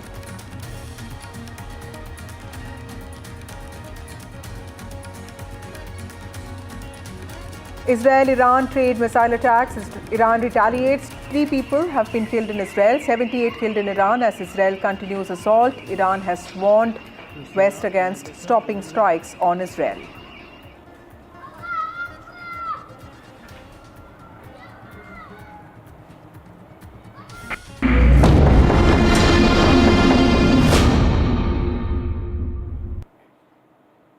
Well, in the aftermath of the plane crash in Ahmedabad, Air India is carrying out safety checks on Boeing 787. In a post, it has said Air India is in the process of completing one-time safety checks directed by the Indian aviation regulator DGCA. These checks are being carried out on Boeing 787 fleet as they return to India before being cleared for their next operations. Air India has completed such checks on 9 of these aircraft, and they are on track to complete the process for the remaining 24 aircraft within the timeline that has been provided by the regulator DGCA. Tanushka Datta joins us with more details on this. Tanushka, explain to us the new safety protocols that have been put in place. Clearly, Boeing 787 fleet is under the lens now because of the accident before the crash that took place. It used to be considered, the Dreamliner fleet used to be considered amongst the safest aircraft to travel in, but now clearly there's a cloud over that impression as well. Explain to us the significance of these checks. Precisely. There's a lot of contention with respect to the 787 Boeing Dreamliners now, and definitely a lot of nerves around it as well. The DGCA had very, strictly come down upon Air India and Boeing with respect to this particular aircraft model, and laid down that, they will be conducting very specific scrutiny of these models before they are sent into operations. As you also mentioned, that Air India has completed such checks on 9 of Boeing 787 aircraft and are on track to complete this process for the remaining 24 aircraft within the timeline provided by the regulator. Now, what are these checks? Inspection of fuel parameter monitoring, inspection of cabin air compressors, electronic engine control system tests is also to be done. Engine fuel-driven actuator operational tests are also to be done. Oil system checks, serviceability checks of hydraulic system, and review of takeoff parameters. Flight control inspection is also to be introduced in transit inspection, and power assurance is, of course, necessary to be carried out within the next 2 weeks. Now, the DGCA will go through all of these reviews, and this report is being submitted to the DGCA, and only after the DGCA issues their approval of a competent authority will these aircraft and these flights be operational. Thank you, Tanushka, for joining us with those details. Moving on, let's also tell you a little bit about the first press conference that Civil Aviation Minister Ram Mohan Naidu addressed. This is his first media briefing after the Air India flight crash in Ahmedabad on Thursday. He said that the black box data from the aircraft is being decoded, while multiple agencies and high-level committees are also conducting an extensive probe into the incident. The black box data is expected to provide crucial information about the cause of the crash. The ministry is taking this incident with a lot of seriousness. The Aircraft Accident Investigation Bureau was immediately mobilized. The DGAAIB immediately rushed to the site to take stock of the situation. One update from the technical investigation team, which is happening through AAIB, is the recovery of the black box from the accident site around 5 p.m. yesterday. That's what the minister said today, addressing the press. He has also said that there'll be another high-level committee over AIB to investigate the crash, and that committee will be given a 3-month deadline for the probe. He has also talked about enhancing safety standards for all aircraft. One representative from the state of Gujarat, Police Commissioner of Ahmedabad, DGBCAS, DGCA, and Special Director from IB and Directorate from Forensic Services will be working together on this matter, on this probe. And a time limit of 3 months has been set for this. Very strict safety protocols will also be followed. The ministry has also, in fact, the DGC has also ordered extended surveillance of Boeing 787. These were the announcements that Ram Mohan Naidu, the Civil Aviation Minister, said today, and this was his first media briefing after the crash. We are going to form another high-level committee before, and immediately we have constituted the committee also yesterday. The Home Secretary is going to be the chairman of the committee, Secretary Ministry of Civil Aviation, Additional Secretary from MHA, one representative from the state of Gujarat where the incident actually happened, representative from State Disaster Response Authority, Government of Gujarat, Police Commissioner Ahmedabad, DG Inspection and Safety from the Indian Air Force, DG BCAS, which is the Bureau of Civil Aviation Security, DG DGCA, Special Director from IB, and Director from the Directorate of Forensic Sciences Services. So like you see, the composition of the high-level committee involves people from various backgrounds, and we have put a time limit of 3 months for them to sit down, talk to various stakeholders, and involve and discuss with any other important expert that is necessary as per their investigation. The incident happened. We also felt that there is a need to do an extended surveillance into the Boeing 787 series. So from the DGCA, we have also given an order to do the extended surveillance for the 787 planes. There are 34 in our Indian aircraft fleet today. I believe that 8 have already been inspected, and with immediate urgency, all of them are going to be done. And we have instructed Air India also to facilitate in the process of assisting the families of the passengers in whatever way is required. The DNA testing is also happening on one side so that the bodies can be identified and be given to the respected families. So the government of Gujarat is coordinating with that. They have been there on the ground since the time of the crash, and they have been facilitating with all the efforts, all the measures that are required from their side. So once the DNA testing is confirmed, the bodies are being given to the respected families. And we are hoping that process also gets finished as soon as possible, but the documentation and the procedure needs to be followed. So according to the time that needs to be taken, we are ensuring that there doesn't be any lapse in the process or the protocol that needs to be followed. Well, in the same media briefing, Civil Aviation Secretary Sameer Sinha also spoke about the last message that pilots of this plane that crashed, Sumit Sabharwal and Clive Kundar, gave just minutes before the plane crashed. And there was this one last radio message that was sent to air traffic control, and that was sent at 1:39 p.m. This is what the Civil Aviation Ministry said today. In fact, the ministry said that the pilots had made the distress call after the plane failed to rise above 650 feet, but the ATC's responses got no reply from the pilots. The plane had crashed by then. इस विमान ने दोपहर 1:39 पर take off किया था और कुछ ही seconds में लगभग 650 फीट की ऊंचाई पर पहुंचने के पश्चात ये सिंक करने लगा, अर्थात ऊंचाई खोने लगा था। 1:39 में पायलट ने एटीसी को, अहमदाबाद एटीसी को, उसने मे डे अर्थात फुल इमरजेंसी की सूचना दी थी। एटीसी के अनुसार जब उसने विमान से संपर्क करने की कोशिश की, उसका कोई उत्तर नहीं मिला। जहां तक विमान के पूरे इतिहास की बात है, विमान ने इस दुर्घटना से पहले पेरिस दिल्ली अहमदाबाद सेक्टर की उड़ान बिना किसी घटना के पूरी की थी। Possible theories behind the Ahmedabad plane crash will be assessed. Those were the words of Civil Aviation Minister Ram Mohan Naidu this afternoon, along with the Secretary of the Ministry of Civil Aviation, Sameer Kumar Sinha, as well as the Minister, conducted a press conference and a briefing as to what has been unearthed in the last 48 hours. He extended his condolences to the families of the deceased. Home Minister, he said, also personally visited the crash site in Ahmedabad, and the Gujarat government is also conducting ongoing rescue operations as well as relief operations on the site.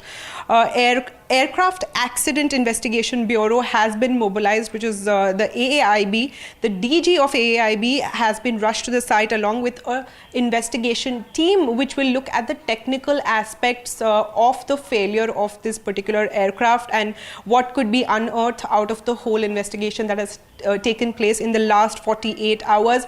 A key point of discussion, of course, was the black box that was recovered, which is expected to offer a lot of insights into the technical failures and the probability of why the plane crash happened in Ahmedabad, and will offer key insights, is what the minister also reiterated.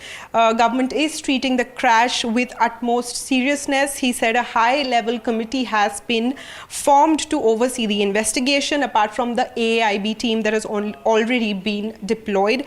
The committee, of course, is headed by a Union Home Secretary, and along with that, there are a group of members, along with the state representatives of Gujarat, who were present at the site and have witnessed the crash in the last couple of hours. Ahmedabad Police Commissioner, the DG of BCAS as well as DGCA have also been deployed. Special Director of the IB has also been put on this team, and the Directorate of Forensic Services has also joined this whole team to investigate the matter. The ministers also said that within the next 3 months they will try and complete the investigation and dig out the reason why this plane crash really happened. Well, with that, it's time for a short break. More news and updates on the other side.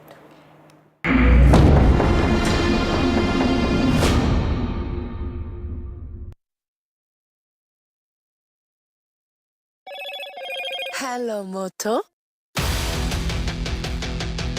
Motorola, India's leading AI smartphone brand.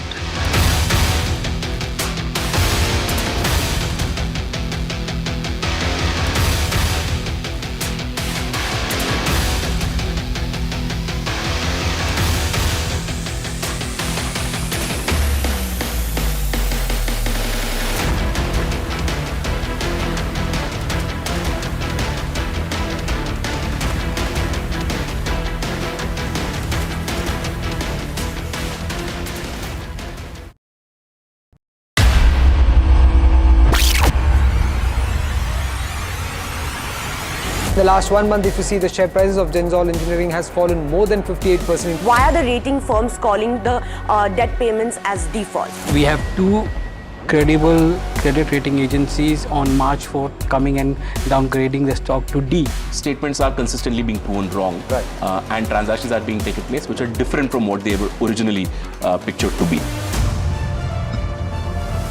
The company claimed it would roll out 6,400 electric vehicles. But what it has rolled out is a shocking scam. Funds meant for the project were funneled allegedly back to the promoters, the Junkie brothers. What did the money buy? Not EVs, of course, but a lavish flat in Gurgaon's luxurious DLF Carmelias.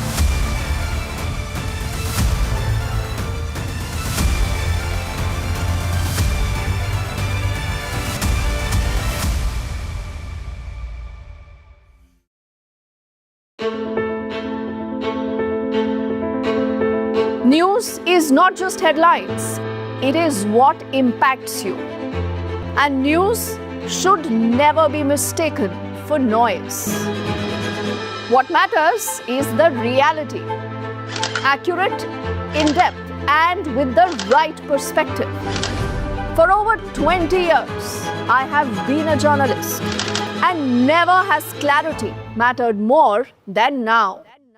At Newsnight, we go beyond the surface. We dissect the details, challenge the narratives, and bring you the unparalleled clarity you deserve in a world clouded by misinformation. We are bold, we are direct. Newsnight, for the news in your interest. Only on NDTV.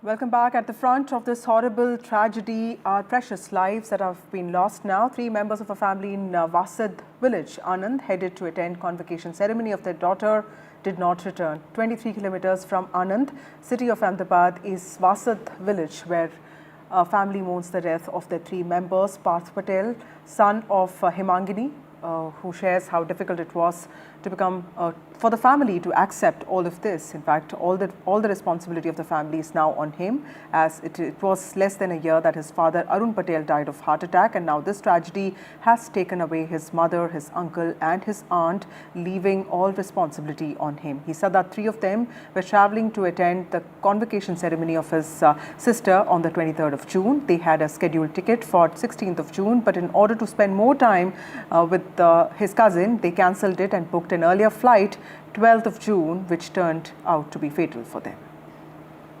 हम इस वक्त आनंद में है और एक ही परिवार के 3 जन की यहाँ पर जान जा चुकी है। कहीं ना कहीं बहुत दुख का माहौल है।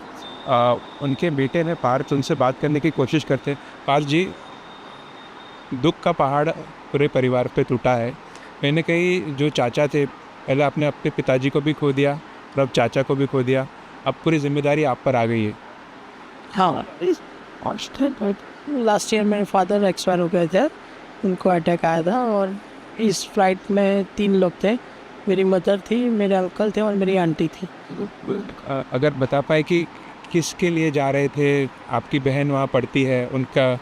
हाँ, वहाँ पे उसका कॉन्वोकेशन था 23rd को, इसलिए वो जा रहे थे कॉन्वोकेशन अटेंड करने के लिए। और आपने सैंपल दिया है, किस तरीके से सिविल हॉस्पिटल से कुछ इन्फॉर्मेशन आई है? कब तक क्या पता चल पाएगा? बॉडीज़ कब तक आइडेंटिफाई होगी? उनका कांटेक्ट फ़ोन आया था उनका कि आइडेंटिफाई हो रहा है, वो लोग प्रोसेस में, वो लोग हमारे कांटेक्ट में ही है, सभी प्रशासन सब लोग कांटेक्ट में है। जिस तरीके से एक फादर का खोना, फिर एक अटैचमेंट होता है चाचा के साथ, और एक घर के अंदर बड़े का होना, और कुछ यादें अगर आप बता पाए किस तरीके से आप उनके साथ जेल करते थे या रहते थे, क्या कहना चाहते हो? कोई नो वर्ड्स, कुछ नहीं, अभी नहीं, मैं बात नहीं कर सकता। आपने एक चीज़ और बताई थी कि कैसे 20 तारीख की टिकट थी लेकिन 12 की कर दी गई, और कहीं ना कहीं ये भी बताया जा रहा है कि एयर इंडिया से ट्रैवल नहीं करते थे, एमिरेट्स से जाते थे, पहली बार उन्होंने ट्रैवल किया। अगर कुछ उसके बारे में? नहीं, वो जाते थे मगर मेरी मदर साथ में थी, तो उन्होंने सोचा कि 9 घंटे के अंदर डायरेक्ट फ़्लाइट है तो उसका यूज़ करें, इसलिए डोमेस्टिक ट्रैवल वो करते थे एयर इंडिया में, मगर इंटरनेशनल कभी कभी प्रीफर करते थे। तो ऐसा क्या कारण रहा कि 20 तारीख की टिकट थी और 12 की करनी पड़ी, या चेंज हुआ? ज़्यादा टाइम स्पेंड करना था डॉटर के साथ। अच्छा, धन्यवाद हमसे बात करने के लिए। आपके दुख में हम भी शामिल हैं और जल्द से जल्द आशा करते हैं कि बॉडी आइडेंटिफाई और यहाँ पर आगे का काम किया जाए। Well, there have also been political reactions from leaders on the plane crash. Let's listen into what Akhilesh Yadav said. यहाँ तक जो घटना अहमदाबाद में हुई है, बहुत दुखद घटना है, और जब तस्वीरें हम देखते हैं तो न केवल दुख होता है, बल्कि ये भी मन में आता है कि आखिरकार हो कैसे गया। और आज के समय पर जहाँ पर टेक्नोलॉजी में चीजें इतनी आगे हैं, बहुत सी चीजों का अनुमान पहले ही लगाया जा सकता है, लेकिन घटना जो हुई है उसकी जांच हो रही है। हमने तो आपके माध्यम से जाना कि उसका ब्लैक बॉक्स भी मिल गया है, और उसमें जो जानकारी होगी उसके बाद मैं समझता हूँ जो इन्वेस्टिगेशन एजेंसीज लगी हैं उनकी जांच रिपोर्ट जब आ जाएगी तो सच्चाई सामने आएगी। It's time for a short break. We'll get you more news on the other side.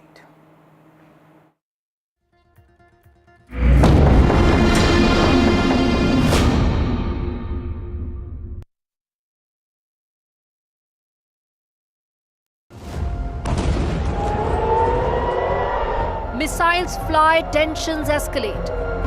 Fearsome eruption between Iran and Israel. Middle East on the boil again. Operation Rising Lion. 2 nations strike. Global tremors. رژیم صهیونیستی اشتباه بزرگی کرد. NDTV reports from the ground. Without US help and military and intelligence help, Israel couldn't carry out this kind of massive operation against Iran. Israel-Iran at war.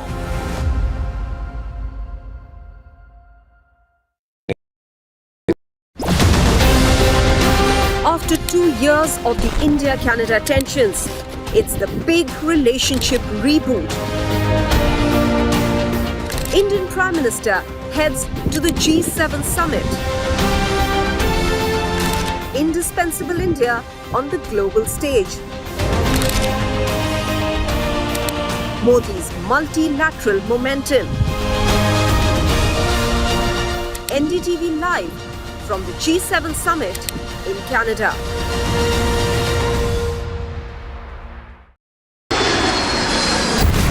Air India plane crash in Ahmedabad, India's latest aviation disaster. India responds to the tragedy. Facts first, 100% ground reports. Under this is the tail, Here, and this is just one of the buildings that will give you an idea of the quantum of loss. 24 to 48 hours is the deadline that has been given for the DNA testing. Maximum reporters, maximum coverage on NDTV.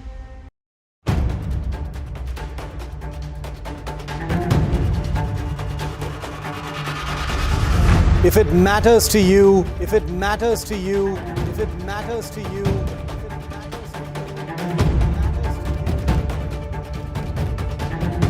it matters to India. It matters to India. It matters to India. And it matters to me. And it matters to me.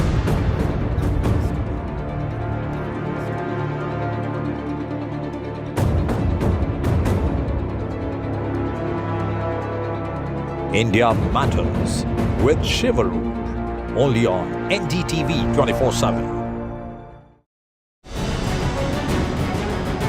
Why was there a hurry? Was it the government that was in a hurry? I don't want to blame anyone. Joining us today here in the NDTV newsroom.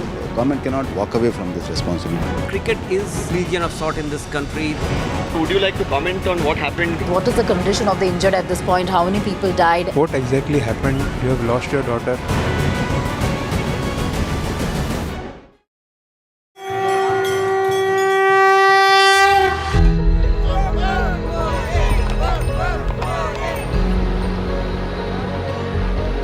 In the wake of Pahalgam, all eyes on the Amarnath Yatra. Amidst fear, faith and fortitude.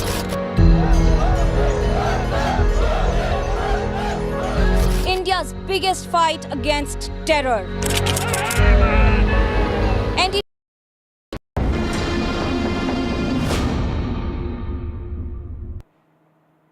Welcome back. Debris clearance is underway in Ahmedabad at the crash site. The tail portion of the aircraft is being removed with the help of cranes. Remember, this is the only part of the airplane that is intact, and it's a crucial part of crucial evidence for investigation as well. Another body has been recovered from the tail portion is what we understand. The death toll now stands at 275, including the medical college students and doctors who lost their lives at the time of the crash. As DNA matching efforts continue, the probe team has arrived at the site to investigate the crash as well. Let's take a look at this report that my colleague Ankit sent. All right, at this moment, what you see behind me is the tail section being taken down of this aircraft, which you are seeing dramatic, unfortunate, horrible symbol of this tragedy. And at this moment, what you are seeing is the entire tail section. 2 cranes since yesterday were in fact put in at this very place. And once the entire thing was secured, the entire tail section has been brought down. This was, as I've been saying, the biggest intact section of Air India 171, and for the last in couple of days, this was the focus of investigation. This was the focus for the authorities to recover the black box on the rooftop of this first floor, where it initially perched, where it initially in fact went into the building, the JK Medical College mess and hostel. It has been precariously hanging since then. The landing gear was also in fact under this tail section, and since the last couple of days, a lot of teams of the investigators have been focusing on this area. Unfortunately, today some more human remains were recovered from this very tail section by the NDRF and the other agencies. But just a moment ago, the entire tail section of this aircraft, which has sadly, unfortunately, and in a very horrible way, had become the reminder or the symbol of this one of the worst tragedies, air tragedies that India has ever seen.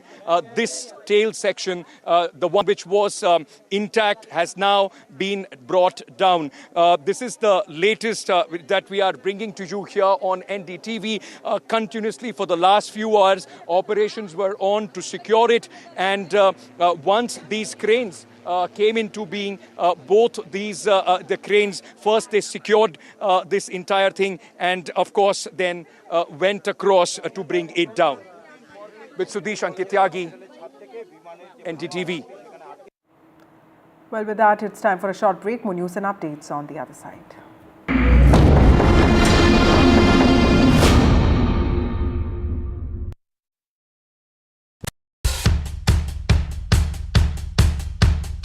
The markets move fast. And so should your portfolio. Expert insights, real-time stock picks. Do I buy Ola? Should I hold CDSL for the long term? Buy, sell or hold. The answers you need, straight from the experts. Callers from India and across the world. Connect live, ask, decide and invest wisely. Your portfolio, your future. Ask Profit.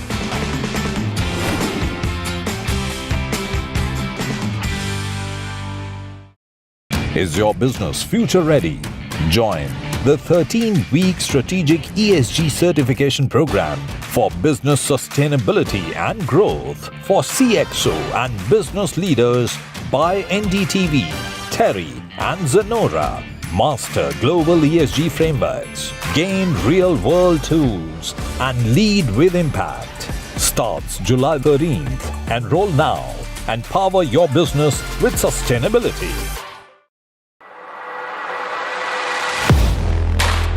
Do you really know the company you invest in?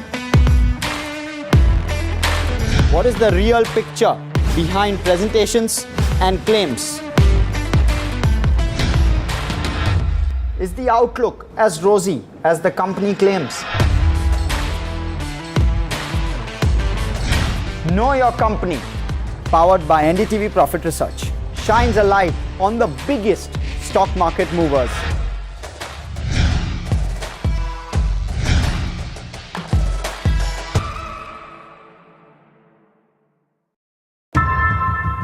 How often have you turned away from debates that descend into endless fights? We bring you a show where every question is answered, where every debate finds its resolution, where every story finds its conclusion, where opinions collide but facts prevail, where stories unfold with insights and trust. When the noise ends, the last word begins.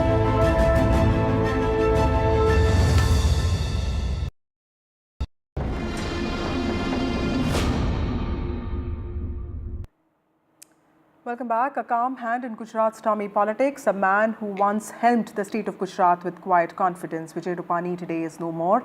The former Chief Minister of Gujarat was amongst the 241 people killed in this horrific Air India crash in Ahmedabad. His death marks not just a personal tragedy for his family. He was all set to visit his daughter in London. His family was waiting there for him. It's also in some ways an end of an era for Gujarat's BJP politics, specifically with regard to Vijay Rupani. He was the Chief Minister of the state from 2016 to 2021. Today we look at his journey from Rajkot, from being the mayor of Rajkot to being an organizational man, to helming the CM's post in Gandhinagar, and now somebody who has passed away. The number 1206 particularly was not just a number for Vijay Rupani. It was also a constant across his decades of public and private life. It often featured on the number plates of his vehicles, be it a scooter in his early days or the official car of a chief minister. For the long-serving BJP leader, 1206, it stood for good fortune, but Unfortunately, it didn't. On the 12th of June 2025, that number, in a cruel twist of fate, became also the day for his death.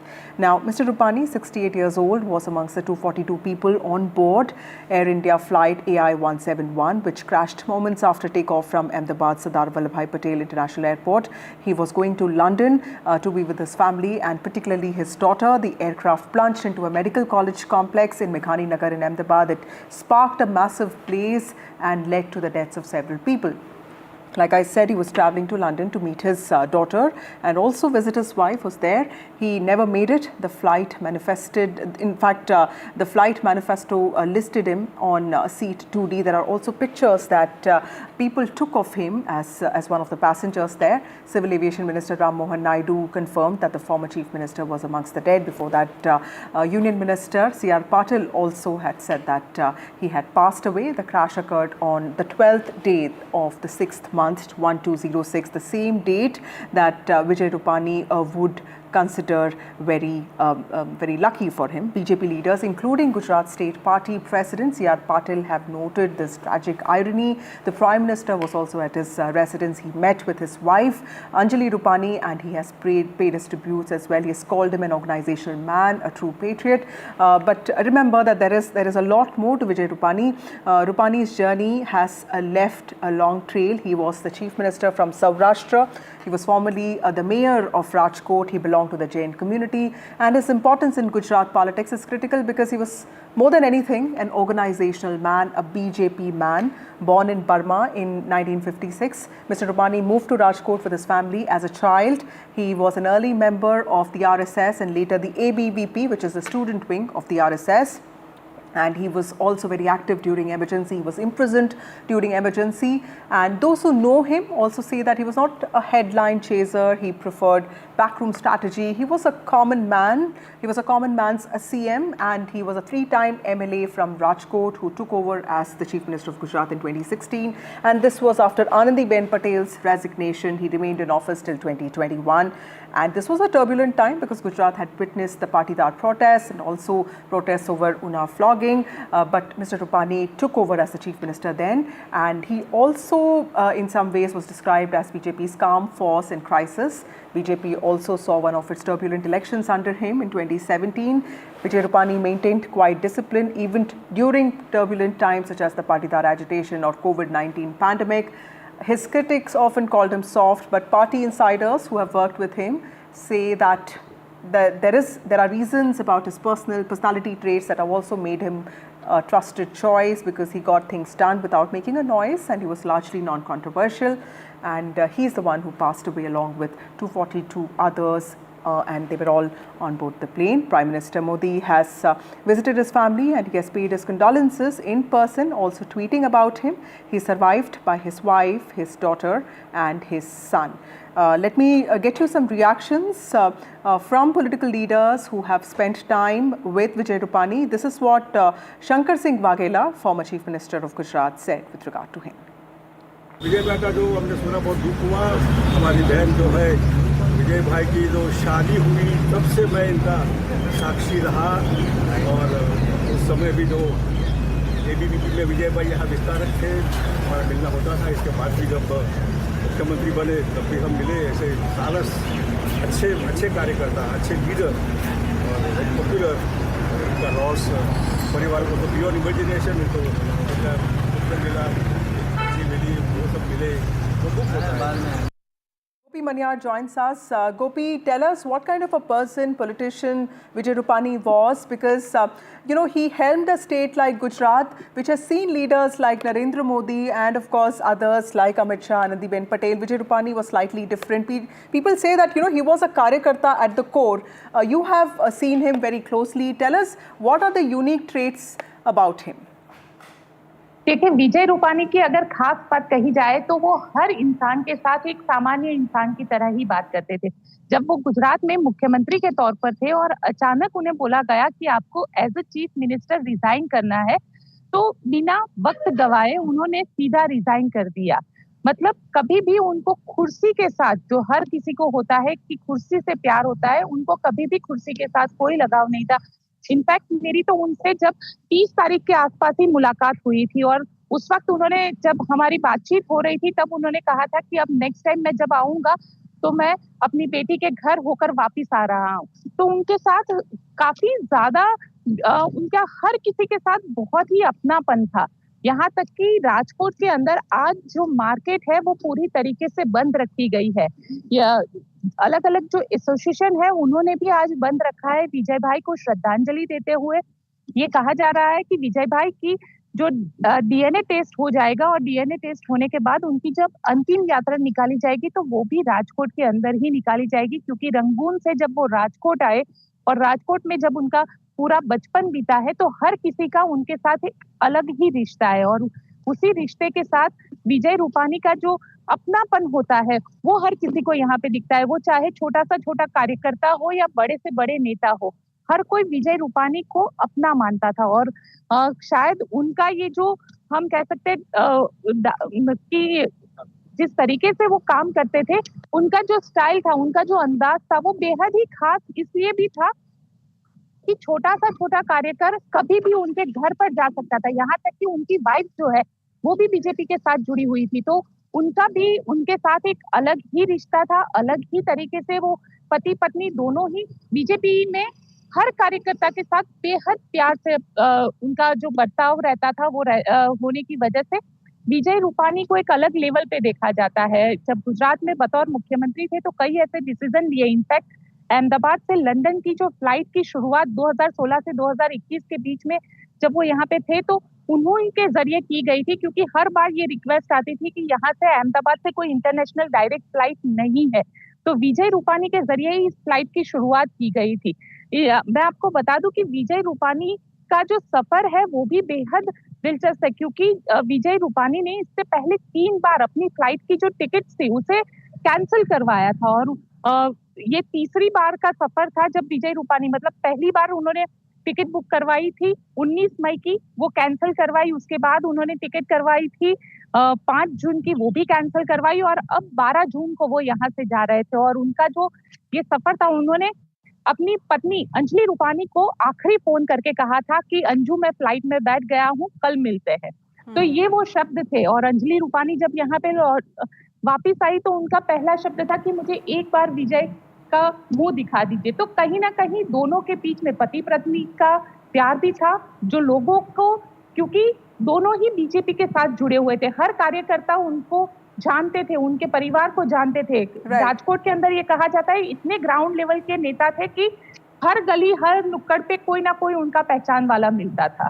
Absolutely. Thank you, Gopi, हमसे जुड़ने के लिए. Excellent details there of how Vijay Rupani was also a family man who also gave a lot of importance to his family, a unique chief minister, and also let me get you more voices of people who have worked with Vijay Rupani. Let me get in Yamal Vyas now. Yamal Vyas is the chairperson of Gujarat State Finance Commission. Thank you, Mr. Vyas, for speaking to NDTV. Sir, what is your best memory of Vijay Rupani? How would you describe him today?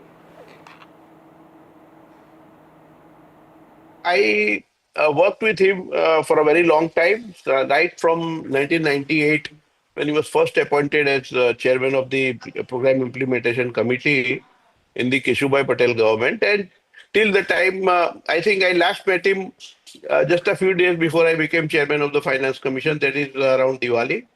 And he was always the same. And all the memories that I have, because when he was the spokesperson of the party, I was the co-spokesperson. So I worked with him for many long years. And all the time, he was a very simple man, very, I would say, very concerned about the workers at all times. When he was not very senior and even when he became the chief minister, I don't think there was any change in him. Right. Mr. Vyas, also help us understand the importance of someone like Vijay Rupani in Gujarat politics, because, you know, he came from the minority Jain community. He was from Saurashtra. Gujarat has seen chief ministers such as Keshubai Patel in the past from Saurashtra. He represented a very important part of the state. And how do you explain the importance of Vijay Rupani in the context of Gujarat politics?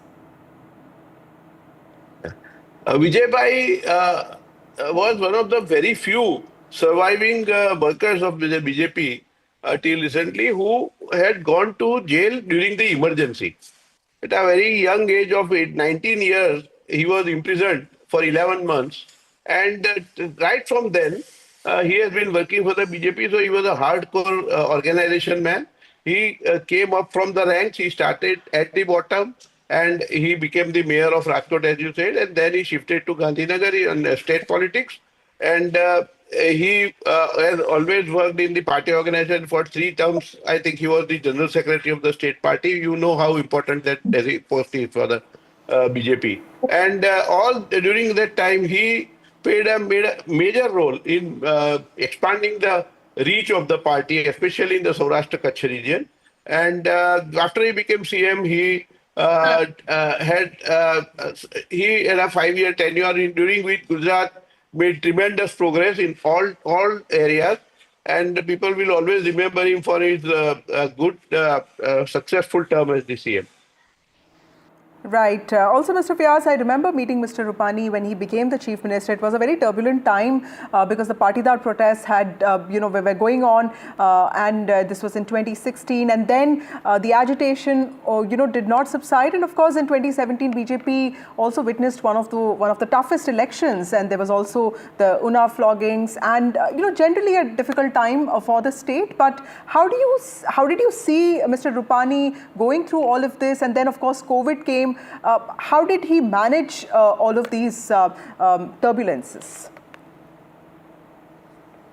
He used to, as I said, even when he was the CM, he was more an organization man. He always cared for the party's growth, party's success. And as you rightly said, 2017 was a difficult election for the BJP. We got a good majority. And then after that election, in the next 3-4 years, he did a tremendous amount of work. And after his re-election in 2017, his performance, especially during the difficult time of COVID, when the whole country and the whole world was passing through a very, very difficult period, he handled Gujarat's COVID epidemic in such a nice manner that I would say he worked day and night like every other leader. But being the leader of the state, he had a major responsibility which he carried out with complete success, preventing a large number of deaths and really coming through COVID with the most minimum of damage. Also, Mr. Vyas, if I were to ask you, what are the best achievements that you can think of? What are the highlights of Mr. Rupani's tenure when it comes to policy or politics? Because I remember having these conversations with him on domicile reservation then, which was coming into effect in Gujarat. And he used to talk about the project that was coming up in Sanand. He made it very clear that all of this was the vision of the Prime Minister and he was only taking things forward. What would you think would be the best highlights of his policy and his political approach? He was a very simple man and he tried to make life of the common man very simple. He made a lot of changes which really made very, very simple the day-to-day life and especially the people dealing with the government. Throughout his tenure, he was continuously working on simplifying life for the people and also in developing the state. For example, AIMS was brought into Gujarat during his tenure, and yet he was instrumental in getting a lot of projects in Gujarat during his tenure, which I'm sure will stand the test of time. Mr. Vyas, my last question to you, sir. What would you describe as the best personality traits of Mr. Rupani, something that really made him who he was? He was most friendly with the smallest of workers, and I have always experienced his hospitality, his simple frankness, and he was always very frank with the workers, which is very rare in politics. But with every worker, he was very frank, and he had a very clear idea of what he wanted, he wanted for the party, and he did that at all times. Right. Thank you, Mr. Vyas, for joining us on NDTV. This is Yamal Vyas speaking on Vijay Rupani, and he is also the chairperson of the Gujarat State Finance Commission. Also, Raju Dhruv joins us. He's a senior BJP leader in the state of Gujarat. Thank you, Mr. Dhruv, for speaking to NDTV. So, what are your memories, heartfelt memories of Mr. Vijay Rupani? How do you remember him today? Madam मैं हिंदी में बात करूंगा। जी जी बोलिए। विजय रूपानी एक तो क्या था कि वो विद्यार्थी काल युवा मैं मानता हूँ कि 1975 में वो यहाँ के धर्मेंद्र सिंह जी साइंस कॉलेज है, वहाँ जनरल सेक्रेटरी चुने गए। जैसे जेएनयू में अभी एबीवीपी और लेफ्टिस्ट पार्टियों के चलता है, वैसा यहाँ कांग्रेस और तब एबीवीपी के बीच संघर्ष चलता था। वो संघर्ष करके वहाँ जनरल सेक्रेटरी के तौर पर चुने गए। फिर वहां से उनको कटोकटी यानी आपातकाल में श्रीमती इंदिरा गांधी ने जब आपातकाल डाला तो सबसे छोटी आयु, सबसे कम आयु के युवा के तौर पर उनको जेल में 11 महीने तक डाला गया। फिर बाद में वो रिहा हुए, जब आपातकाल दूर हुआ रिहा हुए, तब से वो सक्रिय राजनीति में आए। फिर वह उन्होंने राजकोट महानगर भारतीय जनता पक्ष के संगठन में कार्य किया। वहां वो स्टेट ये जो सिटी का संगठन यूनिट था उसमें उन्होंने अच्छी तरह से यशस्वी तौर पर काम किया। फिर बाद में 87 में वो नगर में पार्षद बने, म्युनिसिपल कॉर्पोरेशन में वो चुने गए। तब से उनकी एक यात्रा नगर सेवक की, लोक सेवक की हुई। साथ में वो संगठन में भी माहिर थे, संगठन में भी उनकी एक इतनी पकड़ थी। और सबसे बड़ी बात, वो जमीन से जुड़े हुए कार्यकर्ता थे। एबीवीपी में उन्होंने प्रचारक के तौर पर अहमदाबाद में 3 साल तक घर छोड़ के काम किया।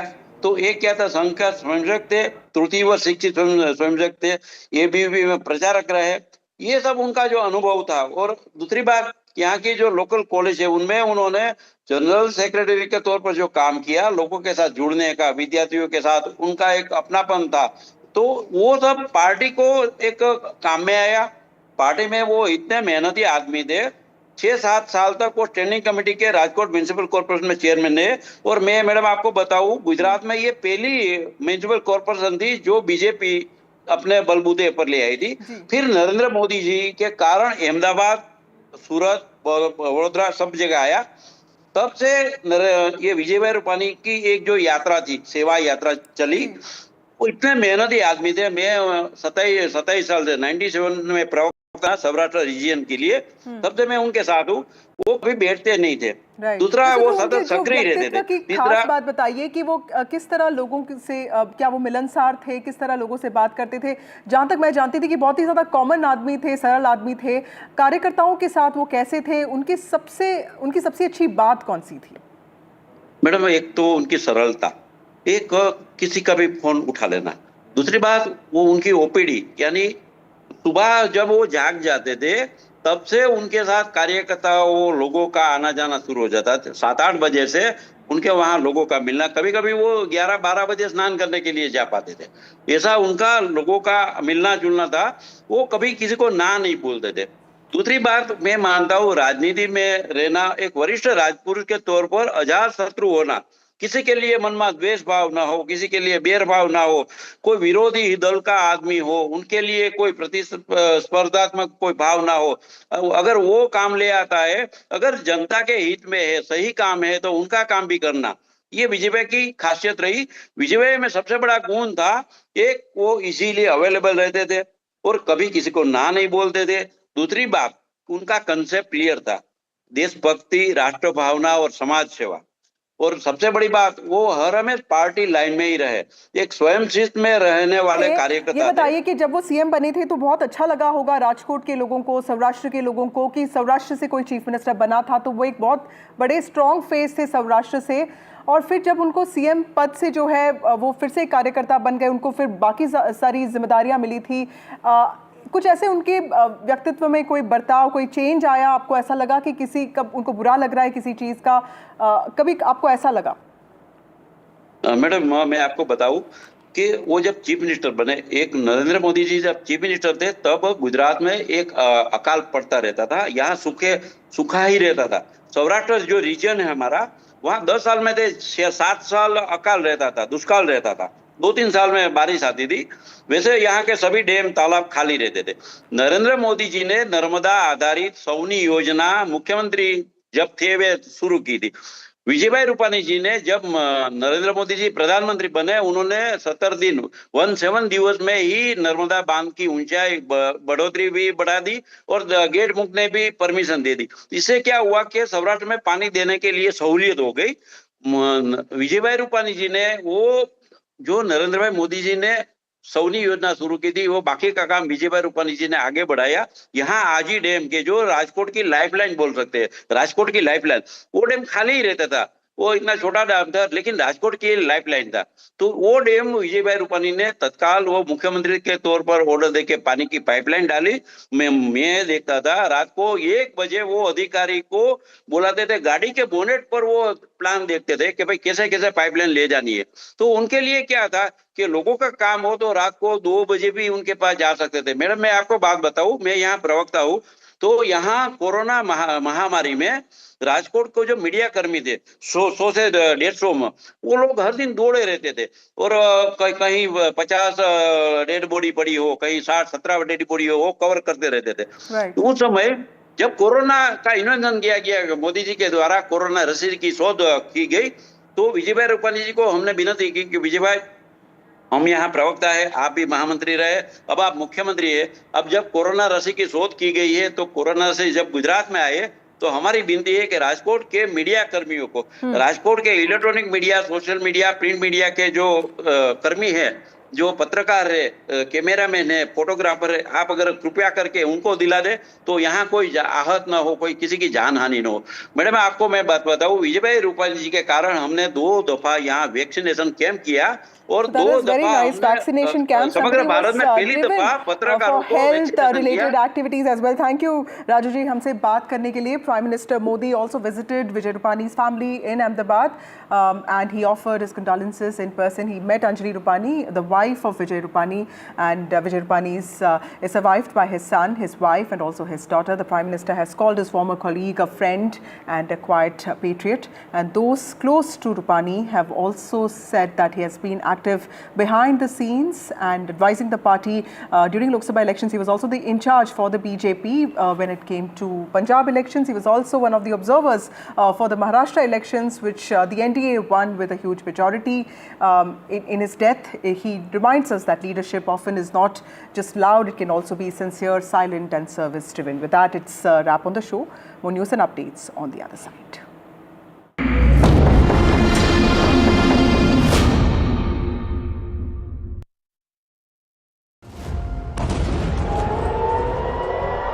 Missiles fly, tensions escalate. Fearsome eruption between Iran and Israel. Middle East on the boil again. Operation Rising Lion. 2 nations strike, global tremors. رژیم صهیونیستی اشتباه بزرگی کرد. Without US help and military and intelligence help, Israel couldn't carry out this kind of massive operation against Iran. Israel-Iran at war.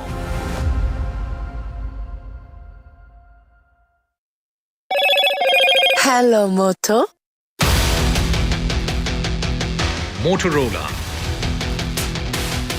India's leading AI smartphone brand.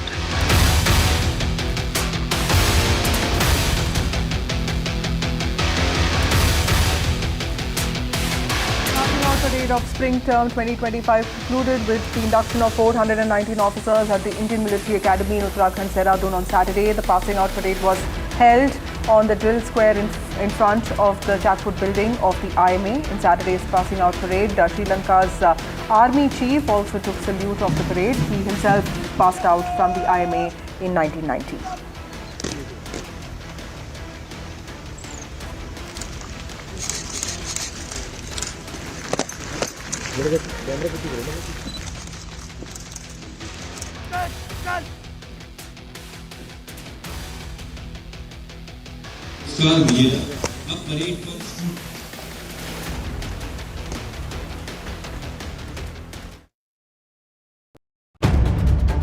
If it matters to you, if it matters to you, if it matters to you,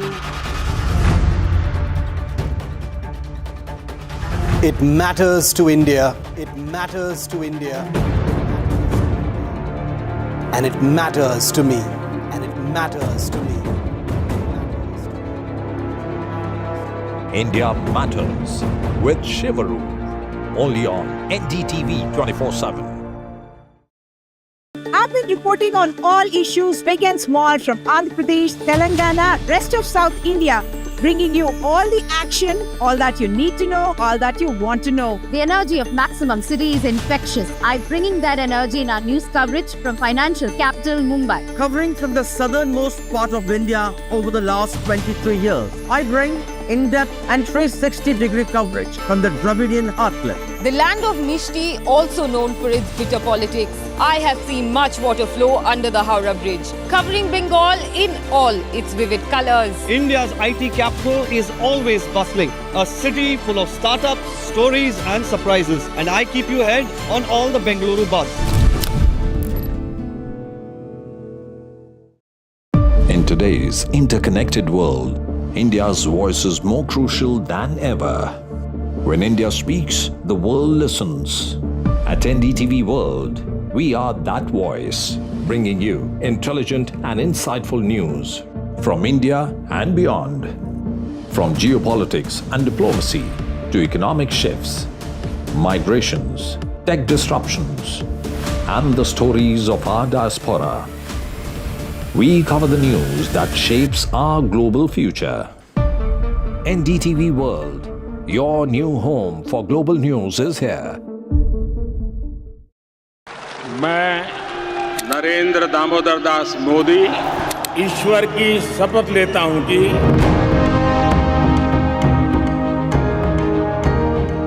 NDA सरकार में हम अगले 10 साल में विकसित भारत के सपने को साकार करके रहेंगे। अटल से तो विकसित भारत की तस्वीर है। प्रेरणा और प्रगति जब एक साथ जुड़ते हैं तो एक नए युग की नींव पड़ती है।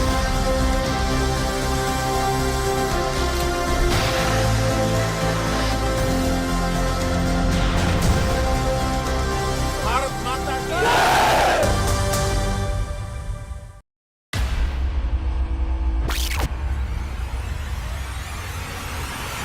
In the last 1 month, if you see, the share prices of Genzol Engineering has fallen more than 58%. Why are the rating firms calling the debt payments as default? We have two credible credit rating agencies on March 4th coming and downgrading the stock to D. Statements are consistently being proven wrong, and transactions are being taken place which are different from what they were originally pictured to be. The company claimed it would roll out 6,400 electric vehicles. But what it has rolled out is a shocking scam. Funds meant for the project were funneled allegedly back to the promoters, the Jaggi brothers. What did the money buy? Not EVs, of course.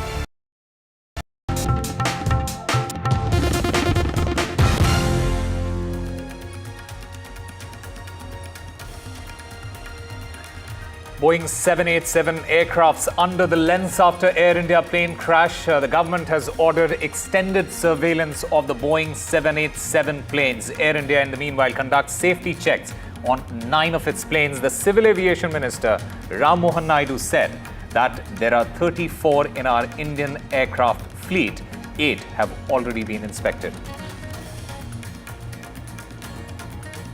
A high-level team led by Home Secretary to probe this entire crash. 3 months deadline has been set for the high-level probe team. The Union Minister said that the black box has been recovered and it will provide in-depth insights.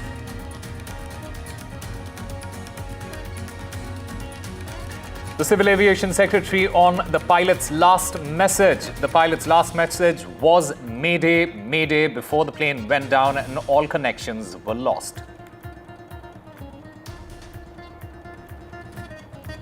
Meanwhile, a probe is underway as far as the Ahmedabad plane crash is concerned. The teams lift off the plane's tail, the only intact part of Air India 171.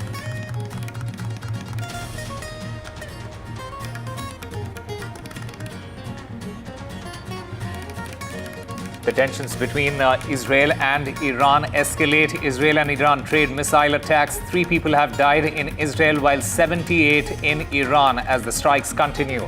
Iran warns the West against stopping strikes on Israel. Iran says they haven't cancelled the nuclear talks with the United States in the meanwhile.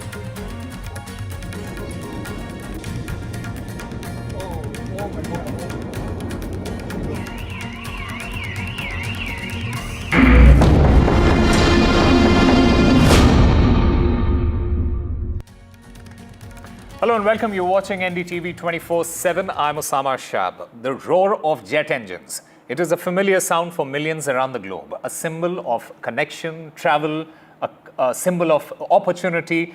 But for many of those living in the shadow of major airports, that sound can now trigger a chilling fear. Following the devastating Air India crash in Ahmedabad, a terrifying question hangs heavy in the air. How safe are we when a catastrophe strikes so close to home? From the sprawling neighborhoods near Delhi, the bustling communities surrounding cities like Pune, to the densely populated areas around Mumbai in India. There are many such examples that I can present here. The residents worldwide are confronting a stark reality. And today we investigate this precarious lives of those living on the flight path and also the unseen risks that touch down far too close for comfort. Another big question that we also should be asking is why are settlements allowed in such areas? And we'll try and find answers to some of those questions. In fact, I'm currently joined by my guest, Saurabh Bhatnagar, former senior captain for Indigo and the senior commander for Air India Express. Mr. Bhatnagar, welcome to NDTV. My first question to you is, many people who are living near the airports, there are many, communities living near the airports, they are living in fear at the moment. How justified is this fear? What is your take on that? Hi, Osama. I don't think that, anyone should live in a fear closer to the airport. In fact, I have heard many a time that people want to buy land when they take off a flight path so that they can have a picture in the video of the aircraft and it gets, sort of, mesmerizing something for you when you take a picture or video of a plane in such a closer look. But the thing is that, it's the rule as per what every government has got, that within 10 kilometers or something, you should not have these. So all the rules have been laid down earlier. Primarily not because, you have residential areas and something. But I would like to ask, how many times, these things have happened? The rarest of the rare accidents which has happened here now in India and across the world, where you have these, planes going down. Generally what happens is, what we have seen is majority of the accidents, air accidents or incidents happen is during the landing phase or the runway or, at the, after the landing. But primarily after the takeoff, it's very few we've got the accidents happening. So one should not live in fear because these kinds of accidents or incidents, they are one of its kind. They are not, even for the people, those who are right now, staying under the takeoff or the I would say funnel, takeoff path funnel of at Ahmedabad airport. How often they would have, they would have experienced these kinds, first of its kind, and they would have been living there for maybe many years. And so I don't think that, if you start, and if you consider the air travel is one of the safest mode of travel these days. So my take on this is people should not get worried and, live in scare or something that, that the aircraft is going to fall on them. And these are the incidents, one of its kind, and the airplanes are designed so safe and everything. So, but yes, it's a machine, but I don't think that anyone should live in a fear. Captain Bhatnagar, stay with us because we have this very important report where we try and find the answer to this big question that, like I said, we should be asking, why are settlements allowed in such areas in the first place? Let's take a look at that report.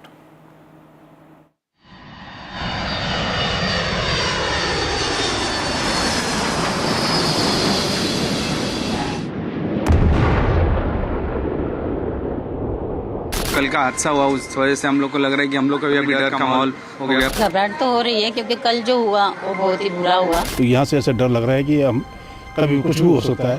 जब से ये हादसा हुआ उससे और ज़्यादा डर लगने लगा है। थोड़ा सा डर तो लगता ही है।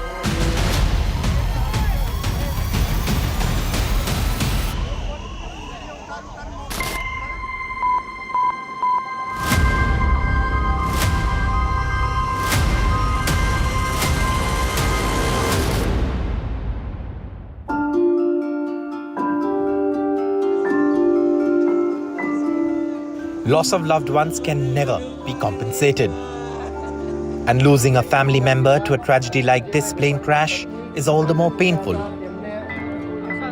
बोलते हैं 1 करोड़ देंगे, 2 करोड़ दूंगी, मेरा पापा मुझे चाहिए, मेरा प्यार चाहिए। आपके फादर थे और कोई? मेरी मदर भी थी वहाँ, सब परिवार खत्म हो गया मेरा। और 1 करोड़ 2 करोड़ के क्या करूँगी मैं? पैसों से क्या मिलता है? पैसा से हम पलंग खरीद सकते हैं, खिलौना खरीद सकते हैं, मुझे सच्चा आनंद कब मिलेगा? सच्चा प्यार कहाँ मिलेगा? As the Air India Dreamliner crashed in Ahmedabad, it was not only those on board who lost lives. The medical students at the BJ Medical College hostel, their relatives, and people living nearby have also borne the brunt of the tragedy.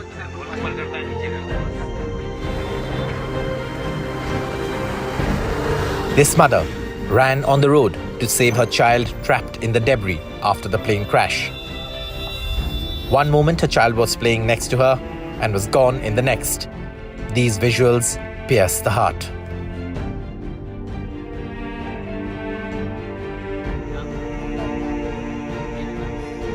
Ravi Thakur and his family worked in the mess at the BJ Medical College hostel, which is very close to the airport.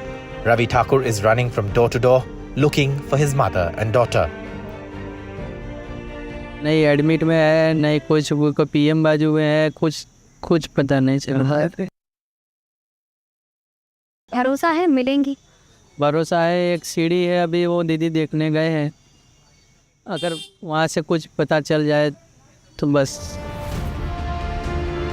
Ravi may be exhausted from searching for his mother and daughter, but the family hasn't lost hope, even as the tears don't stop flowing. मेरी mummy कल से mess में गई, तब से वापस नहीं आई है। मेरी भतीजी भी थी साथ में। हम लोग कल से ढूंढ रहे हैं उनको, कुछ पता नहीं चल रहा है, कुछ भी नहीं। हम जगह पे सिविल में सब जगह पे ढूंढा पर कोई पता नहीं चला। और मेरा लड़का रोड पे जल गया।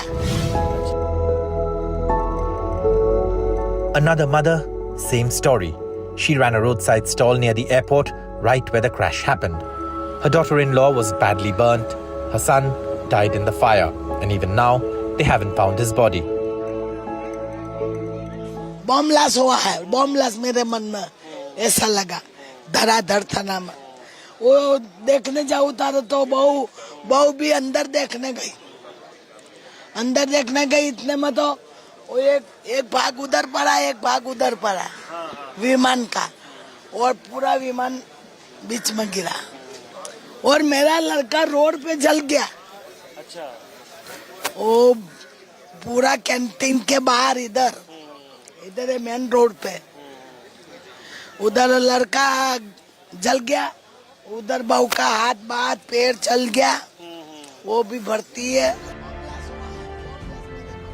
3 lives connected by one thread of pain and loss. Their only fault, living and working in an area close to the airport. Trauma centre पर हम खड़े हुए हैं। ये अहमदाबाद का सिविल अस्पताल है। गनीमत ये रही कि वो बिल्डिंग थोड़ी पीछे थी। अगर सोचिए अहमदाबाद सिविल अस्पताल की वो बिल्डिंग होती तो क्या हादसा होता। बहुत हाइट पे उड़ना चाहिए, हाइट पे उड़ ही रहा था, पर कुछ देर से वो एकदम नीचे आ गया। मुझे ऐसा लगा कि उसका थ्रस्ट लॉस हो रहा था, क्योंकि आकर ये जो बड़ा वाला पेड़ है इससे अथड़ाया, ये पेड़ से अथड़ाया, और सामने वो लोहे का एक लंबा देखिए सर, वो पूरा उसको मोड़ दिया है। ये जो आर्मी कैंटोनमेंट है, ये जो बॉर्डर है, ये पूरा आर्मी कैंटोनमेंट है। तो ये बॉर्डर को क्रॉस करके, ये बॉर्डर जैसे ही खत्म होती है, सामने सर बीजे मेडिकल का मेस है, और जो डॉक्टर्स वगैरह वो वहाँ रेसिडेंट है उनका, वो लोग 1 बजे के करीब खाना खाने के लिए, वहाँ 1:30 बजे के करीबन खाना खाने के लिए सारा इकट्ठा हुए, और उसमें 60 स्टूडेंट्स तो खाना खा रहे थे और बाकी के 30-35 स्टूडेंट्स उसके बगल में वेट कर रहे थे कि ये स्टूडेंट्स खत्म हो, दूसरे स्टूडेंट्स वहाँ पे खाने के लिए जाए। तो जैसे ही वो प्लेन जैसे सर वो बिल्डिंग से अथड़ाया तो इसकी हाइट का वो बिल्डिंग था, उसका हाफ पोर्शन तो पूरा नष्ट हो गया। After the plane crash in Ahmedabad, fear has gripped people living near airports in cities across the country. The fear is simple. What if a tragedy like the Ahmedabad plane crash happens here too? कल का हादसा हुआ, उस वजह से हम लोग को लग रहा है कि हम लोग को भी अभी डर का माहौल हो गया। घबराहट तो हो रही है क्योंकि कल जो हुआ वो बहुत ही बुरा हुआ। तो यहाँ से ऐसे डर लग रहा है कि हम कभी कुछ भी हो सकता है। जब से ये हादसा हुआ उससे और ज़्यादा डर लगने लगा है। Where does the buck stop? And if there's no law on homes near airports, why hasn't one been made? And if there is one, why isn't it being enforced? Because this story, this situation, isn't just about one city. It's about every city.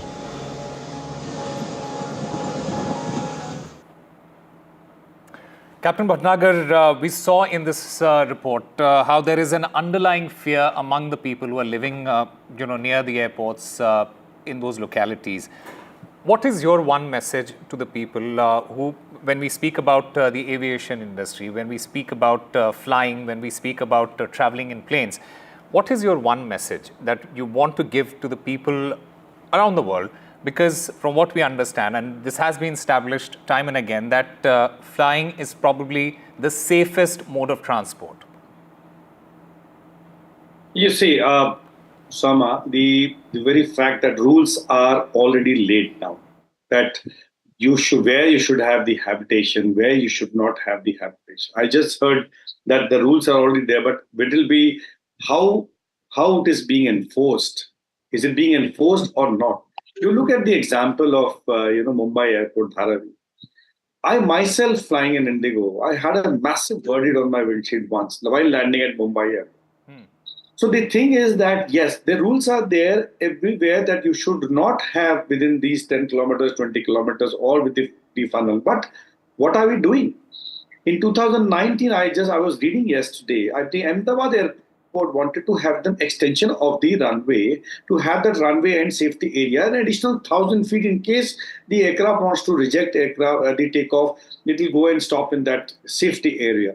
But it was the Airport Authority of India kept on asking for land, but the government did not give, because it required relocation of 250 to 300 families from that area. Now, I saw everything. That's very, it's very sad to hear. But tomorrow, it's a dichotomy. Tomorrow, if you want them, no, we were shifting to the other places. Do you think these people will move? True. So now that is the problem which we are facing everywhere. The airports earlier used to be away from the city. But now what has happened? The land has been given to the builders, and now the cities are coming closer to the airport. The airport now, look at the airport at Bengaluru, look at the airport at Hyderabad. Yeah. When they were inaugurated, there was nothing. Now you see the highway from Bangalore. Now all the construction be taking place. So it is the government agencies to enforce as a pilot, as an operational thing. I can say yes, the hazard will always be there. It's a machine flying in the air. We are intruding into the area of the birds. It's a machine. So I'm not saying that it will fail, but yes, it can fail, or I will not say a fail. You may you may have these kinds of incidents, but yeah, these kinds of accidents are not very common. What if you see? So the thing is that if people are saying that we are scared and everything, if the government gives them, okay, no, you should leave from this place, we will give you a safer area. Do you think Dharavi will move? So this is a question we want to ask the government and the power people, those who are in power. Yeah. I would say a vote bank people, those they don't want to shift. No, you can't have both the things together. Captain Bhatnagar, having said that, how important is it for the government, for the authorities to take a very hard look at the current situation and do something about it? No, it is, because the only thing is that, yes, government has to take a very, very strong stand. especially during in the takeoff and the landing, the funnel we call takeoff path and that funnel. So that funnel area, that we call it at least for a couple of miles, where it has been laid down as per the regulations. ICAO has given regulations. I'm not aware exactly but the Airport Authority of India, the airport, all the airport, they know how much is the area they require clear of the habitations over here, because these. You cannot stop birds from coming. You have it because we don't have that much of civic sense in a country. Yeah. Even if you're looking to staying close to the airport, if we have civic sense, so the birds will not come. Why? What happens? Because the bird, and one small bird. I've had bird hits in my career in Indigo and in Air India Express. One small bird can make a huge impact in the engine. So here in this case also, we have seen, and Ahmedabad has been known for the infested by birds. It's been there because when I used to fly over there, even in the ATIS, we call it the Automatic Terminal Information Service, where you get the weather. It says pilots to be cautioned about the bird. What the pilot will do at night or something. Right. How? So thing is, it is the government to now wake up and say, yes, absolutely, it is. No land will be given. No land will be given for habitation. You're absolutely right, sir. It is quite imperative that the governments also and authorities take a very hard look at the current situation and do something about it. Thank you very much for speaking with NDTV, sir. Thank you.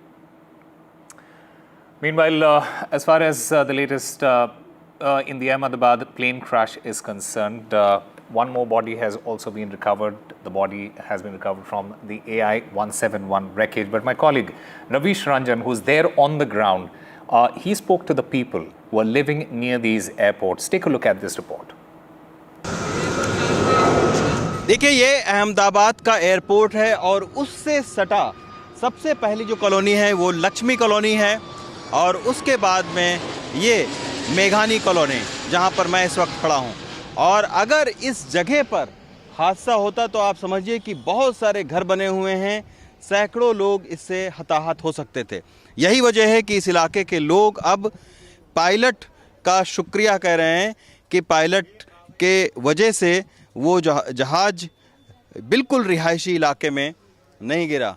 ये आप aunty बताइए, उस दिन जो है जहाज क्या कितनी आवाज़ तेज हुई क्या? हाँ, 3-4 बार सर आवाज़ आ रही थी। हम तो डर गए थे, क्या हुआ, आतंकवादी आए क्या, कि भूकंप आया ऐसा करके। फिर धुआं मैं दौड़ी वहाँ से, तो रास्ता खबर नहीं पड़ी, फिर पब्लिक बाहर आ गई थी सर। अच्छा, ये जहाज क्या उस समय बहुत नीचे था क्या? और अगर इस इलाके में दुर्घटना हो जाती तो हो जाती, सब मर जाते सर, यहाँ के पीछे लक्ष्मी नगर के सब। अच्छा, ये आप देख सकते हैं कि बहुत बड़ी एक रिहायशी आबादी है, लक्ष्मी नगर और मेघानी नगर, दो आबादी हैं। और सबसे पहला जो वायरल वीडियो बना था वो इसी इलाके के एक युवा ने बनाया था। तो आप सोचिए, यही वजह है कि इन दोनों ही इलाकों के जो लोग हैं वो अब पायलट का शुक्रिया कह रहे हैं कि क्योंकि एयरपोर्ट से बिल्कुल सटा हुआ, उसकी चारदीवारी से बिल्कुल लगा हुआ लक्ष्मी नगर है और मेघानी नगर।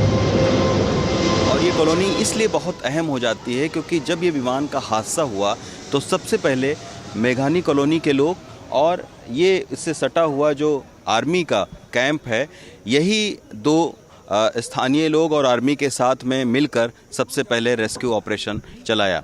हमारे साथ में रेखा जी हैं और मोहन जी हैं। मोहन जी वो शख्स हैं जिन्होंने 5 MBBS के छात्रों को तुरंत हॉस्पिटल पहुंचाया।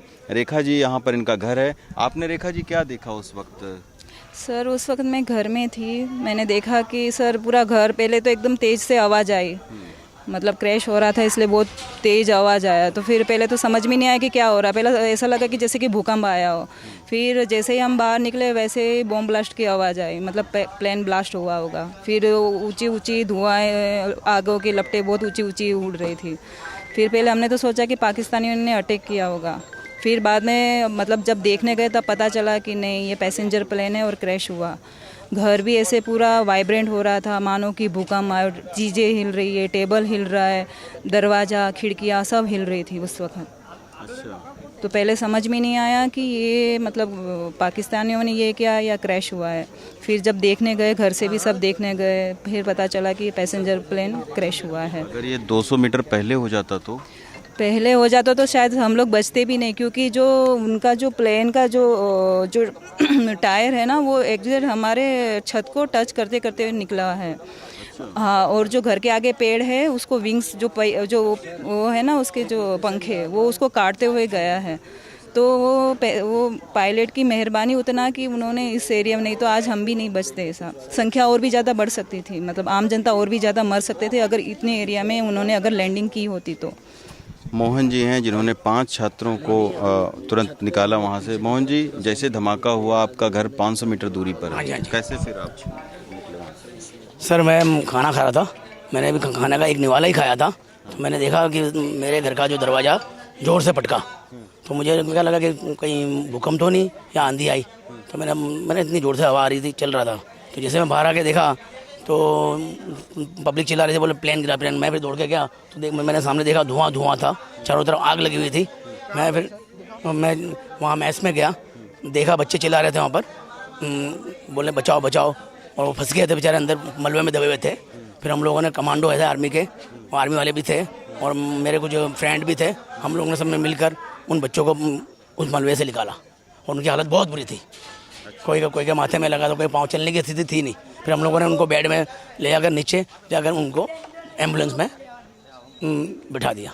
और अगर 100-200 मीटर पहले ये हादसा होता तो और ज़्यादा बड़े, हमने वो तो पायलट का शुक्रिया देना चाहता हूँ, क्योंकि उन्होंने प्लेन थोड़ा आगे ले लिया। अगर बाई द वे अगर यहाँ गिरा होता तो लाखों पब्लिक मरती। तो ये आप देख सकते हैं, ये मेघानी कॉलोनी है जिसके लोग अब पायलट का शुक्रिया अदा कर रहे हैं कि उन्होंने बिल्कुल वीरान जगह पर प्लेन को ले जाने की कोशिश की, लेकिन प्लेन ऊंचाई पर उड़ नहीं पाया। इसके वजह से इस तरीके का जो हादसा है वो हो गया। एक बहुत ही विभत्स हादसा है। मृतकों की तादाद भी अब बढ़कर 274 हो गई है। 30 से ज़्यादा घायलों का इलाज अभी बीजे मेडिकल कॉलेज में चल रहा है।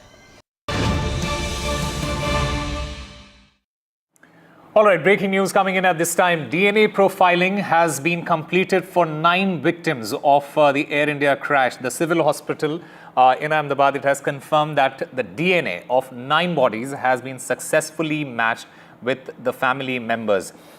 The first body has also been handed over to the relatives, and as per protocol, mortal remains are being released only after a complete DNA verification is done along with the legal paperwork. The remaining bodies will be handed over to the bereaved families after due formalities are completed. Meanwhile, the Congress chief, Mallikarjun Kharge, he has met with the crash victims. In fact, Mr. Kharge, along with D.K. Shivkumar, the Deputy Chief Minister of Karnataka, they met with the victims there in the hospital. They were in Ahmedabad, where these leaders met the victims at the Ahmedabad Civil Hospital. President Mallikarjun Kharge has just arrived. It is D.K. Shivkumar, Karnataka Deputy Chief Minister, is along with him, and we can see Pawan Kheda amongst others who had been the part of this delegation. He is here to meet the patients who had been admitted after the Air India plane crash. It is Mallikarjun Kharge, Congress President, who will also visit the crash site, and now he has arrived at the trauma center over here along with senior Congress leaders, and he is now going inside. He will meet the survivors, the lone survivor in fact, Vishwas Kumar, and also others amongst the undergraduate students who are there at the hostel, and he will meet those victims. Although it is the Congress party who had also told their supporters, their workers here in the state of Gujarat to extend full support to the family members, and also it is now after Prime Minister Narendra Modi, leader of opposition in Rajya Sabha, and Congress President Mallikarjun Kharge arriving over here at the civil hospital in Ahmedabad to meet the survivors and the victims of the horrific Air India crash in Ahmedabad. This is Aishwarya Jain with journalist Sachin Gupta for NDTV. Time now for a very short break. We'll be back with more on the other side.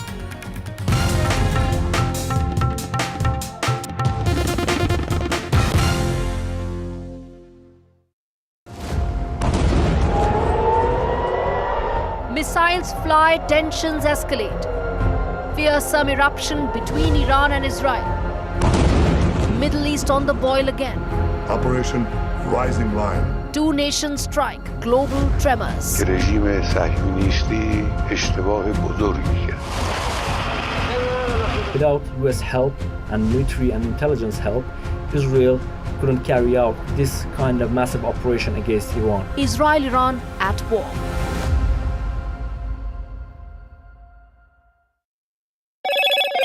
Hello, Moto. Motorola, India's leading AI smartphone brand.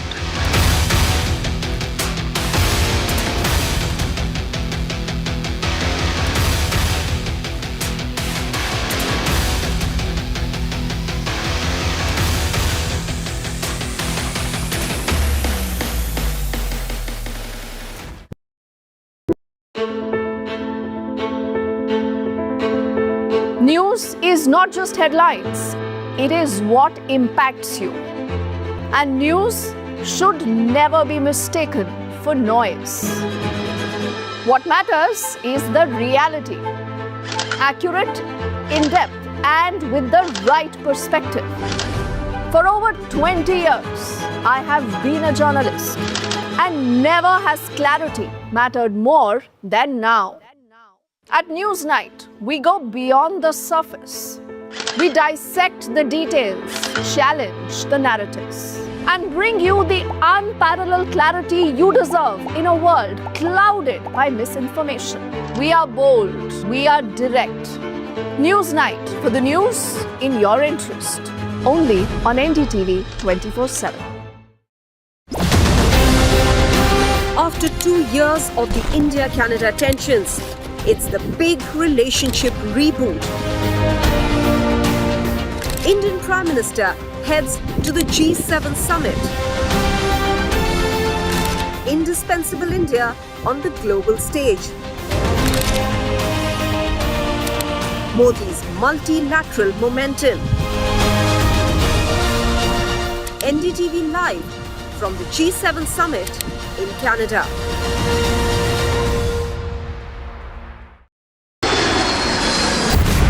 Air India plane crash in Ahmedabad, India's latest aviation disaster. India responds to the tragedy. Facts first, 100% ground reports. Under this is the tail, Here, and this is just one of the buildings that will give you an idea of the quantum of loss. 24 to 48 hours is the deadline that has been given for the DNA testing. Maximum reporters, maximum coverage on NDTV.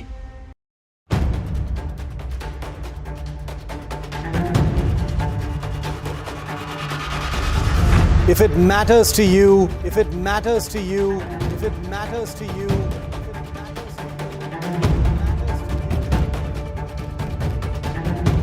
it matters to India.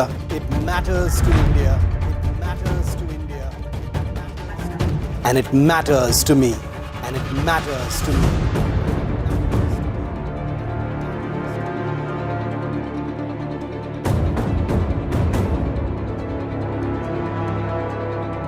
India Matters with Shivaru, only on NDTV 24/7. Why was there a hurry? Was it the government that was in a hurry? I don't want to blame anyone. Joining us today here in the NDTV newsroom. Government cannot walk away from this responsibility. Cricket is region of sort in this country. Would you like to comment on what happened? What is the condition of the injured at this point? How many people died? What exactly happened? You have lost your daughter.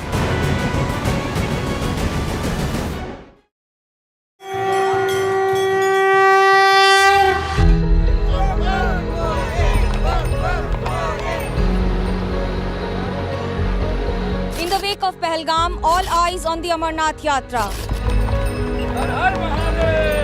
Amidst fear, faith, and fortitude.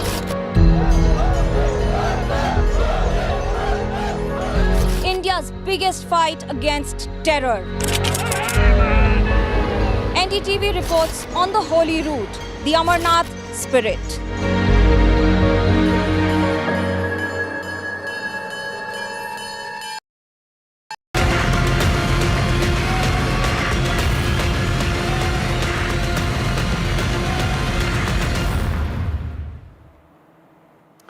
Welcome back. The latest as far as the Israel-Iran war is concerned, it was another deadly night in the Middle East as missiles rained down from the skies over Tel Aviv, Jerusalem and Tehran. Early Saturday, Israeli warplanes roared into the skies, launching counterstrikes after a new barrage of Iranian missiles lit up the night. Sirens wailed out as explosions echoed across Tel Aviv. Iran launching another wave of missiles in response to a stunning Israeli assault on Iran's nuclear and military core. In fact,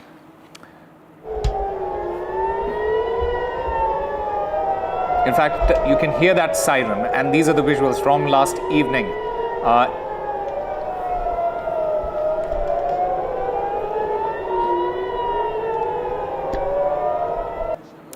In fact, on your screens is the aftermath of that missile slamming into central Israel. It killed 2 people, injured 19, and destroyed 4 homes. The Israel's emergency services, they can be seen, in those footage for shelter. Meanwhile, Iranian state TV broadcast. It broadcast the moment a shockwave rocked Tel Aviv, claiming it was retaliation for Israel's Friday attacks that killed 78 Iranians, including top generals as well as scientists. In fact, let's also take a look at this map.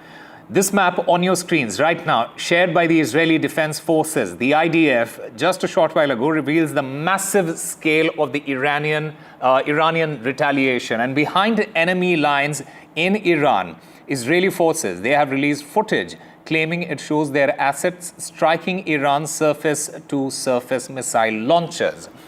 Iran, in the meanwhile, it now vows a crushing response. Its Revolutionary Guard signaling more strikes are coming.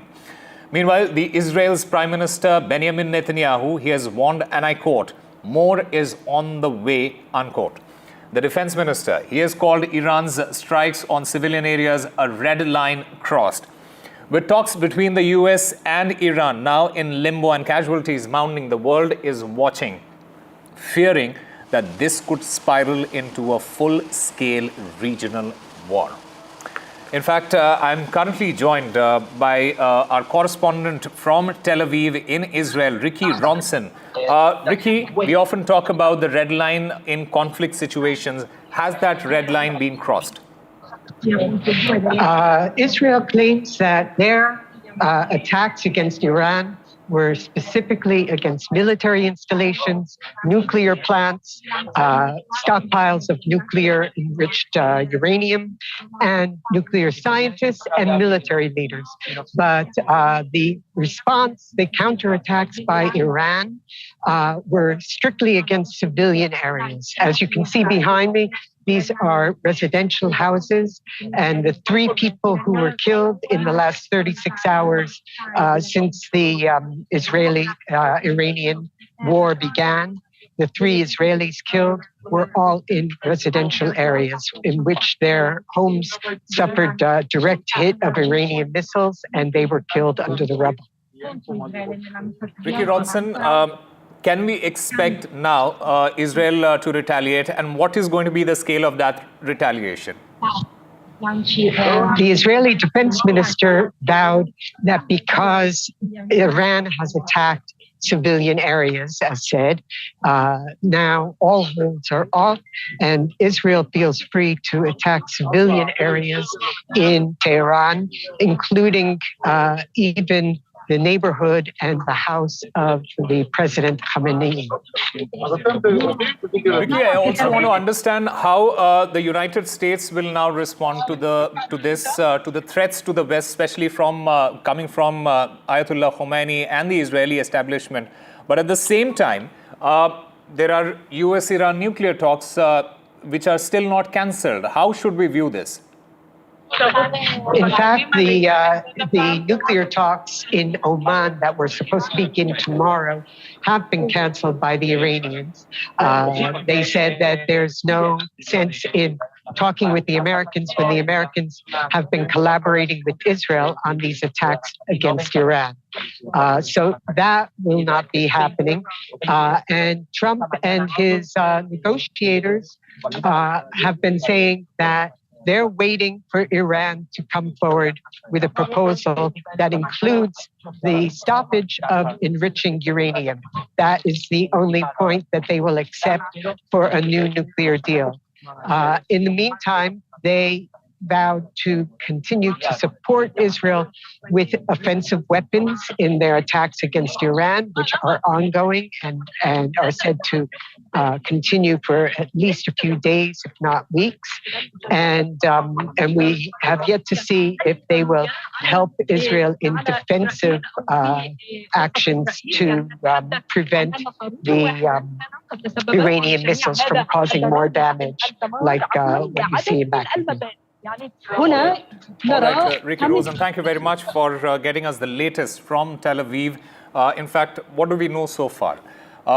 Israel and Iran, they have exchanged fires. 3 people have been killed, 40 injured in Israel, while 78 have been killed and 320 people have been injured in Iran.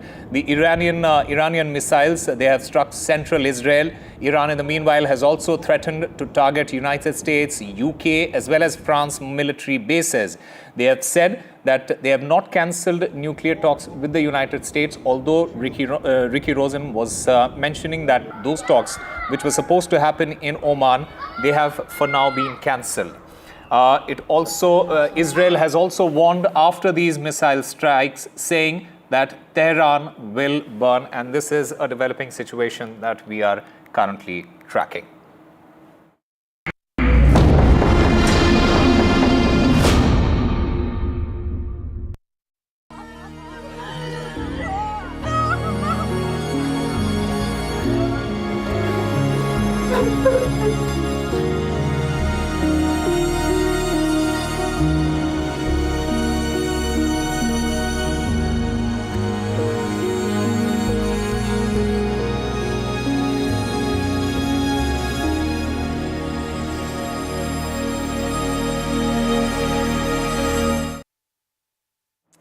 Well, in the aftermath of the horrific Ahmedabad tragedy, we at NDTV are also paying tribute to the lives lost in the devastating air crash. The city is reeling from the shock.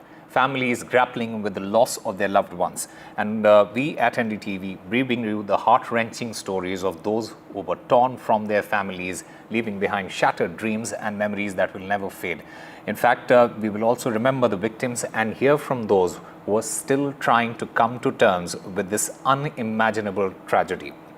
Starting with 3 members of a family in Vasad village. Anand headed to attend convocation ceremony of their daughter, did not return. 23 kilometers away from Anand city of Ahmedabad is Vasad village, where a family is now mourning the death of their 3 members. Parth Patel, son of Hemangini, shares how difficult it has become for the family to accept it. All the responsibility of family is now on him, as it was less than a year his father, Arun Patel, died of heart attack, and now this tragedy took away his mother, uncle, as well as the aunt. हम इस वक्त आनंद में है और एक ही परिवार के 3 जन की यहाँ पर जान जा चुकी है। कहीं ना कहीं बहुत दुख का माहौल है। उनके बेटे ने पार्थ, उनसे बात करने की कोशिश करते। पार्थ जी, दुख का पहाड़ पूरे परिवार पे टूटा है। कहीं ना कहीं जो चाचा थे, पहले आपने अपने पिताजी को भी खो दिया और अब चाचा को भी खो दिया। अब पूरी जिम्मेदारी आप पर आ गई है। हाँ, लास्ट ईयर मेरे फादर एक्सपायर हो गए थे, उनको अटैक आया था और इस फ्लाइट में 3 लोग थे। मेरी मदर थी, मेरे अंकल थे और मेरी आंटी थी। अगर बता पाए कि किसके लिए जा रहे थे? आपकी बहन वहाँ पढ़ती है, उनका? हाँ, वहाँ पे उसका कॉन्वोकेशन था 23rd को, इसलिए वो जा रहे थे कॉन्वोकेशन अटेंड करने के लिए।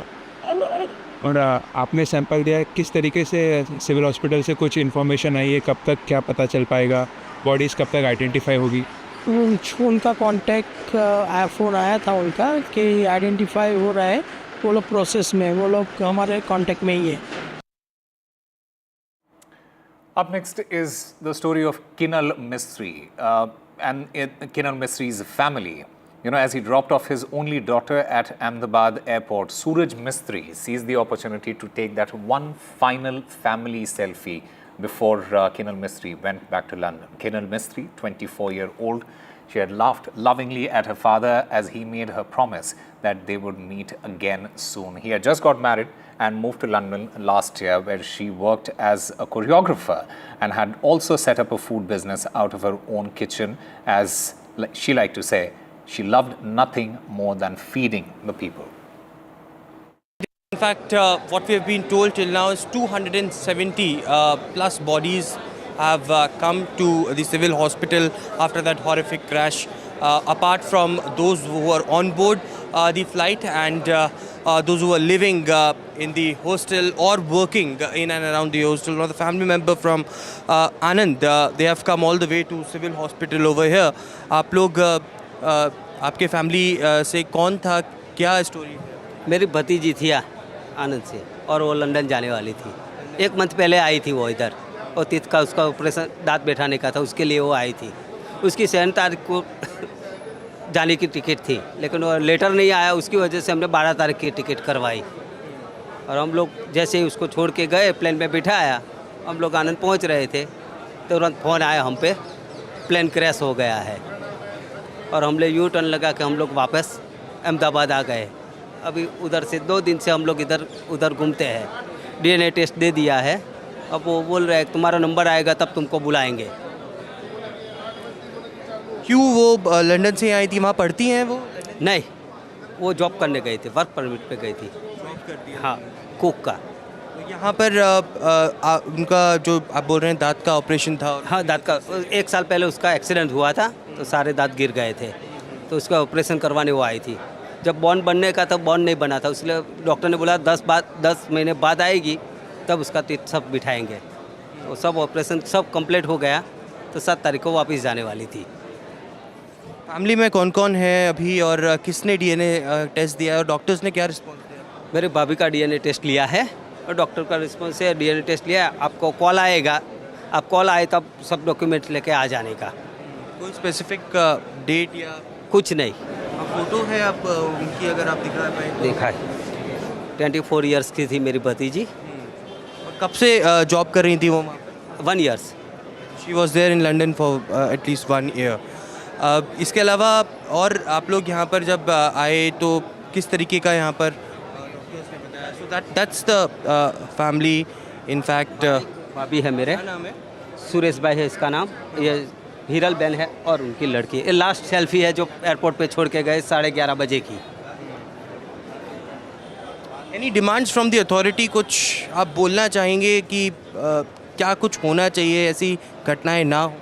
हम तो बोलना चाहेंगे प्लेन की जांच करवाए पहले तो। अभी उड़ान भरा नहीं है उसने, कि 2 मिनट पे वो प्लेन क्रैश हो जाता है, उड़ भी नहीं पाता। उसकी वजह क्या है कि दोनों इंजन बंद कैसे हो गए, काम क्यों नहीं कर रहे हैं। और इससे पहले न्यूज़ में भी कई बता रहे कि एयर इंडिया की फ़्लाइट में दिक्कत है, दिल्ली में भी दिक्कत हुआ था वो फ्लाइट में, बोल रहे हैं। तो फिर चेकिंग हुआ है कि नहीं हुआ है, कि उड़ान ऐसे ही भरवाई है उसकी, कि प्लेन उड़ भी नहीं पाया, 2 मिनट उड़ा है तो फिर ऐसे ही डायरेक्ट बैठ जाता है, उसका मतलब क्या है? Another story that we are bringing you is that of Manisha Thapa, a 27-year-old flight attendant from Patna. She was among the 274 people who lost their lives when Air India flight crashed moments after takeoff. This tragedy has plunged her family and the neighbors into deep mourning. Manisha, who served as a cabin crew member on the flight, she was known for her academic brilliance and vibrant personality. She was a graduate of St. Xavier's College in Patna. She completed her bachelor's in business economics from 2014 to 2017. In fact, the college held condolences meeting and planted a tree at the campus in remembrance of Manisha. Manisha Thapa, जो कि अहमदाबाद से उड़ने वाली air India के plane में cabin crew थी, उनकी मौत उस विमान हादसे में हो गई। और आज सेंट ज़ेवियर कॉलेज में यहाँ पर उनके नाम पर जो है वृक्षारोपण किया जा रहा है। सभी कॉलेज के मेंबर्स, कॉलेज के प्रिंसिपल, कॉलेज के फैकल्टी मेंबर्स और स्टूडेंट्स यहाँ पर मौजूद हैं, और उनके नाम पर आप देखिए पेड़ लगाया गया है उनकी याद में, remembering Manisha Thapa by Saint Xavier College. आप समझ सकते हैं उस घटना में लगभग 242 लोगों की मौत हो गई, और कुल आंकड़ा इस वक्त 275 के आसपास पहुंच चुका है।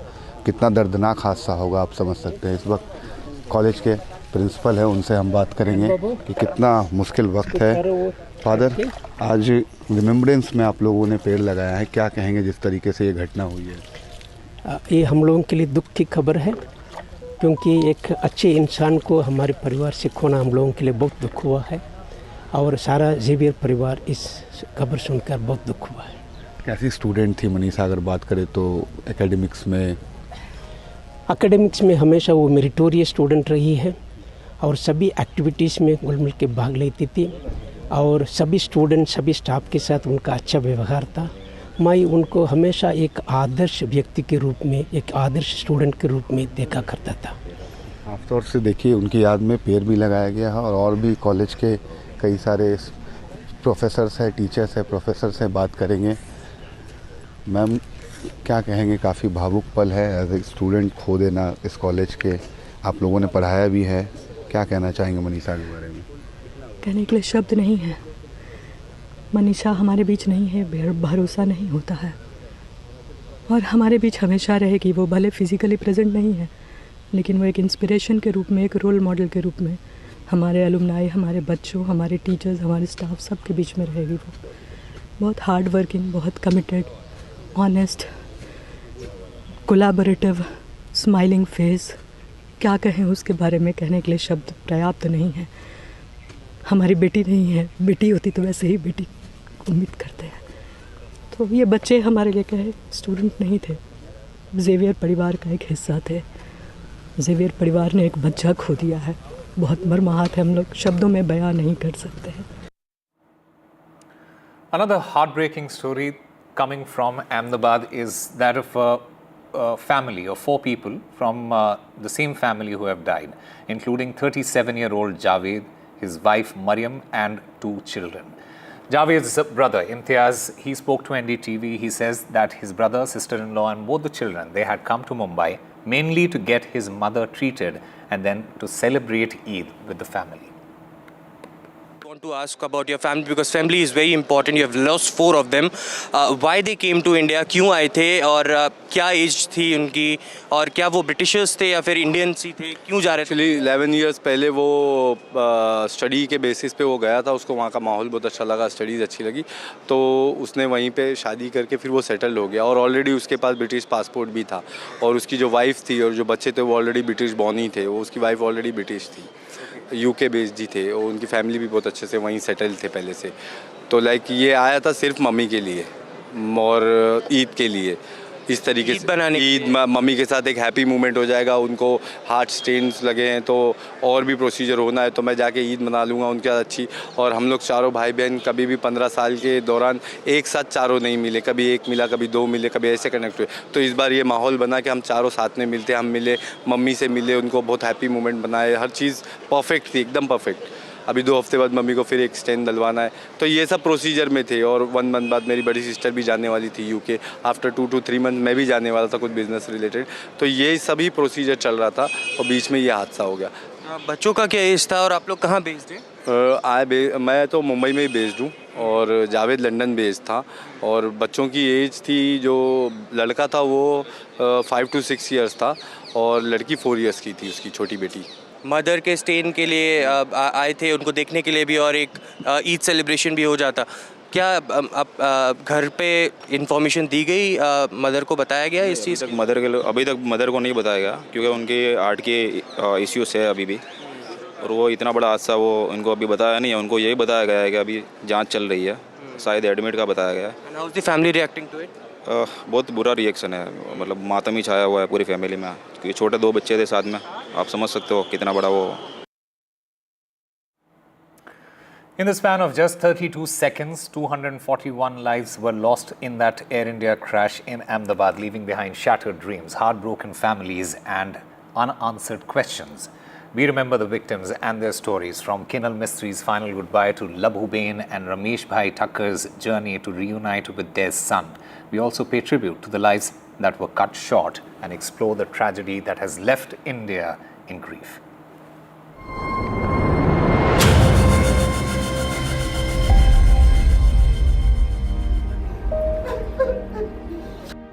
241 lives gone in just 32 seconds. families destroyed, futures erased. The Air India crash is not just one of India's biggest aviation tragedies, it is 241 heartbreaks. Cabin crew, parents, children, newlyweds, tourists, each with a story, each with a face, each with someone, somewhere, waiting for them.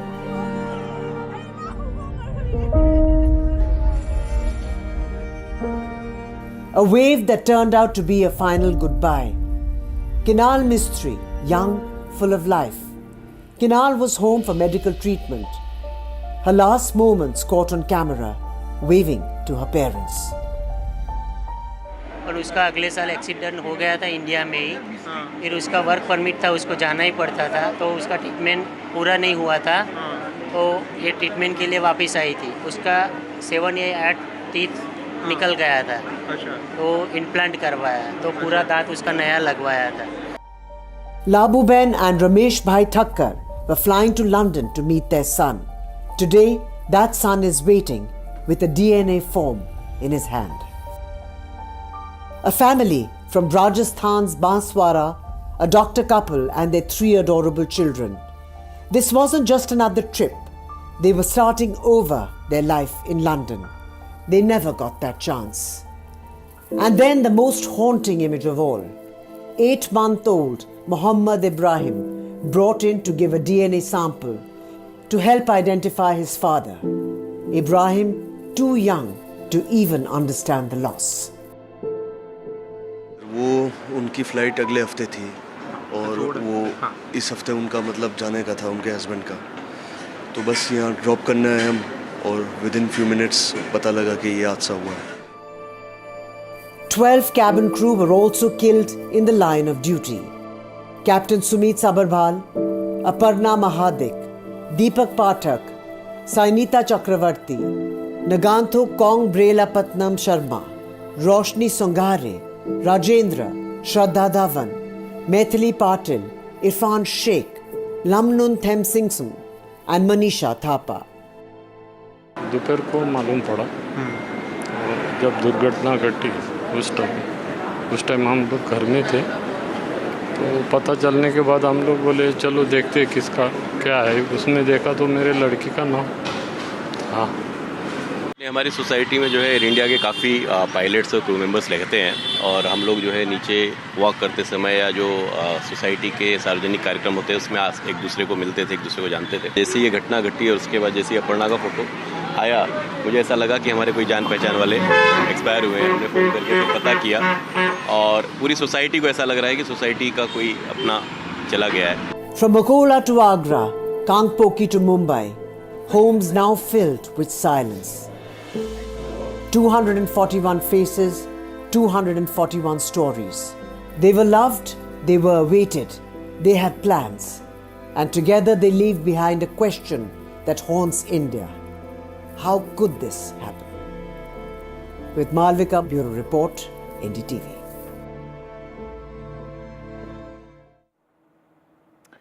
Well, 241 lives gone, one in just 32 seconds. Dreams dashed, families destroyed, futures erased.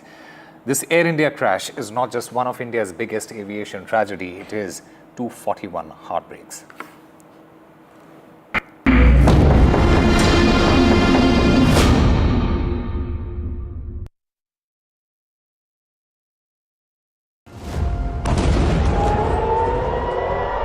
Missiles fly, tensions escalate.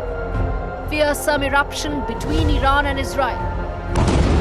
Middle East on the boil again. Operation Rising Lion. 2 nations strike, global tremors. رژیم صهیونیستی اشتباه بزرگی کرد. Without US help and military and intelligence help, Israel couldn't carry out this kind of massive operation against Iran. Israel-Iran at war.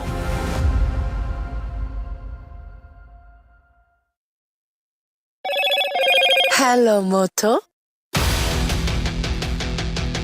Motorola, India's leading AI smartphone brand.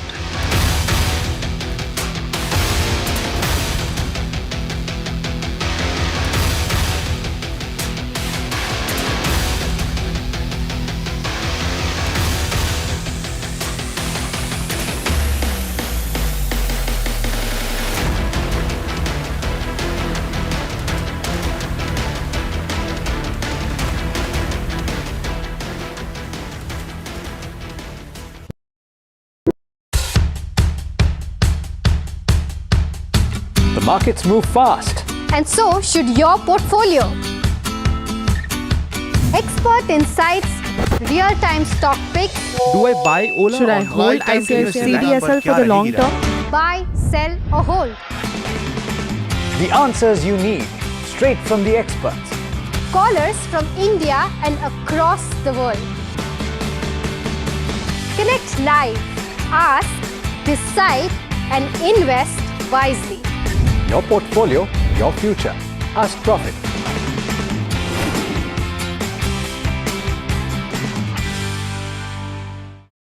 Is your business future ready? Join the 13-week strategic ESG certification program for business sustainability and growth for CXO and business leaders by NDTV, Terry and Zenora. Master global ESG frameworks, gain real-world tools and lead with impact. Starts July 13th. Enroll now and power your business with sustainability. Do you really know the company you invest in? What is the real picture behind presentations and claims? Is the outlook as rosy as the company claims? Know Your Company, powered by NDTV Profit Research, shines a light on the biggest stock market movers.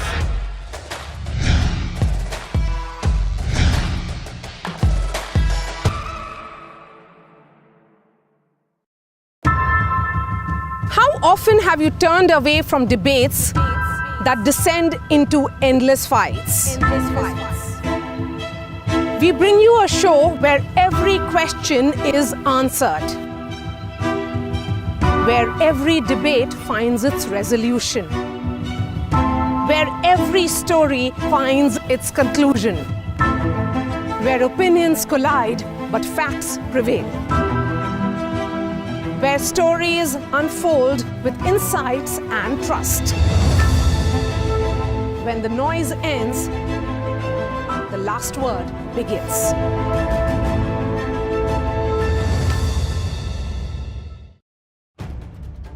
If it matters to you, if it matters to you, if it matters to you, it matters to India. It matters to India. And it matters to me. And it matters to me.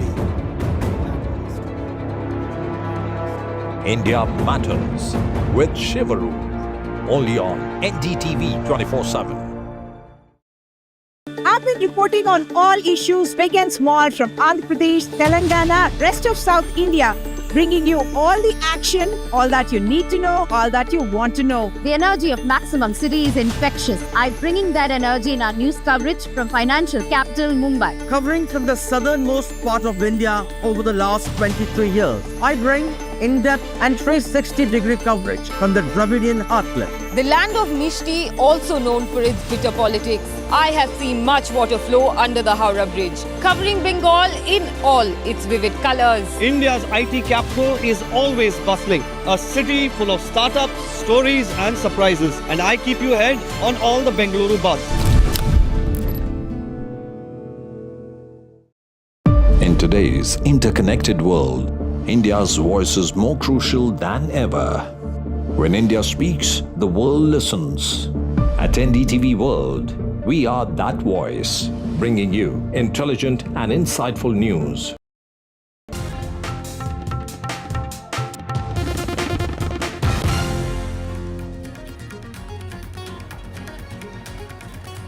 Boeing 787 planes under lens after Air India plane crash. The government orders extended surveillance of the Boeing 787 planes. Air India also in the meanwhile conducts safety checks on 9 planes. The Civil Aviation Minister Ram Mohan Naidu, he has said that there are 34 in our Indian aircraft fleet.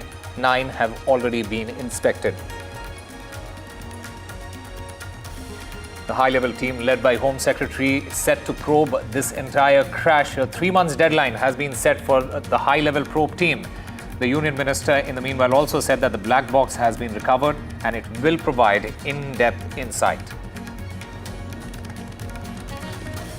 The Civil Aviation Secretary on the pilot's last message was Mayday, Mayday before the plane went down and all connections were lost. A probe is underway as far as the Ahmedabad plane crash is concerned. Teams lift off the plane's tail. It was the only intact part of the Air India 171. Israel-Iran trade missile attacks. Iran threatens to target United States, UK as well as France military bases. Israel in the meanwhile warns after these missile strikes that Tehran will burn.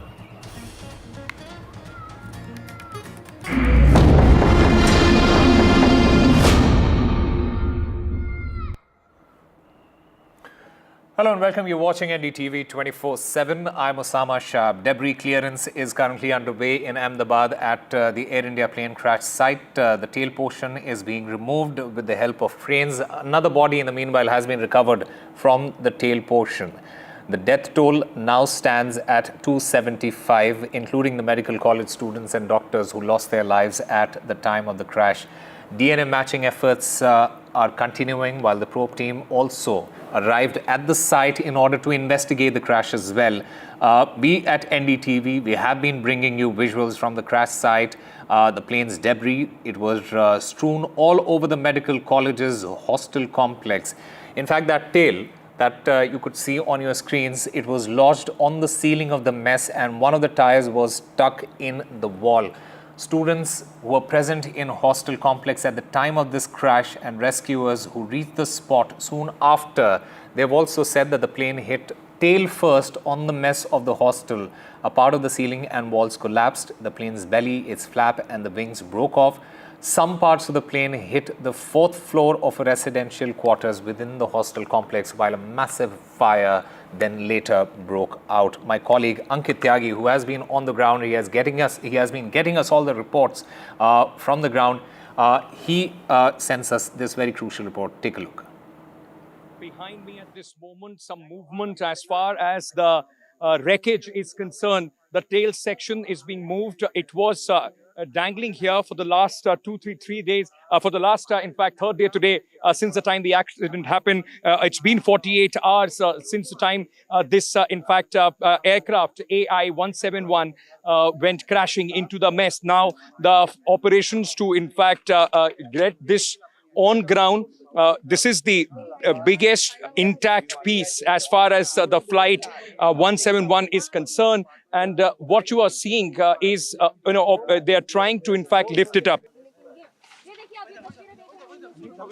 All right, at this moment, what you see behind me is the tail section being taken down of this aircraft, which you are seeing Air India 171, the biggest intact aircraft section, the tail section, which also had the black box, has been taken down as we speak. This, ladies and gentlemen, and for the last couple of days, had become the very dramatic, unfortunate, horrible symbol of this tragedy. And at this moment, what you are seeing is the entire tail section being brought down. Two cranes since yesterday were in fact put in at this very place. And once this entire thing was secured, the entire tail section has been brought down. This was, as I've been saying, the biggest intact section of Air India 171. And for the last couple of days, this was the focus of investigation. This was the focus for the authorities to recover the black box on the rooftop of this first floor, where it initially perched, where it initially, in fact, went into the building. The JK Medical College mess and hostel. It has been precariously hanging since then. The landing gear was also, in fact, under this tail section. And since the last couple of days, a lot of teams of the investigators have been focusing on this area. Unfortunately, today, some more human remains were recovered from this very tail section by the NDRF and the other agencies casualties, but just a moment ago, the entire tail section of this aircraft, which has sadly, unfortunately, and in a very horrible way, had become the reminder or the symbol of this one of the worst tragedies, air tragedies that India has ever seen. This tail section, the one which was intact, has now been brought down. This is the latest that we are bringing to you here on NDTV. Continuously for the last few hours, operations were on to secure it, and once these cranes came into being, both these the cranes, first they secured this entire thing, and of course then went across to bring it down. With Sudesh Ankityagi, NDTV. Meanwhile, one more body has been recovered from the Air India 171 wreckage, the ill-fated Air India flight. Meanwhile, the DGCA NSG team, they are at the crash site. The tail, as Ankit was mentioning in that report, it has been removed from the crash site. The black box has also been recovered. Ankit, in fact, gets us the details. More or less the picture of this aircraft, this tail section which went into the mess. Before this, unfortunate news. It's very, very heartbreaking that there were some human remains which were found in the tail section almost 2 days after this entire incident took place, and the teams came in, and then they tried to salvage those human remains which have now been in fact taken out from this location and would be taken to the hospital. Meanwhile, the civil hospital has confirmed that DNA of 9 bodies has been successfully matched with the family members. The first body has been handed over to the relatives as well. And as per protocol, the mortal remains are being released only after complete DNA verification and the legal paperwork. The remaining bodies will be handed over to the bereaved families after due formalities are completed. In fact, my colleague Aishwarya Jain joins us live to get us more on this. Aishwarya, take us through the latest as far as the DNA profiling is concerned. We understand 9 bodies have been successfully matched so far. How many more are still remaining?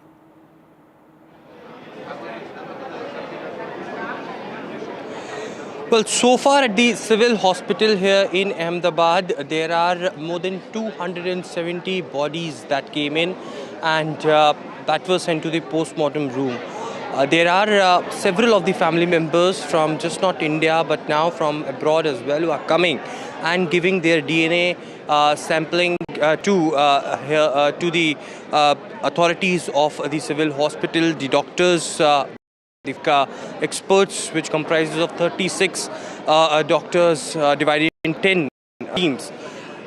So far, the civil hospital authorities have confirmed to NDTV that 9 of the bodies, the DNA profiling has been done. They had been identified.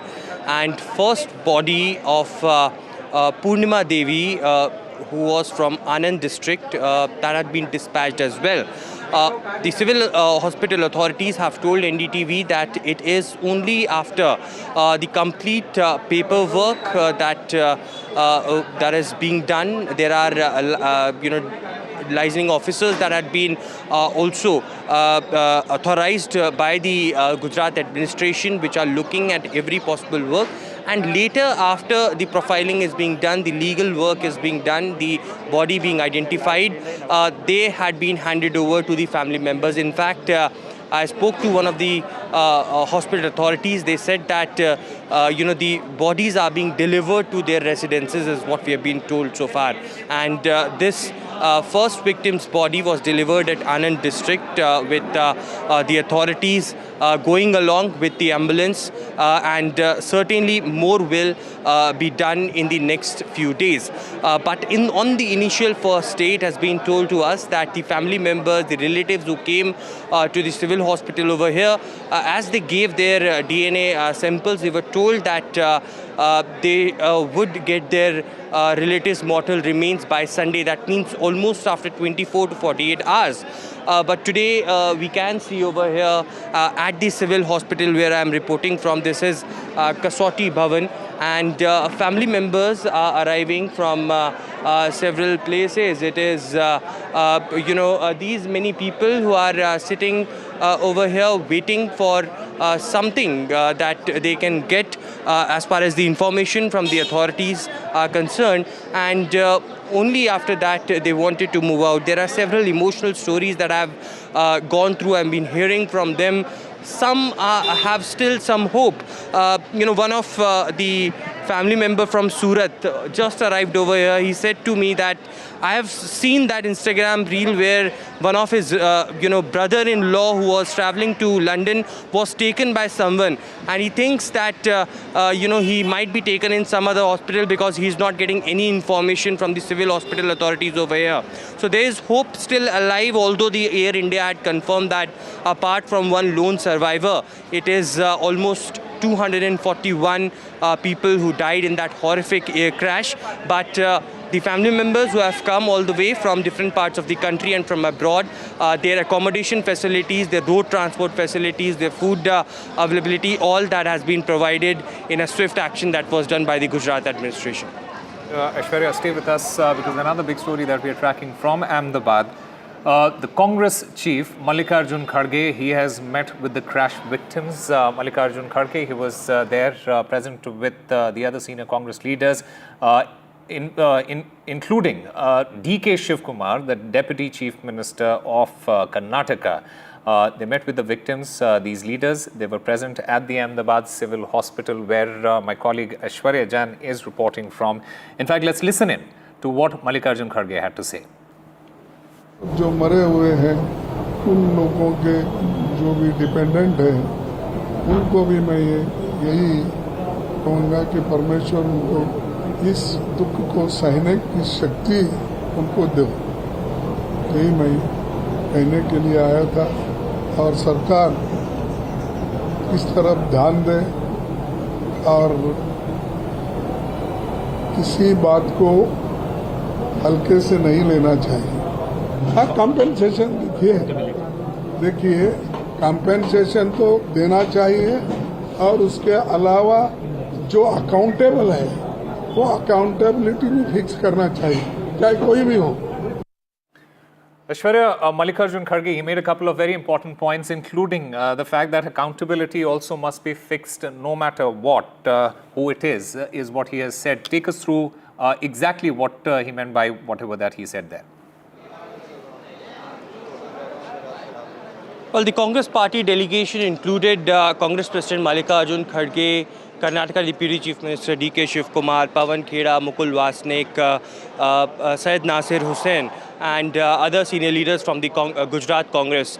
But after meeting the victims at the trauma center and lone survivor Vishwas Kumar, it is Mallikarjun Kharge who said that I hope that these victims recover very soon, and he offered condolences to the family members who died in this horrific plane crash. But one important thing that he demanded from the government, of course, he mentioned that once the black box had recovered, more details will emerge and certainly accountability should be fixed. But at this point of time, they do not want it to do any sort of politics. Parliament session will come in the next month, and there they will, of course, want a discussion on the aviation security and will seek answers from the government. But at this point in time, he said that compensation has been given and been announced by the Tatas, but the state government and the central government should also offer, the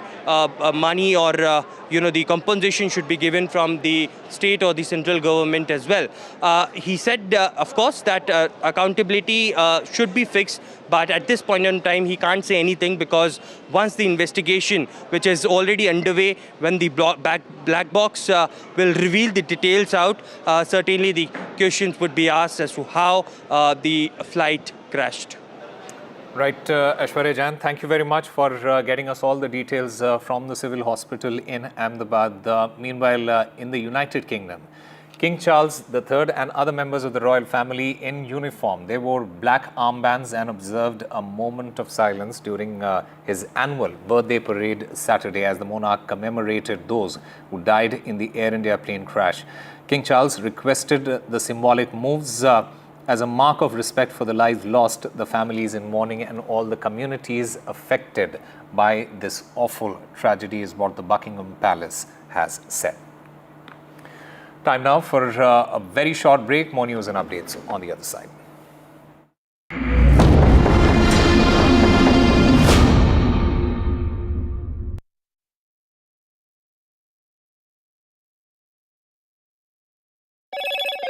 Hello, Moto. Motorola, India's leading AI smartphone brand.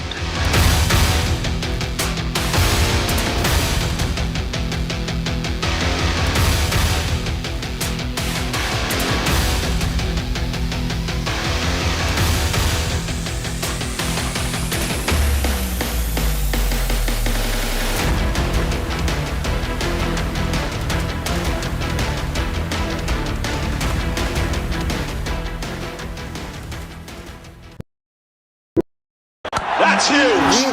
That is a biggie. It's out there. Gold Plus Clear Glass. Far ho ya near, sab kuch dikhe clear.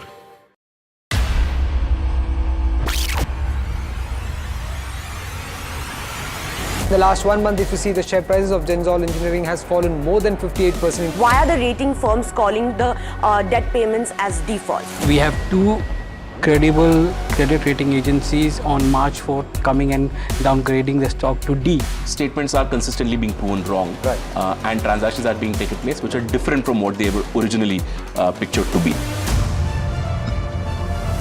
The company claimed it would roll out 6,400 electric vehicles. But what it has rolled out is a shocking scam. Funds meant for the project were funneled allegedly back to the promoters, the Junkie brothers. What did the money buy? Not EVs, of course, but a lavish flat in Gurgaon's luxurious DLF Carmelias.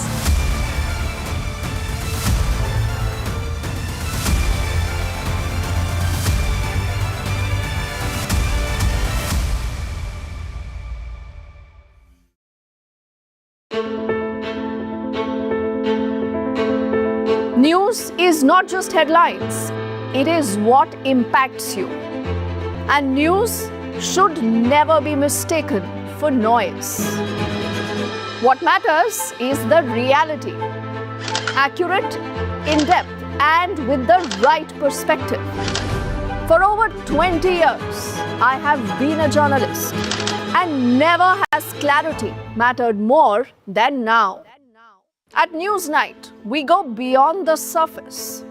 We dissect the details, challenge the narratives, and bring you the unparalleled clarity you deserve in a world clouded by misinformation.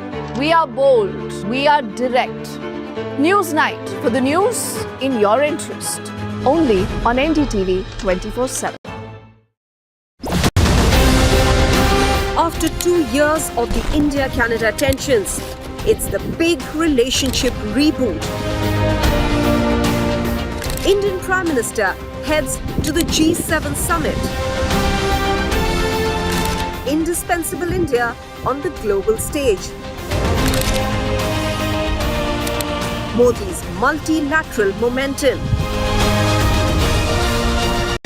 NDTV live from the G7 summit in Canada.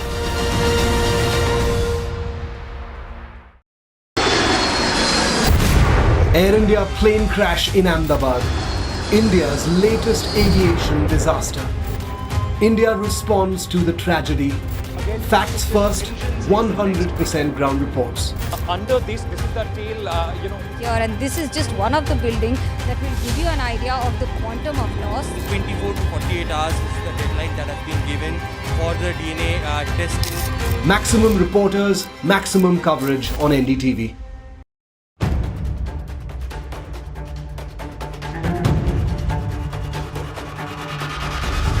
If it matters to you, if it matters to you, if it matters to you,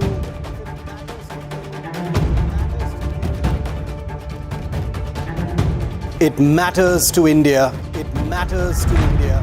It matters to India. And it matters to me. And it matters to me.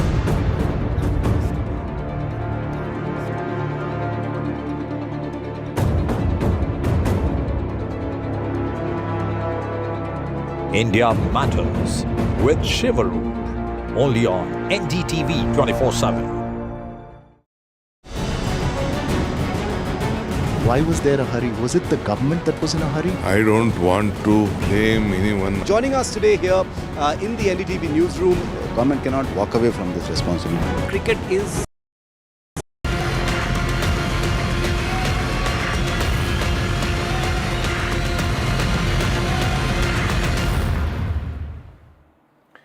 Welcome back.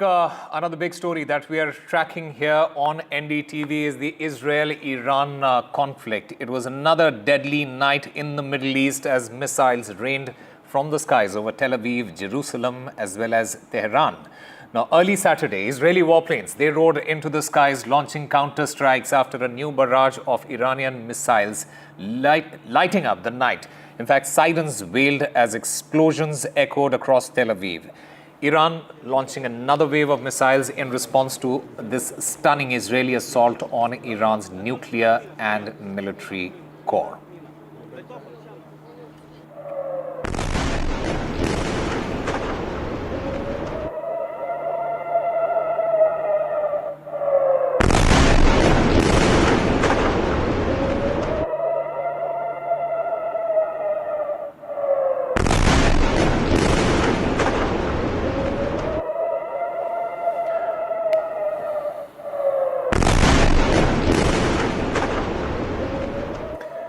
Meanwhile, let's also take a look at the aftermath of the missile slamming into the central Israel. We'll get you that image. In fact, in the aftermath, you could see people dying. 2 people have died, 19 have been injured, and countless homes, in fact, 4 homes have been destroyed. Israel's emergency services, they could be seen scrambling as families flee for shelter. Meanwhile, the Iranian state TV broadcast, it broadcast the moment a shockwave rocked Tel Aviv, claiming it was a retaliation for Israel's Friday attacks that killed 78 Iranians, including top generals as well as scientists. In fact, let's also take a look at this map.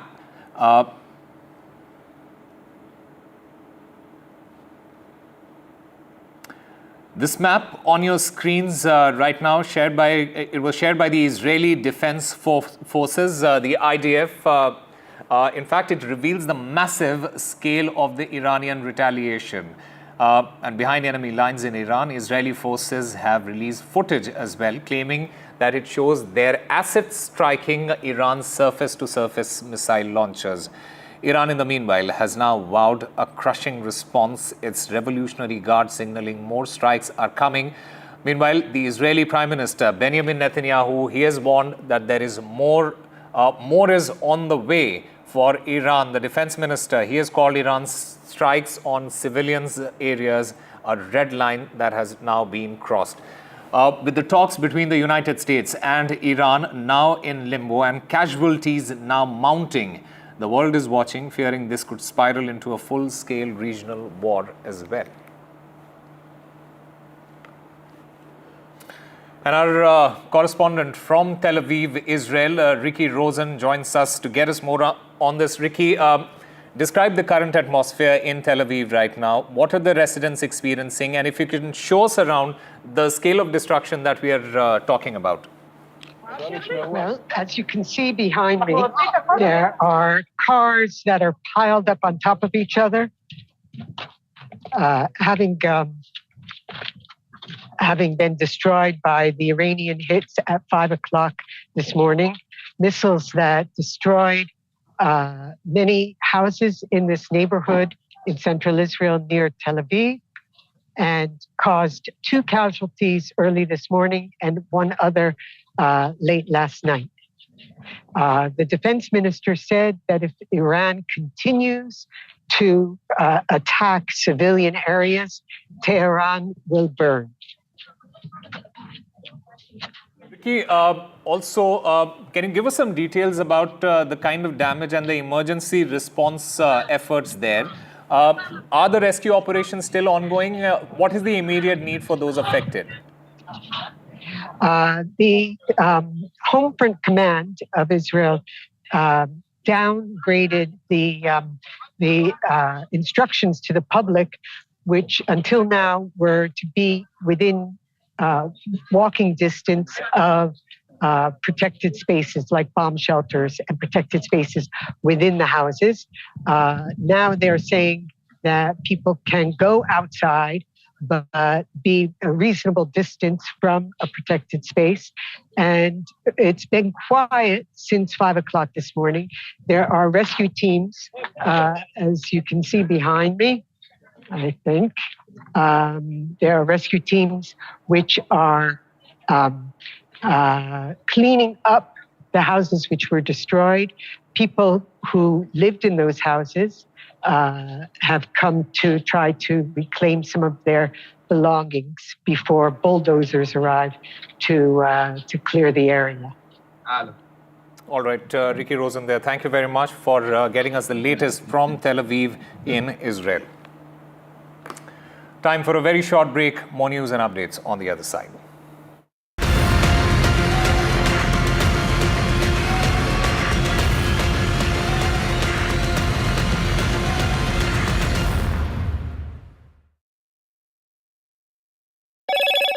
Hello, Moto. Motorola, India's leading AI smartphone brand.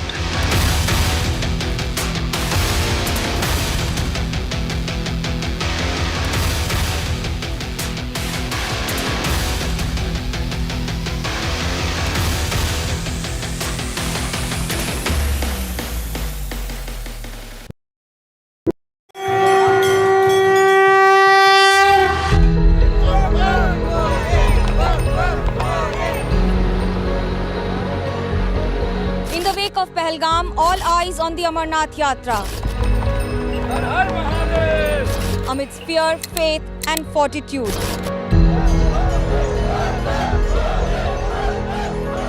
India's biggest fight against terror. NDTV reports on the holy route, the Amarnath spirit.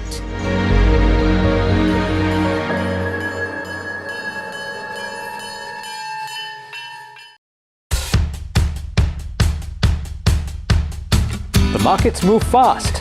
And so should your portfolio. Expert insights, real-time stock picks. Do I buy Ola? Should I or hold CDSL for the long term? Buy, sell or hold. The answers you need, straight from the experts.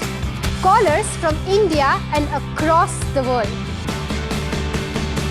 Connect live, ask, decide and invest wisely. Your portfolio, your future. Ask Profit.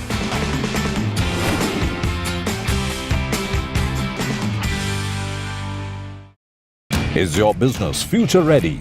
Join the 13-week strategic ESG certification program for business sustainability and growth for CXO and business leaders by NDTV, Terry and Zenora. Master global ESG frameworks, gain real-world tools, and lead with impact. Starts July 13th. Enroll now and power your business with sustainability.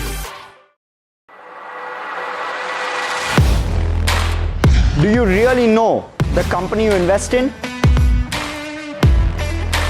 What is the real picture behind presentations and claims?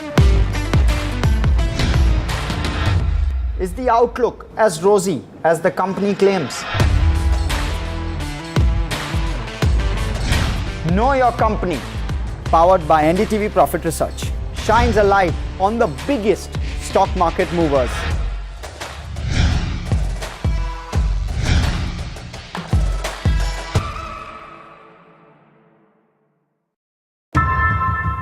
How often have you turned away from debates that descend into endless fights?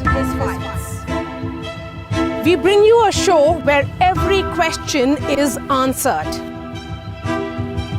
where every debate finds its resolution, where every story finds its conclusion, where opinions collide but facts prevail, where stories unfold with insights and trust.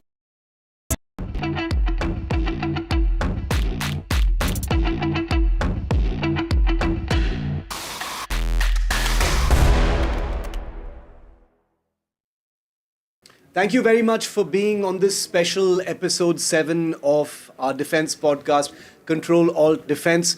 We're deviating ever so slightly into the country's biggest story right now, the Air India Flight 171 tragedy. There are many technological things to talk about.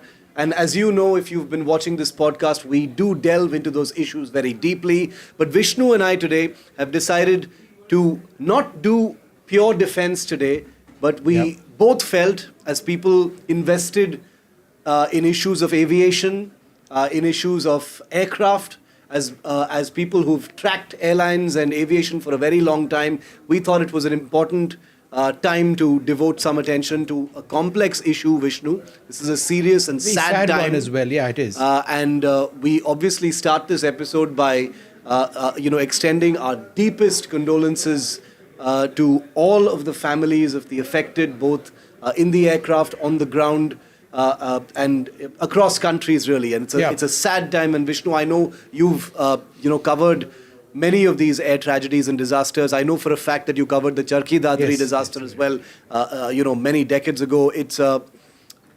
Today we're talking about this, Vishnu, because at the time we are recording this episode, the black box of flight AI 171 has been retrieved from the tail section of the aircraft.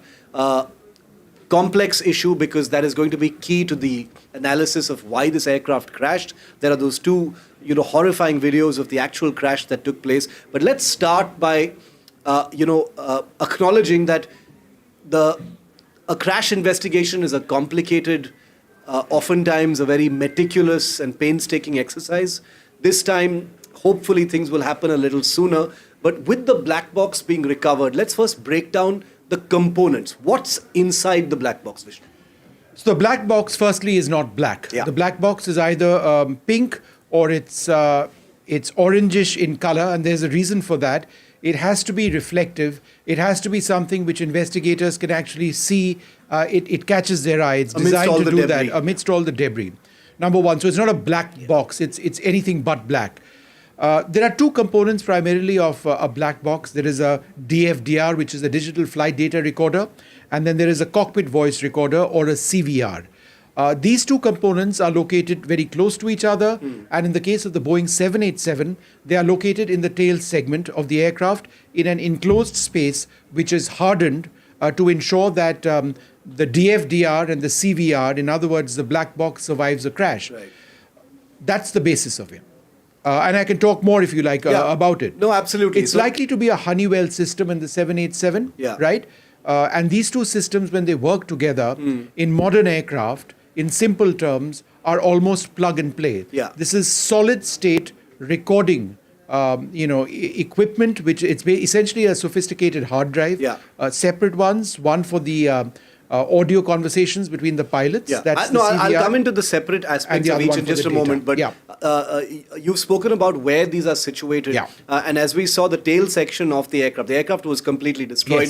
The tail section, one part of it near intact was, on the roof. And in fact, as we speak, we understand that those, squads on the roof are trying to shift that away from there for more forensication. Let's go one by one in those two components that you just named. The DFDR, which stands for Digital Flight Data Recorder. That is where all, criteria, measurements, performance of the aircraft, I'm assuming all of that on a second-by-second basis across the duration of this flight. And this flight lasted 32 seconds. That's it, Vishnu. From takeoff till impact was 32 seconds. So I'm assuming that 32 seconds of flight data will be in that recorder? Much more than that, in fact.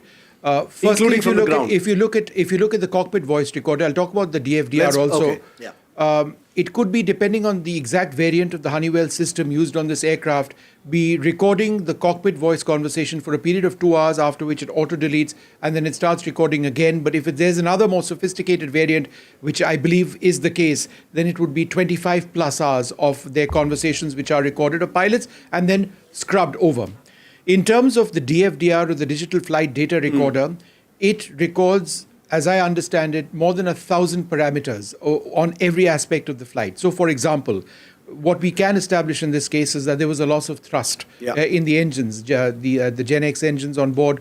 The General Electric engines on board this aircraft, each developing 70,000 pounds of thrust. Mysteriously, there appears to have been no thrust coming out of either of those engines, or even if there was, it wasn't enough, obviously, to sustain flight. Why is that the case? The DFDR is going to have details about that, second by second data about the where exactly the thrust lever of the aircraft was, how much the fuel consumption at that particular point was, the actual airspeed corresponding to the position of the thrust levers at that stage, where exactly they may have been in the runway, right? Upwards of 1,000 criteria. And I'm just talking about the throttle quadrant at this stage, and I'm talking about the performance of the engine. There's the entire performance of the fuel flow that it'll be looking at. They'll be looking at the overall hydraulic systems, of which there are dozens of specific hydraulic systems. Why is that important? Because it's the hydraulic system on this fly-by-wire aircraft. I'll also talk about fly-by-wire platforms, but it's the hydraulic system on this fly-by-wire aircraft which has a role in the performance of the flaps. Why is this important? Because the flaps are important surfaces on the wings of the aircraft, and this determines the performance of the aircraft during its landing or its takeoff. And there is speculation, fairly intense speculation, on the basis of the photographs and the videos which have emerged, that the flap configuration wasn't necessarily in a takeoff configuration. In other words, if it was retracted, and if that was the case, and it was potentially a single engine takeoff because there was a problem with the other engine, then that could have been a contributing factor, if not the factor, which resulted in a crash. Again, we're just putting out what others have said. This is not definitive by any means. So and so many other parameters shift. Yeah, okay. We'll talk about a few of those parameters because for the purposes of this quick discussion on the black box since its recovery, those might actually be key to analyzing what may have happened. But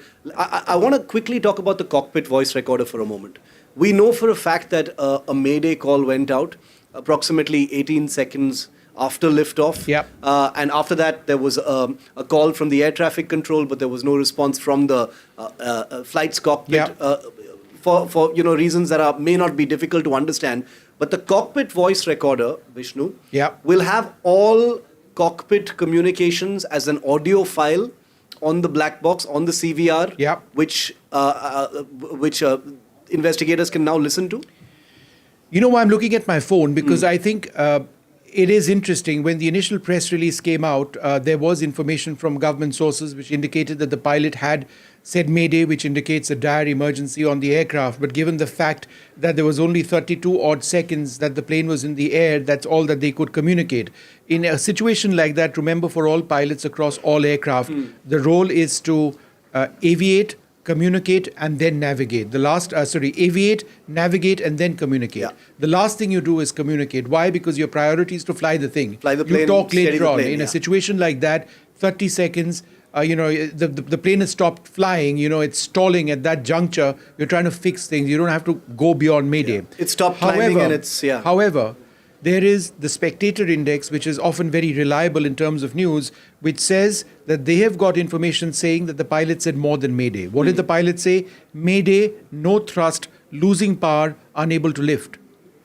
That's a reasonably long statement for pilots in that situation, but perhaps one of the pilots did say that. Now, if that is the case, then you're talking about the CVR, the cockpit voice recorder, that would be in that.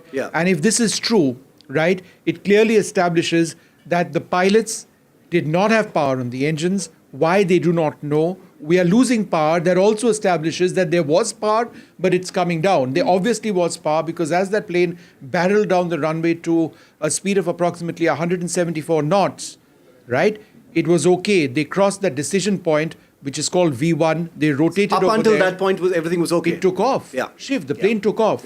And then there was a catastrophic loss of power, presumably on both engines. And if it was just one engine, then we're looking at a one-engine scenario where the plane hasn't climbed down. Why is it not climbed out? Again, could it be because of improper flap configuration? The cockpit voice recorder will record the conversation between the pilots. Now, that is a critical part of it.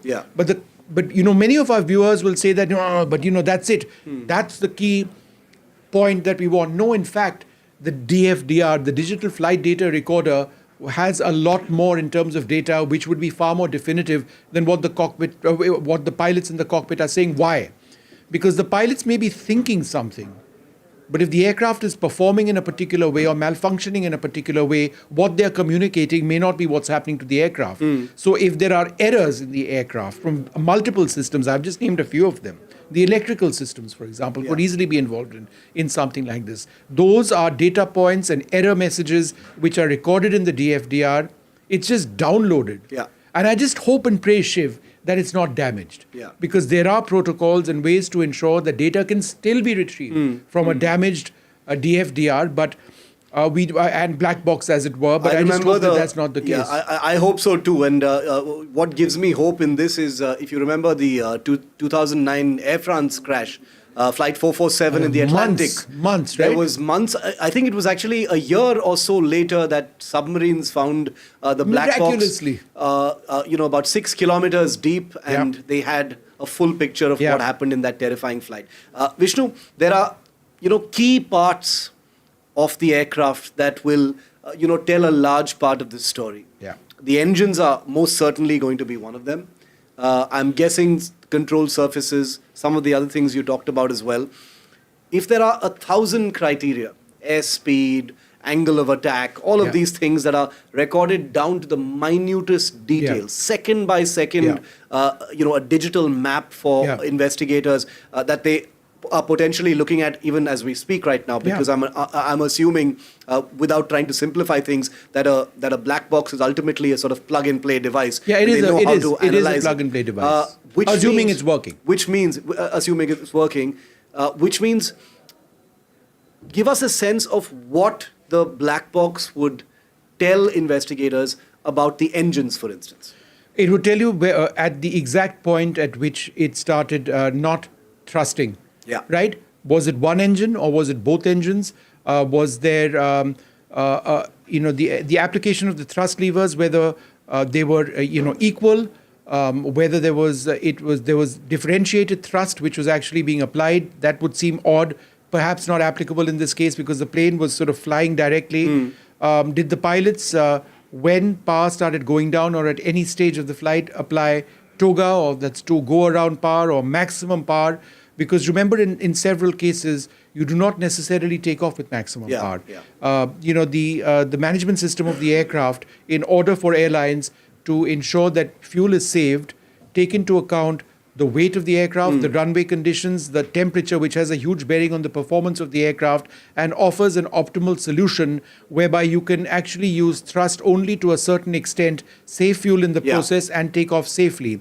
But in a scenario like that, and we don't know what mode the pilots were actually using, if there is any problem which takes place, all you need to do is either push a button on the throttle quadrant or just slam it, right, all the way down for an instant delivery of power. It's not quite instant.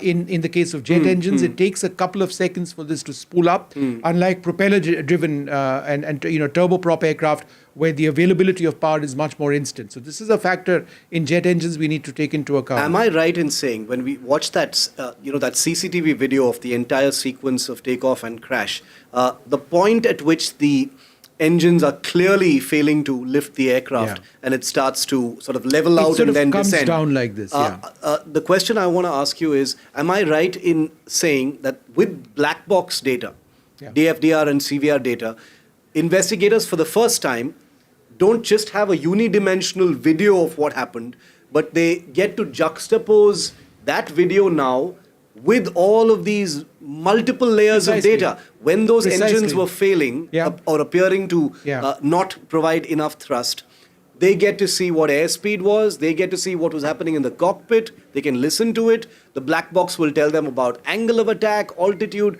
and all manner of other things that are not visible in that video. It'll be much simpler than that in this particular case in terms of primary information, because if it's not simpler, then we'll talk about the next scenario, which gets far more grim, not just for Indian aviation, but Dreamliner operators around the world. If it is a simple scenario, what are we looking at to clear errors? Was there an improper application of the flaps? Was it not in a correct flap setting, right? If it was in a correct flap setting, then why is it that the aircraft didn't climb?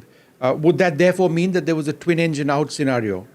Why would there ever be a twin engine out scenario on an aircraft which has fantastic engines? There's never been a fatal accident ever before. Yeah, this was the first accident of was the there? 787. That's right. Was there a scenario where, for example, there was a single engine which went out for whatever the reason that may have been there, and in a scenario like that, instead of switching off the malfunctioning engine, one of the pilots accidentally switched off the functioning engine? There have been crashes which have happened in the past. There are some experts who because said of that. it's a possibility. All right, so that's another factor that you're looking at. There are a couple of other scenarios as well, but I think you will know this instantly and start ruling out what has not taken place. What was the rate of fuel flow? Was there a horrific problem in the fuel system of the aircraft? There is also this entire business about contamination of fuel, which I don't think would necessarily be something which would be of concern, because there are other aircraft as well at that airport which have landed, taken off from there as well. Fuel is tested in terms of its quality before each and every flight, but perhaps there would be parameters on the rate of fuel flow. That's something that they'd want to know. And of course, the flap setting, which I've already discussed. There's one more factor, Shiv, and just before you come in. When an aircraft takes off and it is in a single engine configuration, so you've lost one engine, it's hot, you're a fully loaded aircraft, what you do is you retract the undercarriage, you raise the undercarriage. Why? You want to make the aircraft more responsive, more aerodynamic in that situation. But rather than retract the undercarriage or raise the undercarriage, has there been a mistake where the flaps have in fact been retracted instead? This is hypothetical, we don't know any better.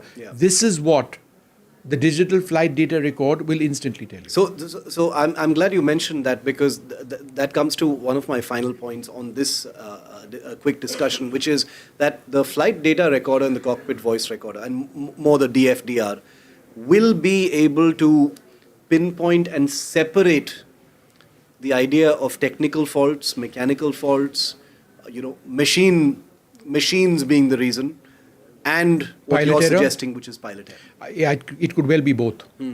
It can be a combination of both. 100%. But the black box will be able to It'll situate tell you that. everything that went wrong. And then researchers go through the data and they come out with a conclusion. Now, here's the second part, which I was referring to earlier on, and we need to mention it.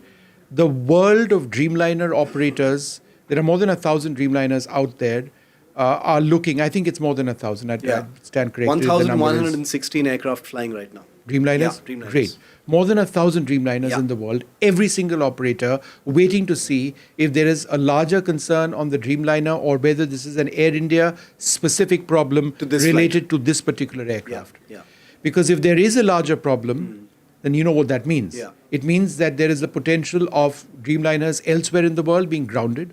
We've seen that in the case of the Boeing 737 MAX 8 aircraft, when of course there was a massive design failure associated with a separate system which pilots were not trained adequately to deal with, the MCAS system. Won't talk about that on this particular episode.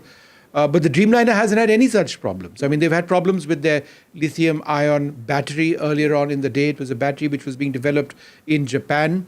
But then to ensure the safety of that battery, because they needed a certain power, they needed the battery to generate a certain, given the electrical systems on board, a certain wattage. So they had a fairly large battery, potentially combustible. It was put into a strengthened structure, and that's what airlines around the world. Apart from that, there have not really been too many problems per se. There have been concerns about construction qualities on the aircraft. In one of the two Boeing plants, there was potentially combustible. It was put into a strengthened structure, and that's what airlines around the world. Apart from that, there have not really been too many problems per se. There have been concerns about construction qualities on the aircraft. In one of the two Boeing plants, there was a documentary which actually came out. But no, there has not been any fatal crash so far. But if there is something, right, which the DFDR and the CVR doesn't turn up with, that's when we get into a scenario where not just Air India fleets get grounded, but potentially, you get an international fleet grounding, which means that international civil aviation is going to be massively hit. Last two questions, Vishnu. People often wonder, in this hyper-connected age that we live in, Yeah. why can't live data of aircraft performance be beamed back to airlines or to operators It can. or to It can, Shiv. airports? Why don't all aircraft have it? Explain that then. There's a system called ACARS, which is what this particular aircraft is equipped with. And all day through the day, I've been reaching out to Air India and I've been asking whether the ACARS, which is essentially a communication system on aircraft such as the Boeing 787, That's streaming live data. and the 78 and the 777 as well, whether it has been configured to relay on a real-time basis information on key flight parameters, including potential errors that the flight is throwing up on a real-time basis to Air India ground engineers and potentially to Boeing, the manufacturer of this aircraft as well, on a real-time basis. Because if that in the is interest the case, of safety, right? pretty much, I mean 100%. Yeah. If that is the case, right, and if Air India does have ACARS configured in this manner through what I believe to be a paid service, then Air India, moments after the crash, minutes after the crash, potentially Boeing also, minutes after the crash, would know what the error messages were and they would get a lead into what caused the crash. Obviously, it doesn't have a fraction of the data of the DFDR. The actual black box, yeah. Right? But you would know. You really would. That brings me to my last question on this episode, which is the black box is there in the hands of investigators. They've probably plugged it in and looking at all the data coming out right now. Shiv. Yeah. Between now and the first levels of clarity as to what may have happened, how long does this analysis take? Or does it vary depending on what happens? It completely varies. But they would get a preliminary idea of whether there is an obvious reason why this has taken place, a straightforward case of pilot error, a straightforward case of a mechanical problem in the aircraft, that rare scenario of a twin engine out, right? Yeah. They would know whether that's taken place or not. But the underlying, and this is where a lot of these crash reports, which I read all of them, from around the world when I can, the underlying reasons often point to more than one factor. Yeah. A crash, Shiv, isn't why did the plane crash? The engine shut down. No. Why did the plane crash? The pilot made an error. A crash report goes into several circumstances. There is always more than one factor. There is a sequence of events. If it's a pilot error, how was the pilot trained? When was the pilot requalified? Was he or she requalified? How were they assessed? How did they do their simulator sessions? What were the simulator sessions in which they did well and they didn't do well? What is the psychological evaluation of this particular pilot? How have they risen up the structure within the airline? Were they cleared for command? Were they cleared for a particular post? How many hours do they have on the type? What is the manner in which they fly the aircraft? Have they done any hard landings? I can think of so many things. That's the pilot part of it. Yeah. There'd be many more factors as far as the mechanical. I mean, there are millions of parts on an aircraft like this. Well, so, all of that data would need to come out. Very true, and it has begun. That's when it takes time, Shiv, in terms of the report actually coming out. Yeah. Saying that, okay, we have the broad idea, but we have to, in our report, state the underlying reasons which have caused the crash, because it's only once you do that and you are duly diligent in coming out with the report that you prevent something, there's a learning experience, not just for your airline and your crew, whatever it is, but for airlines around the world. The terrible loss of this tragedy is something that the families, the country, the aviation world is going to be dealing with for a very long time. The damage is done, the loss is irretrievable, Vishnu. And as we end this episode, let's only hope that the investigation is a quick one. There can be clarity, there can be closure. Transparency as well, because this is not just any crash. This is a crash that literally has international ramifications for civil aviation here in India. And we all know how civil aviation has been struggling post-COVID as well to make a comeback. But the hard questions need to be asked and answered. And we will continue to do that here on this podcast on NDTV as well. So Vishnu, this has been very illuminating. And Vishnu and I and our team will be continuing to shine the light on some of these more complex issues as we and a country begin one of the most complex, potentially, aircraft accident investigations. Thanks for watching. Thank you very much.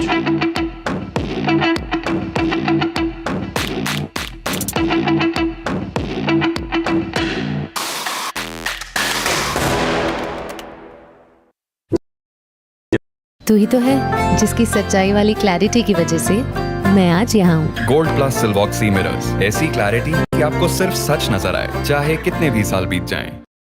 I've been reporting on all issues, big and small, from Andhra Pradesh, Telangana, rest of South India, bringing you all the action, all that you need to know, all that you want to know. The energy of maximum city is infectious. I'm bringing that energy in our news coverage from financial capital Mumbai. Covering from the southernmost part of India over the last 23 years, I bring in-depth and 360-degree coverage from the Dravidian heartland. The land of Mishti, also known for its bitter politics.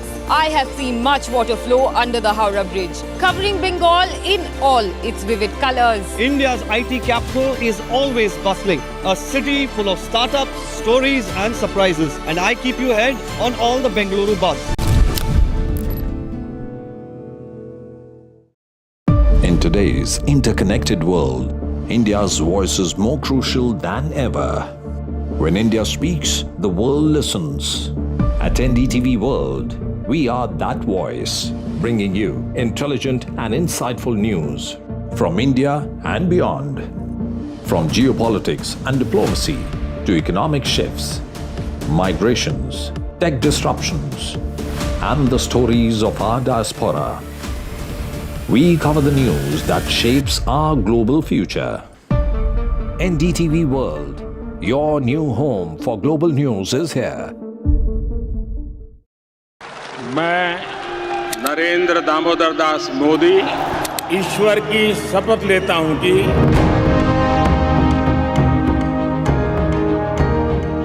NDA सरकार में हम अगले 10 साल में विकसित भारत के सपने को साकार करके रहेंगे। अटल से तो विकसित भारत की तस्वीर है। प्रेरणा और प्रगति जब एक साथ जुड़ते हैं तो एक नए युग की नींव पड़ती है।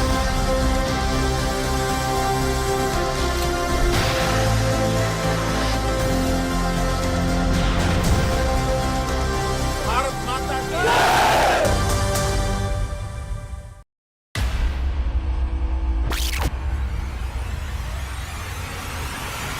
In the last 1 month, if you see, the share prices of Genzol Engineering has fallen more than 58%. Why are the rating firms calling the debt payments as default? We have two credible credit rating agencies on March 4th coming and downgrading the stock to D. Statements are consistently being proven wrong, and transactions are being taken place which are different from what they were originally pictured to be.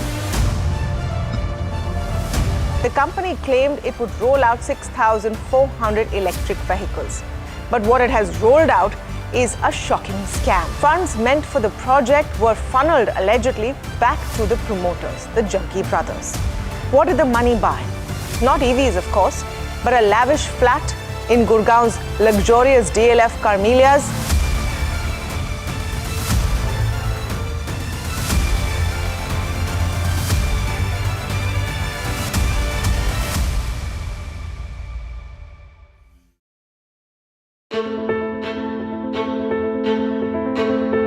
News is not just headlines, it is what impacts you.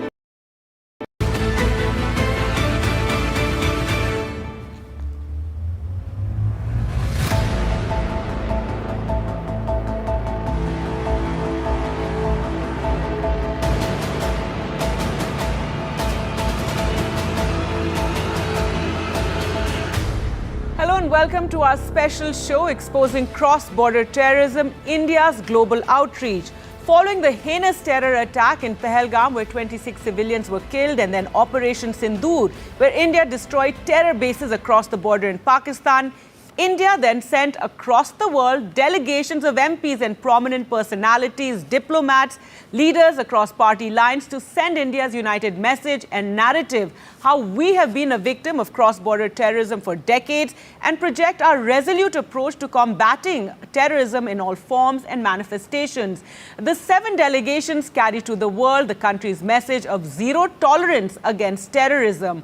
Well, to talk more about India's diplomatic effort, we're now joined in studio by Dr. Vikram Singh Sahni, Member of Parliament, Rajya Sabha, who was part of the delegation that travelled to countries like South Africa, Ethiopia, Egypt and Qatar to put across India's point of view. Thank you so much, sir, for joining us on the program today. And Dr. Sahni, if you could tell us, what was the core objective of your four-nation visit, this diplomatic mission that was sent out as a part of Operation Sindoor?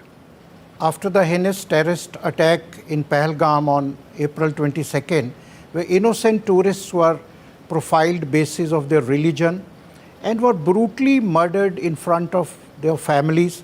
And this was owned by the Resistance Front, a proxy of Lashkar-e-Taiba, a Pakistan-based terrorism organization.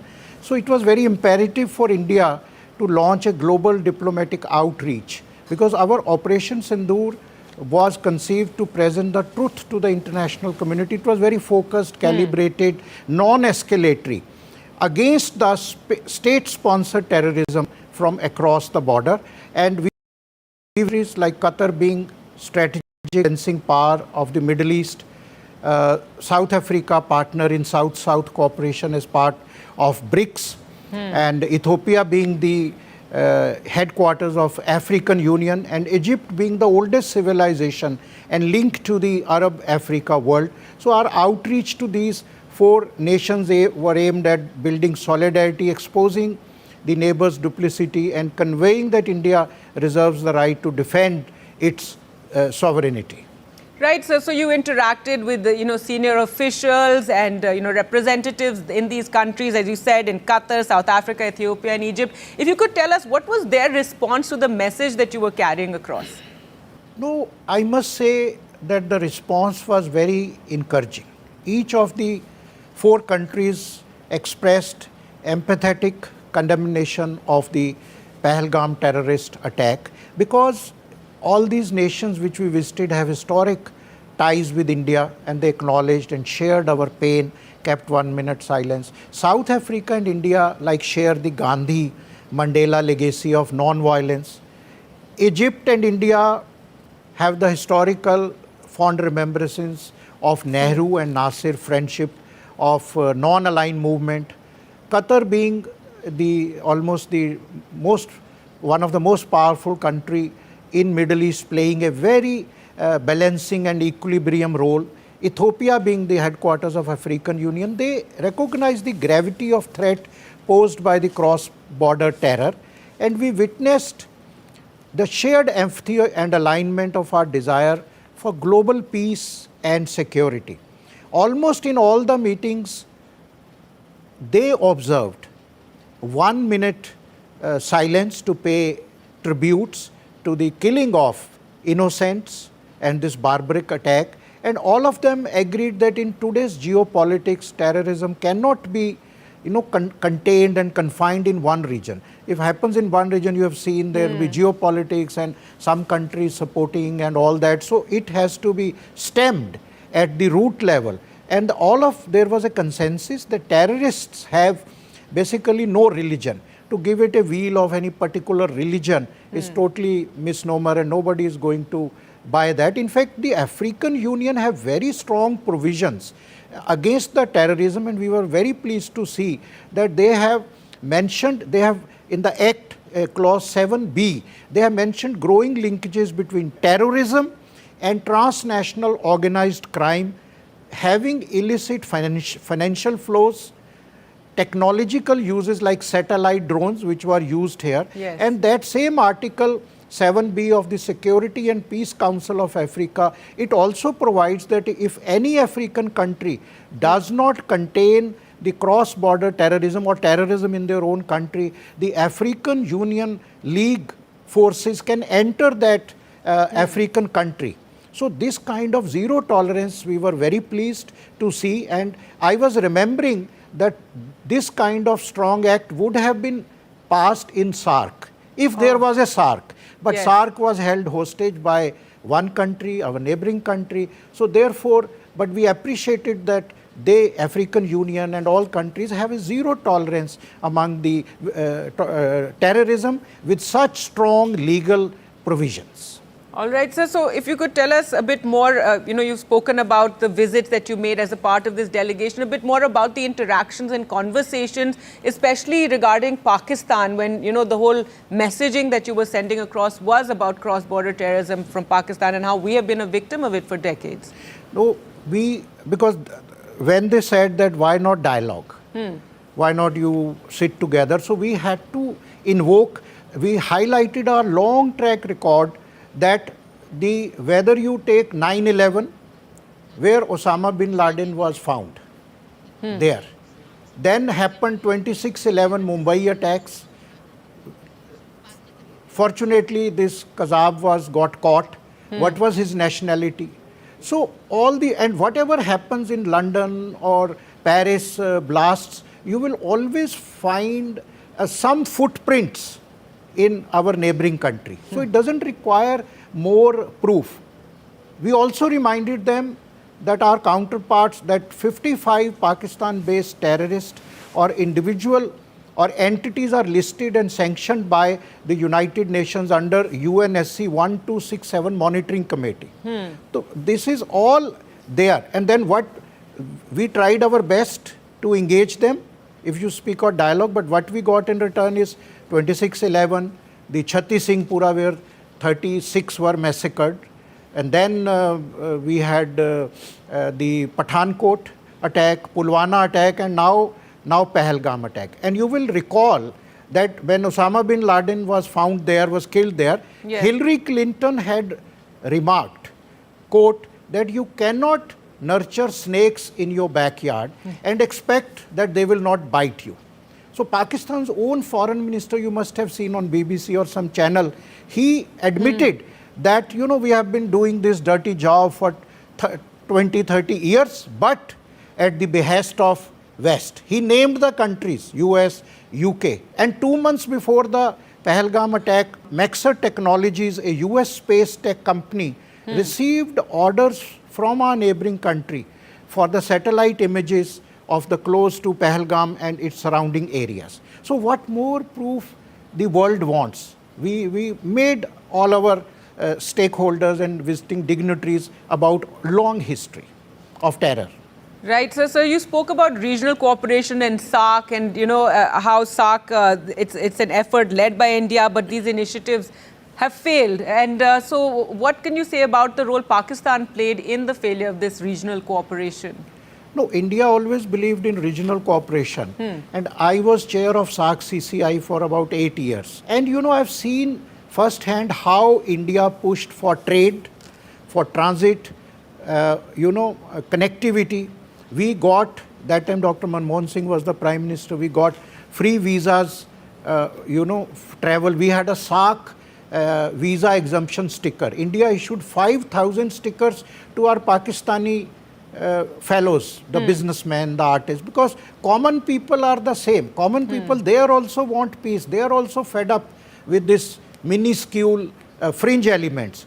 We opened Wagha Atari border. I was there at integrated check post. The trade was going on. When we made World Punjabi Organization, that time I.K. Gujral ji sent us that we should have friendship with Pakistan. We used to go every Basant there, Kuldeep Nayyar ji, Bishan Bedi, and a whole lot of people. And so this is the problem, that we have really tried to develop a friendship, a social economic bondage, especially among the both Punjabs. But if our every effort of friendship has to be reciprocated by perpetrators and cross-border terrorism, it cannot be one-way traffic. So how long this can continue? Like Atal Bihari Vajpayee ji, 1999 in February he took a friendship bus. Yes, of course. And there was a big function at Sher-e-Punjab Maharaja Ranjit Singh Fort. I happened to be there. There was Lahore Declaration. And the promises were made of the bonhomie and this and that. The fervor, Punjabi fervor was at its peak. But what happened? We came back. Within 3 months, you had a Kargil attack. And India had shown a great magnanimity. After 1971 war, we gave back to them 13,000 square kilometer land. When they had the formation of Bangladesh, we gave back 93,000 soldiers under Shimla agreement. So India has always shown a big heart, but the trade and terror cannot go together. All right. So now returning to Operation Sindoor has been described as a calibrated, non-escalatory military response. So how did you convey this to the global audience that India's action was within the framework of the UN Charter and targeted only the terror infrastructure? No, India acted in self-defense because this attack happened on 23rd, 24th May. We waited that maybe they will, because what happened, one more thing, that the resistance front owned the responsibility. Then the Pakistan, our neighboring country, tried to remove their reference in the United Nations. So if they were disowning TRF, why did our neighboring country try to block them, to try to make it sure that the reference is not put in UNSC? That means there is some linkage. And India has a right to act in self-defense, and Operation Sindoor was not a revenge, it was a responsibility, and we struck 9 identified terror training sites, which I am told are Bhavalpur, Muridke, Muzaffarabad. All these are part of those 55 listed sites. And importantly, India did not target a single civilian location. Whereas you have seen in case of them, there were thousands of drones and so much panic, mostly in the border areas, Jammu Kashmir, Punjab, Haryana, Rajasthan, where our civilians were in panic, border, not able to sleep, and blackouts. So I don't know what was, India's measure was very, very targeted, non-escalatory, and for the terrorist camp. Like Punjab, we have 550 kilometers of international border. It was almost an atmosphere of panic and anxiety in all the border districts, and you saw there were some casualties of things. So this was the basic. We were able to explain directly, and all the countries appreciated that we have come and we have explained them the correct narrative. We have to set the narrative correct. No, absolutely. And if we talk more about India's efforts following the attack that took place in Pahalgam, the Indus Water Treaty, this is considered, a symbol of cooperation, and it's continued despite all the other aggressions that you've spoken about in the past, whether it be the Kargil war as well.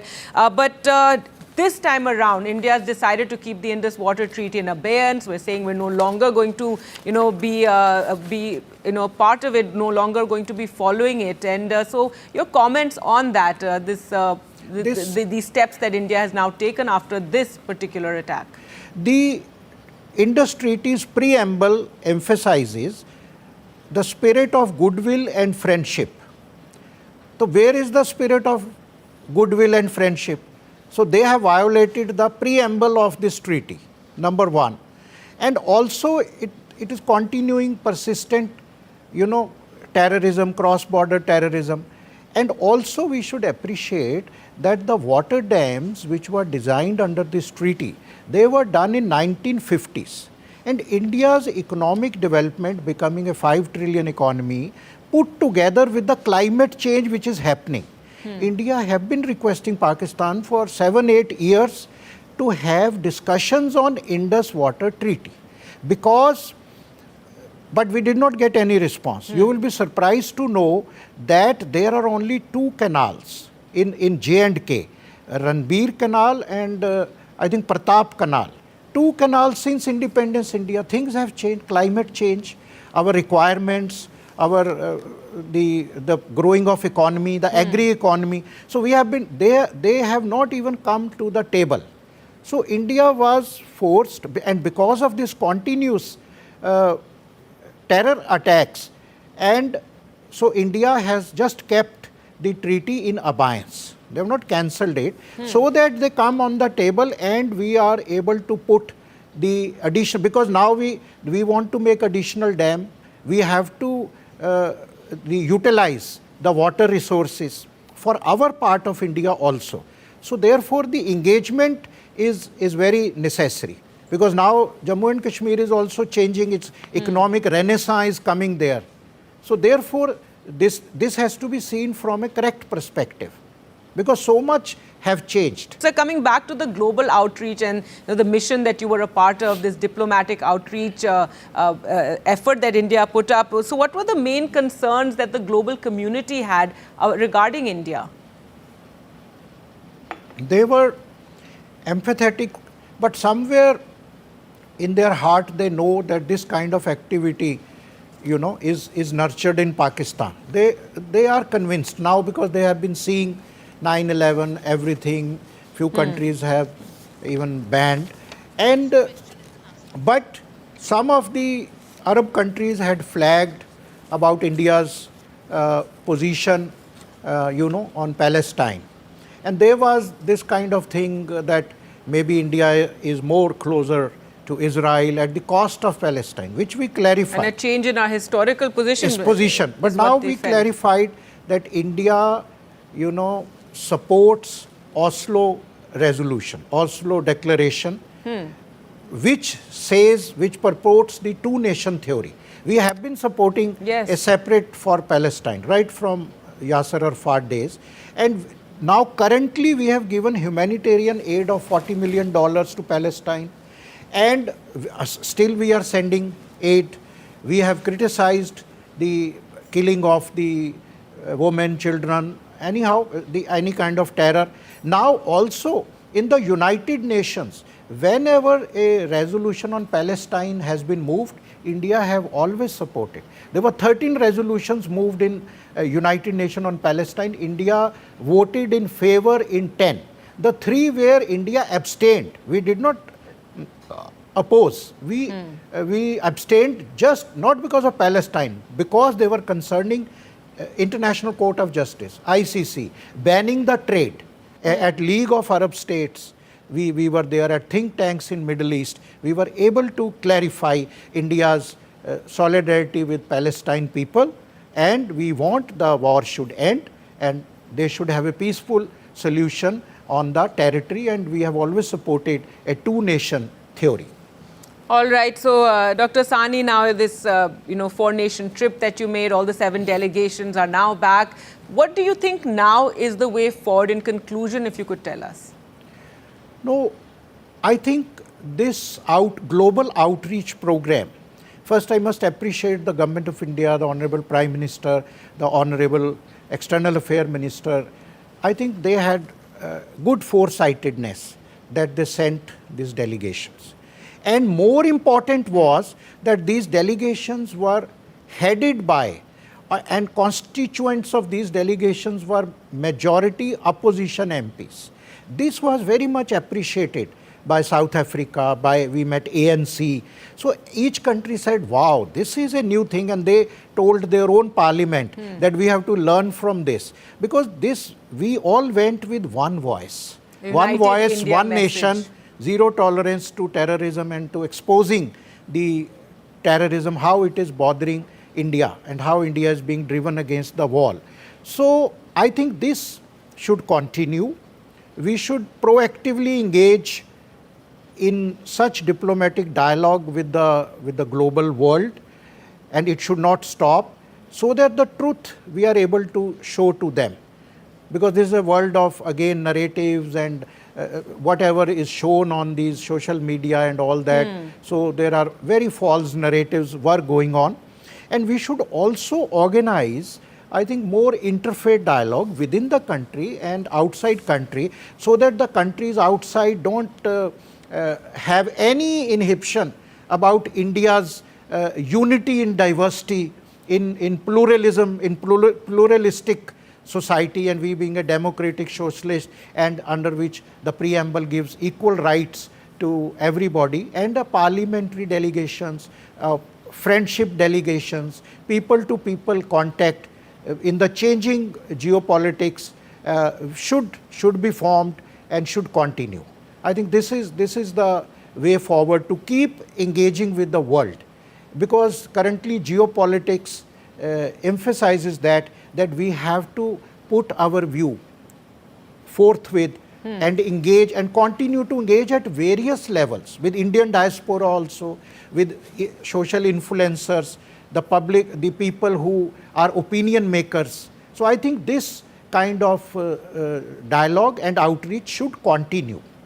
And we hope that good sense will prevail on our neighbors and they will refrain from the cross-border terrorism so that again we can resume trade and talks and people. After all, neighbors have to co-stay, and I agree, war is not the answer to anything, and India is going to become a 5 trillion economy, and we don't aspire for the war, but we cannot tolerate also. If we are driven, we have to act. India has the right to act for self-defense, but we don't aspire for war. We are a peace-loving country. This message was well delivered across the globe. Thank you. All right, Dr. Vikram Singh Sahni, thank you. Always a pleasure to speak to you, and thank you for taking us through such great detail regarding India's global outreach, this diplomatic mission after Operation Sindoor. Thank you all for watching. Goodbye.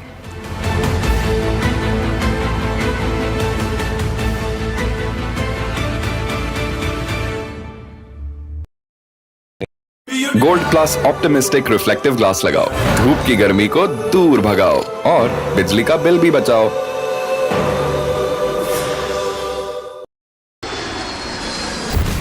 Air India plane crash in Ahmedabad, India's latest aviation disaster. India responds to the tragedy. Facts first, 100% ground reports. Under this is the tail, Here, and this is just one of the buildings that will give you an idea of the quantum of loss. 24 to 48 hours is the deadline that has been given for the DNA testing. Maximum reporters, maximum coverage on NDTV.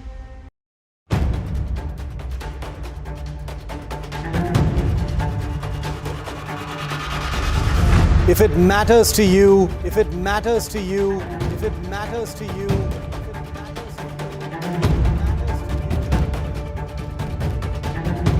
it matters to India. It matters to India. It matters to India. And it matters to me. And it matters to me.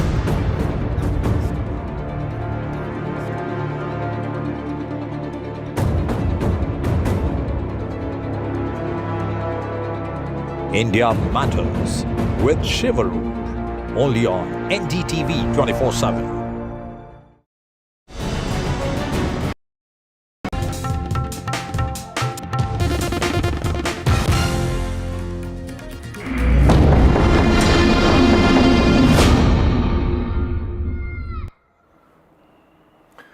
Hello and welcome. You're watching NDTV 24/7. I'm Osama Shah. Debris clearance is currently underway in Ahmedabad at the Air India plane crash site. The tail portion is being removed with the help of cranes. Another body in the meanwhile has been recovered from the tail portion.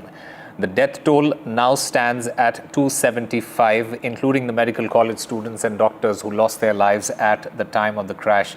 DNA matching efforts are continuing, while the probe team also arrived at the site in order to investigate the crash as well. We at NDTV, we have been bringing you visuals from the crash site. The plane's debris, it was strewn all over the medical college's hostel complex. In fact, that tail that you could see on your screens, it was lodged on the ceiling of the mess, and one of the tires was stuck in the wall. Students who were present in hostel complex at the time of this crash and rescuers who reached the spot soon after, they've also said that the plane hit tail first on the mess of the hostel. A part of the ceiling and walls collapsed. The plane's belly, its flap and the wings broke off. Some parts of the plane hit the 4th floor of a residential quarters within the hostel complex, while a massive fire then later broke out. My colleague Ankit Tyagi, who has been on the ground, he has been getting us all the reports from the ground. He sends us this very crucial report. Take a look. Behind me at this moment, some movement as far as the wreckage is concerned. The tail section is being moved. It was dangling here for the last 3 days, for the last, in fact, 3rd day today, since the time the accident happened. It's been 48 hours since the time this, in fact, aircraft AI-171 went crashing into the mess. Now, the operations to, in fact, get this on ground. This is the biggest intact piece as far as the flight 171 is concerned. And what you are seeing is, they are trying to, in fact, lift it up. All right, at this moment, what you see behind me is the tail section being taken down of this aircraft, which you are seeing Air India 171, the biggest intact aircraft section, the tail section, which also had the black box, has been taken down as we speak. This, ladies and gentlemen, and for the last couple of days, had become the very dramatic, unfortunate, horrible symbol of this tragedy. And at this moment, what you are seeing is the entire tail section being brought down. 2 cranes since yesterday were in fact put in at this very place. And once this entire thing was secured, the entire tail section has been brought down. This was, as I've been saying, the biggest intact section of Air India 171, and for the last couple of days, this was the focus of investigation. This was the focus for the authorities to recover the black box on the rooftop of this first floor, where it initially perched, where it initially in fact went into the building, the JK Medical College mess and hostel. It has been precariously hanging since then. The landing gear was also, in fact, under this tail section. And since the last couple of days, a lot of teams of the investigators have been focusing on this area.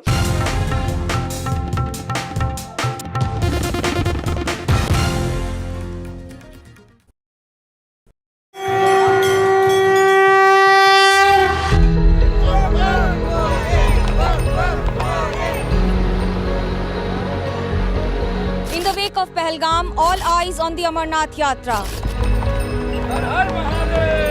Amidst fear, faith and fortitude.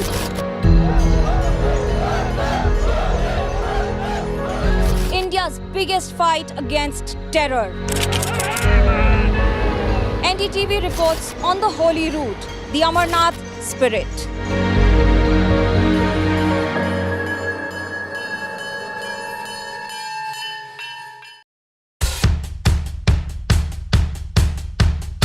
The markets move fast. And so should your portfolio. Expert insights, real-time stock picks. Do I buy Ola? Should I hold CDSL for the long term? Buy, sell or hold. The answers you need, straight from the experts. Callers from India and across the world. Connect live, ask, decide and invest wisely. Your portfolio, your future. Ask Profit.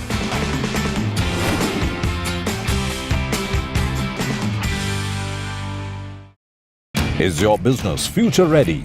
Join the 13-week strategic ESG certification program for business sustainability and growth for CXO and business leaders by NDTV, Terry and Zenora. Master global ESG frameworks, gain real-world tools, and lead with impact. Starts July 13th. Enroll now and power your business with sustainability.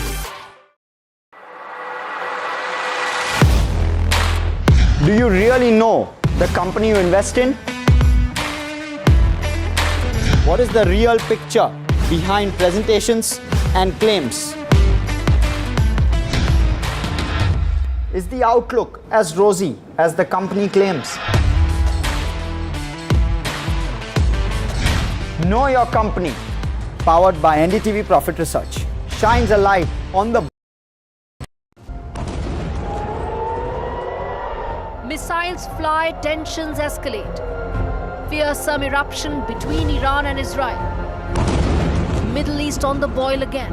Operation Rising Lion. Two nations strike, global tremors. رژیم صهیونیستی اشتباه بزرگی کرد. Without US help and military and intelligence help, Israel couldn't carry out this kind of massive operation against Iran. Israel-Iran at war.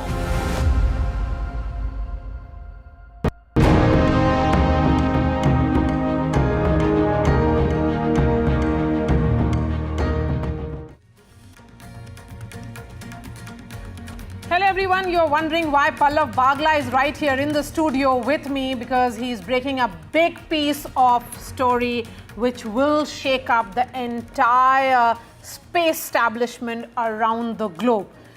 The timely detection for crack in an oxidizer line in the first stage of the Falcon 9 rocket, which will take 4 astronauts, including India's Shubhanshu Shukla, to the International Space Station, averted a major disaster. The fault was observed following a demand for due diligence from the ISRO chairman, Dr. V. Narayanan. And despite admitting to a fuel leak, the SpaceX team decided to launch the ailing rocket, the leaking rocket, on June 11th. Why did they do that is the question that I'm going to ask Pallav Bagla in just 10 seconds. However, after learning of this leak, ISRO chief, sources tell Pallav Bagla, that Dr. Narayanan strongly disagreed with the decision and demanded that full correction with validation by proper tests, including low temperature leak tests, be carried out. It was upon his insistence that this entire leak was rectified. Pallav Bagla, award-winning science editor of NDTV, is joining us. Pallav, why was SpaceX insisting to fly with a leaking rocket? Well, it's very hard to second guess what was in the minds of the SpaceX specialists. But the first disclosure that there was a leak in the oxygen line, or the liquid oxygen leak, came from SpaceX itself. And they was hoping to put on some kind of a band-aid solution on the rocket and purge the leak and fly it. That is when the ISRO chairman, who is himself a specialist on liquid engines, a specialist on liquid oxygen engines, cryogenic engines, he put his foot down saying, this is not permissible, this is not acceptable. Even many Indian rocket specialists I spoke to in India said if there was a liquid oxygen leak on the rocket, they would never fly it after putting on some kind of repairs on the launch pad.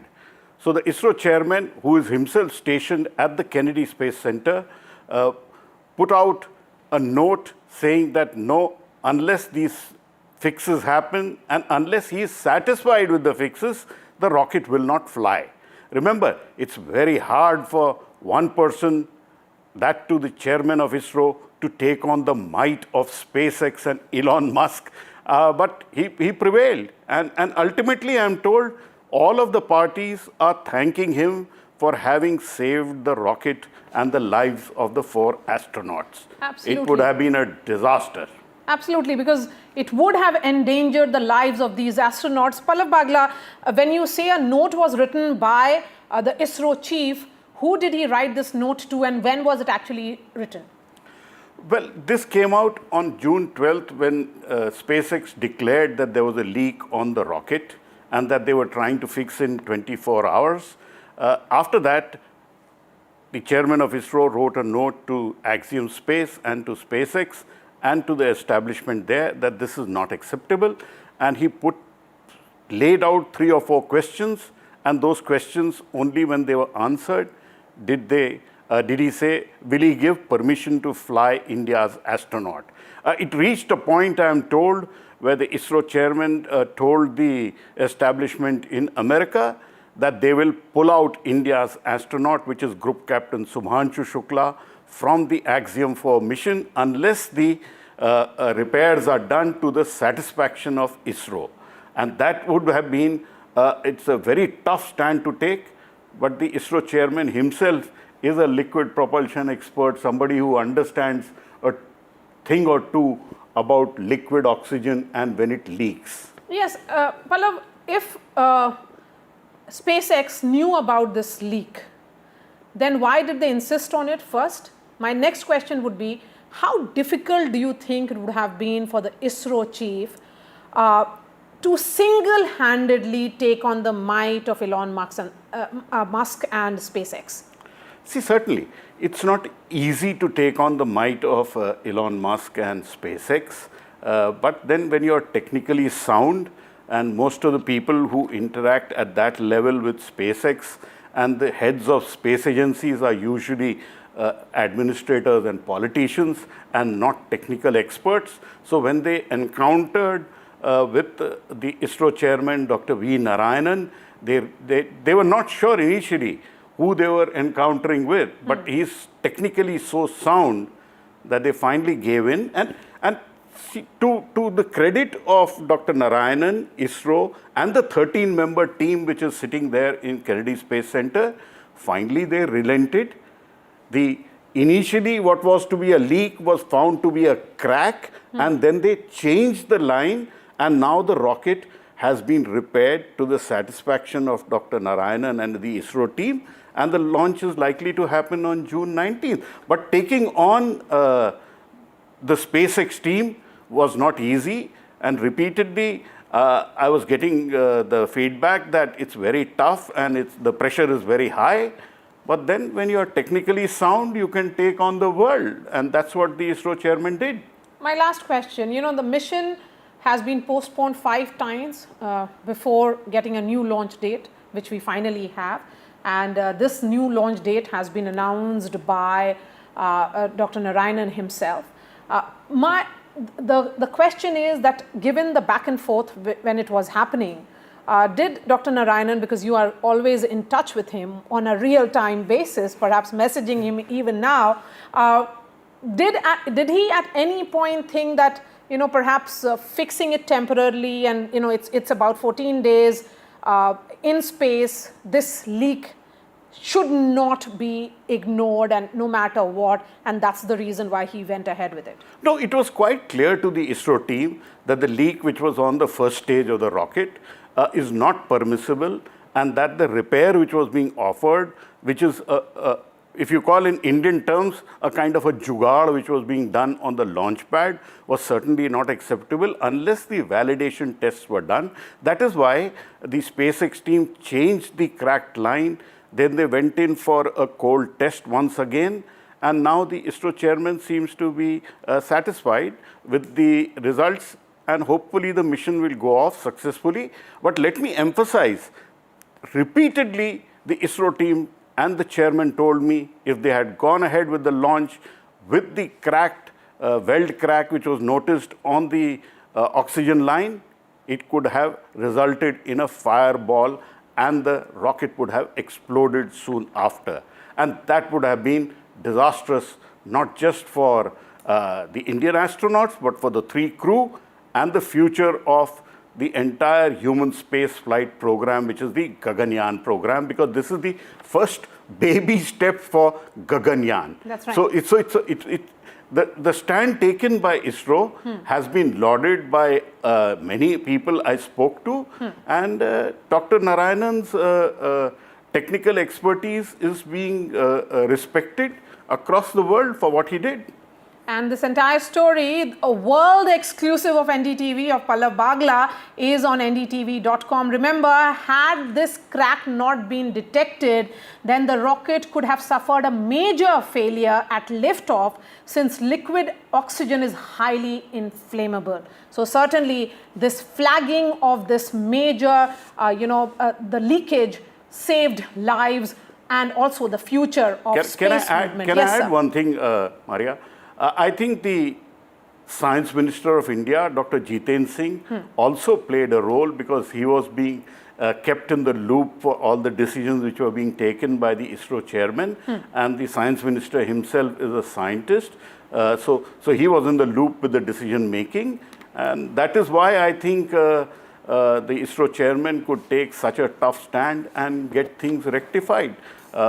We are all hoping and praying that the mission goes off well, and Group Captain Subhanshu Shukla successfully lifts off to the International Space Station as a happy landing, and that is what all of them were praying, and that is what ISRO also wanted, which is why they did what they did, which is to put their foot down, जिसको कहते हैं अंगद की टांग गाड़ के रख देना और हिलना नहीं जब तक ये हो नहीं जाए. जी. Pallav Bagla, really appreciate your time. You can read that story on ndtv.com, shifting focus to that tragedy which is unfolding as the families wait for the DNA samplings to be matched.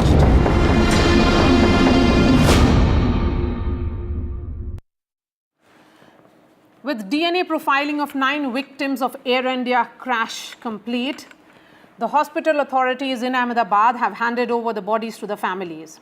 And as per the protocol, the bodies are being released only after complete DNA verification and legal paperwork. Earlier, 8 victims who were identified by their relatives and did not need DNA profiling as their bodies were not damaged had been handed over to their families by the hospital authorities. Doctors at the civil hospital in Ahmedabad have said that around 270 bodies have been brought to the hospital from the air crash site so far. And as families wait patiently, anxiously, we are being joined by Khushbu's cousin. Khushbu lost her life in that tragic Ahmedabad-London Air India crash. We also have Sanat Kaul, who is an aviation expert. I'm going to begin with you, Than Singh. When did you all give the sample, and how long do you have to wait for the body to be identified?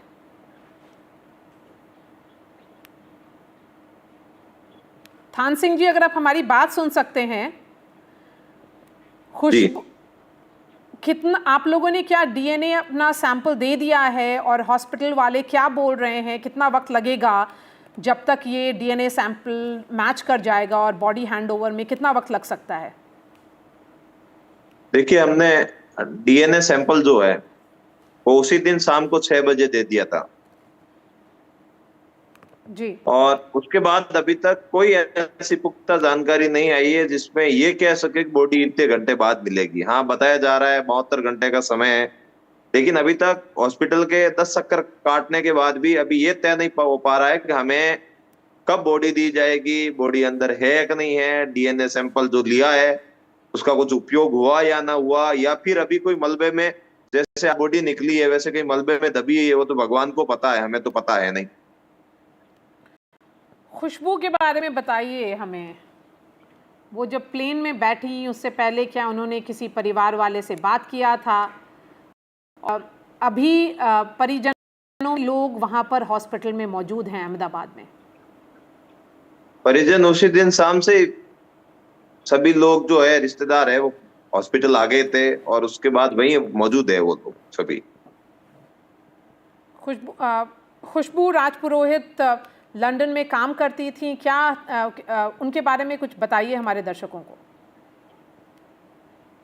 Khushboo London में काम नहीं करती थी, खुशबू के husband जो है वो London में जॉब करते हैं और खुशबू उनके पास रहने के लिए लंदन जा रही थी, लेकिन अब वो जाने वाली स्टोरी कल बताई उसको, वही बात हो गई। लेकिन अभी तक ये नहीं पता हमें अब उसके साथ क्या हुआ है, कैसे है, बॉडी कब मिलेगी, ये तो कोई जानकारी दो कोई हमें आपके चैनल के माध्यम से।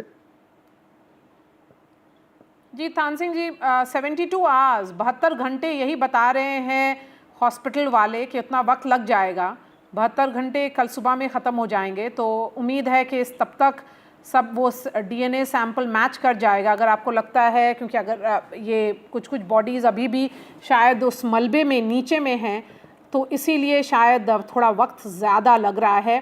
मैं आपके पास फिर से आती हूँ, लेकिन let me bring in Sanat Kaul. Sanat Kaul, you know, this is a tragedy, like we have to look at the human faces. I mean, it's the family members who have survived, and all of them have stories to share, the stories of grief, of pathos and hopelessness. Well, it's extremely unfortunate what has happened, and my sympathies also go for the family members. It's an extremely bad accident. We never expected 787 Dreamliner to have such a problem. तो ये जो हुआ है, ये हादसा का कोई समझ नहीं आता क्यों हुआ है। अब खैर इंक्वायरी कमेटी बैठा दी गई है, उसमें FAA, Boeing, federal aviation authority जो है US की, बोइंग, ब्रिटिश और हमारे DGC और वो सब लोग इसमें पार्टिसिपेट करेंगे। तो मेरे हिसाब से ये इंक्वायरी एक अच्छी हो रही है, क्योंकि इसमें सब लोग इन्वॉल्व हैं और कोई इसमें गुंजाइश नहीं रही है कि कोई किसी को एक्यूज करे कि इसको कवर अप किया है या कुछ किया है। दूसरी बात यह है कि अब लोग और एयरफोर्स नहीं, पायलट्स भी अपना वीडियो निकाल रहे हैं कि ये बात हुई, वो बात हुई। मेरे हिसाब से तो अभी थोड़ा हमें और धीरज रखना चाहिए जब तक इंक्वायरी कमेटी अपना जवाब नहीं देगी। इसमें एविडेंस में तो यही लगता है कि इंजन में कोई प्रॉब्लम अगर हुई हो तो दिखी नहीं, इंजन में आग नहीं लगी। बर्ड हिट का भी उन्होंने कह दिया नहीं हुआ है, चिड़िया कोई वैसे वहां कहते हैं अहमदाबाद में है। तो क्या हुआ, फ्लैप्स के बारे में कहते हैं ऊपर नीचे गलत किए, तो वो भी हो सकता है। पहिया ऊपर क्यों नहीं गया, पर ये सारे कंजेक्चर्स हैं। Right, Mr. इसके, Kaul, इसके बारे में of course, कब तक that's a subject of investigation, and there are a lot of scenarios that are being discussed as to what could have gone wrong. But for somebody like Than Singh, who and his entire family, who are mourning the death of Khushbu Rajpurohit, who was on that flight traveling to London to start a family with her husband, start happy life. For them, it's that painful weight, absolutely unbearable weight to identify that body for carrying out the last rites. And that's what is most heartbreaking. There are several such stories that are coming in from that hospital, the civil hospital in Ahmedabad, where the families wait for the DNA samples to be matched. थान सिंह जी, अभी जो आपने बताया कि आप लोग इंतज़ार कर रहे हैं, वो क्लैरिटी अभी कुछ देर में मिल जाएगी। खुशबू के बारे में आपने बताया कि वो जा रही थी अपने पति के पास जो लंदन में रहते हैं, जो काम करते हैं। उनके परिवार में और कौन कौन है अभी अहमदाबाद में? उनके पिताजी अहमदाबाद हैं, उनके साथ जी, ताऊ जी, सभी लोग वहां रुके हुए वेट कर रहे हैं। हमारे बहुत सारे परिजन जो अहमदाबाद में रहते हैं, हमारे राजपूत समाज सहित 36 कौम के जो लोग हैं हमारे, वो पूरे के पूरे उनके पास इतने समय से बैठे। पर हमारे लिए अब जो समय, हमें पता, हमें ये मालूम था कि आज शाम तक हमें बॉडी दे दी जाएगी, लेकिन आज शाम भी बीत गई, लेकिन कल सुबह का भी कोई कंफर्मेशन हमारे पास नहीं है कि हमें बॉडी मिलेगी। और उसके बाद ये भी कंफर्म नहीं है कि इसकी जांच होगी, क्योंकि हमारे यहाँ पहले भी मेहरानगढ़ में हादसा हुआ, बस एक्सीडेंट हुआ, बहुत सारे ऐसे बड़े बड़े हादसे हुए, आज तक किसी की जांच निकल के नहीं आई। तो हम क्या उम्मीद करें हमारे इस हादसे की भी जांच निकल के आ जाएगी। हम तो आपसे यही निवेदन कर रहा हूं आपके चैनल के माध्यम से, हमारे यहाँ थार में अपनाए थे, हम 37 कौम के लोग एक जगह बैठ के कोई भी बात का डिस्कस निकालते हैं, कोई भी बात को करते हैं। हम सभी लोग, पूरे बालोतरा जिले के लोग उस बिटिया का वेट कर रहे हैं, उसका पार्थिव देह कब हमें दिया जाएगा, हर एक के मन में यही सवाल है। तो आपके चैनल के माध्यम से सरकार और वहां के जांच के नुमाइंदे हैं, उन सभी से निवेदन है कि जल्द से जल्द हमारी बिटिया की बॉडी हमें दे दी जाए। थान सिंह, हमारे साथ जुड़ने के लिए शुक्रिया। अभी मैं यही प्रार्थना कर सकती हूँ कि आपके परिवार को इस बहुत ही डिफ़िकल्ट मोमेंट में हिम्मत मिले।